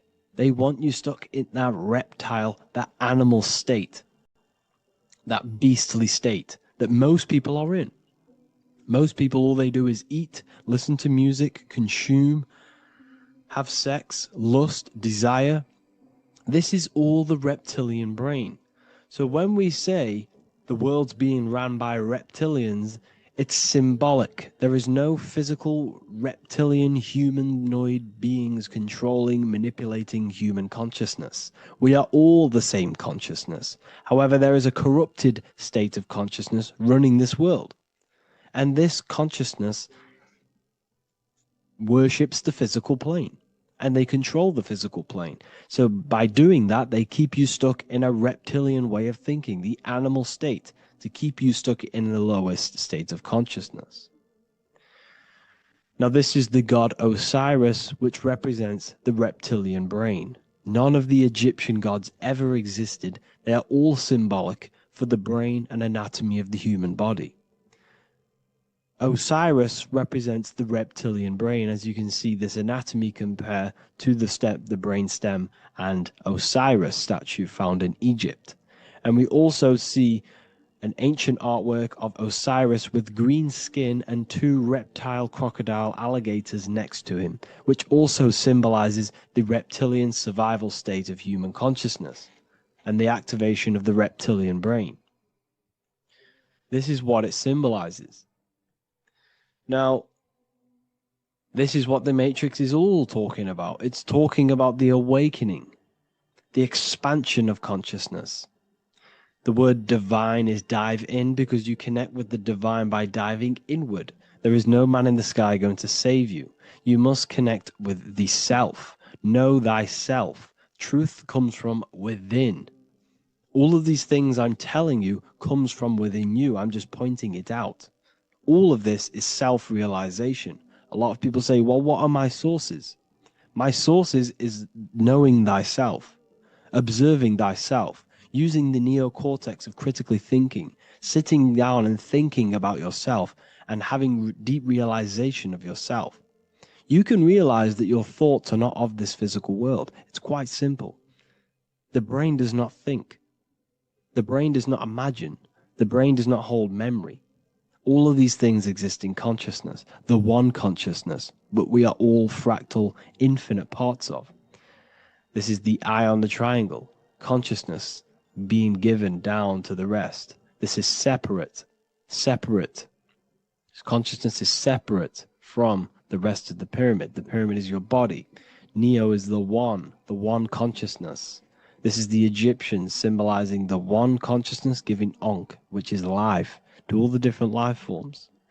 However, you can see that the central sphere is giving a big Ankh to the humans, because humans, like I said, possess the advanced consciousness, an advanced brain that allows us to turn above our reptilian animal self. For example, we can go against our reptilian lower animal nature and turn to our godly nature. Animals cannot do that. They are stuck in instinct. They are stuck in a reptilian animal way of thinking and operating. Everything they create is to survive. We can turn against our lower nature and create for amazing things like buildings, architecture, technology. We can use our creative consciousness for anything we wish, not just survival needs. And it's the same with your spiritual journey. You can raise your consciousness beyond this animal state that they try to keep you in through fear, consumption, food, and the reptilian brain. We must awaken, start to think critically, and awaken to our divinity, because the mind, the consciousness within you has infinite potential to expand. There are infinite fields of knowledge that you can explore. The mind can never be filled. It can never ever be full of knowledge. It always expands, and that's why you are alive. That's why you are part of this universe. That's why the science always says the universe is always expanding, because the universe exists in your mind, and the mind is always expanding into new fields of thought, new fields of knowledge and information.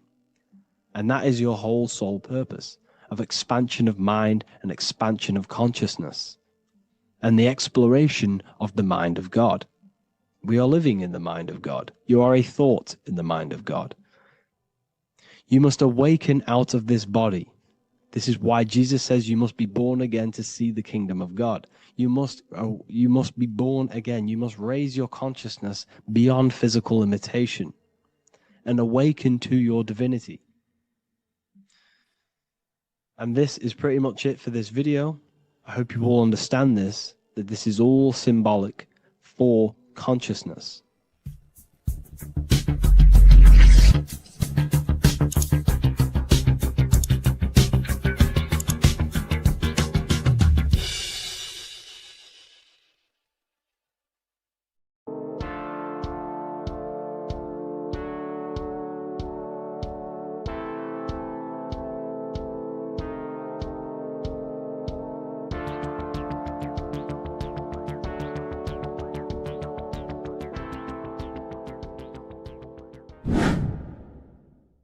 The earth has become a realm in order to trap souls within so that they can harness our electricity, our energy. Even the Bible is talking about how this realm is controlled by the wicked one in John 5:19. We know that we are the children of God and that the whole world is under the control of the evil one. Ephesians 6:12. For our struggle is not against flesh and blood, but against the rulers, against the authorities, against the powers of this dark world, and against the spiritual forces of evil in the heavenly realms. So the Bible is telling us that this is not the only world. There are other worlds, there are other realms that we can go to, considered as heaven. Heaven being a higher realm where there is no evil, no darkness. This is a midpoint realm where there is good and evil. Now, we're going to explain how the soul trap is how it's working and how your soul is being harnessed for its energy and how you are tricked to come back to this realm after death. What you need to understand is first is that you are the invisible intelligence behind the physical body. You are the mind and soul. The soul is the true you, the good you. It is pure love, pure bliss, eternal, never dies. The mind can be corrupted though. The mind is the intelligence of the soul. It is invisible. It has no true form. The intelligence inhabits the brain. The brain is the computer to control the electrical machine called the nervous system, which is choice, program, and action. You are the invisible intelligence behind the body, and this will prove it even more. You do not even see into the external world. You are seeing an image produced by the brain because the light is being sucked through the retinas of the eyes. The image is produced in the visual cortex at the back of the brain. What does this mean? This means that we are the consciousness in the center of the brain, in the pineal gland, that is experiencing the program being ran by the central nervous system in the brain. This is the sigil of Lucifer. Lucifer in Latin is Lucy. Lucy is light in Latin. Lucifer is known as the light bearer. This is how the eyes work, people. It's not a demon or a devil. The sigil for Lucifer is how the eyes work and how the left eye is controlled by the right brain. The right eye is controlled by the left brain. There is a crossover. It's the same with the body. The left side of the body is controlled by the right brain. the right side of the body is controlled by the left brain. There's a crossover with our hemispheres in the brain. Now, this empty chamber in the center of the brain is where this universal cosmic intelligence is held, known as the most holy place in the Bible, the throne of God. Okay? This is above the 33 vertebrae on the spine. As you can see here, you are the being in the center of this point. All of the nerves are being sent back to this one particular point, which is the seat of our invisible intelligence. You can see it's an empty chamber. Our consciousness, our intelligence is not a physical thing. This intelligence is the true voice inside of your head. This is why your head is heaven, your heart is earth, your heel is hell. Your head is heaven because this is the seat, the throne of God. God is in heaven because the consciousness, this divine intelligence that's controlling the body, is sat in the center of the brain. The brain is taking commands of this invisible intelligence. When you close your eyes, you can feel your awareness, your consciousness, your intelligence is all in the brain. Your awareness is not in the feet, the heart, the legs, the arms. It's all in the center of the brain. Now, if you meditate deeply, you will find that you are beyond the mind.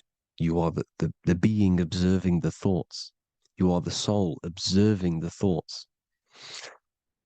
Now, with this being said, you are the consciousness experiencing the program being ran by the central nervous system in the brain, because you're not seeing into the external world.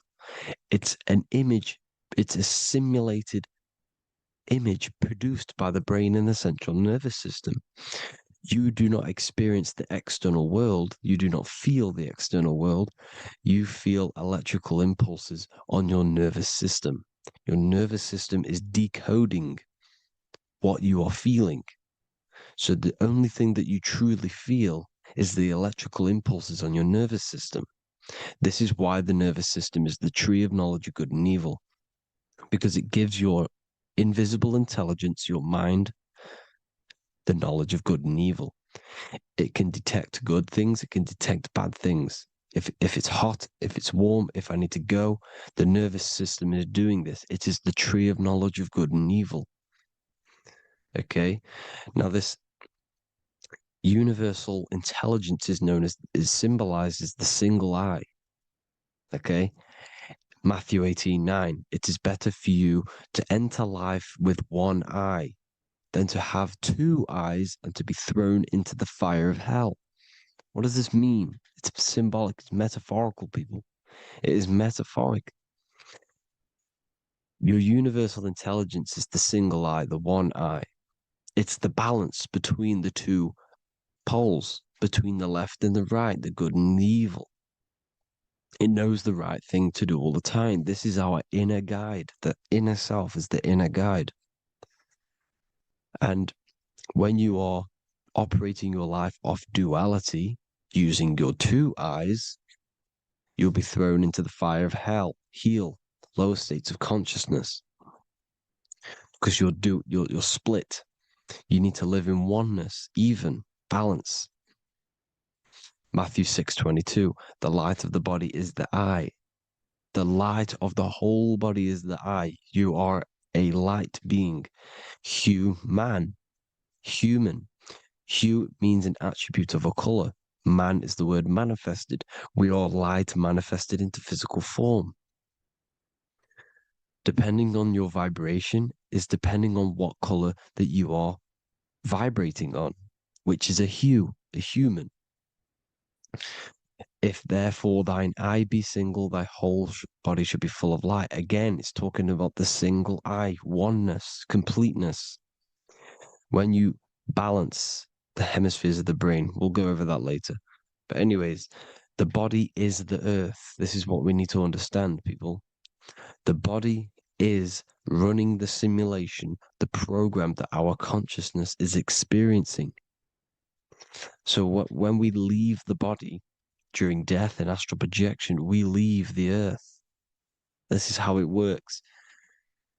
The body is the vehicle for the earth, for this realm. Everything exists within our mind. You have the soul, mind, and body. The soul is the observer, the watcher, the true being. This is why she has many different heads, because the soul inhabits different bodies. This is the serpent, which means knowledge, which is the mind, wisdom. And this is the body, soul, mind, and body, Brahma, Vishnu, Shiva. The mind is the bridge between the soul and the body. So what do I mean? When you astral project, you are using your mind to project your awareness, your observing consciousness outside of the physical body. The mind is the projector, projecting consciousness. By using your mind, you can project your consciousness outside of the body, which is known as the astral realms, which is known as walking on water. Jesus was never walking on physical water, people. It's metaphorical. Leaving the physical body. The water is the ether, which is the veil between the physical and the astral realm. It's a fluid substance. It's on either side. It's physical and astral. The ether is the fifth element that they hide from us. Why? Because they're trapping you in the physical. They are hiding all of these realms. Etheric, astral, and mental. People think their mind is their brain. It's two separate dimensions. These are completely different dimensions. The mind is way more intelligent. The mind is formless. There is no form to the mind. You can think anything you want. You can manifest anything you want within your mind. It is not a physical object.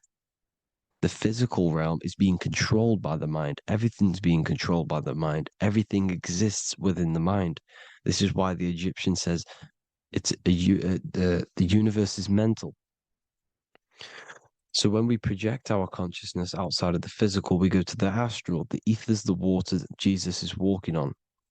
This is the veil between the physical and the astral world. The word together has ether within it because it joins the two worlds together, together, the astral and the physical. The word either is ether because the ether is on either side, physical and astral, physical and spiritual, physical and non-physical. In the astral realm, the mind can manifest anything we want. We incarnate to restrict our minds. This is why Saturn, if you go and watch my video on Saturn, how Saturn is this simulation, okay? Our minds can manifest anything we want in the astral plane in the click of a finger. However, when we incarnate in matter, we now have to labor for our manifestations. This is why Saturn's known as the great teacher in astrology, because he teaches you a lesson. When your mind incarnates into matter, it's teaching your mind a lesson, the knowledge of good and evil. This is why the Bible says, you shall be gods and know the knowledge of good and evil. When you incarnate here, you have to know the knowledge, you need to know the knowledge of good and evil to become a god. Okay? Now, the square is the physical plane. The triangle's the ethereal plane. The circle's the eternal plane. The circle has no beginning, no end. It's eternal. The physical plane is the square. It's limited. The square is limited. The cube is the geometric shape which gives rise to matter. Now, the term think outside the box has truth in plain sight. You have to think outside the box to project your consciousness, use your mind to project your consciousness outside of the box, the physical plane, into the astrals. The astral realm is the realm of the stars. Above us is the stars. Through the stars is the astral plane. This is why Astral has the word star within it. The devil is the de-veil. When you sell your soul to the devil, quote unquote, it's metaphorical. The devil exists in the physical plane. It's the lowest state of consciousness. The de-veil, you de-veil yourself into the physical when you are the devil. The de-veil. The ethereal plane. Now, we all know what the famous symbol of the all-seeing eye, right? The all-seeing eye with the eye in the triangle. Look at the Masonic artwork showing you the triangle above in the sky. This is symbolizing the ethereal planes. The eye in the triangle symbolizes your invisible intelligence, your mind, which has the ability to see on either side. Because the triangle's the ethereal plane. The eye is your consciousness, your intelligence. And this intelligence has the ability to see in the physical plane and to see in the ethereal planes, in the astral planes. This is why it's above the earth. It's above the ground. Because it can see here, it can see in the heavenly realms. Now, the stars are, well, this is known as heaven, the realms of the astral planes. This is some quotes from the Emerald Tablets of Thoth. Out of the darkness ye must rise upwards, one with the light and one with the stars. Man is in process of changing to forms that are not of this world. Grows he in time to the formless, a plane on the cycle above. So there's other worlds. The Bible's telling you there's other worlds, there's other realms. Know ye must become formless before ye are one with the light, the astral light above, which shining through the stars. Not of the earth are ye, earthy, but a child of the infinite cosmic light. You are the invisible intelligence controlling the physical body. The body's not you. It's the vehicle that your soul lands in when your mind projects your consciousness into that realm. Free from the body, I flashed through the night. Unlocked at last for me was the star space. Wow, that's powerful. The star space, the astral planes. This is what it's talking about. We are all a star. We descended from the astrals, which is the star. We are all a star. Look at the ancient paintings of Jesus' birth. It's the star beaming his consciousness down into the physical plane. Here's another one. Here's some Freemasonic artwork showing you, again, the ether, that invisible intelligence, the eye, manifesting itself inside of here, in the physical realm, where the people are. You see? It's the same here. This is Jesus. Here's the bird symbolizes the Holy Spirit, your invisible intelligence, descending into the waters, the ether, the ethereal, everything. The ether's the base of all physical matter. Here's Truth in Plain Sight. Mr. Bean, the famous TV program in England, in the UK. He begins the program like we all begin the program for falling from the stars. He falls down with a beam of light. And this is truth in plain sight. This is false. The aliens don't exist. They're a lie, alien. But this symbolizes the star beaming our consciousness. And when we die, this star will suck us back up. Just like this UFO is doing. It's truth in plain sight. So, this is some more Freemasonic artwork. Going from duality to singularity. Sun, moon, masculine, feminine. Right hemisphere, feminine, left hemisphere, masculine. The consciousness in the center, the balance point. Here's another more Freemasonic artwork. The two pillars, left and right hemispheres, and the invisible intelligence between the left and right hemispheres, the light of the body. This is why light's coming off it. Because it's light, it's pure light. The blazing star. The stairs go from the checkered board, the duality, up to oneness, in between the sun and the moon, the masculine and the feminine. This is symbolizing going into oneness. What did the Emerald Tablet say? You've got to become one with the stars, one with the one with the self, balancing the two hemispheres so that you can gain, because when the two hemispheres are balanced, you can gain a more deeper connection with your invisible intelligence. Same with the chakras. When the chakras, the 7 seals in the Bible, these are 7 seals because when you conquer the 7 chakras, when you balance the 7 chakras, you then gain a more deeper connection with your internal self, because your mind is not filled, it's not being ran, it's not being dominated by these 7 deadly sins, the 7 seals, the 7 chakras. These are 7 energy centers which are concealing our true form. Balance makes us have a stronger connection with our true cosmic intelligence. Heaven is even. This is why Jesus is pointing at the heart. The even point is the heart. You got to balance the chakras and live from the heart, because the heart is the earth. You're in good and evil. The body manifests the lower and the higher self. The higher self is in the higher parts of the body. Wisdom, intuition, expression. The lower self is in the lower parts of the body. Sex, food, and power.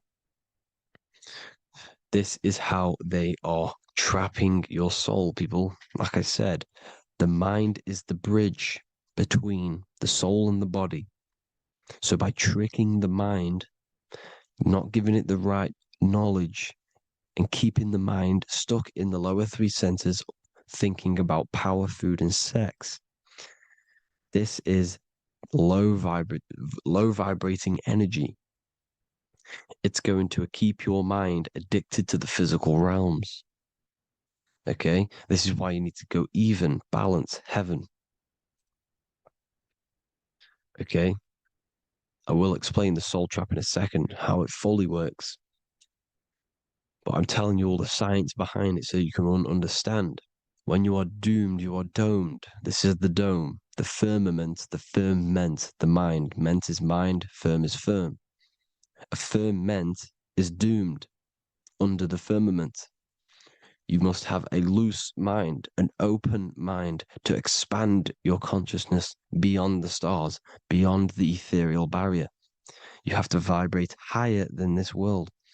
Your consciousness must be expanded more than the physical plane. You need to learn how to astral project.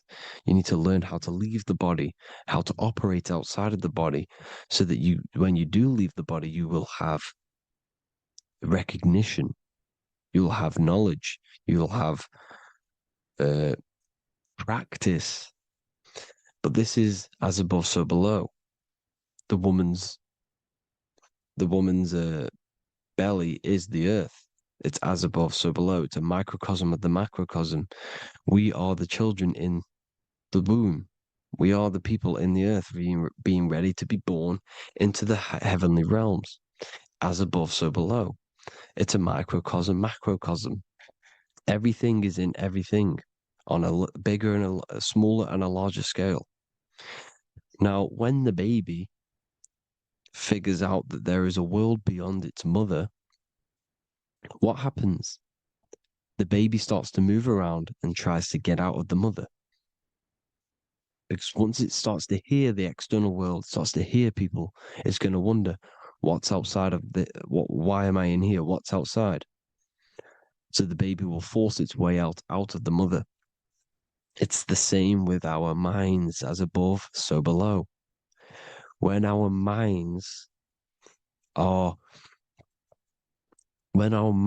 figure out that there are other realms beyond this world, we will seek a way out. This is the womb, the Mother Earth, Mother Nature. It's the mother. We're in the womb. We can be born out of this world, which is being born again in the Bible. When you are doomed, you are domed under the dome, under the firmament, the firm mind. The firm mind will keep you under the firmament. Due to the law of polarity, there has to be other realms. There has to be. Because the law of polarity works in this world, and it will work on every scale possible. It's universal laws. These are universal laws. The law of polarity means that there are other realms polarizing this realm. There is a hell, there is a heaven. There is a midpoint, which is Midgard, which is the one we are in now. Earth, heart. Earth is the heart. Heart is the center, good and bad. The balance between good and bad. Your reality is your level of realization. Your mind realizes other worlds, you will seek a way to them worlds. It's that simple. The soul trap is to keep you stuck in this physical body, which is the earth. This body is the earth. It's running the program, like I said at the beginning. It's running the simulation that your consciousness is experiencing. You are an electromagnetic being, and you're hidden in a cage, your rib cage, and you're stuck in cells, a prison cells. Look, you're in cells. We produce electromagnetic energy. Your soul produces this energy. And by trapping your consciousness inside of this physical realm, they harness this energy within the astral realms. They're using you to manifest demons, because your mind creates demons through emotions and mental thought energy, which is a whole nother video. I can make a video on that. You're manifesting everything for them because they're trying to create a hive mind. This is why they want everyone to believe in one belief system, one government, one belief system, one religion, because they're creating a hive mind. This hive mind will manifest and be summoned within the astral planes, because the mind manifests the astral plane. The astral plane is the realm of imagination. The mental plane is the realm of just thought alone. The etheric plane is the energy. The physical plane is the matter. So all of our minds together are manifesting these demons within these subconscious realms, the astral. Now, how are they keeping you stuck to this realm? Well, when you die and you're stuck in your lower three chakras, okay, when your mind and soul detaches from the body, which is the earth, when you leave the earth, you're still going to have these mental addictions to the food, the sex, the materialism, the phone, the cigarettes, everything. This is why they get you addicted to everything possible.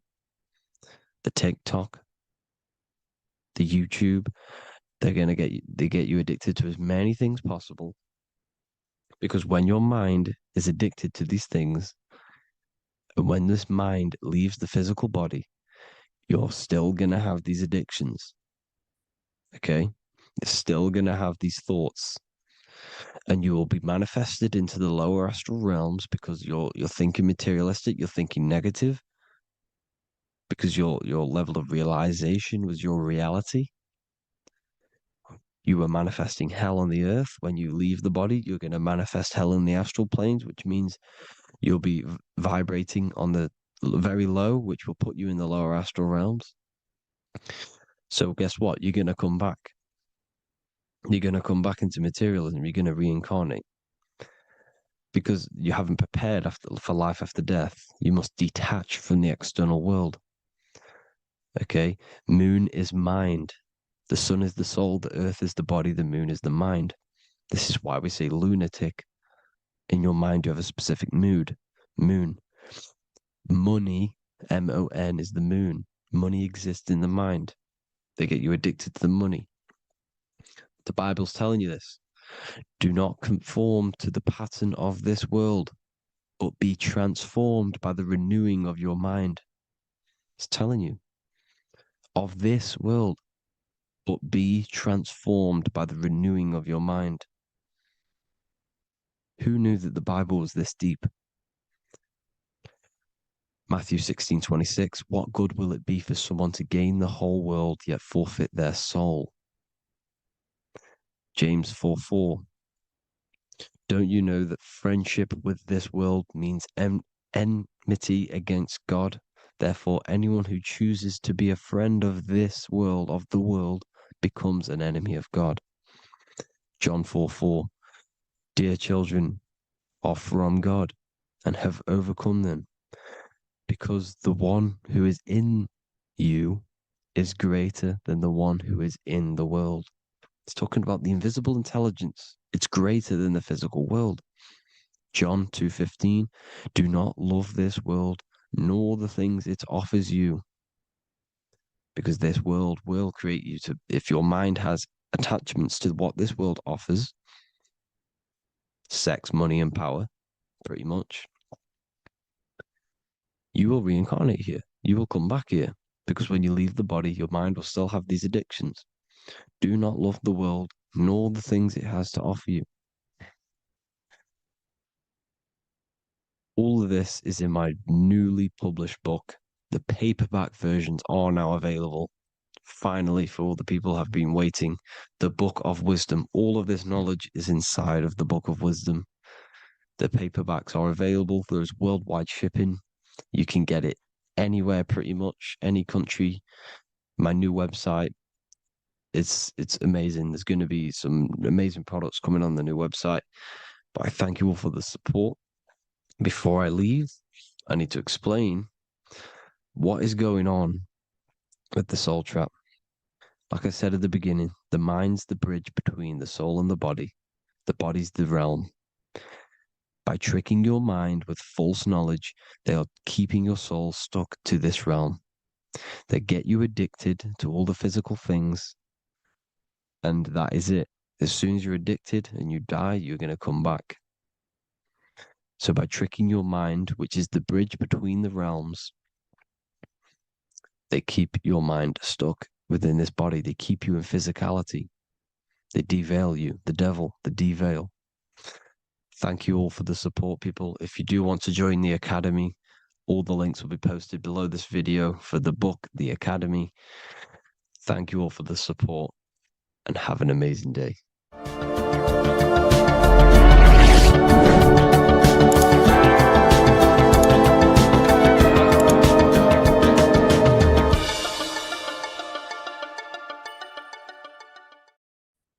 You are not breathing correctly. 98% of people only use a third of their lungs capacity, which is shallow breathing, which ages you, lowers your brain capacity, and also lowers your state of consciousness. So it's essential that you breathe consciously on a day-to-day basis, because this is what truly elevates your consciousness. I am going to give you the key for you to raise your consciousness just through breathing alone. Such a simple thing, but yet the most effective way for raising your state of consciousness and becoming more spiritually and mentally advanced. So tune in for this video, and I'm going to show you exactly how to do it and the symbolism behind breathing. Air is more than just air. It carries electromagnetic energy.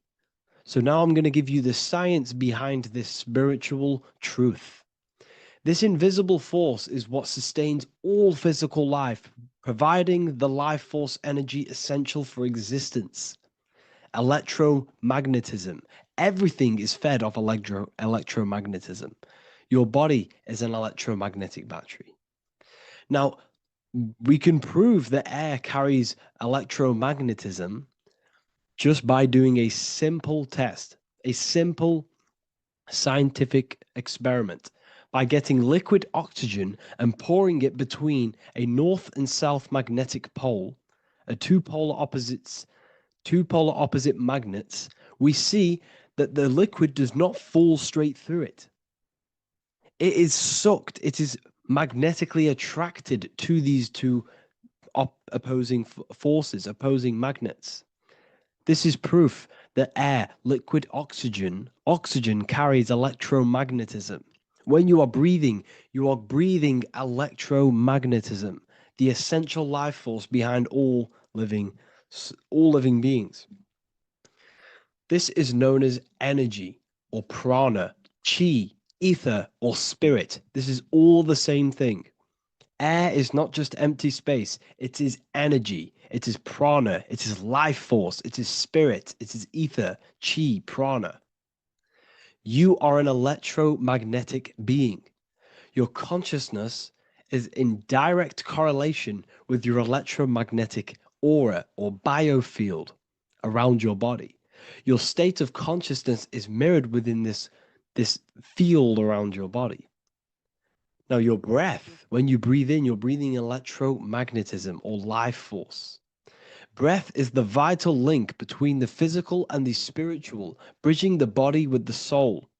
Through breath, we connect with both tangible world and deeper, the unseen realms of energy and consciousness. Breathing deeply and properly elevates our consciousness, enhancing the brain's functions, heightening the sensitivity of our five senses. It also brings a profound calmness to the mind, creating a state of clarity and inner peace. Like I said earlier, breathing properly is the fastest way to elevate your consciousness. It is the fastest way because breathing, when you stop breathing, what happens? You lose physical consciousness. Your body will shut down if you do not breathe in this vital electromagnetic energy in the oxygen. If your body does not get this for 5 minutes or however you can last without breathing, this makes you lose physical consciousness. Your body will not survive without this essential life force energy. Therefore, air is one of the most overlooked things.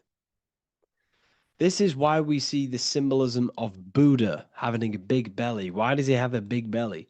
Because it's symbolizing breath work, proper spiritual breath work, the certain teachings of breath work, of when you breathe in through the nose, you have to breathe in through the nose. You don't want to breathe in through the mouth because the nose acts as a filter which catches dust particles and filters out the air before it enters the lungs. The mouth does not do that. The nose is for breathing inward. We breathe in through the nose, and when we breathe in, we breathe into our belly, not our lungs. When we breathe into our belly and our belly expands outwards, we are then moving this energy down from the nose down the spinal column. And when we breathe back out, the belly goes in, which is raising the energy up the spinal column, back out through the mouth.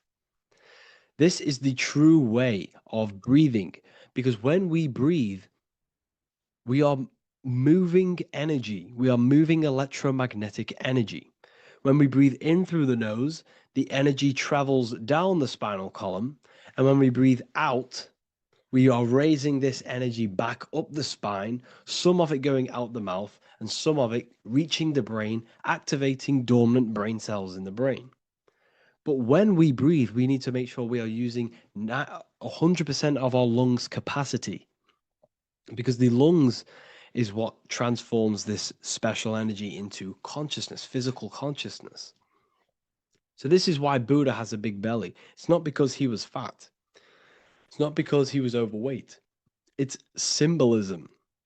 It's symbolism of breath work. So try this. Do this for 2 minutes while you watch this video. Breathe in through the mouth as hard as you can until you no longer can fill any more air into your lungs and belly. Breathe it into your belly, not your lungs.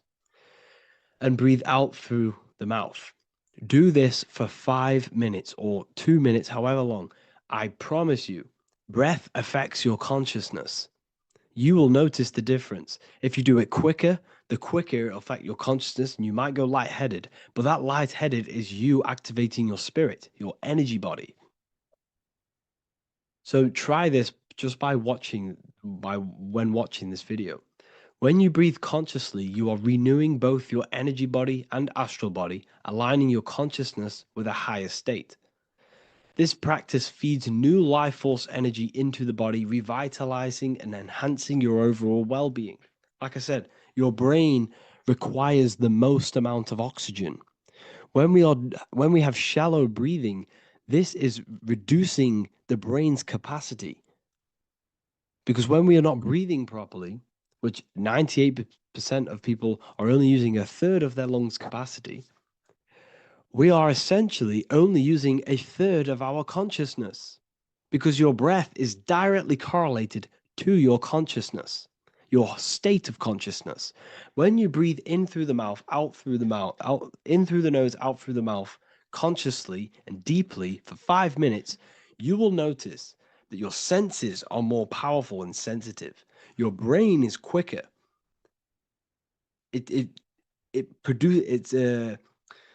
What's the word? It processes information quicker. You become quicker. You become a superhuman, and you feel more spiritual because it activates your spirit, your astral and energy body. So when we meditate, it's definitely important to breathe in through the nose and out through the mouth as deeply as possible to align with a higher state of consciousness. And this is the easiest way to separate your consciousness from the body. When you breathe in deeply for long periods of time, while meditating, while taking no thought, when no thought is present and you gain a rhythm of deep breathing, this is the gateway. This is the gateway to opening your consciousness. Because when you stop thinking, other aspects of your consciousness can open up. All of our lives we've been thinking, which is blocked off the higher states of consciousness. So breathing is very, very important. It affects our overall well-being. And this is Yahweh, the in and the out of breathing. When we breathe in, this is Yah. You can hear it. It sounds like Yah. And when we breathe out, that is Way. This is the name of God, apparently. But God is within you. You can connect with God. You can connect with source consciousness within you by breathing, by raising your state of consciousness through breathing and meditation. This is why the Bible tells you the Spirit of God has made me, and the breath of the Almighty gives me life. You are consciousness. You are God. You're an extension of God's consciousness. Job 27:3. As long as my breath is in me and the Spirit of God is in my nostrils. The Spirit of God is through breath. John 20:22. And when he said this, he breathed on them and said to them, receive the Holy Spirit. The word spirit means breath. In Greek, Hebrew, Latin, it all means breath or wind or air. The Holy Spirit is a certain way of breathing, a breathing technique that elevates your consciousness, that syncs you up to a holy consciousness, an elevated state. That is the Holy Spirit. That's why it tells you in the Bible, when he said this, he breathed onto them. He breathed onto them and said, receive the Holy Spirit. You must breathe to receive the Holy Spirit. When you breathe, you are renewing the body's energy. You're taking in new life force, which is regenerating your cells, regenerating your brain, nervous system, and also connecting with consciousness, pure consciousness. This is not something that we should be doing during meditation. Yes, it is. We should be doing it during meditation, but this is something that we need to apply all of the time. This is the fastest way you can raise your consciousness. I just want to say, all of this knowledge is inside of the Book of Wisdom, Volume 2. Make sure to give a like and a comment on this video to help the algorithm. And let me know what you think about the last book or this book if you have read them, to let the new people know what they're looking at with this book. This is truly life-changing, the Volume 2 and Volume 1 is truly life-changing. You can get them in a bundle also. Learn hidden knowledge inside of the Ethereal University. This is where truth seekers belong. I'm not here to try sell you this, but this is the place for truth seekers. And if you are serious about your spiritual journey and serious about gaining knowledge, which gives you the advantage over life, Join Ethereal University. This will definitely help you. Thank you for watching this video. Please leave a like and comment. Make sure to give me any suggestions on videos you want me to make in the future. Thank you all. You don't just have a physical body. You have a physical, mental, spiritual, and emotional body. Each one of these aspects are a body of its own. Body does not just refer to a physical substance. You have a mental body for thinking, an emotional body for your emotions, a spiritual body for your energy in your astral form, and a physical body to encapsulate all of these. Each four of these aspects are essential for the human experience and essential to balance. Now, today we're going to be syncing the four aspects of your consciousness with the four seasons and the four elements and how this ties into the Bible. So we have four physical elements. We have 5 elements in total, spirit being the most important, but spirit is pure invisible. We have 4 physical elements. We have air, fire, earth, water. Earth and water are feminine. Air and fire are masculine. Air and fire are active. Water and earth are passive. The air corresponds with the mental body of consciousness. This is where your intellect, this is where your communication, this is where your thoughts, intuition all comes from. This is the mental body of consciousness that allows you to think, allows you to process, figure things out, and have intellect and gain knowledge. This is your intellectual aspect of your consciousness, located in the head region.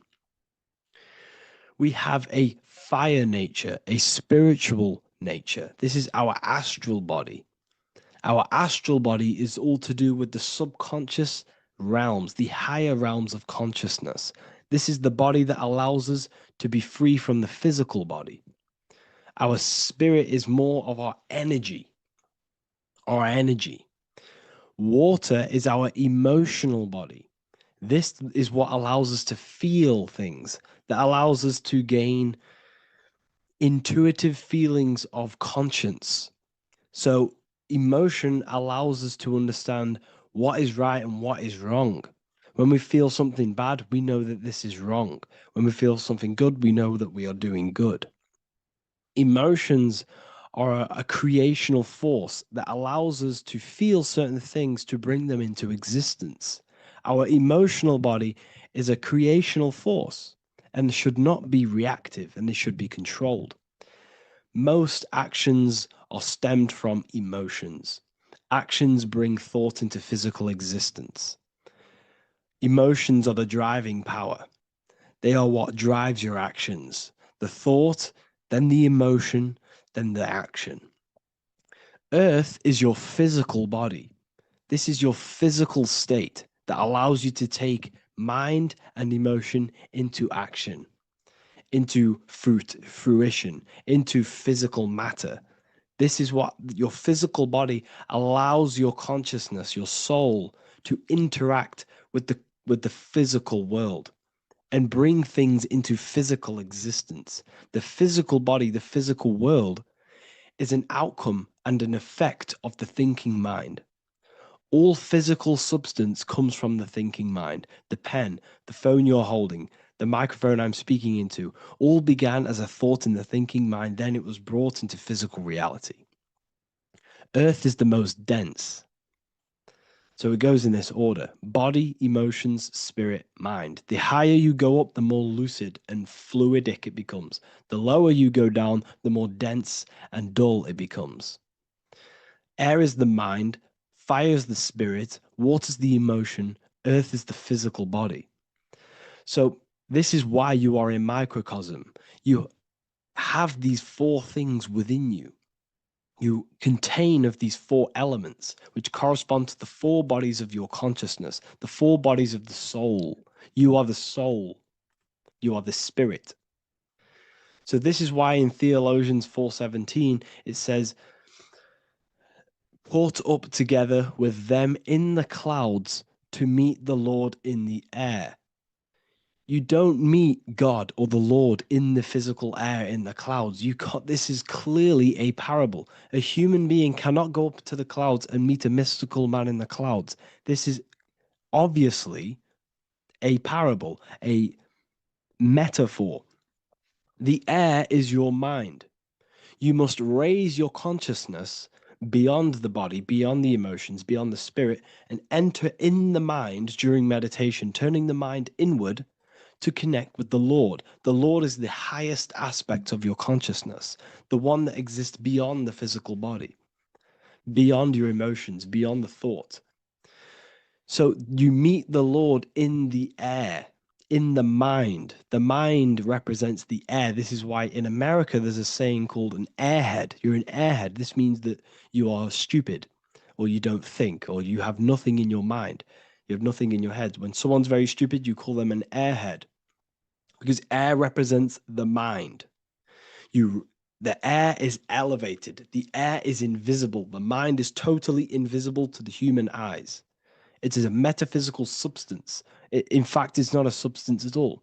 It's so fluidic. It's everywhere. The mind can be everywhere at all times. It can be anything. Nothing is impossible within the mind. Now, this is synced with the 4 seasons. The 4 seasons represent the 4 aspects of human consciousness, the 4 bodies of your consciousness, the 4 bodies of your soul. The sun is your soul, okay? And the sun travels around 4 seasons. Summer, when the sun is the most hottest point. Autumn, when the sun starts to move away from the hottest point. Things start to die. Then it goes to winter. This is when everything dies. This is when things enter in within itself. This is when darkness occurs. Then spring. This is the reignition of the sun. This is when the sun starts to bring back the warmth back to the summer. You have 4 seasons which correspond to the 4 bodies of consciousness. Fire is the spirit. This is when you are passionate. This is when you are taking action. This is when you are fiery. The sun is blazing. You're taking action. You're very passionate. You're very spirit. You're in the spirit. Autumn is water, emotion. This is when you start to become very reflecting. This is when you start to feel emotional. Because in autumn, there's lots of water. This represents the emotional body of consciousness. Winter is the mind. This is air. Winter, what happens in winter? Everything enters within itself. The leaves die, the trees die, everything dies and goes within. This is the mind. The mind is the darkness, remember. You close your eyes to enter within the mind. The winter represents meditation. In the winter, what do people do? They stay inside of their house. They research more. They read more books. They become more intellectual. They think more in the winter because we are so we're stuck inside. So we're more reflective. We're thinking more. We're more communicative. We're more intellectual. In the spring, this represents the earth, the body. This is when we start to come out of the mind and we awaken to the body, and things start to grow again. The plants start to grow. The earth is growing again and reborn again. This is the body. This is when you become more active in the spring. And then the summer, back to the summer, we then take action on these thoughts and these thoughts that we gained over the winter. Essentially, this is just a massive cycle. And this is a daily cycle also. The nighttime is the winter. The morning is the spring. The midday is the summer. And the evening time is the autumn. This is a microcosm. We have 4 bodies of consciousness. You are the sun, you are the soul, and the soul has 4 bodies: summer, autumn, winter, spring. Emotion, air, body, spirit. Sorry, emotion, mind, body, spirit. So you are the soul. You are the pure essence of consciousness. The sun is your soul in the heart. And the seasons are inside of you because you are a microcosm. Okay, you are a microcosm. The word sun is son. The Latin word for sun is sol, which is soul or solo, because the sun is solo. It's on its own. You are the soul, and the soul has the 4 different bodies of consciousness. So before we move on any further, if I've blown your mind, please, if you can, leave a like, a comment, a share, and a subscribe. Let me know what videos you want me to make in the future. Please drop a like. It definitely will help me. You are a microcosm of the macrocosm. Man is a miniature universe that goes through its own cycles. The seasons of the summer, winter, spring, and autumn do not occur merely outside of him, but within him as well. The summer is within you. You feel different in the summer. You feel different in the winter. You feel, depending on the body of consciousness, it's your soul's interacting with. So the sun in the sky is your soul inside, and the sun goes through these cycles, which is affecting your bodies of consciousness, because the cycles represent your bodies of consciousness. Now, this ties in with the Bible. This is why we have 4 Gospels. This is why Matthew, Mark, Luke, and John are always seen with the 4 different zodiac sign animals or symbols. So you always see each one of the Gospels. If you just type in on Google Matthew, Mark, Luke, and John, type in ancient pictures, paintings or pictures of them, and you will find these 4 zodiac signs are always standing with each one. Taurus, the bull; Leo, the lion; Scorpio, the eagle. An old symbol for Scorpio was the eagle. And a man for Aquarius. Here you see very, very ancient paintings and artwork. Here we see Matthew, the man, Aquarius. Here we see John, the Scorpio. Same here. We also see it on the tarot cards, on the world card. We see the 4 fixed zodiac signs. Here we see it as well. These are called the 4 fixed zodiac signs. Now, when we look at the zodiac, we're no longer looking at the sky, because what you must understand is as above, so below. What is above you is inside of you. What is above is what is below. What is outside of you is within you. The zodiac is inside of you. The zodiac revolves around the sun. The sun is your soul. These are different energies of your soul. Like I said earlier, the 4 seasons are the 4 bodies of your consciousness. And in each body of consciousness, you have these different energetic energies that you can work with. Okay, so this is the true astrology. This is the true astrology, the internal esoteric astrology. You can't find much information on this at all. Very hard to find. So what we're looking at are the 4 bodies of consciousness. Obviously, when you look in the middle of each, when we look in the middle of each season, spring, the middle of spring is Taurus. The middle of winter is Aquarius. The middle of autumn is Scorpio. The middle of summer is Leo. These 4 signs are known as the 4 fixed signs. Okay, Scorpio is fixed. It's the middle of autumn. Scorpio is a water sign, emotion. Aquarius is the air sign, the mind.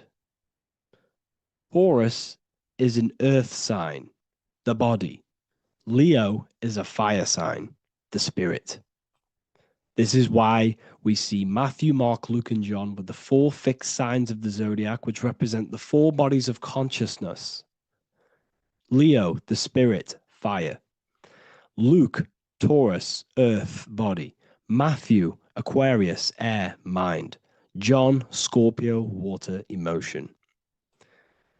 Each gospel is depicting Jesus and showing Jesus in each gospel Each one of these gospels is showing and depicting Jesus according to the different body of consciousness. In John, this is when Jesus starts to turn water into wine. Water is emotion, wine is transmuted emotion. This is when he does miracles with his emotions, water into wine. Aquarius, which is Matthew, air, the mind. Inside of the Gospel of Matthew, this depicts Jesus as an intellectual person, a person who's communicating and using his mind, his mental body a lot inside of the Gospel of Matthew. Go and read it, and you will see this. Luke, Taurus, earth, the body. Luke shows and depicts Jesus according to the body of consciousness, the physical body. He shows Jesus as a human, being a human being, helping people physically and helping people's physical needs, like giving away food and doing all sorts of good things for other people. Leo, Mark, inside of the Gospel of Mark, this shows Jesus as a spiritual teacher, a passionate person who is taking action. Each gospel is showing Jesus according to the different body of consciousness. And Jesus represents you, the Son. That's why it's called the Son of God, the light of the world. Jesus represents your soul, and your soul has these four gospels, the four bodies of consciousness, the four fixed signs, the four elements, and the four seasons. These things all correspond to your consciousness. So this is Leonardo da Vinci, showing you the exact same thing. Jesus is the I am, the Son, the soul, in the middle, on his own. Luke, spring, earth, body. There are three people in each group. There are four groups, and there are three people in each group. 1, 2, 3. 1, 2, 3, 1, 2, 3, 1, 2, 3. Fall, winter, summer, spring. These are according to the four bodies of consciousness. Here we see Aries, which rules the head region. He's on the head of the table. Gemini, he's holding up the two hands because Gemini rules the two hands, the two arms. Gemini is the two twins, which is the two arms and two hands, and the two lungs. Here we see the beginning of summer, which is Cancer. You see the big knife here. Cancer, him here, this gray-haired guy, holding a knife for the crab. Cancer, they pinch. You have a knife, symbolizing the crab. Leo, the middle of summer, showing dominance. The sun is very dominant. He's got his elbow on the table, showing dominance. Virgo has no Adam's apple. Cancer here is pointing at this woman's neck, saying there's no Adam's apple. This is Virgo, the virgin, the only woman. Jesus, the sun. This is Libra, the balancing. He's holding his arms out, balanced, showing the balancing of the sun. Because when the sun enters Libra, the sun is balanced between winter and summer. So it's balanced. This is all astrology, but this is internal. Okay. This is Ezekiel's vision. Ezekiel had a vision in the Bible, and he saw the face of a man, the face of a lion, the face of an ox, and the face of an eagle.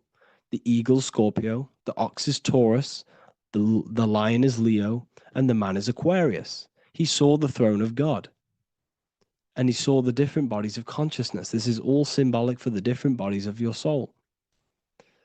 So when we look at the zodiac, we are actually looking at a map and the energies of our soul, and the energies of our bodies, and the energies of our consciousness. This is what we are looking at. Each zodiac is an aspect of our consciousness and an energy that we can work with and that we must purify. Balance and purification is essential.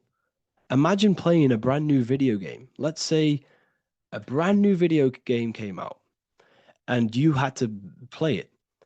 What happens when you play that game? You don't know the controls. You cause chaos in that game. You can't really run properly. You can't do anything properly. You're getting destroyed by other people who are playing that game. It's the same with your physical body. When you are born, you must learn how to play the game. You must learn how to balance the mind, learn how to balance the spirit, the emotions, and the physical body. We must balance and purify each body of our consciousness. We must look after our physical body with our physical health by eating physical, electrical food like fruits and veg. We must look after our minds by being conscious of what enters our eyes, enters our ears, enters everything. Whatever enters our five senses is affecting our mind, our mental health, our environment, mental. We need to look after our thoughts. Control our thoughts by purifying our thoughts, only positive thoughts. Then we must purify our emotions, feeling only gratitude and love and not feeling these negative, dull emotions. Then we must look after our spiritual body through meditation and looking after our spirit. But remember, when we look after our mind, it all begins in the mind. Each body of consciousness is interlocked with the other. If you have an unhealthy body, you have an unhealthy mind, spirit, and emotions. If you have an unhealthy mind, you have an unhealthy body, spirit, and emotions. If you have an unhealthy emotions, you have an unhealthy spirit, mind, and physical body. They're all interlocked. You must balance each one of them. Look after your physical body, look after your thoughts, look after your emotions, look after your spirit. But remember, the mind is the most powerful one. It's mind over matter. Once we look after the mind, because once we start to control our minds and control every thought we think, this will then turn into discipline in our physical body. Because once we learn how to discipline the mind, we learn how to discipline what we eat, we learn how to discipline what we feel, we learn how to discipline our spirit. This is all interlocked, but work on the mind first. Work on the mind first. All of this knowledge is inside of the brand new Book of Wisdom, Volume 2. This is a revolution of human consciousness. If you've read it, please leave a review down below. If you've read Volume 1, leave a review down below.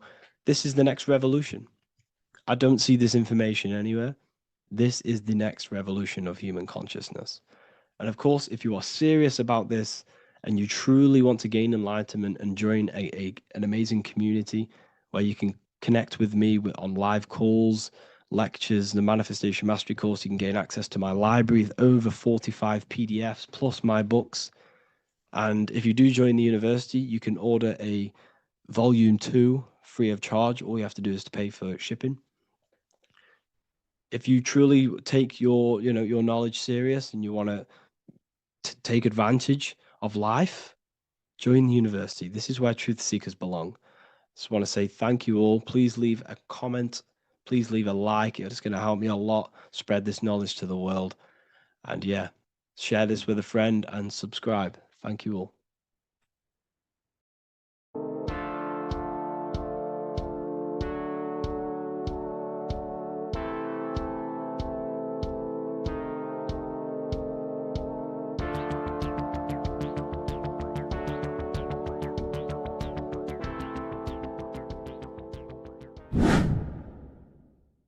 What is good, YouTube? Today we're going to be talking about the astral plane and how the cosmology fits into the astral plane. Okay, so first let's go over the astral plane and go over the different layers of reality so that you can understand reality more.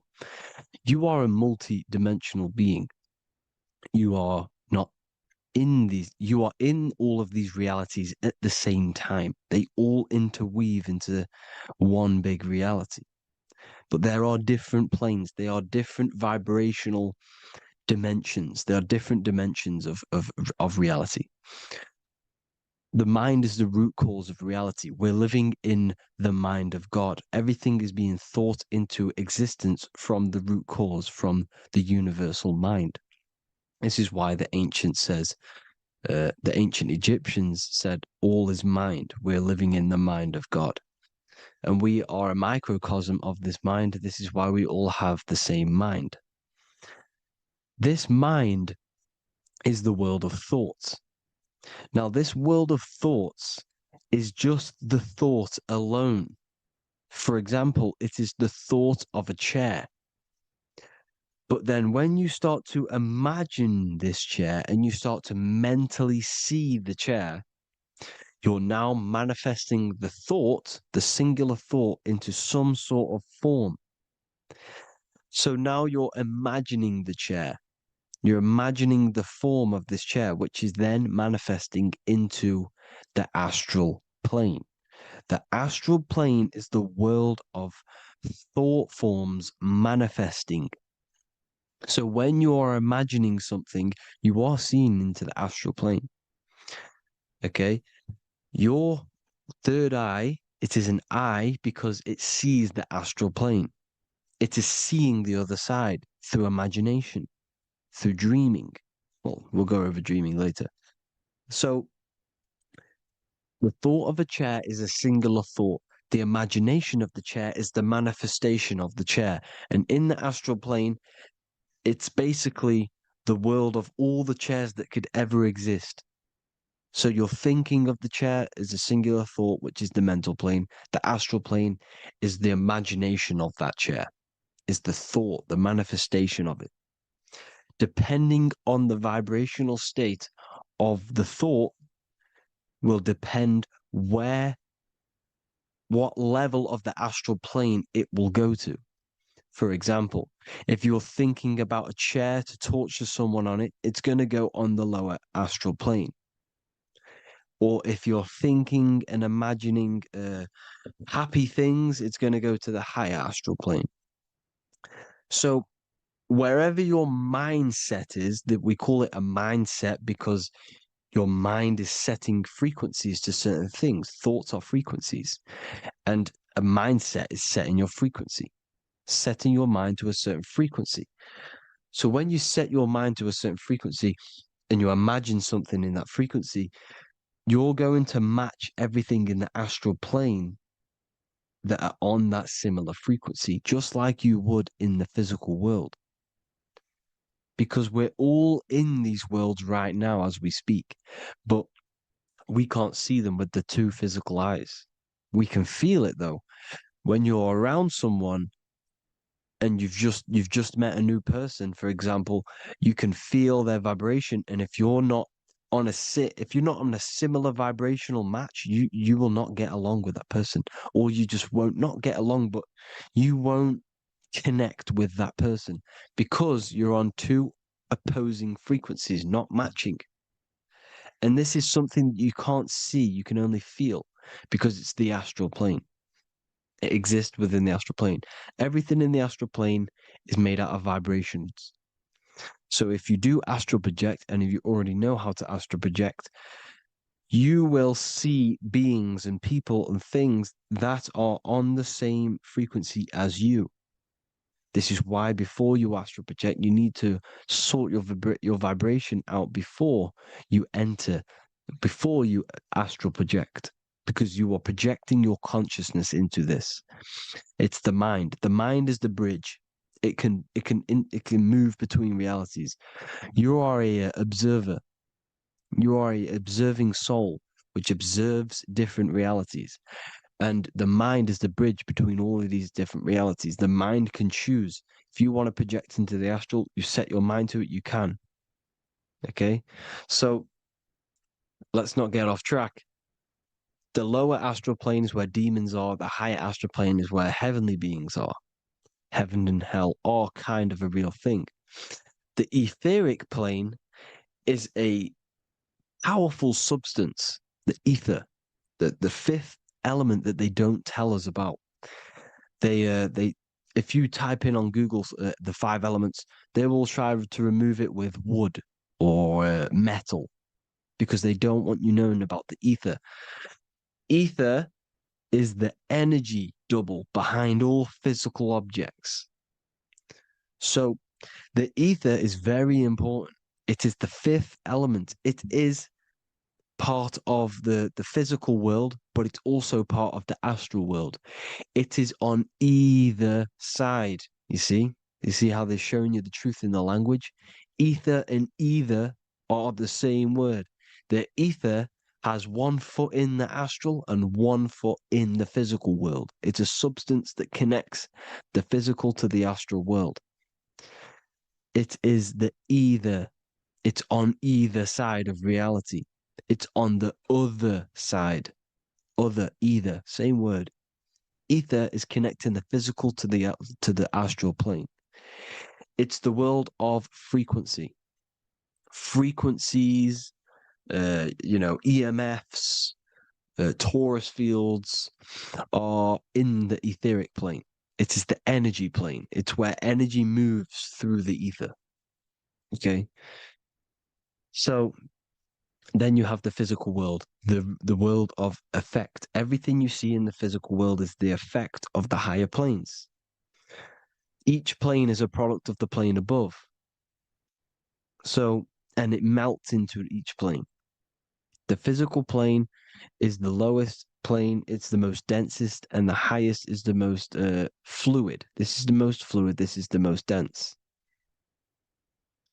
This is where we get the saying, as above, so below from. As above, so below comes from the different planes of reality. And magicians understand this. This is why magicians always say as above, so below. Because they understand if you manipulate the higher planes of reality, you manipulate the lower planes. Because the astral plane is a direct copy of the physical world, but in the astral plane. It is mirrored. The physical world is mirrored in the astral plane. They are both the same world, but there's different vibrational states of the world. Kind of. It's hard to put this in words, people. So just try and understand. The astral plane is the double. It is whatever happens in the astral plane happens in the physical plane. This is why magic works. This is why demons work. This is why spirit communication works. Because if you manipulate the higher planes, you manipulate the lower planes. As above in the astral, so below. Leonardo da Vinci showing you to look up, pointing up. You got to look up. He's telling you to change the mind, you change the physical world. You change your emotions, you're on the astral plane, you change the physical world.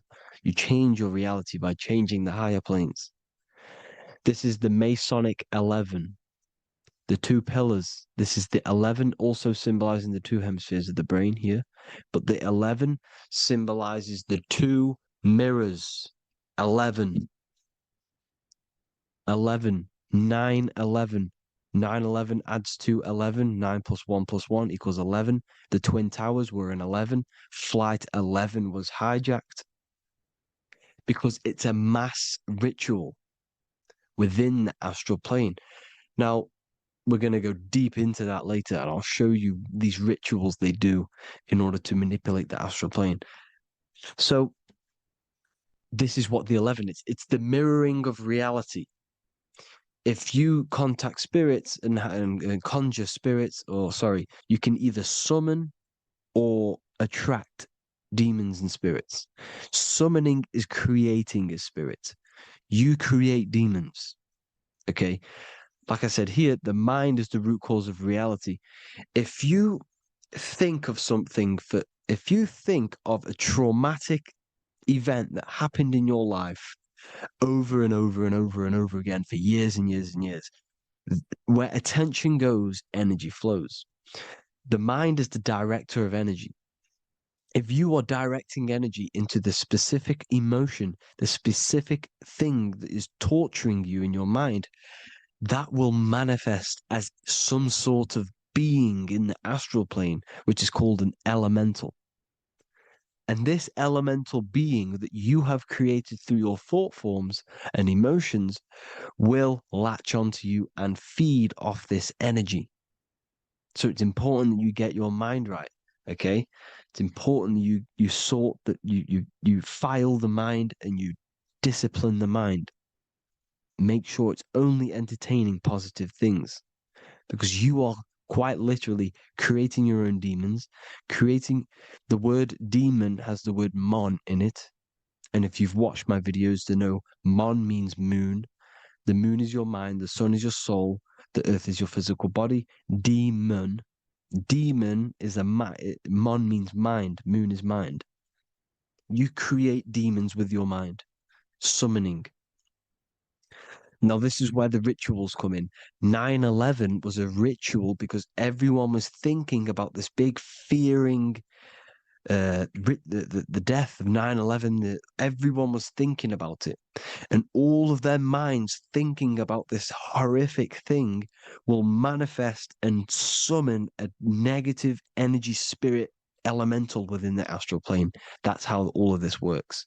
This is why it was a mass ritual. Okay.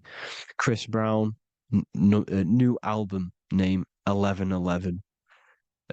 Release date on the 11/11. This will be my 11th album and contain 11 songs.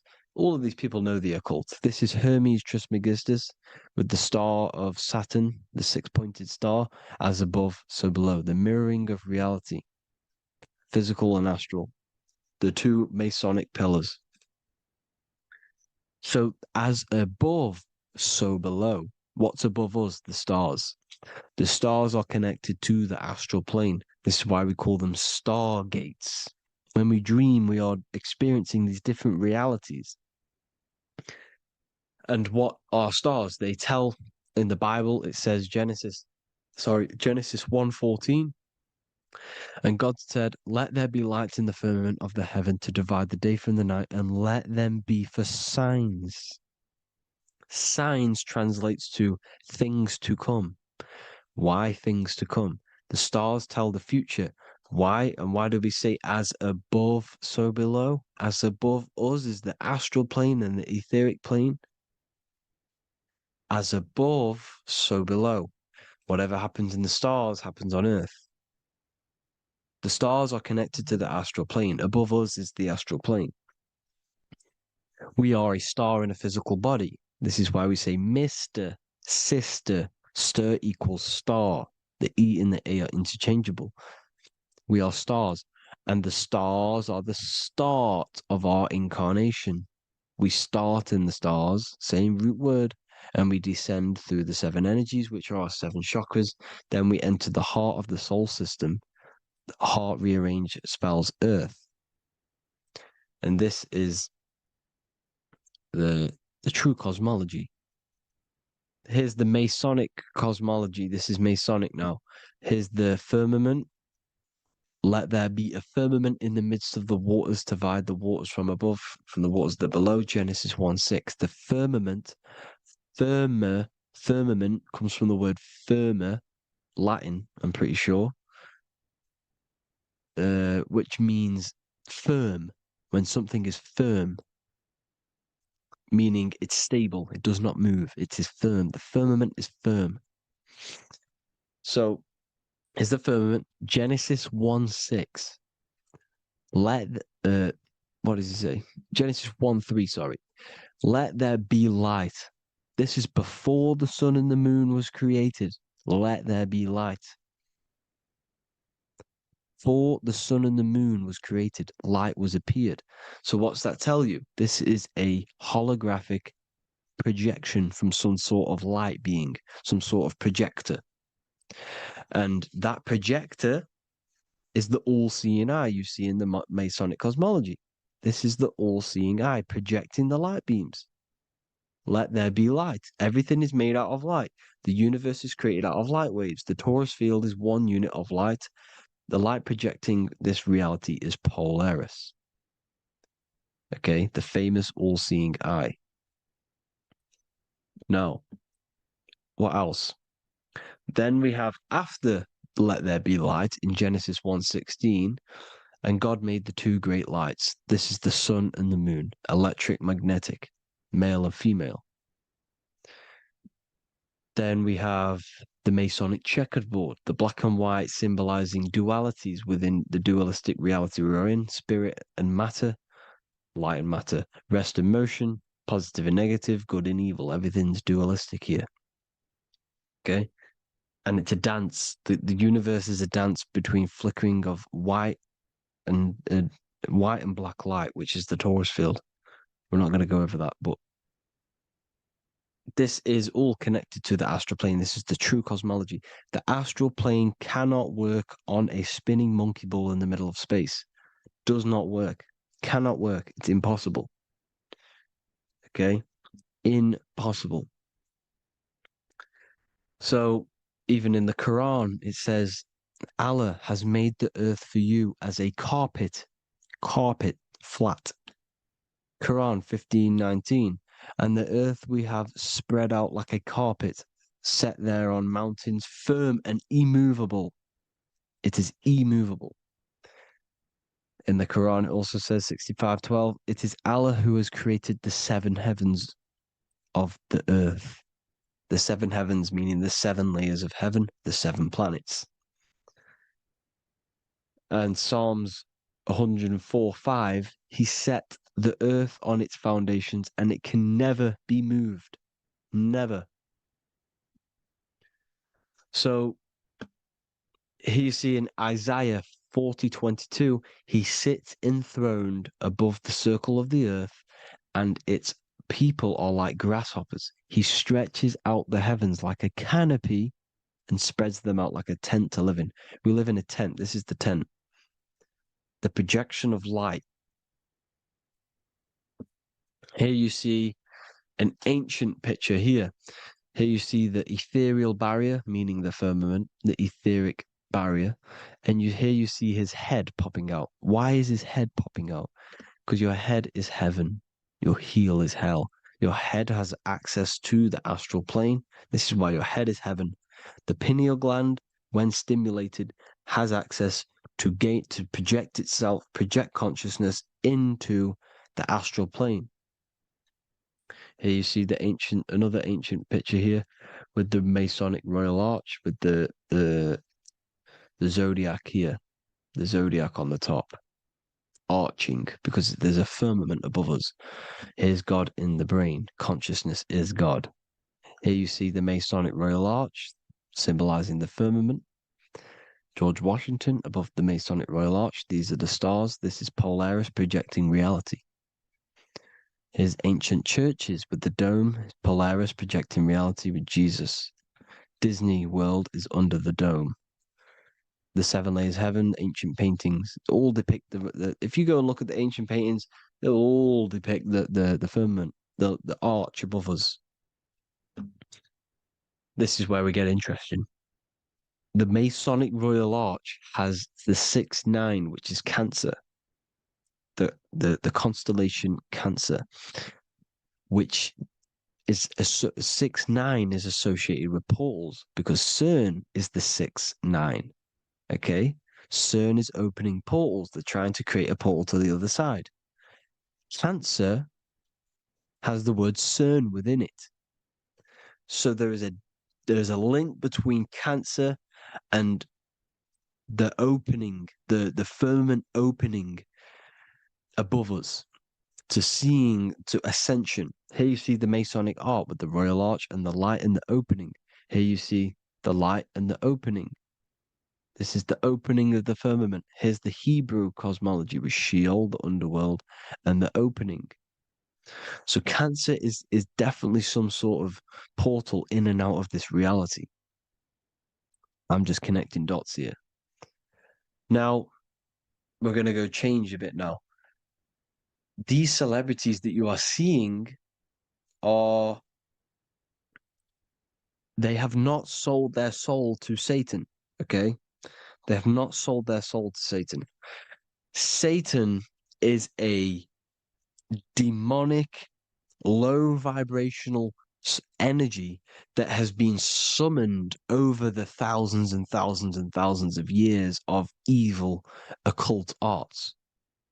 So since Babylon was summoning this demonic energy, and this demonic energy in the astral plane will grow and grow and grow. It has no form. It has no physical form. Okay? But you can see it in the rappers. If your third eye is open, you can see clearly that these people are demonic. You can sense the energy that they're manifesting. Selling your soul is not what you've been told. It is gaining, because your soul is pure love, okay? Your soul does not want to do anything bad. So when you sell your soul, You're gaining physical gain, you're gaining physical wealth, for example, like for these rappers, they will be given millions of pounds because the people in control of the music industry, which is the dark occultists trying to brainwash the masses, the people in charge, are they're dark occultists. They understand Satan and the energy. They are satanic energy, which has been summoned in the astral plane. They see that they have influence over the masses, so they will go to them and say, "I will give you this amount of money forever if you manifest this satanic, demonic energy through the music and through social media to blind the masses, to brainwash the masses into this demonic energy." Because when you listen to music, music is frequency. Whatever you listen to, you become that frequency.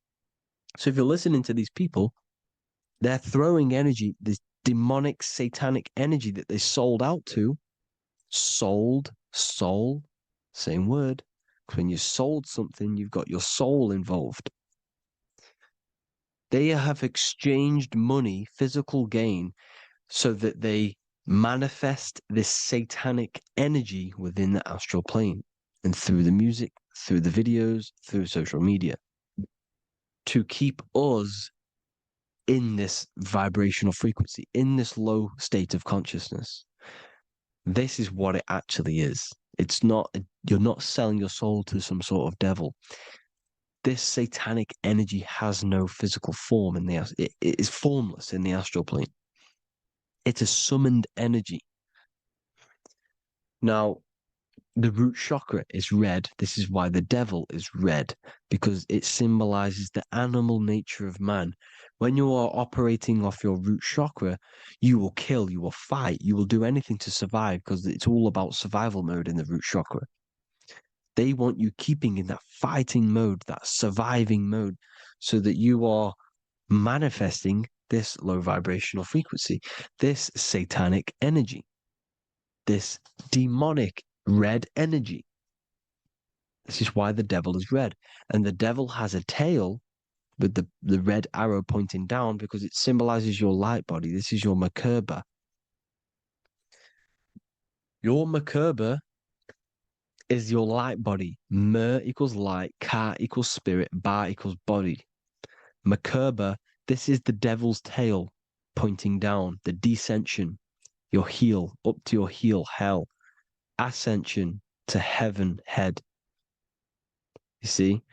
This is the all-seeing eye with the illumination coming off it. Your head, when you're illuminated.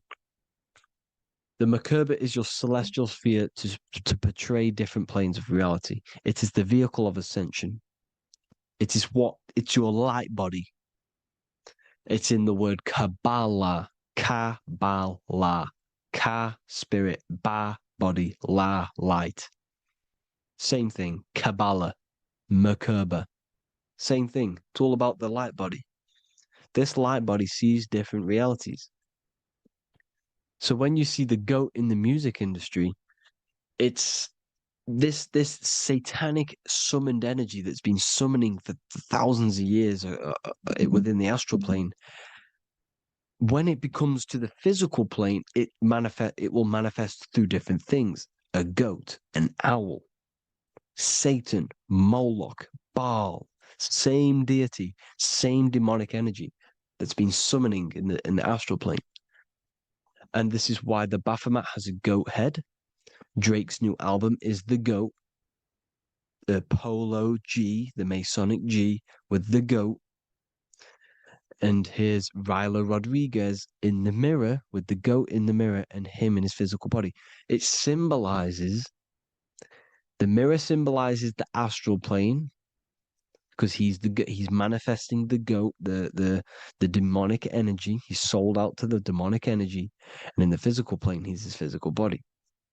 The mirroring, the Masonic 11, the mirroring of reality, the astral and the physical. And what do you call them when they're an amazing rapper, the best rapper? You call them the goat. Because the goat, you're the goat because you're manifesting the goat energy, this satanic, demonic energy within the astral plane. So Baal Moloch, all the same thing. Because in the astral plane, if you want to gain spirits to come to you and communicate you in the physical world, if you want to communicate with spirits, you have to gain their attention. You can either gain their attention or come together and agree to create some sort of being, which is Satan. Okay. You can, like I said earlier, you can create these beings, you can summon them or attract them. One way to attract them is sacrificing. In order for you to become God, man, to turn to God, you have to sacrifice your life. You have to sacrifice, not drinking, not doing things, not doing anything demonic, not doing anything bad, not eating meat. You have to sacrifice yourself to become the light. However, if you want quick, instant gains in the physical world, you can sacrifice something else to communicate with these spirits, because these demonic energies feed off demonic energy, your demonic energy. So these dark occultists will give away babies, they'll sacrifice, torture babies so that they gain, so that they can communicate with these spirits for physical exchange. Yes, you can do this. These powerful spirits, these powerful demons can give you powers. They can give you certain things. And this is what they are doing. They're summoning and attracting these demonic energy.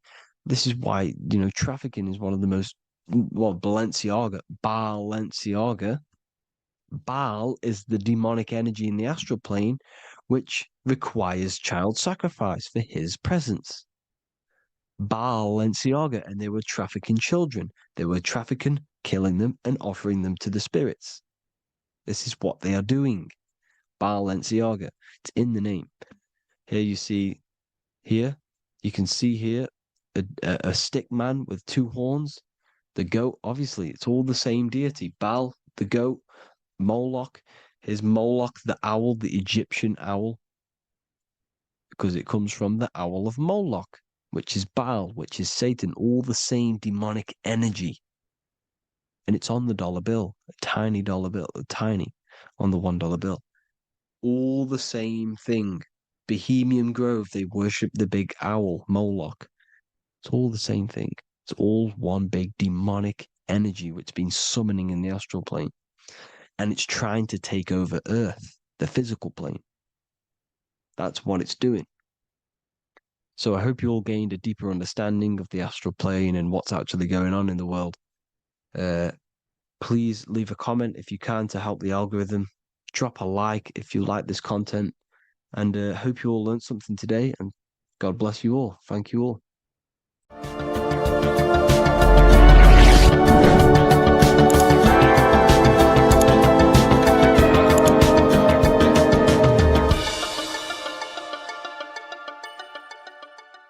There is a massive mystery around the Freemasonic G, and in this video we're going to be discussing it. Some people call it geometry, God, Gnosis, Genesis, generation, but in fact it's all of these things, and all of these things relate back to one concept that links them all. And in this video, you will be discovering this secret force, which pretty much creates everything in your reality and your life, and has done unconsciously, whether you are aware of it or not. The Freemasonic G is the 7th letter in the English alphabet. This is important because the number 7 has many mysteries inside the esoteric and occult traditions. Some people say the number 7 represents the 7 colors of light, the 7 major planets, or the 7 musical tones, 7 days of creation. The number 7 is a massive mystery. But what we have to understand is that in the context of Masonry, Freemasonry is all about building the self. Every day we wake up, we are either building our prison of our mind or freedom of our mind. Everything inside of esoteric Freemasonry is about building the self and reconstructing our consciousness, our inner dialogue, the inner voice. We're transforming the mind from low awareness to high awareness. This is why Freemasonry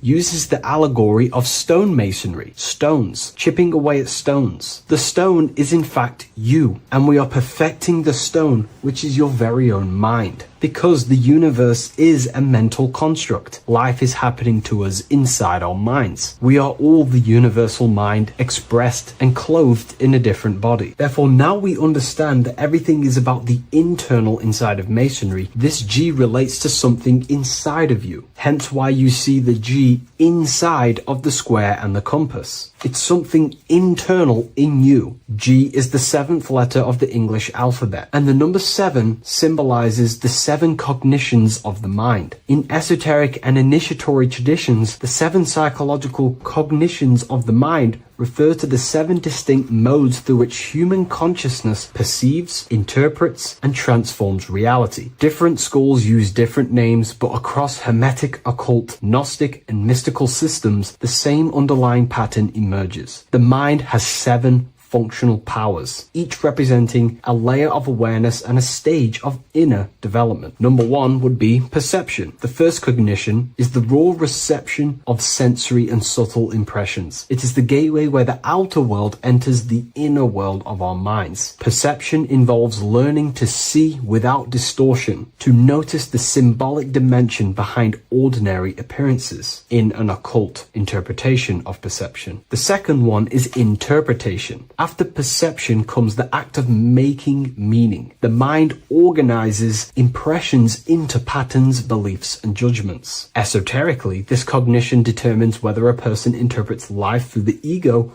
or through the higher insight of their higher consciousness. The goal is to purify interpretations so that the intuition can speak through it, to clear our minds of the clutter, master it, and let our higher consciousness shine through it. Number 3 is the imagination. This is the creative faculty that produces images, symbols, and visions in the mind's eye. This is associated with the astral plane. We live in a mental universe of thought. Thought wraps itself inside of imagination. The thought alone has no true form, but then the thought wraps itself in a vehicle of consciousness, what we call imagination, and we give form to the thought. Imagination becomes active. Imagination becomes active imagination, the foundation for rituals, alchemy, meditation, and visionary insights inside of occult traditions. Working on your imagination is a key part on developing your consciousness, as it is literally the sight into the astral plane, your internal vision of the mind. The fourth cognition of the mind is emotion.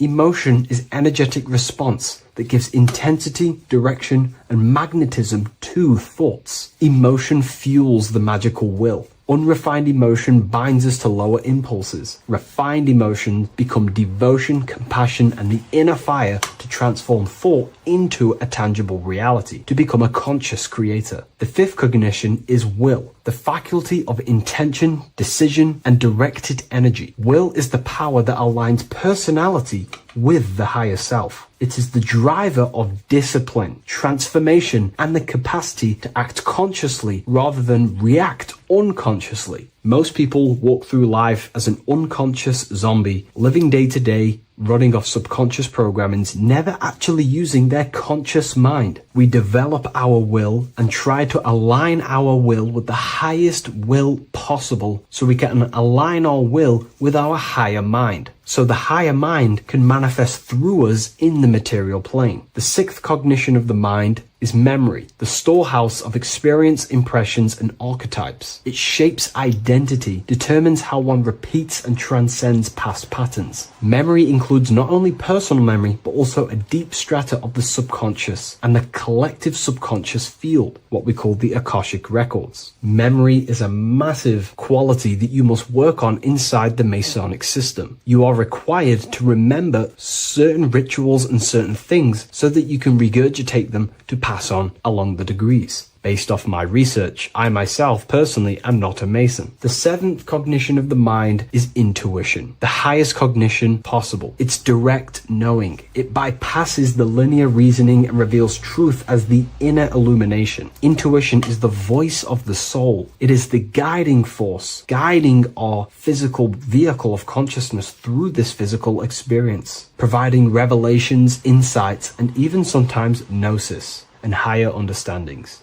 They are the 7 principles and cognitions of the mind that we should work on. Sometimes they're symbolized as 7 luminary planets, because lumen is light. The planets are light. Light is consciousness. Consciousness is light. Now moving on to the true understanding of the G, the higher understanding of the G, as I mentioned previously. This is what we call the generative principle, the care principle, the human heart principle, the female aspect of consciousness within yourself. All creation is built upon a care. All action is built upon a care. You only act on what you care about. You care about paying the bills and staying inside your house and looking after your family, for example. Therefore, you take the action to generate the reality and generate money to pay the bills. Them actions are driven by the force of care. If you care about a plant, you take the action to water the plant and it grows. If you care about your partner or relationship, you give them attention and care and love, and you grow the relationship. As soon as you stop providing care, watch the relationship crumble and the reality destroys itself. Care is the generative force of reality. This is the generative principle that generates your experience in this world. We are in a continual state of becoming. Each cause gives birth to an effect, and that effect gives birth to a new cause. The G is the generative principle that drives creation in the present moment. Reality is creating, unfolding in the present moment, and the G is the force inside of you that generates your experience. You're watching this YouTube video right now because you have a care in your heart for the information I have provided in the past, and you have a care about watching this video. As soon as you don't care, you take action to do something else with your time that you actually care about. The G is the generative force of the heart. It is the love energy. You only take action on what you love or care about. The whole world is built upon this principle. This is why we say money makes the world go round, because the whole world has a G or a care for money, and it's making everyone wake up in the morning, take actions, and make the world go round. It is the G, the care for that principle or money object to generate that reality. It is the force that drives you, hence why the G is sometimes surrounding with light rays, because it represents a force, emanation, something that is invisible but driving the physical body. The G is the internal force that focuses thought into an action. We can think many thoughts, but the thoughts you don't care about, you don't take action on. But the thought you care about, that you have a G for, intensifies that thought, focuses and directs it into an action to generate that experience and reality. The whole world is built upon this principle. The sun is a perfect example of the generative principle. The sun gives all of its life, light, never asking for anything back, making everything grow and generate on the earth. Everything in your life is built upon this principle, and gaining control over your care gives you control over your actions and your reality and what you generate. Once you see this, it is truly beautiful that the world is actually built upon love. This is why they say love is the force of God. It is. Truly. This is the reason why God begins with a G. It's about Genesis.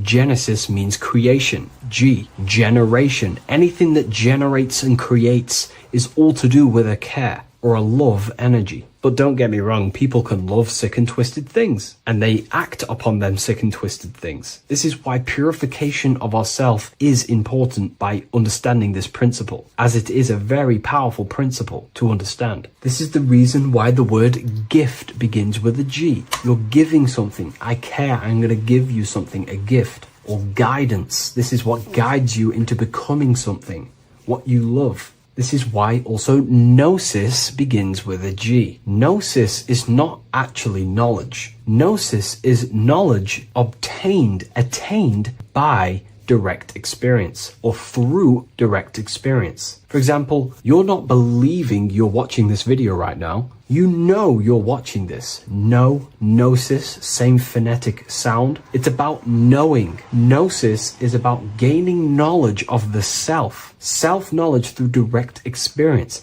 Instead of believing in God, I seek to know God through direct experience, by altered states of consciousness, transcendent meditations, understanding human anatomy, understanding the laws that govern my mind, understanding creation. That is direct gnosis, knowing that God exists instead of believing he exists. By going within the self, questioning the self, and gaining a deeper relationship with the inner observer, you start to gain gnosis, self-knowledge through direct experience. And in order to gain gnosis, you have to care, because gnosis requires action. It requires you to meditate and go within yourself. It requires you to study yourself. It requires you to go within yourself. And in order to do that, you have to care. If you don't care about knowing yourself, you won't take the action to generate the gnosis. If we take a look at this piece of Freemasonic artwork, we can see a whole lot going on here.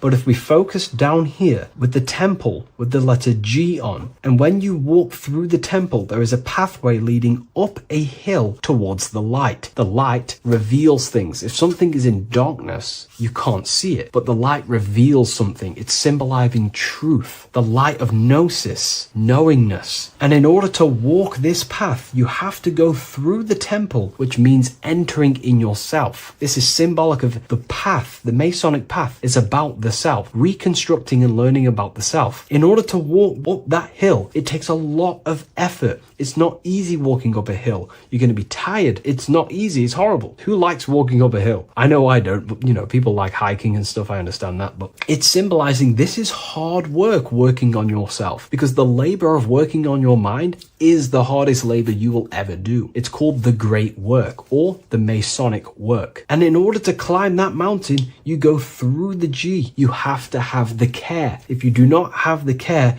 you will not walk up that mountain. You will not generate the gnosis. You will not get close to the light. You have to have the G to walk that path of self-mastery and working on your mind. This is very, very important. If you want to gain the light, you have to have the G inside of you. You have to have the care to generate a higher consciousness. If you want to earn more money, you have to have the care, or else you will not take the action necessary to generate that reality. This is why we have to master ourselves and write down everything you love. It could be even the bad things. It could be lust. It could be anything you're wasting your care energy on. Try and remove them one by one. Master them and become disciplined. And then you'll have more G energy, care energy to direct towards something else in your life to generate and grow that experience or reality. Again, the word grow, G. It is a growing force. What you place your love and care into grows and expands. What you have a G for is what you spend your time and attention on, your two spiritual currencies. So this is the Masonic G, and I hope you gain a deeper understanding of this. So that is pretty much everything about the Masonic G that you need to know, and hopefully this has helped you. If you wish to learn more and gain guidance through your life and understand yourself on a deeper level, the book I've used today is called The Book of Symbolism. I'll leave a link in the description.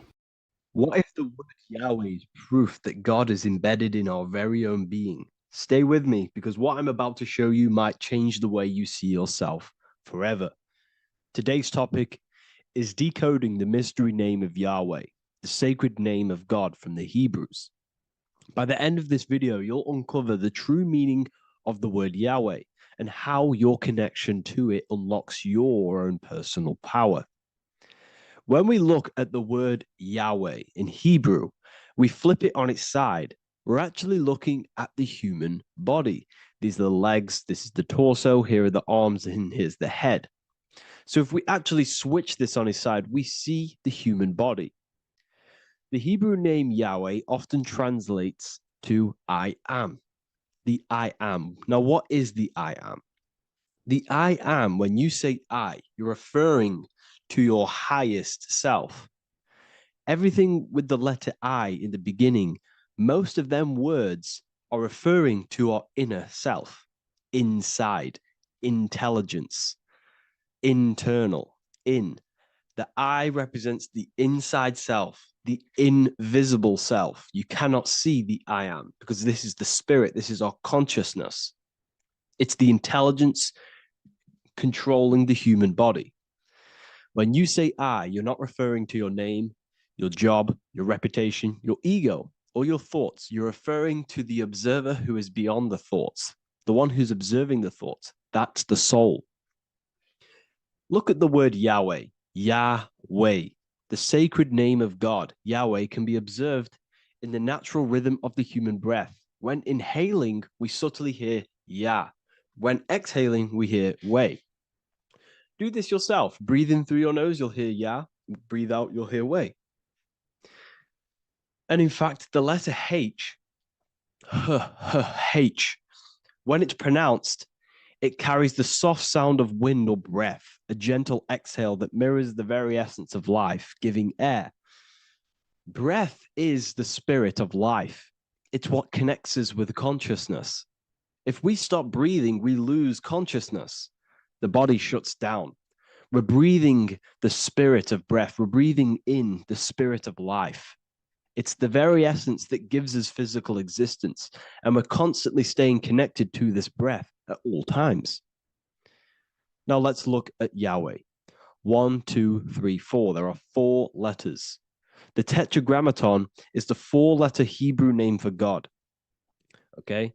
Tetra, meaning 4. We have 4 Gospels of Jesus. Jesus is depicted with a cross with 4 sections. Jesus has the 4 sacred animals around the side of him, always depicted with these 4. A bull or an ox, an eagle, a man, and a lion. These are the 4 fixed signs of the zodiac. Aquarius, the man, Scorpio, the eagle, Leo, the lion, Taurus, the bull or the ox, which are related to the elements. Leo is a fire sign. Aquarius is an air sign. Taurus is an earth sign. Scorpio is a water sign. These are the 4 elements. And the 4 elements correspond to the 4 bodies of consciousness, as we see here. This is fire. This is air. This is water. This is earth. So we are made out of the 4 elements, which represent the 4 bodies of consciousness: mind, emotion, spirit, and body. The soul is incarnated into 4 sections. Hence why Jesus has 4 gospels. Hence why Yahweh is a 4-named word, because we are tetraform. We have 4 bodies of consciousness. There are 4 pillars to reality: the mind, emotion, spirit, and the body. So what we're actually looking at here is the name of the very essence of the self. Yahweh represents the universal consciousness that we're all tapped into, because the body is like a radio. The body is basically a radio antenna, which is picking up the stream of consciousness, and we're all the same consciousness, just experiencing it in a different body. And Yahweh is the name for this intelligence that we're all acting out, that we're all manifestations of. So now let's look at the word Yahweh, where we read it this way in Hebrew, which is 10565. 10565 in the Hebrew letters and the numerical values. And the DNA is made up of 4 bases. These 4 things which create the DNA. This basis is the genetic code for all living things. Each DNA strand is held together by sulfur bridges that appear in a repeating pattern of 10565. This pattern matches the numerical value of the Hebrew letters of Yahweh, Yod, He, Va, He, which are 10565. This means the structure of DNA, the code of life, follows the same number sequence as the sacred name of God, Yahweh. This is a factual observation. So we're looking at 10565. So let's look over this one more time. Yahweh represents the breath, Yahweh, inhale, exhale. It translates to I am. It's written in our DNA. The word Yahweh on its side looks like the human body. Now, this is where things get a little bit deeper. 10565 adds up to 26. The number God, well, the word God adds up to 26. Allah adds up to 26. There are 206 bones in the human body, 26. 26 adds up to 8. 8 is the number of infinity. We are all the infinite consciousness. Consciousness will never die. It's immortal. It's infinite. We are all infinite. We are not these skeletal structures. We are Yahweh, the universal consciousness. The creator of all things is our essence. We're all God with individual identities, but the highest versions of ourselves is God. The ego is our own personal experience of God. Does this make sense? So in conclusion, Yahweh is not the name of a separate God from us, but rather the reflection of the divine consciousness manifesting through the human form. The human body is like a receiver acting as an antenna that tunes into the infinite intelligence and life force we call consciousness or God. This means that rather than being external, the divine presence is within us, expressed through our very existence. It's very interesting when we look into this, and what religion has done has flipped all of this knowledge. All of this sacred knowledge has been externalized. They've externalized God so that we worship God and we view God as something separate from the human experience. They do this so that we don't find the God within us, so that we don't find that we have the power of creation. The mind is the creative force of God. The body is the will to act out that thought. They don't want us to figure out that we are creators and we're all creating our own earthly experience. We're all projecting this reality. And they don't want us connecting with the divine intelligence within us because they want to be the creators. They want to keep this knowledge. They don't want the masses to wake up to this powerful knowledge. So what they've done is that they've taken the scriptures, they've externalized it so that we start worshiping and giving away our power to these external things. And when God is external, we start to fear God because we start to think that God has power over us. He can send us to hell or heaven. So this is what's going on. They've been externalizing this for thousands of years to keep us in a suppressed state. Okay. Humans are very advanced because we possess self-awareness. We possess the ability to move our awareness and our thoughts outside of the instinctual nature. For example, a cat or a dog. These things can only live in their instinct. They live based on instinct. They smell, they eat. That's pretty much what they do.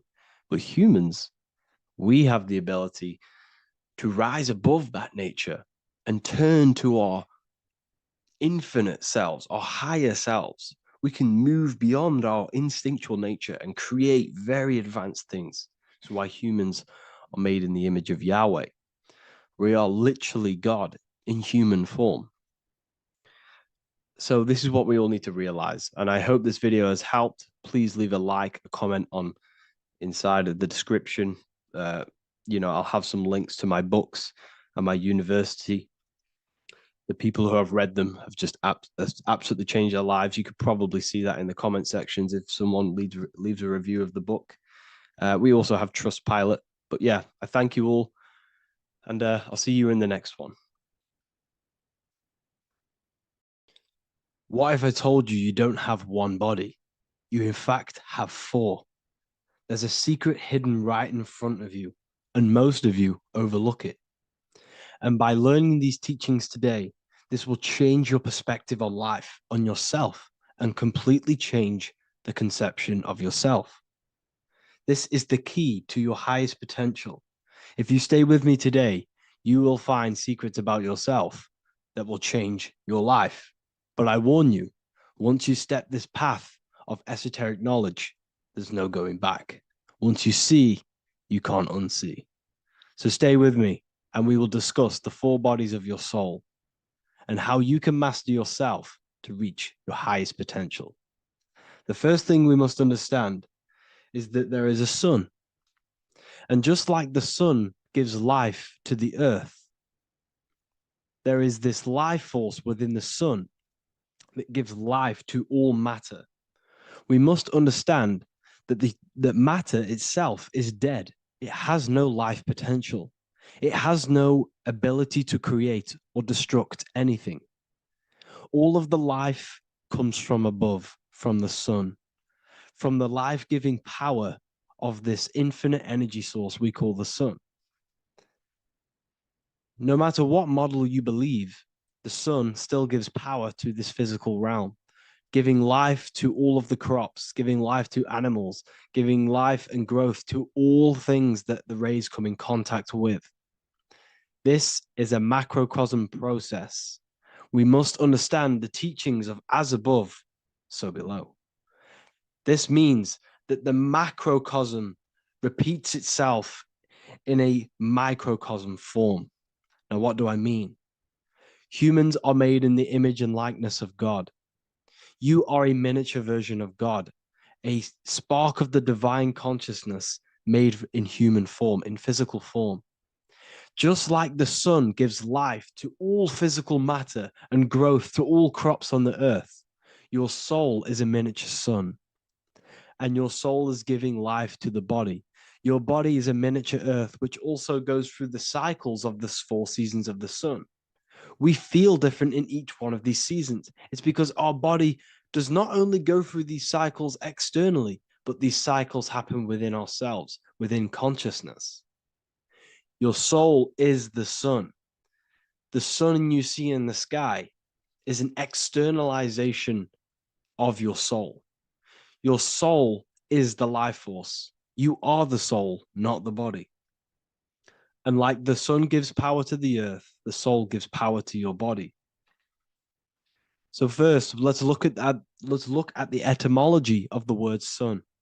The word sun comes from it's a Latin word solis or sol, which means the sun. Sol then became soul, sun, soul. And in fact, S-O-N and S-U-N in the old etymology dictionary mean the exact same thing. They are interchangeable. So when we look at the symbol of the sun, we look at a circle and a cross, which represent the 4 aspects of the sun, the 4 seasons of the sun: summer, winter, spring, and autumn. These are the 4 states of the sun. Like we said, this is why we get this symbol. You have the 4 states of the sun, which represent the 4 bodies of the soul. Now, this is where we get deep. Like I said, the sun you see in the sky is a macrocosm of your soul, an externalization of your soul. Just like your sun has 4 seasons, the 4 seasons within us are the 4 bodies. Our soul is incarnated and split into 4 sections. We have a mind, we have a physical body, emotions, and spirit. These are all interchangeable and they are all linked. In ancient alchemy, we have the exact same symbolism of the 4 stages of alchemy. But in this case, they're symbolized as the 4 elements: earth, water, air, fire. In this ancient alchemical symbol, we have the pentagram with the top one representing the soul, ether. Our soul then has the 4 bodies with the human here. We have the man, the eagle, the bull, and the lion. We see this on the tarot card, the Wheel of Fortune. The man, the eagle, the bull, the lion. We see this in Matthew, Mark, Luke, and John. The lion, the bull, the man, and the eagle. We see this with depictions of Jesus. Jesus, the man, the bull, the lion, and the eagle. These represent the 4 fixed signs of the zodiac: Taurus, the bull; Scorpio, the eagle. Scorpio was symbolized as an eagle. It's an ancient symbol. Now it's been changed to a scorpion, of course. Leo, the lion; Aquarius, the man. These represent the 4 fixed signs, which are 4 different elements. Taurus is an earth sign. Scorpio, a water sign. Leo, a fire sign. Aquarius, an air sign. Taurus is the earth. As above, so below. The earth is the physical body. Leo is fire. Fire is the spirit. Scorpio is water, which is the emotions. Aquarius is the mind, which is an air symbol. Air is the mind. That's why we call people airheads. Okay. So what we're actually looking at here are the four aspects of our soul. We have the sun in the middle and the four bodies of the soul. This is what Jesus is symbolizing. Jesus represents you. God made flesh with the four aspects of the soul. The four gospels are all depicting Jesus in four different ways according to the different body of consciousness. The wheel of fortune are representing the four bodies of the soul. This represents the four bodies. Now, how are they four bodies? They are four dimensions of consciousness. The mind is not made of the same substance of the emotion. The emotion is not made of the same substance of the physical body. The spirit is not made of the same substance as the physical body also. They exist in four dimensions of consciousness. They are four bodies of our soul. And the most important teaching here is what I'm actually getting to, is the powerful one. This is what gives you power. Most of us live in chaos. Our mind is thinking of doing something. Our emotions are feeling something else. Our body is lusting and wanting to do something else. And our spirit's energy is completely off. Most people live in unbalance. None of these four bodies are working together. This is why we produce chaos in our lives. When these bodies are in balance, are not working together. So in alchemy, they symbolize the four elements, which are the four bodies of consciousness. These are the furnaces with the fire. They represent transmutation of each body. We have to sync these bodies. We have to sync the mind with our emotions, and our emotions with our actions, the physical body, and with our spirit. These four key bodies need to be in line in order for us to create consciously in our life. Because each one of us is a creator, a miniature version of God, creating our own earth, creating our own material reality. And in order for us to create consciously and with effect and power, we must have these bodies unified so that we can create consciously and not create chaos. So this is very, very important. And this is a secret teaching found in all ancient societies. But this is what the hidden symbolism of astrology actually is. The sun is our soul, and the 12 zodiacs are 12 aspects of our soul. And we have the four aspects of the four main bodies. This is what we're looking at. We're not looking at the sky. We're actually looking at aspects of ourselves, aspects of our soul that we must master and transmute in order to become our highest potential. So I hope this makes sense. And it may take a while for you to fully understand this, but the key knowledge in order for you to understand any of these teachings that I've gone through today is the major, major teaching of as above, so below. What is above is below. What is within is without. Your inner reality projects the outer reality. What is inside of you is outside of you in some form or way. Whatever trees, whatever roots that go down will always shoot up. When you throw a bouncing ball, you shoot it down, it will go up. As above, so below. As within, so without. God did not make a creation separate from himself. We are all extensions of the divine made in physical form. And we are incarnated into four sections. Our soul is separated into four sections. These are the four corners of reality. These are the four pillars of reality that we must control. So in order to access our soul in meditation, we must turn off these four things. Turn off the mind, the emotion, the spirit, and the body. And then we access the soul. So I hope this video helps today. And you can learn all about this in the Book of Wisdom, Volume 2. This book is a revolution in consciousness. I do not recommend everyone reads this book. This book is only for people who are serious and want to transform their lives. This book is a book that will change the scope you see reality. It will change your perspective on yourself because you will resonate with this. This book does not just give you information, it gives you a sense of well-being. It gives you truth, and you will find your power from this information. This information is not just information, it's a key to your path of enlightenment and transformation. So you can find this book in the description of this video.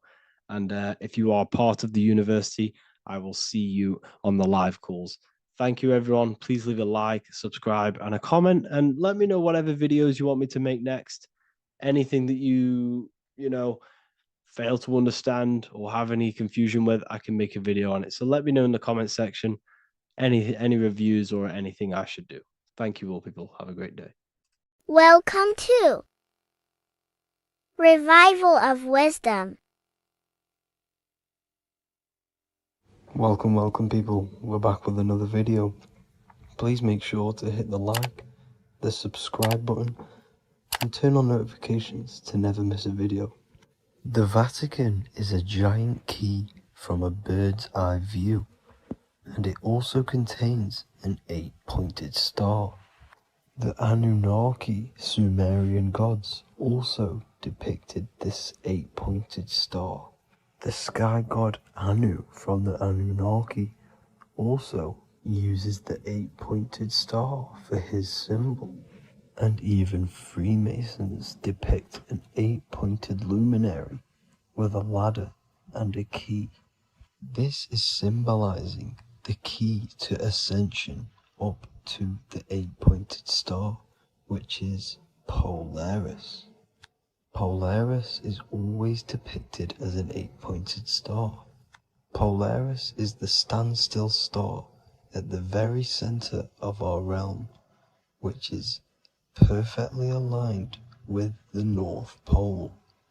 The Earth is a giant torus field, and at the center is where the most electromagnetic energy is stored. This is why all compasses point to the north. Hence why a compass is an 8-pointed star, because it points you to Polaris, which is the North Pole, the center of this realm. The 8 points of the 8-pointed star symbolize the 8 points in space and time. So yes, Polaris is the portal which you ascend through if you outgrow this consciousness by aligning your chakras. Our earthly realm is a macrocosmic reflection of us, and we as humans are the micro reflection, with the earth containing its 7 chakras as well as us. The North Pole is the 7th chakra, which is the crown chakra. So the key to ascension is held by the Vatican, hence why it's a giant key, because they mislead the masses through their religions, which teaches the masses to look outside of themselves. As stated in the 20,000-year-old emerald tablets, written by the Egyptian god Thoth. On Earth, man is in bondage, bound by space and time to the Earth plane. Encircling each planet, a wave of vibration binds him to his plane of unfoldment. Yet within man is the key to releasement. Within man may freedom be found. So the 7 planets are associated with each 7 chakras. The lowest chakra being the root chakra, which is associated with Saturn. This is why the elites love Saturn and reflect it in all of their symbols. Because the chakras are an ascension of spiritual principles, starting from the material and ascending up to the spiritual, the crown chakra. However, evil love bondage, and they are trapping souls in the physical realm by stopping and provoking the ascension process. They do this by abusing the energy of Saturn, and Saturn is associated with the lowest chakra. The lower 3 chakras are associated with survival mode, which keeps the consciousness in a constant state of fear and only aware of its surroundings. Once you start to ascend up your chakras, you become more consciously aware of spiritual deeds. And this is the process of returning back to your true spiritual form. Going back to Polaris and its connection to ascension, Kanye West symbolizes this on his music video 24. As you see him rise up into the sky, you see an 8-pointed shape around him, which symbolizes the 8-pointed star as you see the beam of light. And even NASA symbolize this in their Space Delta logos, a bear holding a key with an arrow up to Polaris, the 8-pointed star. Here's another NASA logo of an arrow from the Earth to Polaris. The series Lock and Key on Netflix is all about portals and doorways, and they have the Kundalini energy as one of their keys. Kundalini energy is the energy which rises up the spine, the 33 vertebrae, and activates the third eye. The third eye is the spiritual gland which connects humans to other spiritual realms. We are not the body. Our spirit, our soul inhabits the body. We exist physically, spiritually, and mentally. Therefore, we are multidimensional. The intellectual and spiritual inhabit the body. Therefore, this is just an avatar within this timeline. However, within each and every one of us, we all have the key to releasement, as says in the Emerald tablets. This releasement is ascension, up until higher states of consciousness. As stated in the Emerald tablets, man is in process of changing to forms that are not of this world. Grows he in time to the formless, a plane on a cycle above, and another one saying, man is a flame bound to a mountain, but we in our cycle shall ever be free. Know ye, O man, that when ye have progressed into the cycle that lengthen above, life itself will pass to the darkness, and only the essence of the soul shall remain. That's it for this video. I hope you all enjoyed. Please feel free to leave a like, subscribe, and comment any subjects you want me to talk about. God bless you all.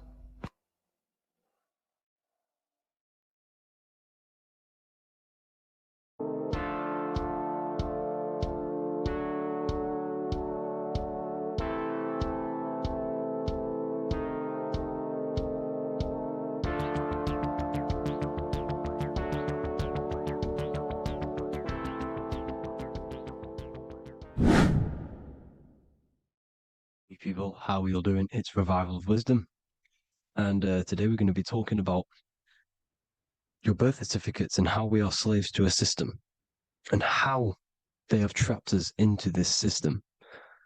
Okay, so the first thing you need to understand about this system is there are two types of laws. You have the law of water, which is Admiralty law, and the law of the land. So the Admiralty law is the law of water, and this is what money is. Money is water. This is why we say liquidity, currency, the current. A current is water, something moving through something. Cash flow. And this is why banks are called banks, because a river bank is on either side of the water, and it directs the currency. You see? So money is water. And as you can see here, Ripple, the cryptocurrency, Ripple, water Ripple, and they're building a bridge over water, overseas, international banking with cryptocurrency. So money is water, and this has specific laws about water, but water is the same everywhere, you see. What the difference is with the law of the land is that you can have different laws in different lands. I can't do certain things in the UK that people can do in America, for example. You see, that's the law of the land, but the law of water is the same because water is everywhere. Now, this is very important to understand when it comes to these birth certificates. So Pope Gregory, this is where we're going to start off. Pope Gregory in 1582 took the Orthodox Eastern sunrise calendar and changed it to his own Gregorian timeline, not a calendar, a timeline. This timeline was copyrighted by Pope Gregory under the name of the Vatican. So the Vatican owns the timeline that we are using today, 2023. They own it. They own the title of this Gregorian calendar. Okay. Therefore, anyone who is born under this copyrighted timeline, not calendar, they are subjected to Rome because Rome owns the timeline. They have a patent, a copyright for that timeline. What is on our birth certificates? That timeline. We are born underneath, we are subjected to the Vatican. This is why all birth certificates go to the Vatican. They own every single birth certificate. Okay? So when we use this timeline, we are subjecting ourselves to this timeline. Okay? Which the Vatican has a claim over. This calendar or timeline is set to sunset, not the sunrise, which is associated with death, darkness, and the moon, lunatics. You see, so this is a sunset calendar timeline. Okay, this is now, they've changed a couple things, right? They say that the new year is January the 1st.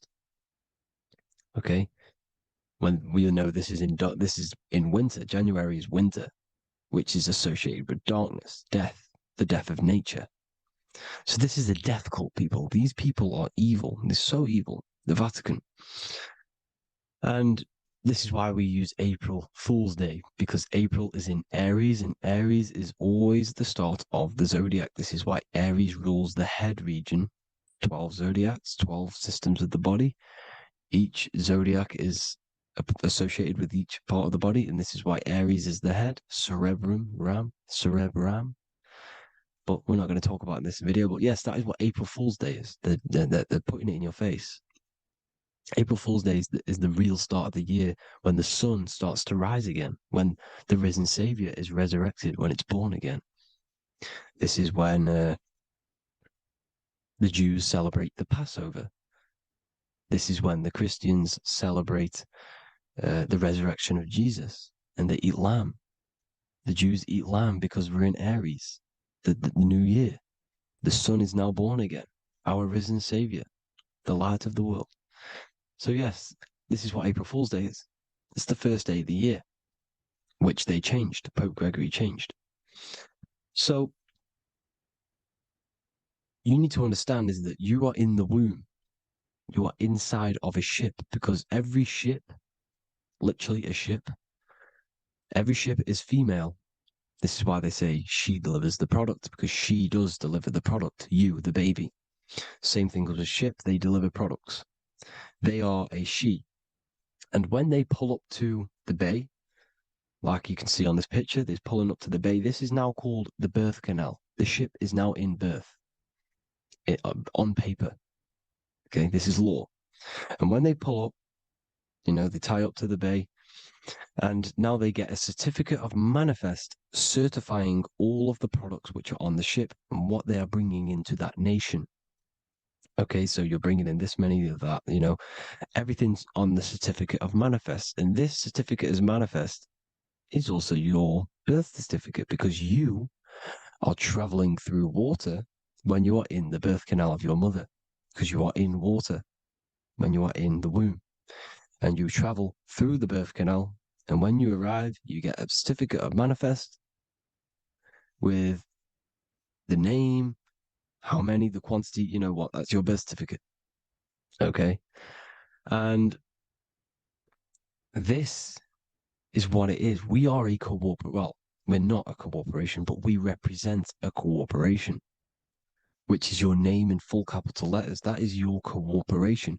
You cannot physically tax a body, but you can tax a corporation. This is why we get charged. This is why we get taxed, because it all goes down to the corporation which our name represents, which we are subjecting ourselves to.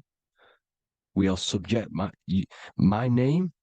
I am subjecting myself to this name, and that name has a corporation which I represent, which I subject myself to. You see, this is how we are attached to this straw man, this character that they have built on paper. So it's a character which is on paper. This is what we represent. So when the woman gives birth, she delivers the baby, and then she has another substance. Now I'm going to break down how they attach this name to us, how they do it. Okay. Our mother is carrying us the product in the womb, the water. And it goes, for example, it goes from the United Kingdom into a state-owned, corporate, federal-owned hospital, which is government-owned. She does not declare the package when she enters the building. Aha, so keep that in mind. When she delivers the package in the federal territory, she does not declare the package either when she leaves. Therefore, there is no evidence that we exist when we arrive. On paper. On paper, there is no evidence that we came into the building or left the building. We have not been declared. So we do not exist on paper at this point. When the woman gives birth, she delivers the baby, and then she has another substance, which is called the afterbirth material. Okay? This afterbirth material has the same DNA as our physical body, with the body, mind, and spirit. Okay? This is how they get this corporation. Hold on. The afterbirth material does not get claimed by the mother nor anyone. Therefore, they salvage that substance because we are under the Vatican. Every state is all Catholic. Your birth certificate is Catholic. No matter what religion you think you are, every single birth certificate is Catholic because we are subjected to Rome. All roads lead to Rome. Rome runs all of this. Okay? We're still under the Roman Empire. Okay, so Rome are Catholic and they believe in salvation. This is how religion comes into this. This is how they use religion to get this. So they salvage the afterbirth material and they claim it and they salvage it and give it and charge it to Rome. And they give it a name. Here's the legal term, born alive. Here's what it says. Each product of such birth is considered live, born, and fully recognized as a human person.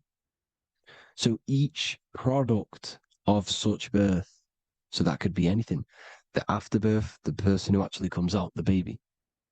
So your afterbirth, which we do not take with us, we take the baby with us, they keep that in the hospital, they collect the afterbirth, and they salvage it, and they give it the name, which it is us. We are a representative to that afterbirth material, which they put the name on, they claimed, which is subject to Rome. So we are walking around our whole lives as a representative to that claimed salvaged afterbirth material, which the federal state have. Okay. We are under the Catholic Church, Vatican. Therefore, the afterbirth material is a child of God. See, on paper, therefore, they believe in salvation and salvage the afterbirth material. This material has no mother or father. The state pick it up. It becomes a war to the courts and gets charged to the state. So we are a representative to that character they salvaged because it is the exact same DNA as you. Subject is the name or the title, and the matter is the physical aspect left behind in the hospital, which represents us. You see? So now we're moving on to Unum Sanctum. Unum Sanctum was in 1302, a very, very important year. Very important year. Unum Sanctum says this is basically how they claim everyone in the world. So the Vatican had all this power, all this gold, all these people under them. They need to get a claim for them so then they can rule over them and make them slaves.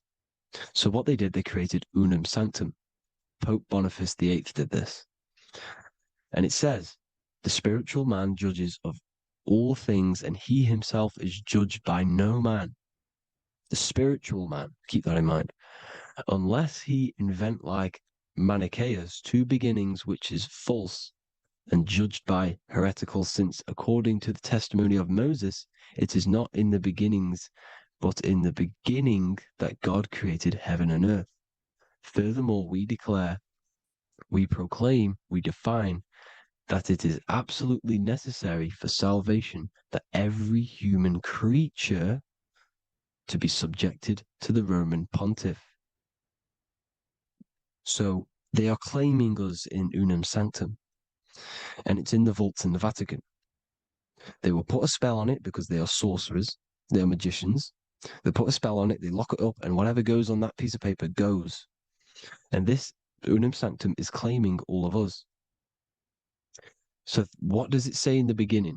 The spiritual man judges of all things, and he himself is judged by no man. The spiritual man, the man with the body, mind, and soul, the first baby that comes out the birth canal.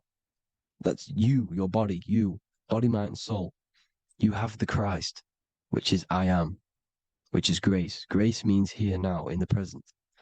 You have the Christ, which means I am. Therefore, you have a soul.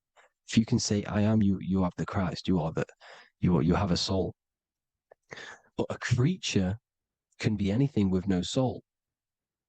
You see, so no man can judge the man with the soul. However, as it says in the second part, we proclaim, we define that it's absolutely necessary for salvation that every human creature to be subject to the Roman pontiff. So they are subjecting the afterbirth, not the man with the body, mind, and soul, but the afterbirth to the Roman pontiff, to the Roman Catholic Church. We are the ones who are claiming to be the afterbirth material, which is our birth certificate, which is our representative. We represent that because it is our DNA. This is how we are stuck. We are stuck because we represent this DNA, which is on paper, recorded. You see? So we, being untaught, uneducated in these subjects, we are subjecting ourselves to this system, to this slavery, because we just want to live. We just want to live happily, just peaceful. Think about it. Where's all this coming from? Where's all this war, all this killing, deaths coming from? We just want to live.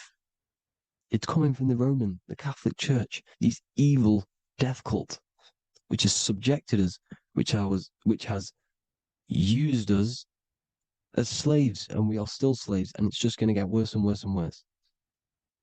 So this is how we have subjected ourselves to be the slaves to this system. It's a lot to take in, and there's a lot more deeper stuff which goes into this. I'm just going over the surface. I'm going quite deep, but there is little details that I still need to learn myself. But this is the general how that we've been stuck to this slave system. So we are batteries, okay? This is why we get charged. When you go in a court, you get charged, okay? Because you're a biological battery. This is why cities look like motherboards, because we are feeding energy to this matrix. Okay, when we look outside of ourselves, when we give power to so-called Jesus Christ, worshipping idols outside of ourselves, where attention goes, energy flows. We are feeding the matrix with energy. By looking within, placing your attention within yourself, you are taking back your power. Because the I am is Christ. The you, the soul, is Christ. It's God. The awareness is God. Okay? However, we are subjecting ourselves to this system. We're subjecting ourselves to this system and the feeding of our energy. So what we need to look for the future is that, think about it, with the end goal is to change our DNA, is to literally make us robots, transhumanism slaves. This is why we have smart cars, smartphones, smart watches, smart meters, smart cities. And all of this is going to be connected by the smart grid, which is 5G. This is why 5G is rolling out. 5G is going to connect all of these technologies to one. It's like a big net system. And you know why they're doing this? It's because all of this is going to be connected through AI, through this 5G, and that 5G is going to be controlled by the elites.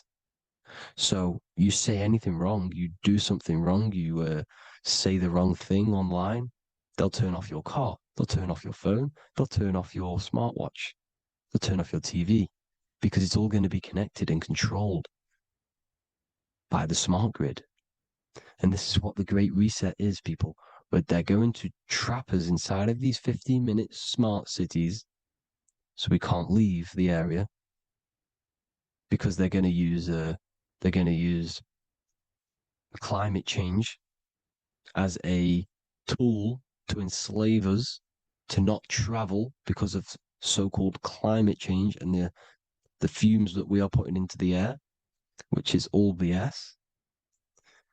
They're doing this to push these new cities, to push all of it. But listen, they're trying to get inside of your body.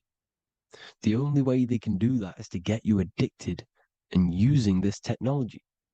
First, they got on the body with the smartphone. Well, first of all, we use the technology. We get used to it with it in our hand. The next step for them was to get on the body, which is the Apple Watch, as you see down here. They have now successfully got onto the body. The next thing is to get inside of the body. This is the brain chip. You see how they've slowly lured their way in, slowly got you addicted to this technology, got you dependent on this technology. And what they're going to do is that they're going to mold society to be dependent on the brain chip. So in order, for example, if you want to go and pay for food, you're going to have to get a chip to pay for the food, because it's all going to be digital money. And that digital money will be connected to the chip, and you'll need the chip to pay for things. You see? So this is how they're slowly transhumanizing us. These phones, these apps, these things which are all we are all using was created by Freemasons. Mason means traveler, because they travel the depths of the mind. They understand human consciousness. They understand the brain. They understand the mind. By the deepest root cause, they understand it. This is what Masonry is. It's the occult. So these technologies is designed by these people. This is why they're so addictive, because they understand how it works. They understand how to get people addicted, because they understand human consciousness, the brain, the body, and the mind. So this is the advantage Freemasons have over us. And these secret societies, which have gone through the orders of Freemasonry and progressed onto these secret societies, which are the evil side, because I'm not saying Freemasonry is evil, okay? But the societies which they go beyond Freemasonry, because you can go beyond the 33rd degree into these secret societies, and they use this knowledge for the bad, to enslave people. And this is what's going to happen. Transhumanism. So I hope you all learned some insight for today. Please do a bit more research on, the birth certificate and stuff like that, the straw man. And have an amazing day, people. Please like, comment, and subscribe. Peace.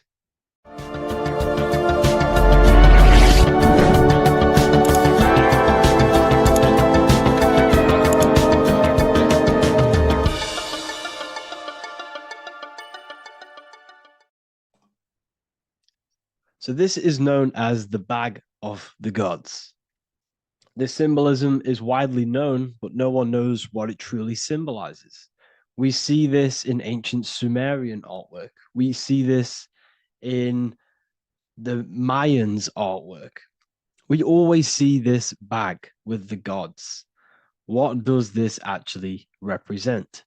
Okay, so the bag itself represents carrying. Carrying what? It represents information, it represents knowledge. Your mind is the carrier of the information. So this is why in his left hand, he carries the bag, and the right hand has the pine cone. This represents carrying of information. Why is it a bag? A bag can be passed on to someone else. The information can be taught to someone else. This is the information of activation of the pineal gland or higher consciousness of humans. Because as humans, we all possess an animal nature, the nature that tells us to eat, to steal, to gain material wealth, to survive, to hate. This is our animal self. This is our animal behavior.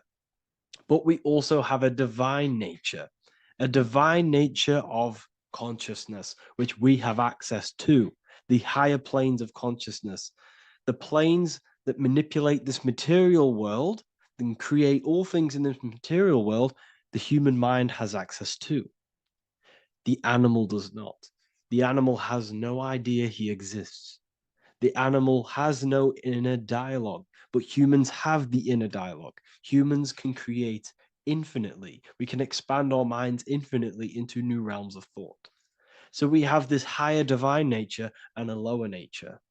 This bag of the gods is basically just representing the knowledge they possess of higher consciousness, of the higher aspect of life. Okay? Which is the activation of the pineal. The pine cone. The pine cone is in his right hand. The right represents wisdom. The left represents intellect, knowledge. Knowledge and wisdom are two separate things. Wisdom is applied knowledge. It's a feminine aspect. Knowledge is just gained information that you know, which is masculine. So in his right hand, he holds the pine cone. The pine cone can be opened and shut.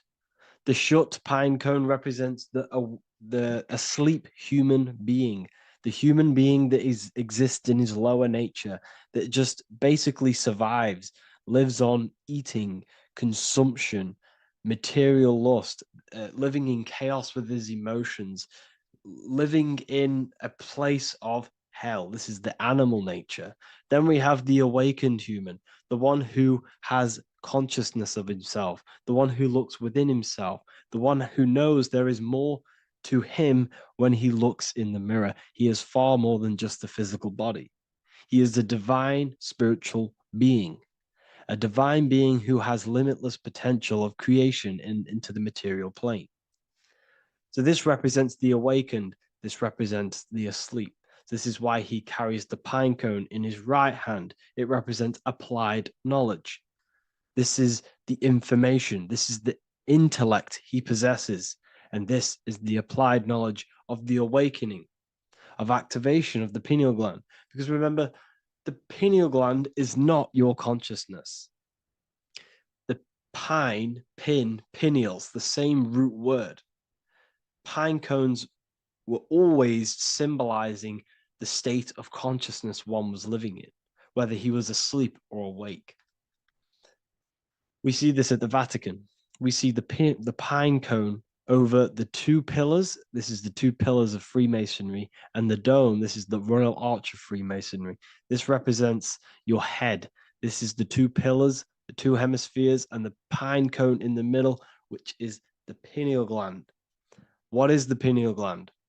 The pineal gland is not your consciousness. It is not the third eye, and it is not the mind. It's not the mind's eye. The pineal gland is a radio receiver. This is your body. Your body is an antenna. Most people think they are this body. This body is nothing but a receiver and a downloader of consciousness. Your brain does not produce consciousness. You are not this brain in your head. This brain is a downloader of consciousness.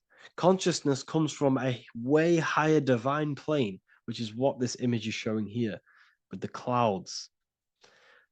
The mind is light. Consciousness is light. And this light is coming down into the material plane, and your body is basically a crystal antenna which is receiving and downloading this consciousness. So you can experience a three-dimensional reality. So God can experience himself in a divided, separate state. This is what this represents. Now, the pineal gland can be activated, okay, and stimulated, because the pineal gland has phytoluminescent crystallized jagged-shaped cells on it. And obviously, these are crystals. Crystals are on your pineal gland. And what do crystals do? Radios use crystals. Your phone uses crystals. They tell you that crystals are woo-woo and pseudoscience because they don't want you to know the power of crystals. Your body is basically a giant crystal. Your pineal gland is a radio receiver for your consciousness. So if they can ruin your pineal gland and damage it, this will damage your connection to the divine, to your true self, to consciousness, to God, whatever you want to call it, the source. There is all one source consciousness, and we're all collectively connected to it. And this is our connection. This is our antenna. So what a radio does, a radio has an antenna, and the frequencies are all around us because all the radios are playing in your ear right now. But what the antenna of a radio does is tune into a specific frequency to pick up that frequency and play that frequency. It's the same with your consciousness. You're all a fraction of God's consciousness.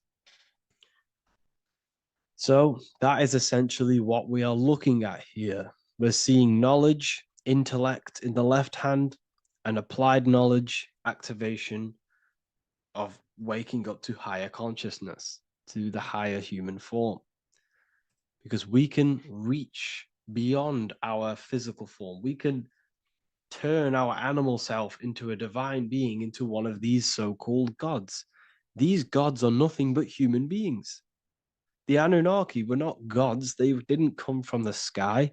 These are normal, regular human beings who activated their higher consciousness. This is what we have here. This represents spirit. Birds represent spirit. So do we have any questions? I'll take some questions now. That was just a short lecture on what that symbol truly means. Okay, so if we have any questions, feel free to go ahead and ask some questions. Anything that you don't understand, anything that you want to know. Okay.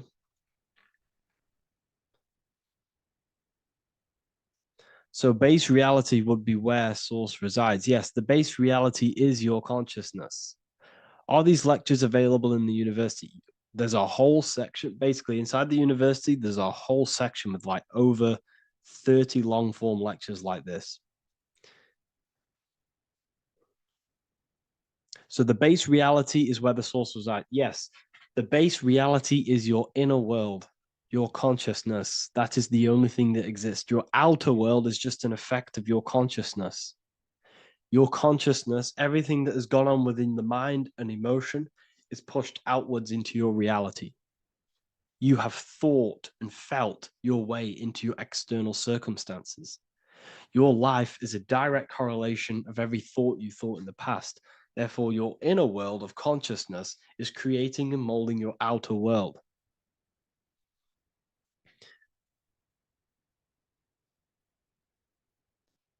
The best way to keep connection consistent, the best way to keep your connection to the divine or the higher planes of consciousness is through meditation and through imagination.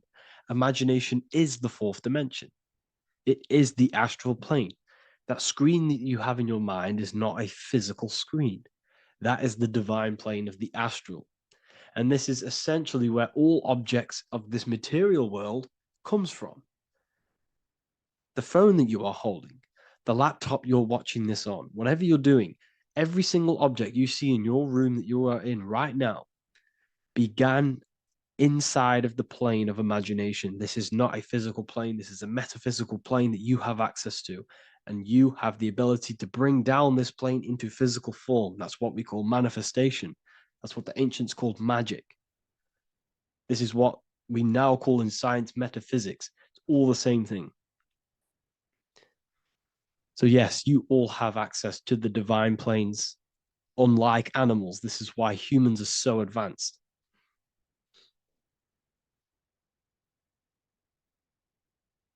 Okay. Is the pineal able to constantly activated, or is it just a temporary experience? I don't fully understand that question, unfortunately. Maybe you could word it in a different way. The real meditations on the university, legit, y'all, yes.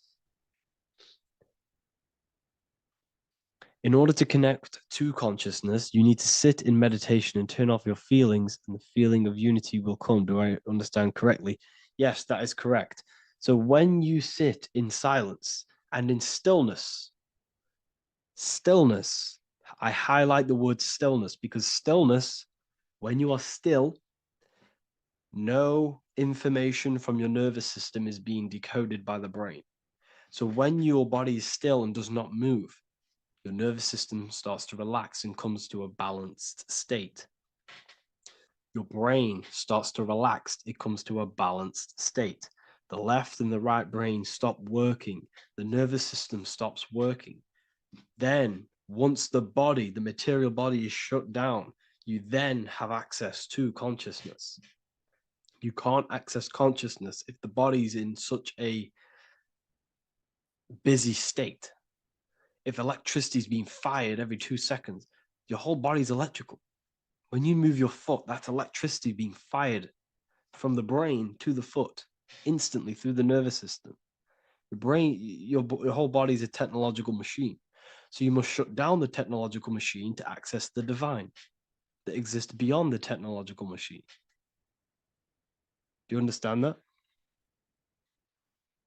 Did we create ourselves from the higher plane? When you say yes, you created yourself, you manifested yourself in this material form for a reason in this specific time and place.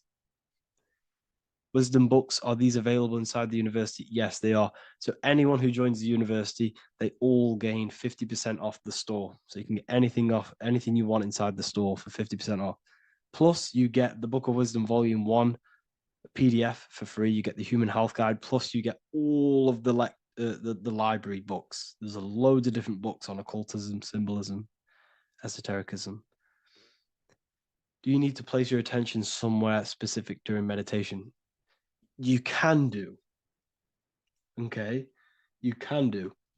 So if you struggle, when you first start to meditate and you struggle to turn off the thoughts, think of the back of the brain, the back of your head. Don't think of it, place your attention on it. Okay, so when you place your attention on the back of the brain, this now shuts off thought because the back of the brain doesn't have any activation to do with thought. The front brain does, the neocortex. That's all to do with activation of thinking. So place your attention on either the back of the brain or your breath.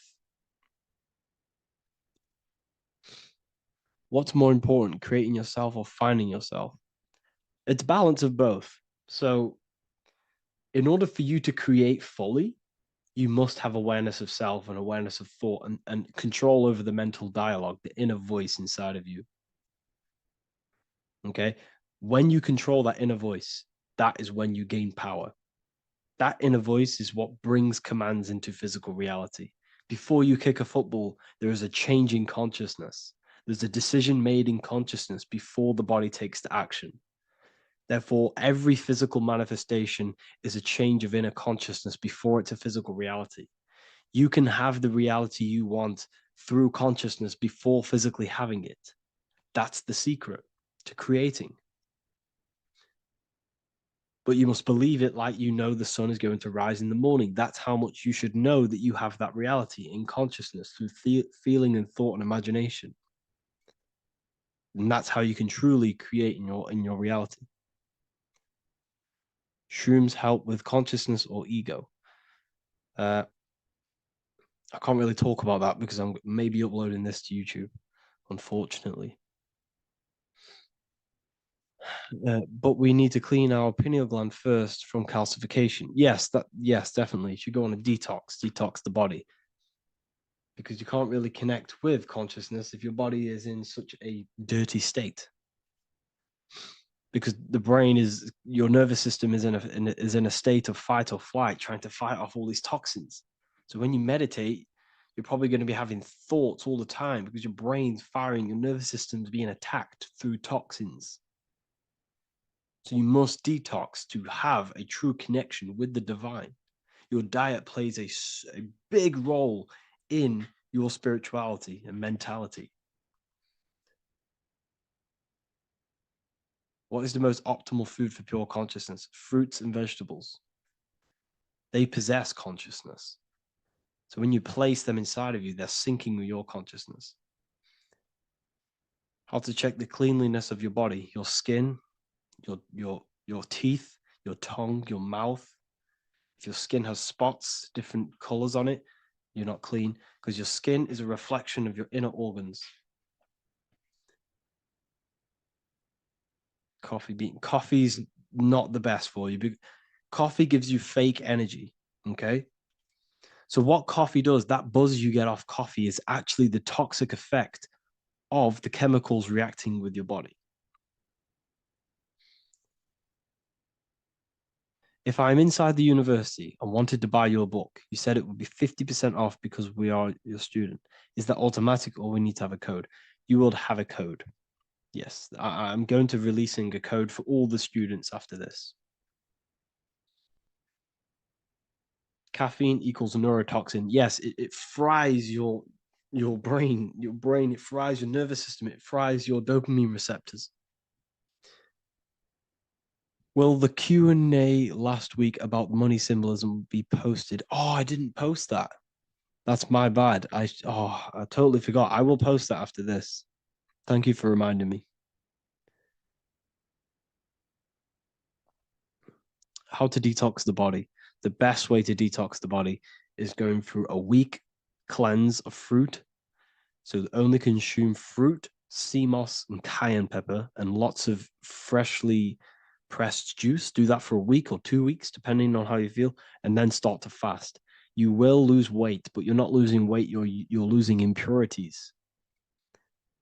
It's good to do this every couple months, to just go on a raw fruit diet, cleanse the body, push everything out, and then start to fast while consuming sea moss and having lots of freshly squeezed juices. What is an alternative for coffee? Something with high energy levels. Okay. We're not taught the most simplest thing about the human body. It is an electromagnetic machine. It's electrical. It runs off electricity. The only energy you need is electricity, and that is found in fruits, vegetables. If you want energy, drink pure, fresh, pressed juice. That will give you more energy, more electricity than coffee. Can we cleanse ourselves through oil pulling? Do you recommend it? I do oil pulling every day with coconut oil in my mouth. Celery juice is a good one, very good one. Yes, celery juice.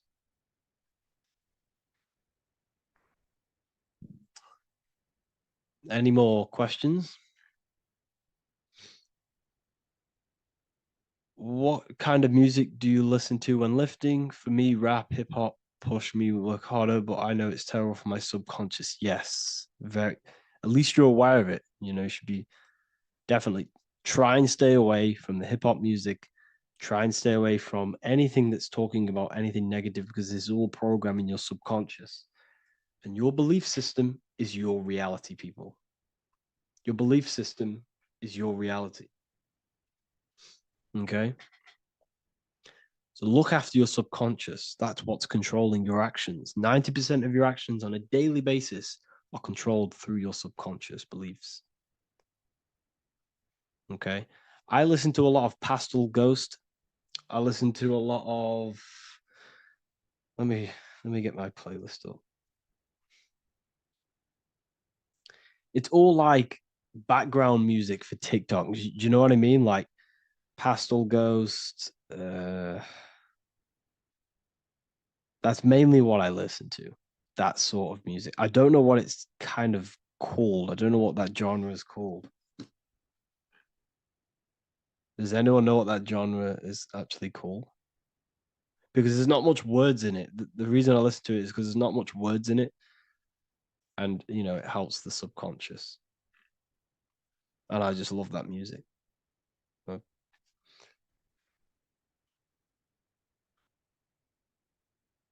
Like lo-fi, yeah, a bit of lo-fi.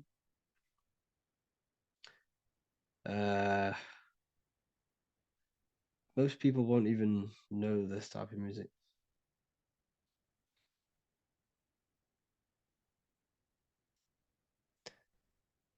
Can you tell us how you use cayenne pepper? So I mix it with freshly squeezed orange juice every morning. So the first thing I have, empty stomach, I have a teaspoon of cayenne pepper, mix it in and just down it every morning. And sometimes at night.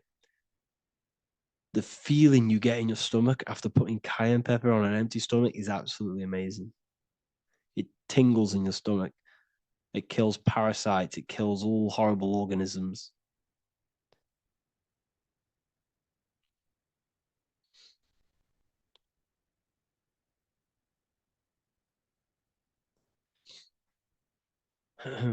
Mix it with hot water. Yes, hot water and key lime water. That I bet that's powerful. If you mixed warm water with key lime with cayenne pepper in first thing in the morning, I can imagine how powerful that is. I've never done that, but I'm going to try that. Do you use sea salt? I don't know what to think about sea salt, to be honest. I try and stay away from it. I don't know whether it's good, don't know whether it's bad. I'm kind of mixed on it. Mixed information. I've heard people have benefits. I've heard other people say stay away from it. So I don't know. I just stay away from it. I'm not too sure on it.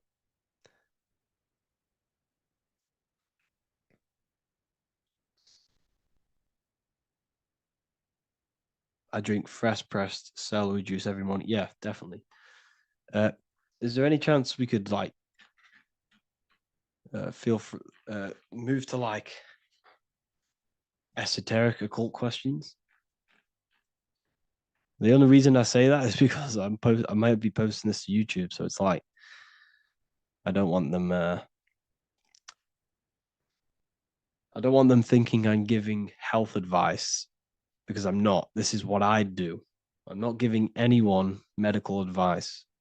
This is what I would do to myself. Because I can probably get in trouble for that. So the subconscious is the all-knowing. It is the all-seeing eye. The subconscious knows everything. Your conscious mind does not. Your subconscious knows every single cell in your body. Your subconscious is making your heart beat. It's talking to your heart. It's talking to every organ, every cell in your body is being connected and spoken to by your subconscious mind. It is the all-knowing. The subconscious has access to the astral plane, imagination, the fourth dimension. It has access to the mental plane, thoughts. It has access to the ethereal plane, energy. And has access to your physical body. It's the door. It's the portal. The subconscious is the portal to the divine. You must go through the subconscious in order to access the divine. Any coupon codes for book 2? Yes, inside the university, there will be a 50% off coupon code. Speaking of ancient civilizations, why did they use symbols to give us true knowledge? This is a very, very good question. Very good question indeed. The reason they use symbols is because symbols are their keys. They hide meanings. They hide things. For example, if it was written down, if all of this sacred knowledge that I'm speaking now was written down, it can be easily taken. It can be easily misused. Someone can take it, read it, and steal it and misuse it and abuse the world and create horrible things. The reason they use symbols is because they're hidden. They hide the teachings. Only the ones who possess the key, that possess the knowledge, can read the symbol. So the symbols act as a guard towards this higher wisdom, this higher knowledge, which gives you power. All of the knowledge I teach you gives you power. And you can misuse it. You can misuse your imagination. You have no clue, unless you've put this into action, how powerful your inner consciousness is. You can become a Okay, listen. If you hate your job, it's not the job that you hate. Think about it. It's not the job that you hate. The hate is coming from your inner consciousness. It's the state of consciousness that you hate. So what does that tell you? You can change that inner consciousness to another reality, the feeling of another reality. You can become that consciousness within before you actually externally have it. And by becoming and knowing that reality, that's what produces effect on shaping your outer world. When you really, truly know that reality inside of you, of being free, of being wealthy, of having abundance, your outer world has no other choice but to rearrange itself to your new inner state of consciousness. That's what magic is. It's manipulating your inner state of consciousness. It's convincing yourself that you already have it, not believing it, knowing it. Okay? Knowing is different than believing. Believing is a lie. You should know thyself. Okay? So we can say that human overpopulation is intentional. There is no human overpopulation. We're all cramped in these cities. We're all cramped into one little place. We're not supposed to live like that. We're not supposed to live so cramped. This is why there's so many weirdos out in public. So many weird people doing weird things. This is when things start to go weird, and we shouldn't be living in this state, in this condensed state. We should be spread out. Okay. There is no overpopulation. It's just an illusion, because we all lived in such. Have you ever been on a plane? Have you seen how much land there is? It's crazy. There's no overpopulation. And how many people do they say there's in the world? There's not that many people in the world that they say. I think it's like 8 billion. I think they say there's 8 billion people. There's not 8 billion people. There's probably more like 2 billion. And the reason I say that is because I have a friend who only has like 300K followers. That's a lot of followers, okay?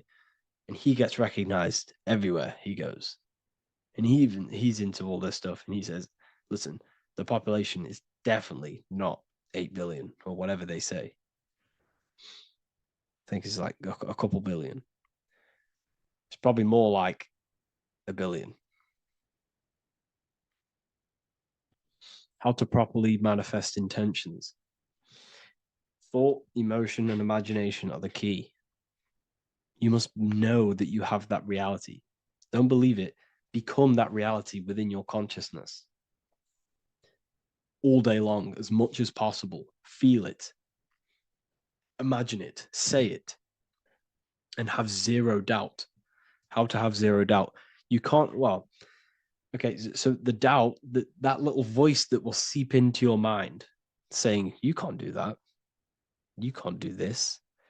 That's your old voice of your subconscious program.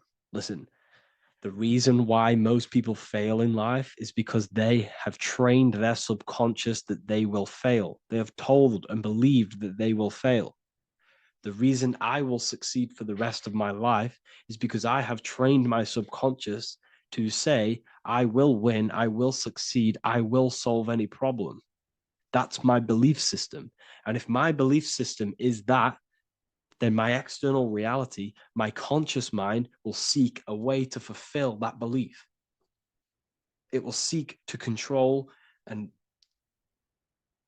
create that belief in my external world. It will seek to solve any problem. I've trained my subconscious mind to know that I already have the reality, to know that I'm abundant, to know that I have everything that I already need. Therefore, if any problem comes, I can sort it straight away.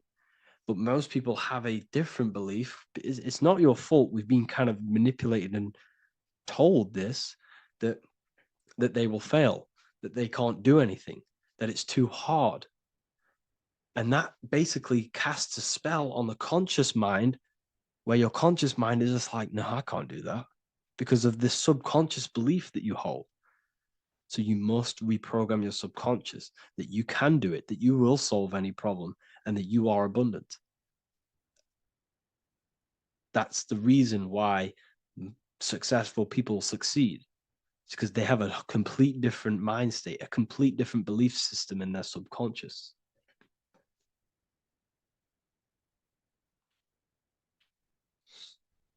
Do you offer mentoring? Yes, I do offer mentoring, but it's mainly for people who want to grow their online presence, and for the amount of value and transformation that I can place into your life, and the time that, well, the price of my time, it will be a higher price tag, but your life will completely change if you join my mentoring, because I will transmute your life. I will transmute your mind, and I will transmute your whole reality, because I could tell you exactly what you need to do. How to have super genius power pulling information from the source. Okay, so you can do this. I talked about this in Book of Wisdom Volume 2, if you've read it. This is a technique that Albert Einstein used. This is a technique that Thomas Edison used. This is a technique that all of the ancient geniuses have used. So you get on a chair, you place metal below you or plates, and you hold a metal ball in your hand, and you fall asleep. And every time you fall asleep on the chair, you're going to drop the ball, because your body will become unconscious, and you will basically drop the ball, and it will wake you up, because it's going to hit and make a loud bang on the plate. And every time you go to sleep, basically what this is actually doing is shifting your consciousness from conscious into the subconscious. So from physical into the astral.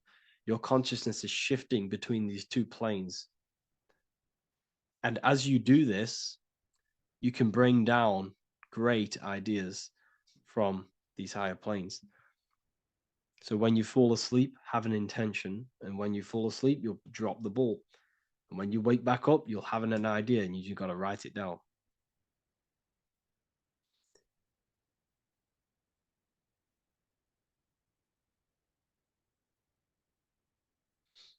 How to balance chakras. Don't focus on balancing your chakras. Focus on the mind. The mind is the cause of the chakras being blocked. If you have a blocked throat chakra, This is a problem in your mind, not the chakra. You see, the chakras are a result of the mind. You transmute the mind, you can transmute the chakras and cleanse them.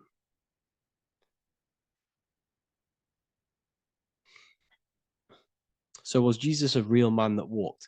Okay, so I'm going to tell you something. Like, some of the things that I say in my reels, they are to catch attention. So if I say the first thing on the reel, Jesus never existed, straight away, you see that, it's going to trigger you. It's going to trigger Christians. It's going to trigger people. So yes, I do say things to catch attention. The reason I do that is because I have to in order to catch attention. Maybe there was a Jesus who walked. So in the past, I have said Jesus never existed. Yes, this is to catch attention, to boost the reels, views, and comments and stuff like that. Maybe there was a man who was called Jesus and walked the earth. But listen, he was not the Son of God. You are all the Son of God. Jesus represents an archetype. He represents morals. He represents a way of living that you should embody in your life, not to worship. We shouldn't be worshiping this man. We should be embodying his qualities into our lives so we can become Christ consciousness, so we can live in harmony with our mind, emotions, body, and spirit. Okay? He was not the Son of God. You are all the Son of God. We are all God experiencing himself in a three-dimensional divided form.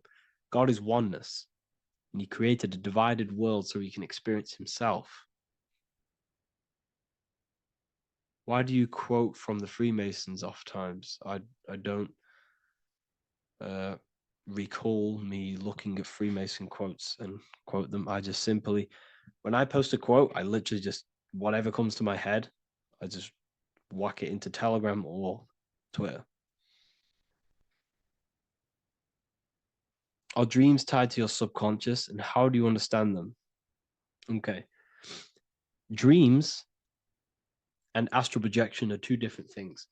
Astral projection is your soul leaving this plane into the collective consciousness, into the collective mind, the collective astral plane.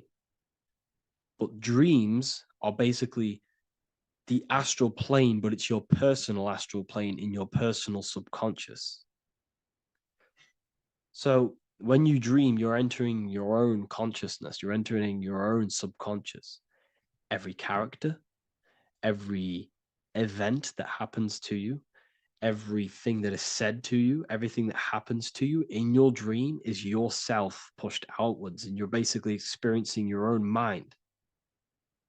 If something scary comes up in your dream, this is your belief, this is something in the back of your mind materializing and coming to you and showing itself to you. So in order to understand your dreams, it's basically suppressed emotions, suppressed thoughts, all lingering in your subconscious materialized.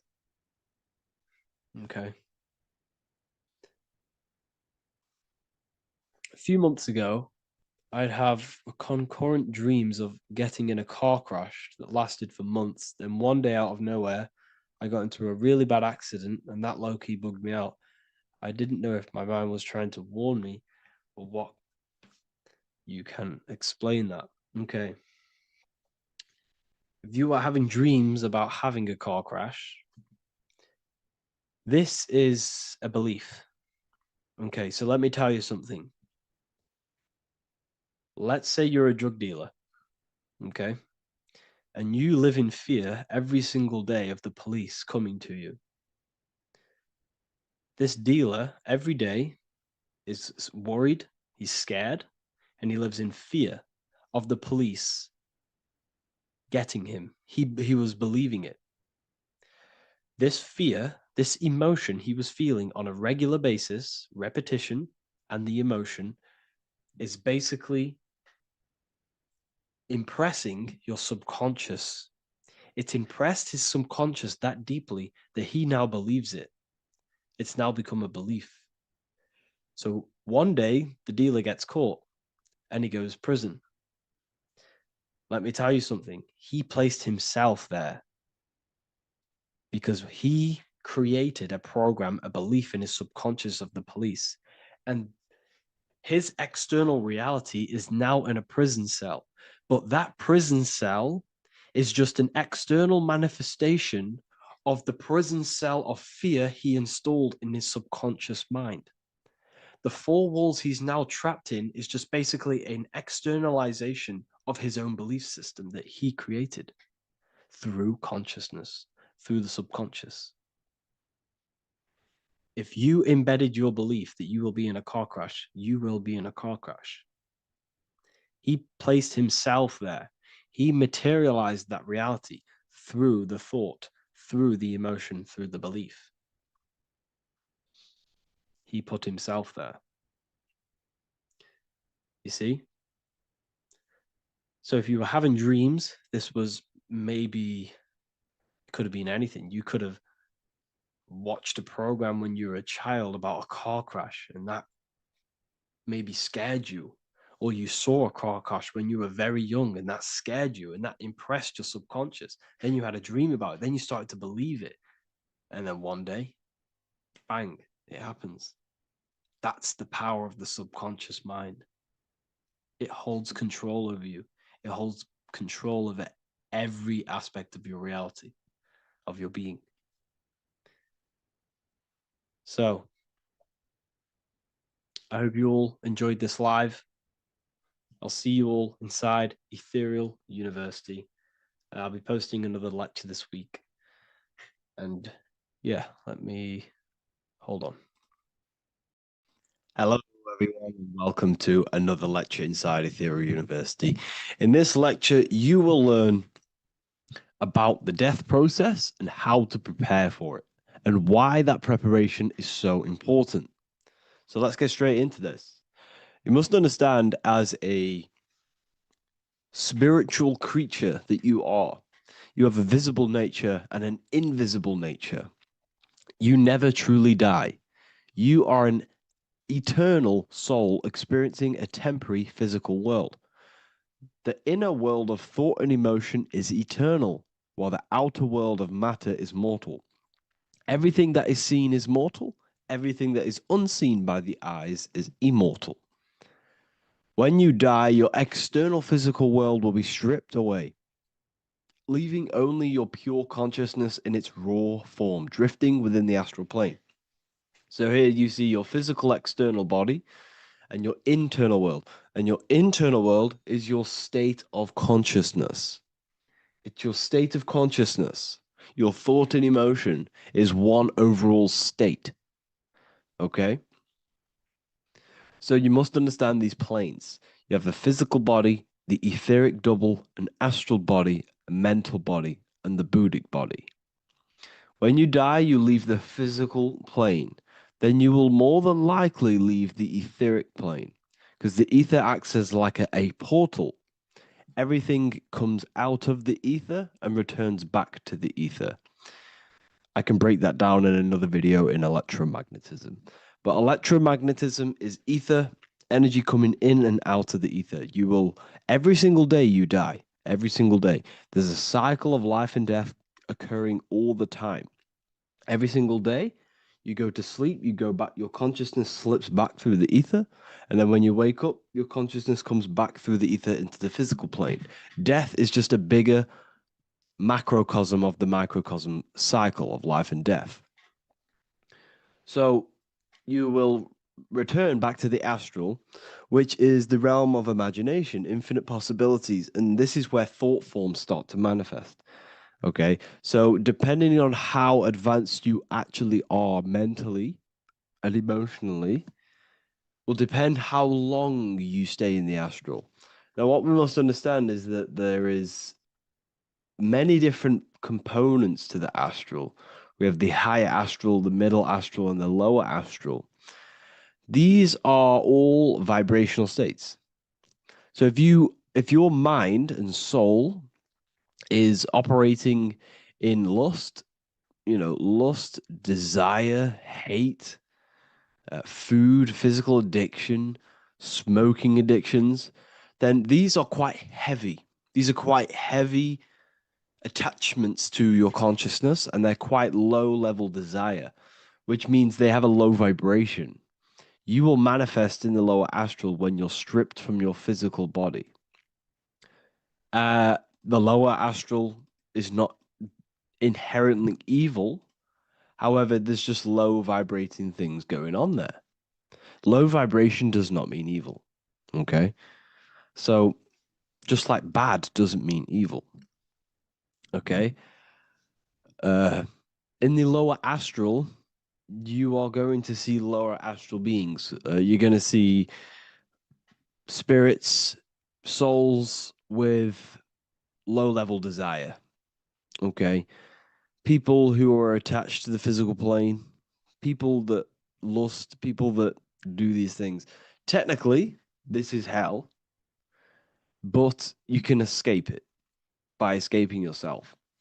Now we're going to break all this down. I'll break all this down properly once you understand the full context. So depending on your level of desire, you will manifest in a corresponding layer of the astral plane. If your mind is still attached to the low physical desires, you will find yourself in the lower astral realms.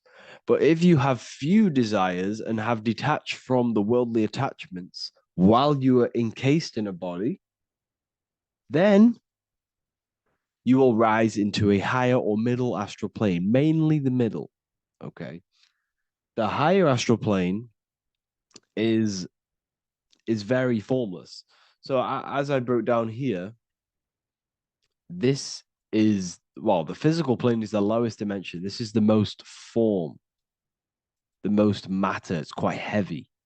The higher you go, the lighter it becomes, the more fluid, the more formless it becomes. So you see here, it says denser down and lucidic up. So this is more lucidic in these higher realms. This is more dense in the lower realms. So this is why the ancient Egyptians were always talking about, I'll show you this. This is showing you death. So first of all, we have Anubis, which represents death. Here you have the heart, which represents the soul. And here you have a feather. And this is a scale. You see how this is a balanced scale? So what this is symbolizing, this represents death. This represents your heart, and this is a feather. So when you die, your heart must be as light as a feather, which means your emotions, your soul, should have no attachments to the world. It should be light. It should be detached. This is why the word light and light are the same. Light is in heavy and light is in very bright. Because when you're less attached to the things, your soul shines. You're authentic. You're light. You're very bright soul. And you have no attachments. Your light is in not heavy. So you must detach from the worldly desires. We have to detach from the smoking, the food. This is why we should fast. Smoking, this is why we should detox. We should also meditate. We should also be able to sit with ourselves for long periods of times. Okay, I'm going to break all this down properly. But that's why the Egyptians show you the symbolism here. Okay. So you're stripped of your material body. So that state of consciousness you're in right now, your inside world, if you shut your eyes, that state you're in, that is what you're going to experience when you die. Okay. And you're going to be manifested into the astral. In the physical plane, you can mask or hide almost anything. But in the spiritual realm, you cannot. The astral body, your thoughts and emotions directly shape your spiritual body, your astral body, revealing your true inner state. So your desires that you can hide in the physical plane, your emotions, your thoughts, you can't hide any of that in the spiritual plane, in the astral plane. That will directly shape who you are, your color of your astral body, and your astral body as a whole. So here we have Kim Kardashian. If you could see this lady's astral body, you would run so far that you would be horrified for the rest of your life. If you could see their spirit, their astral form, It would be horrific because their mind is so attached to, physical things, so attached to desire, money, fame, worship, power. These people do not want to die. These billionaires and millionaires will never want to die. They will do whatever they can to stay alive because they understand what when they die, they have to face themselves. They have to face their inner world. And their astral body, their true authentic self on the inside, is horrible and horrific and so low vibration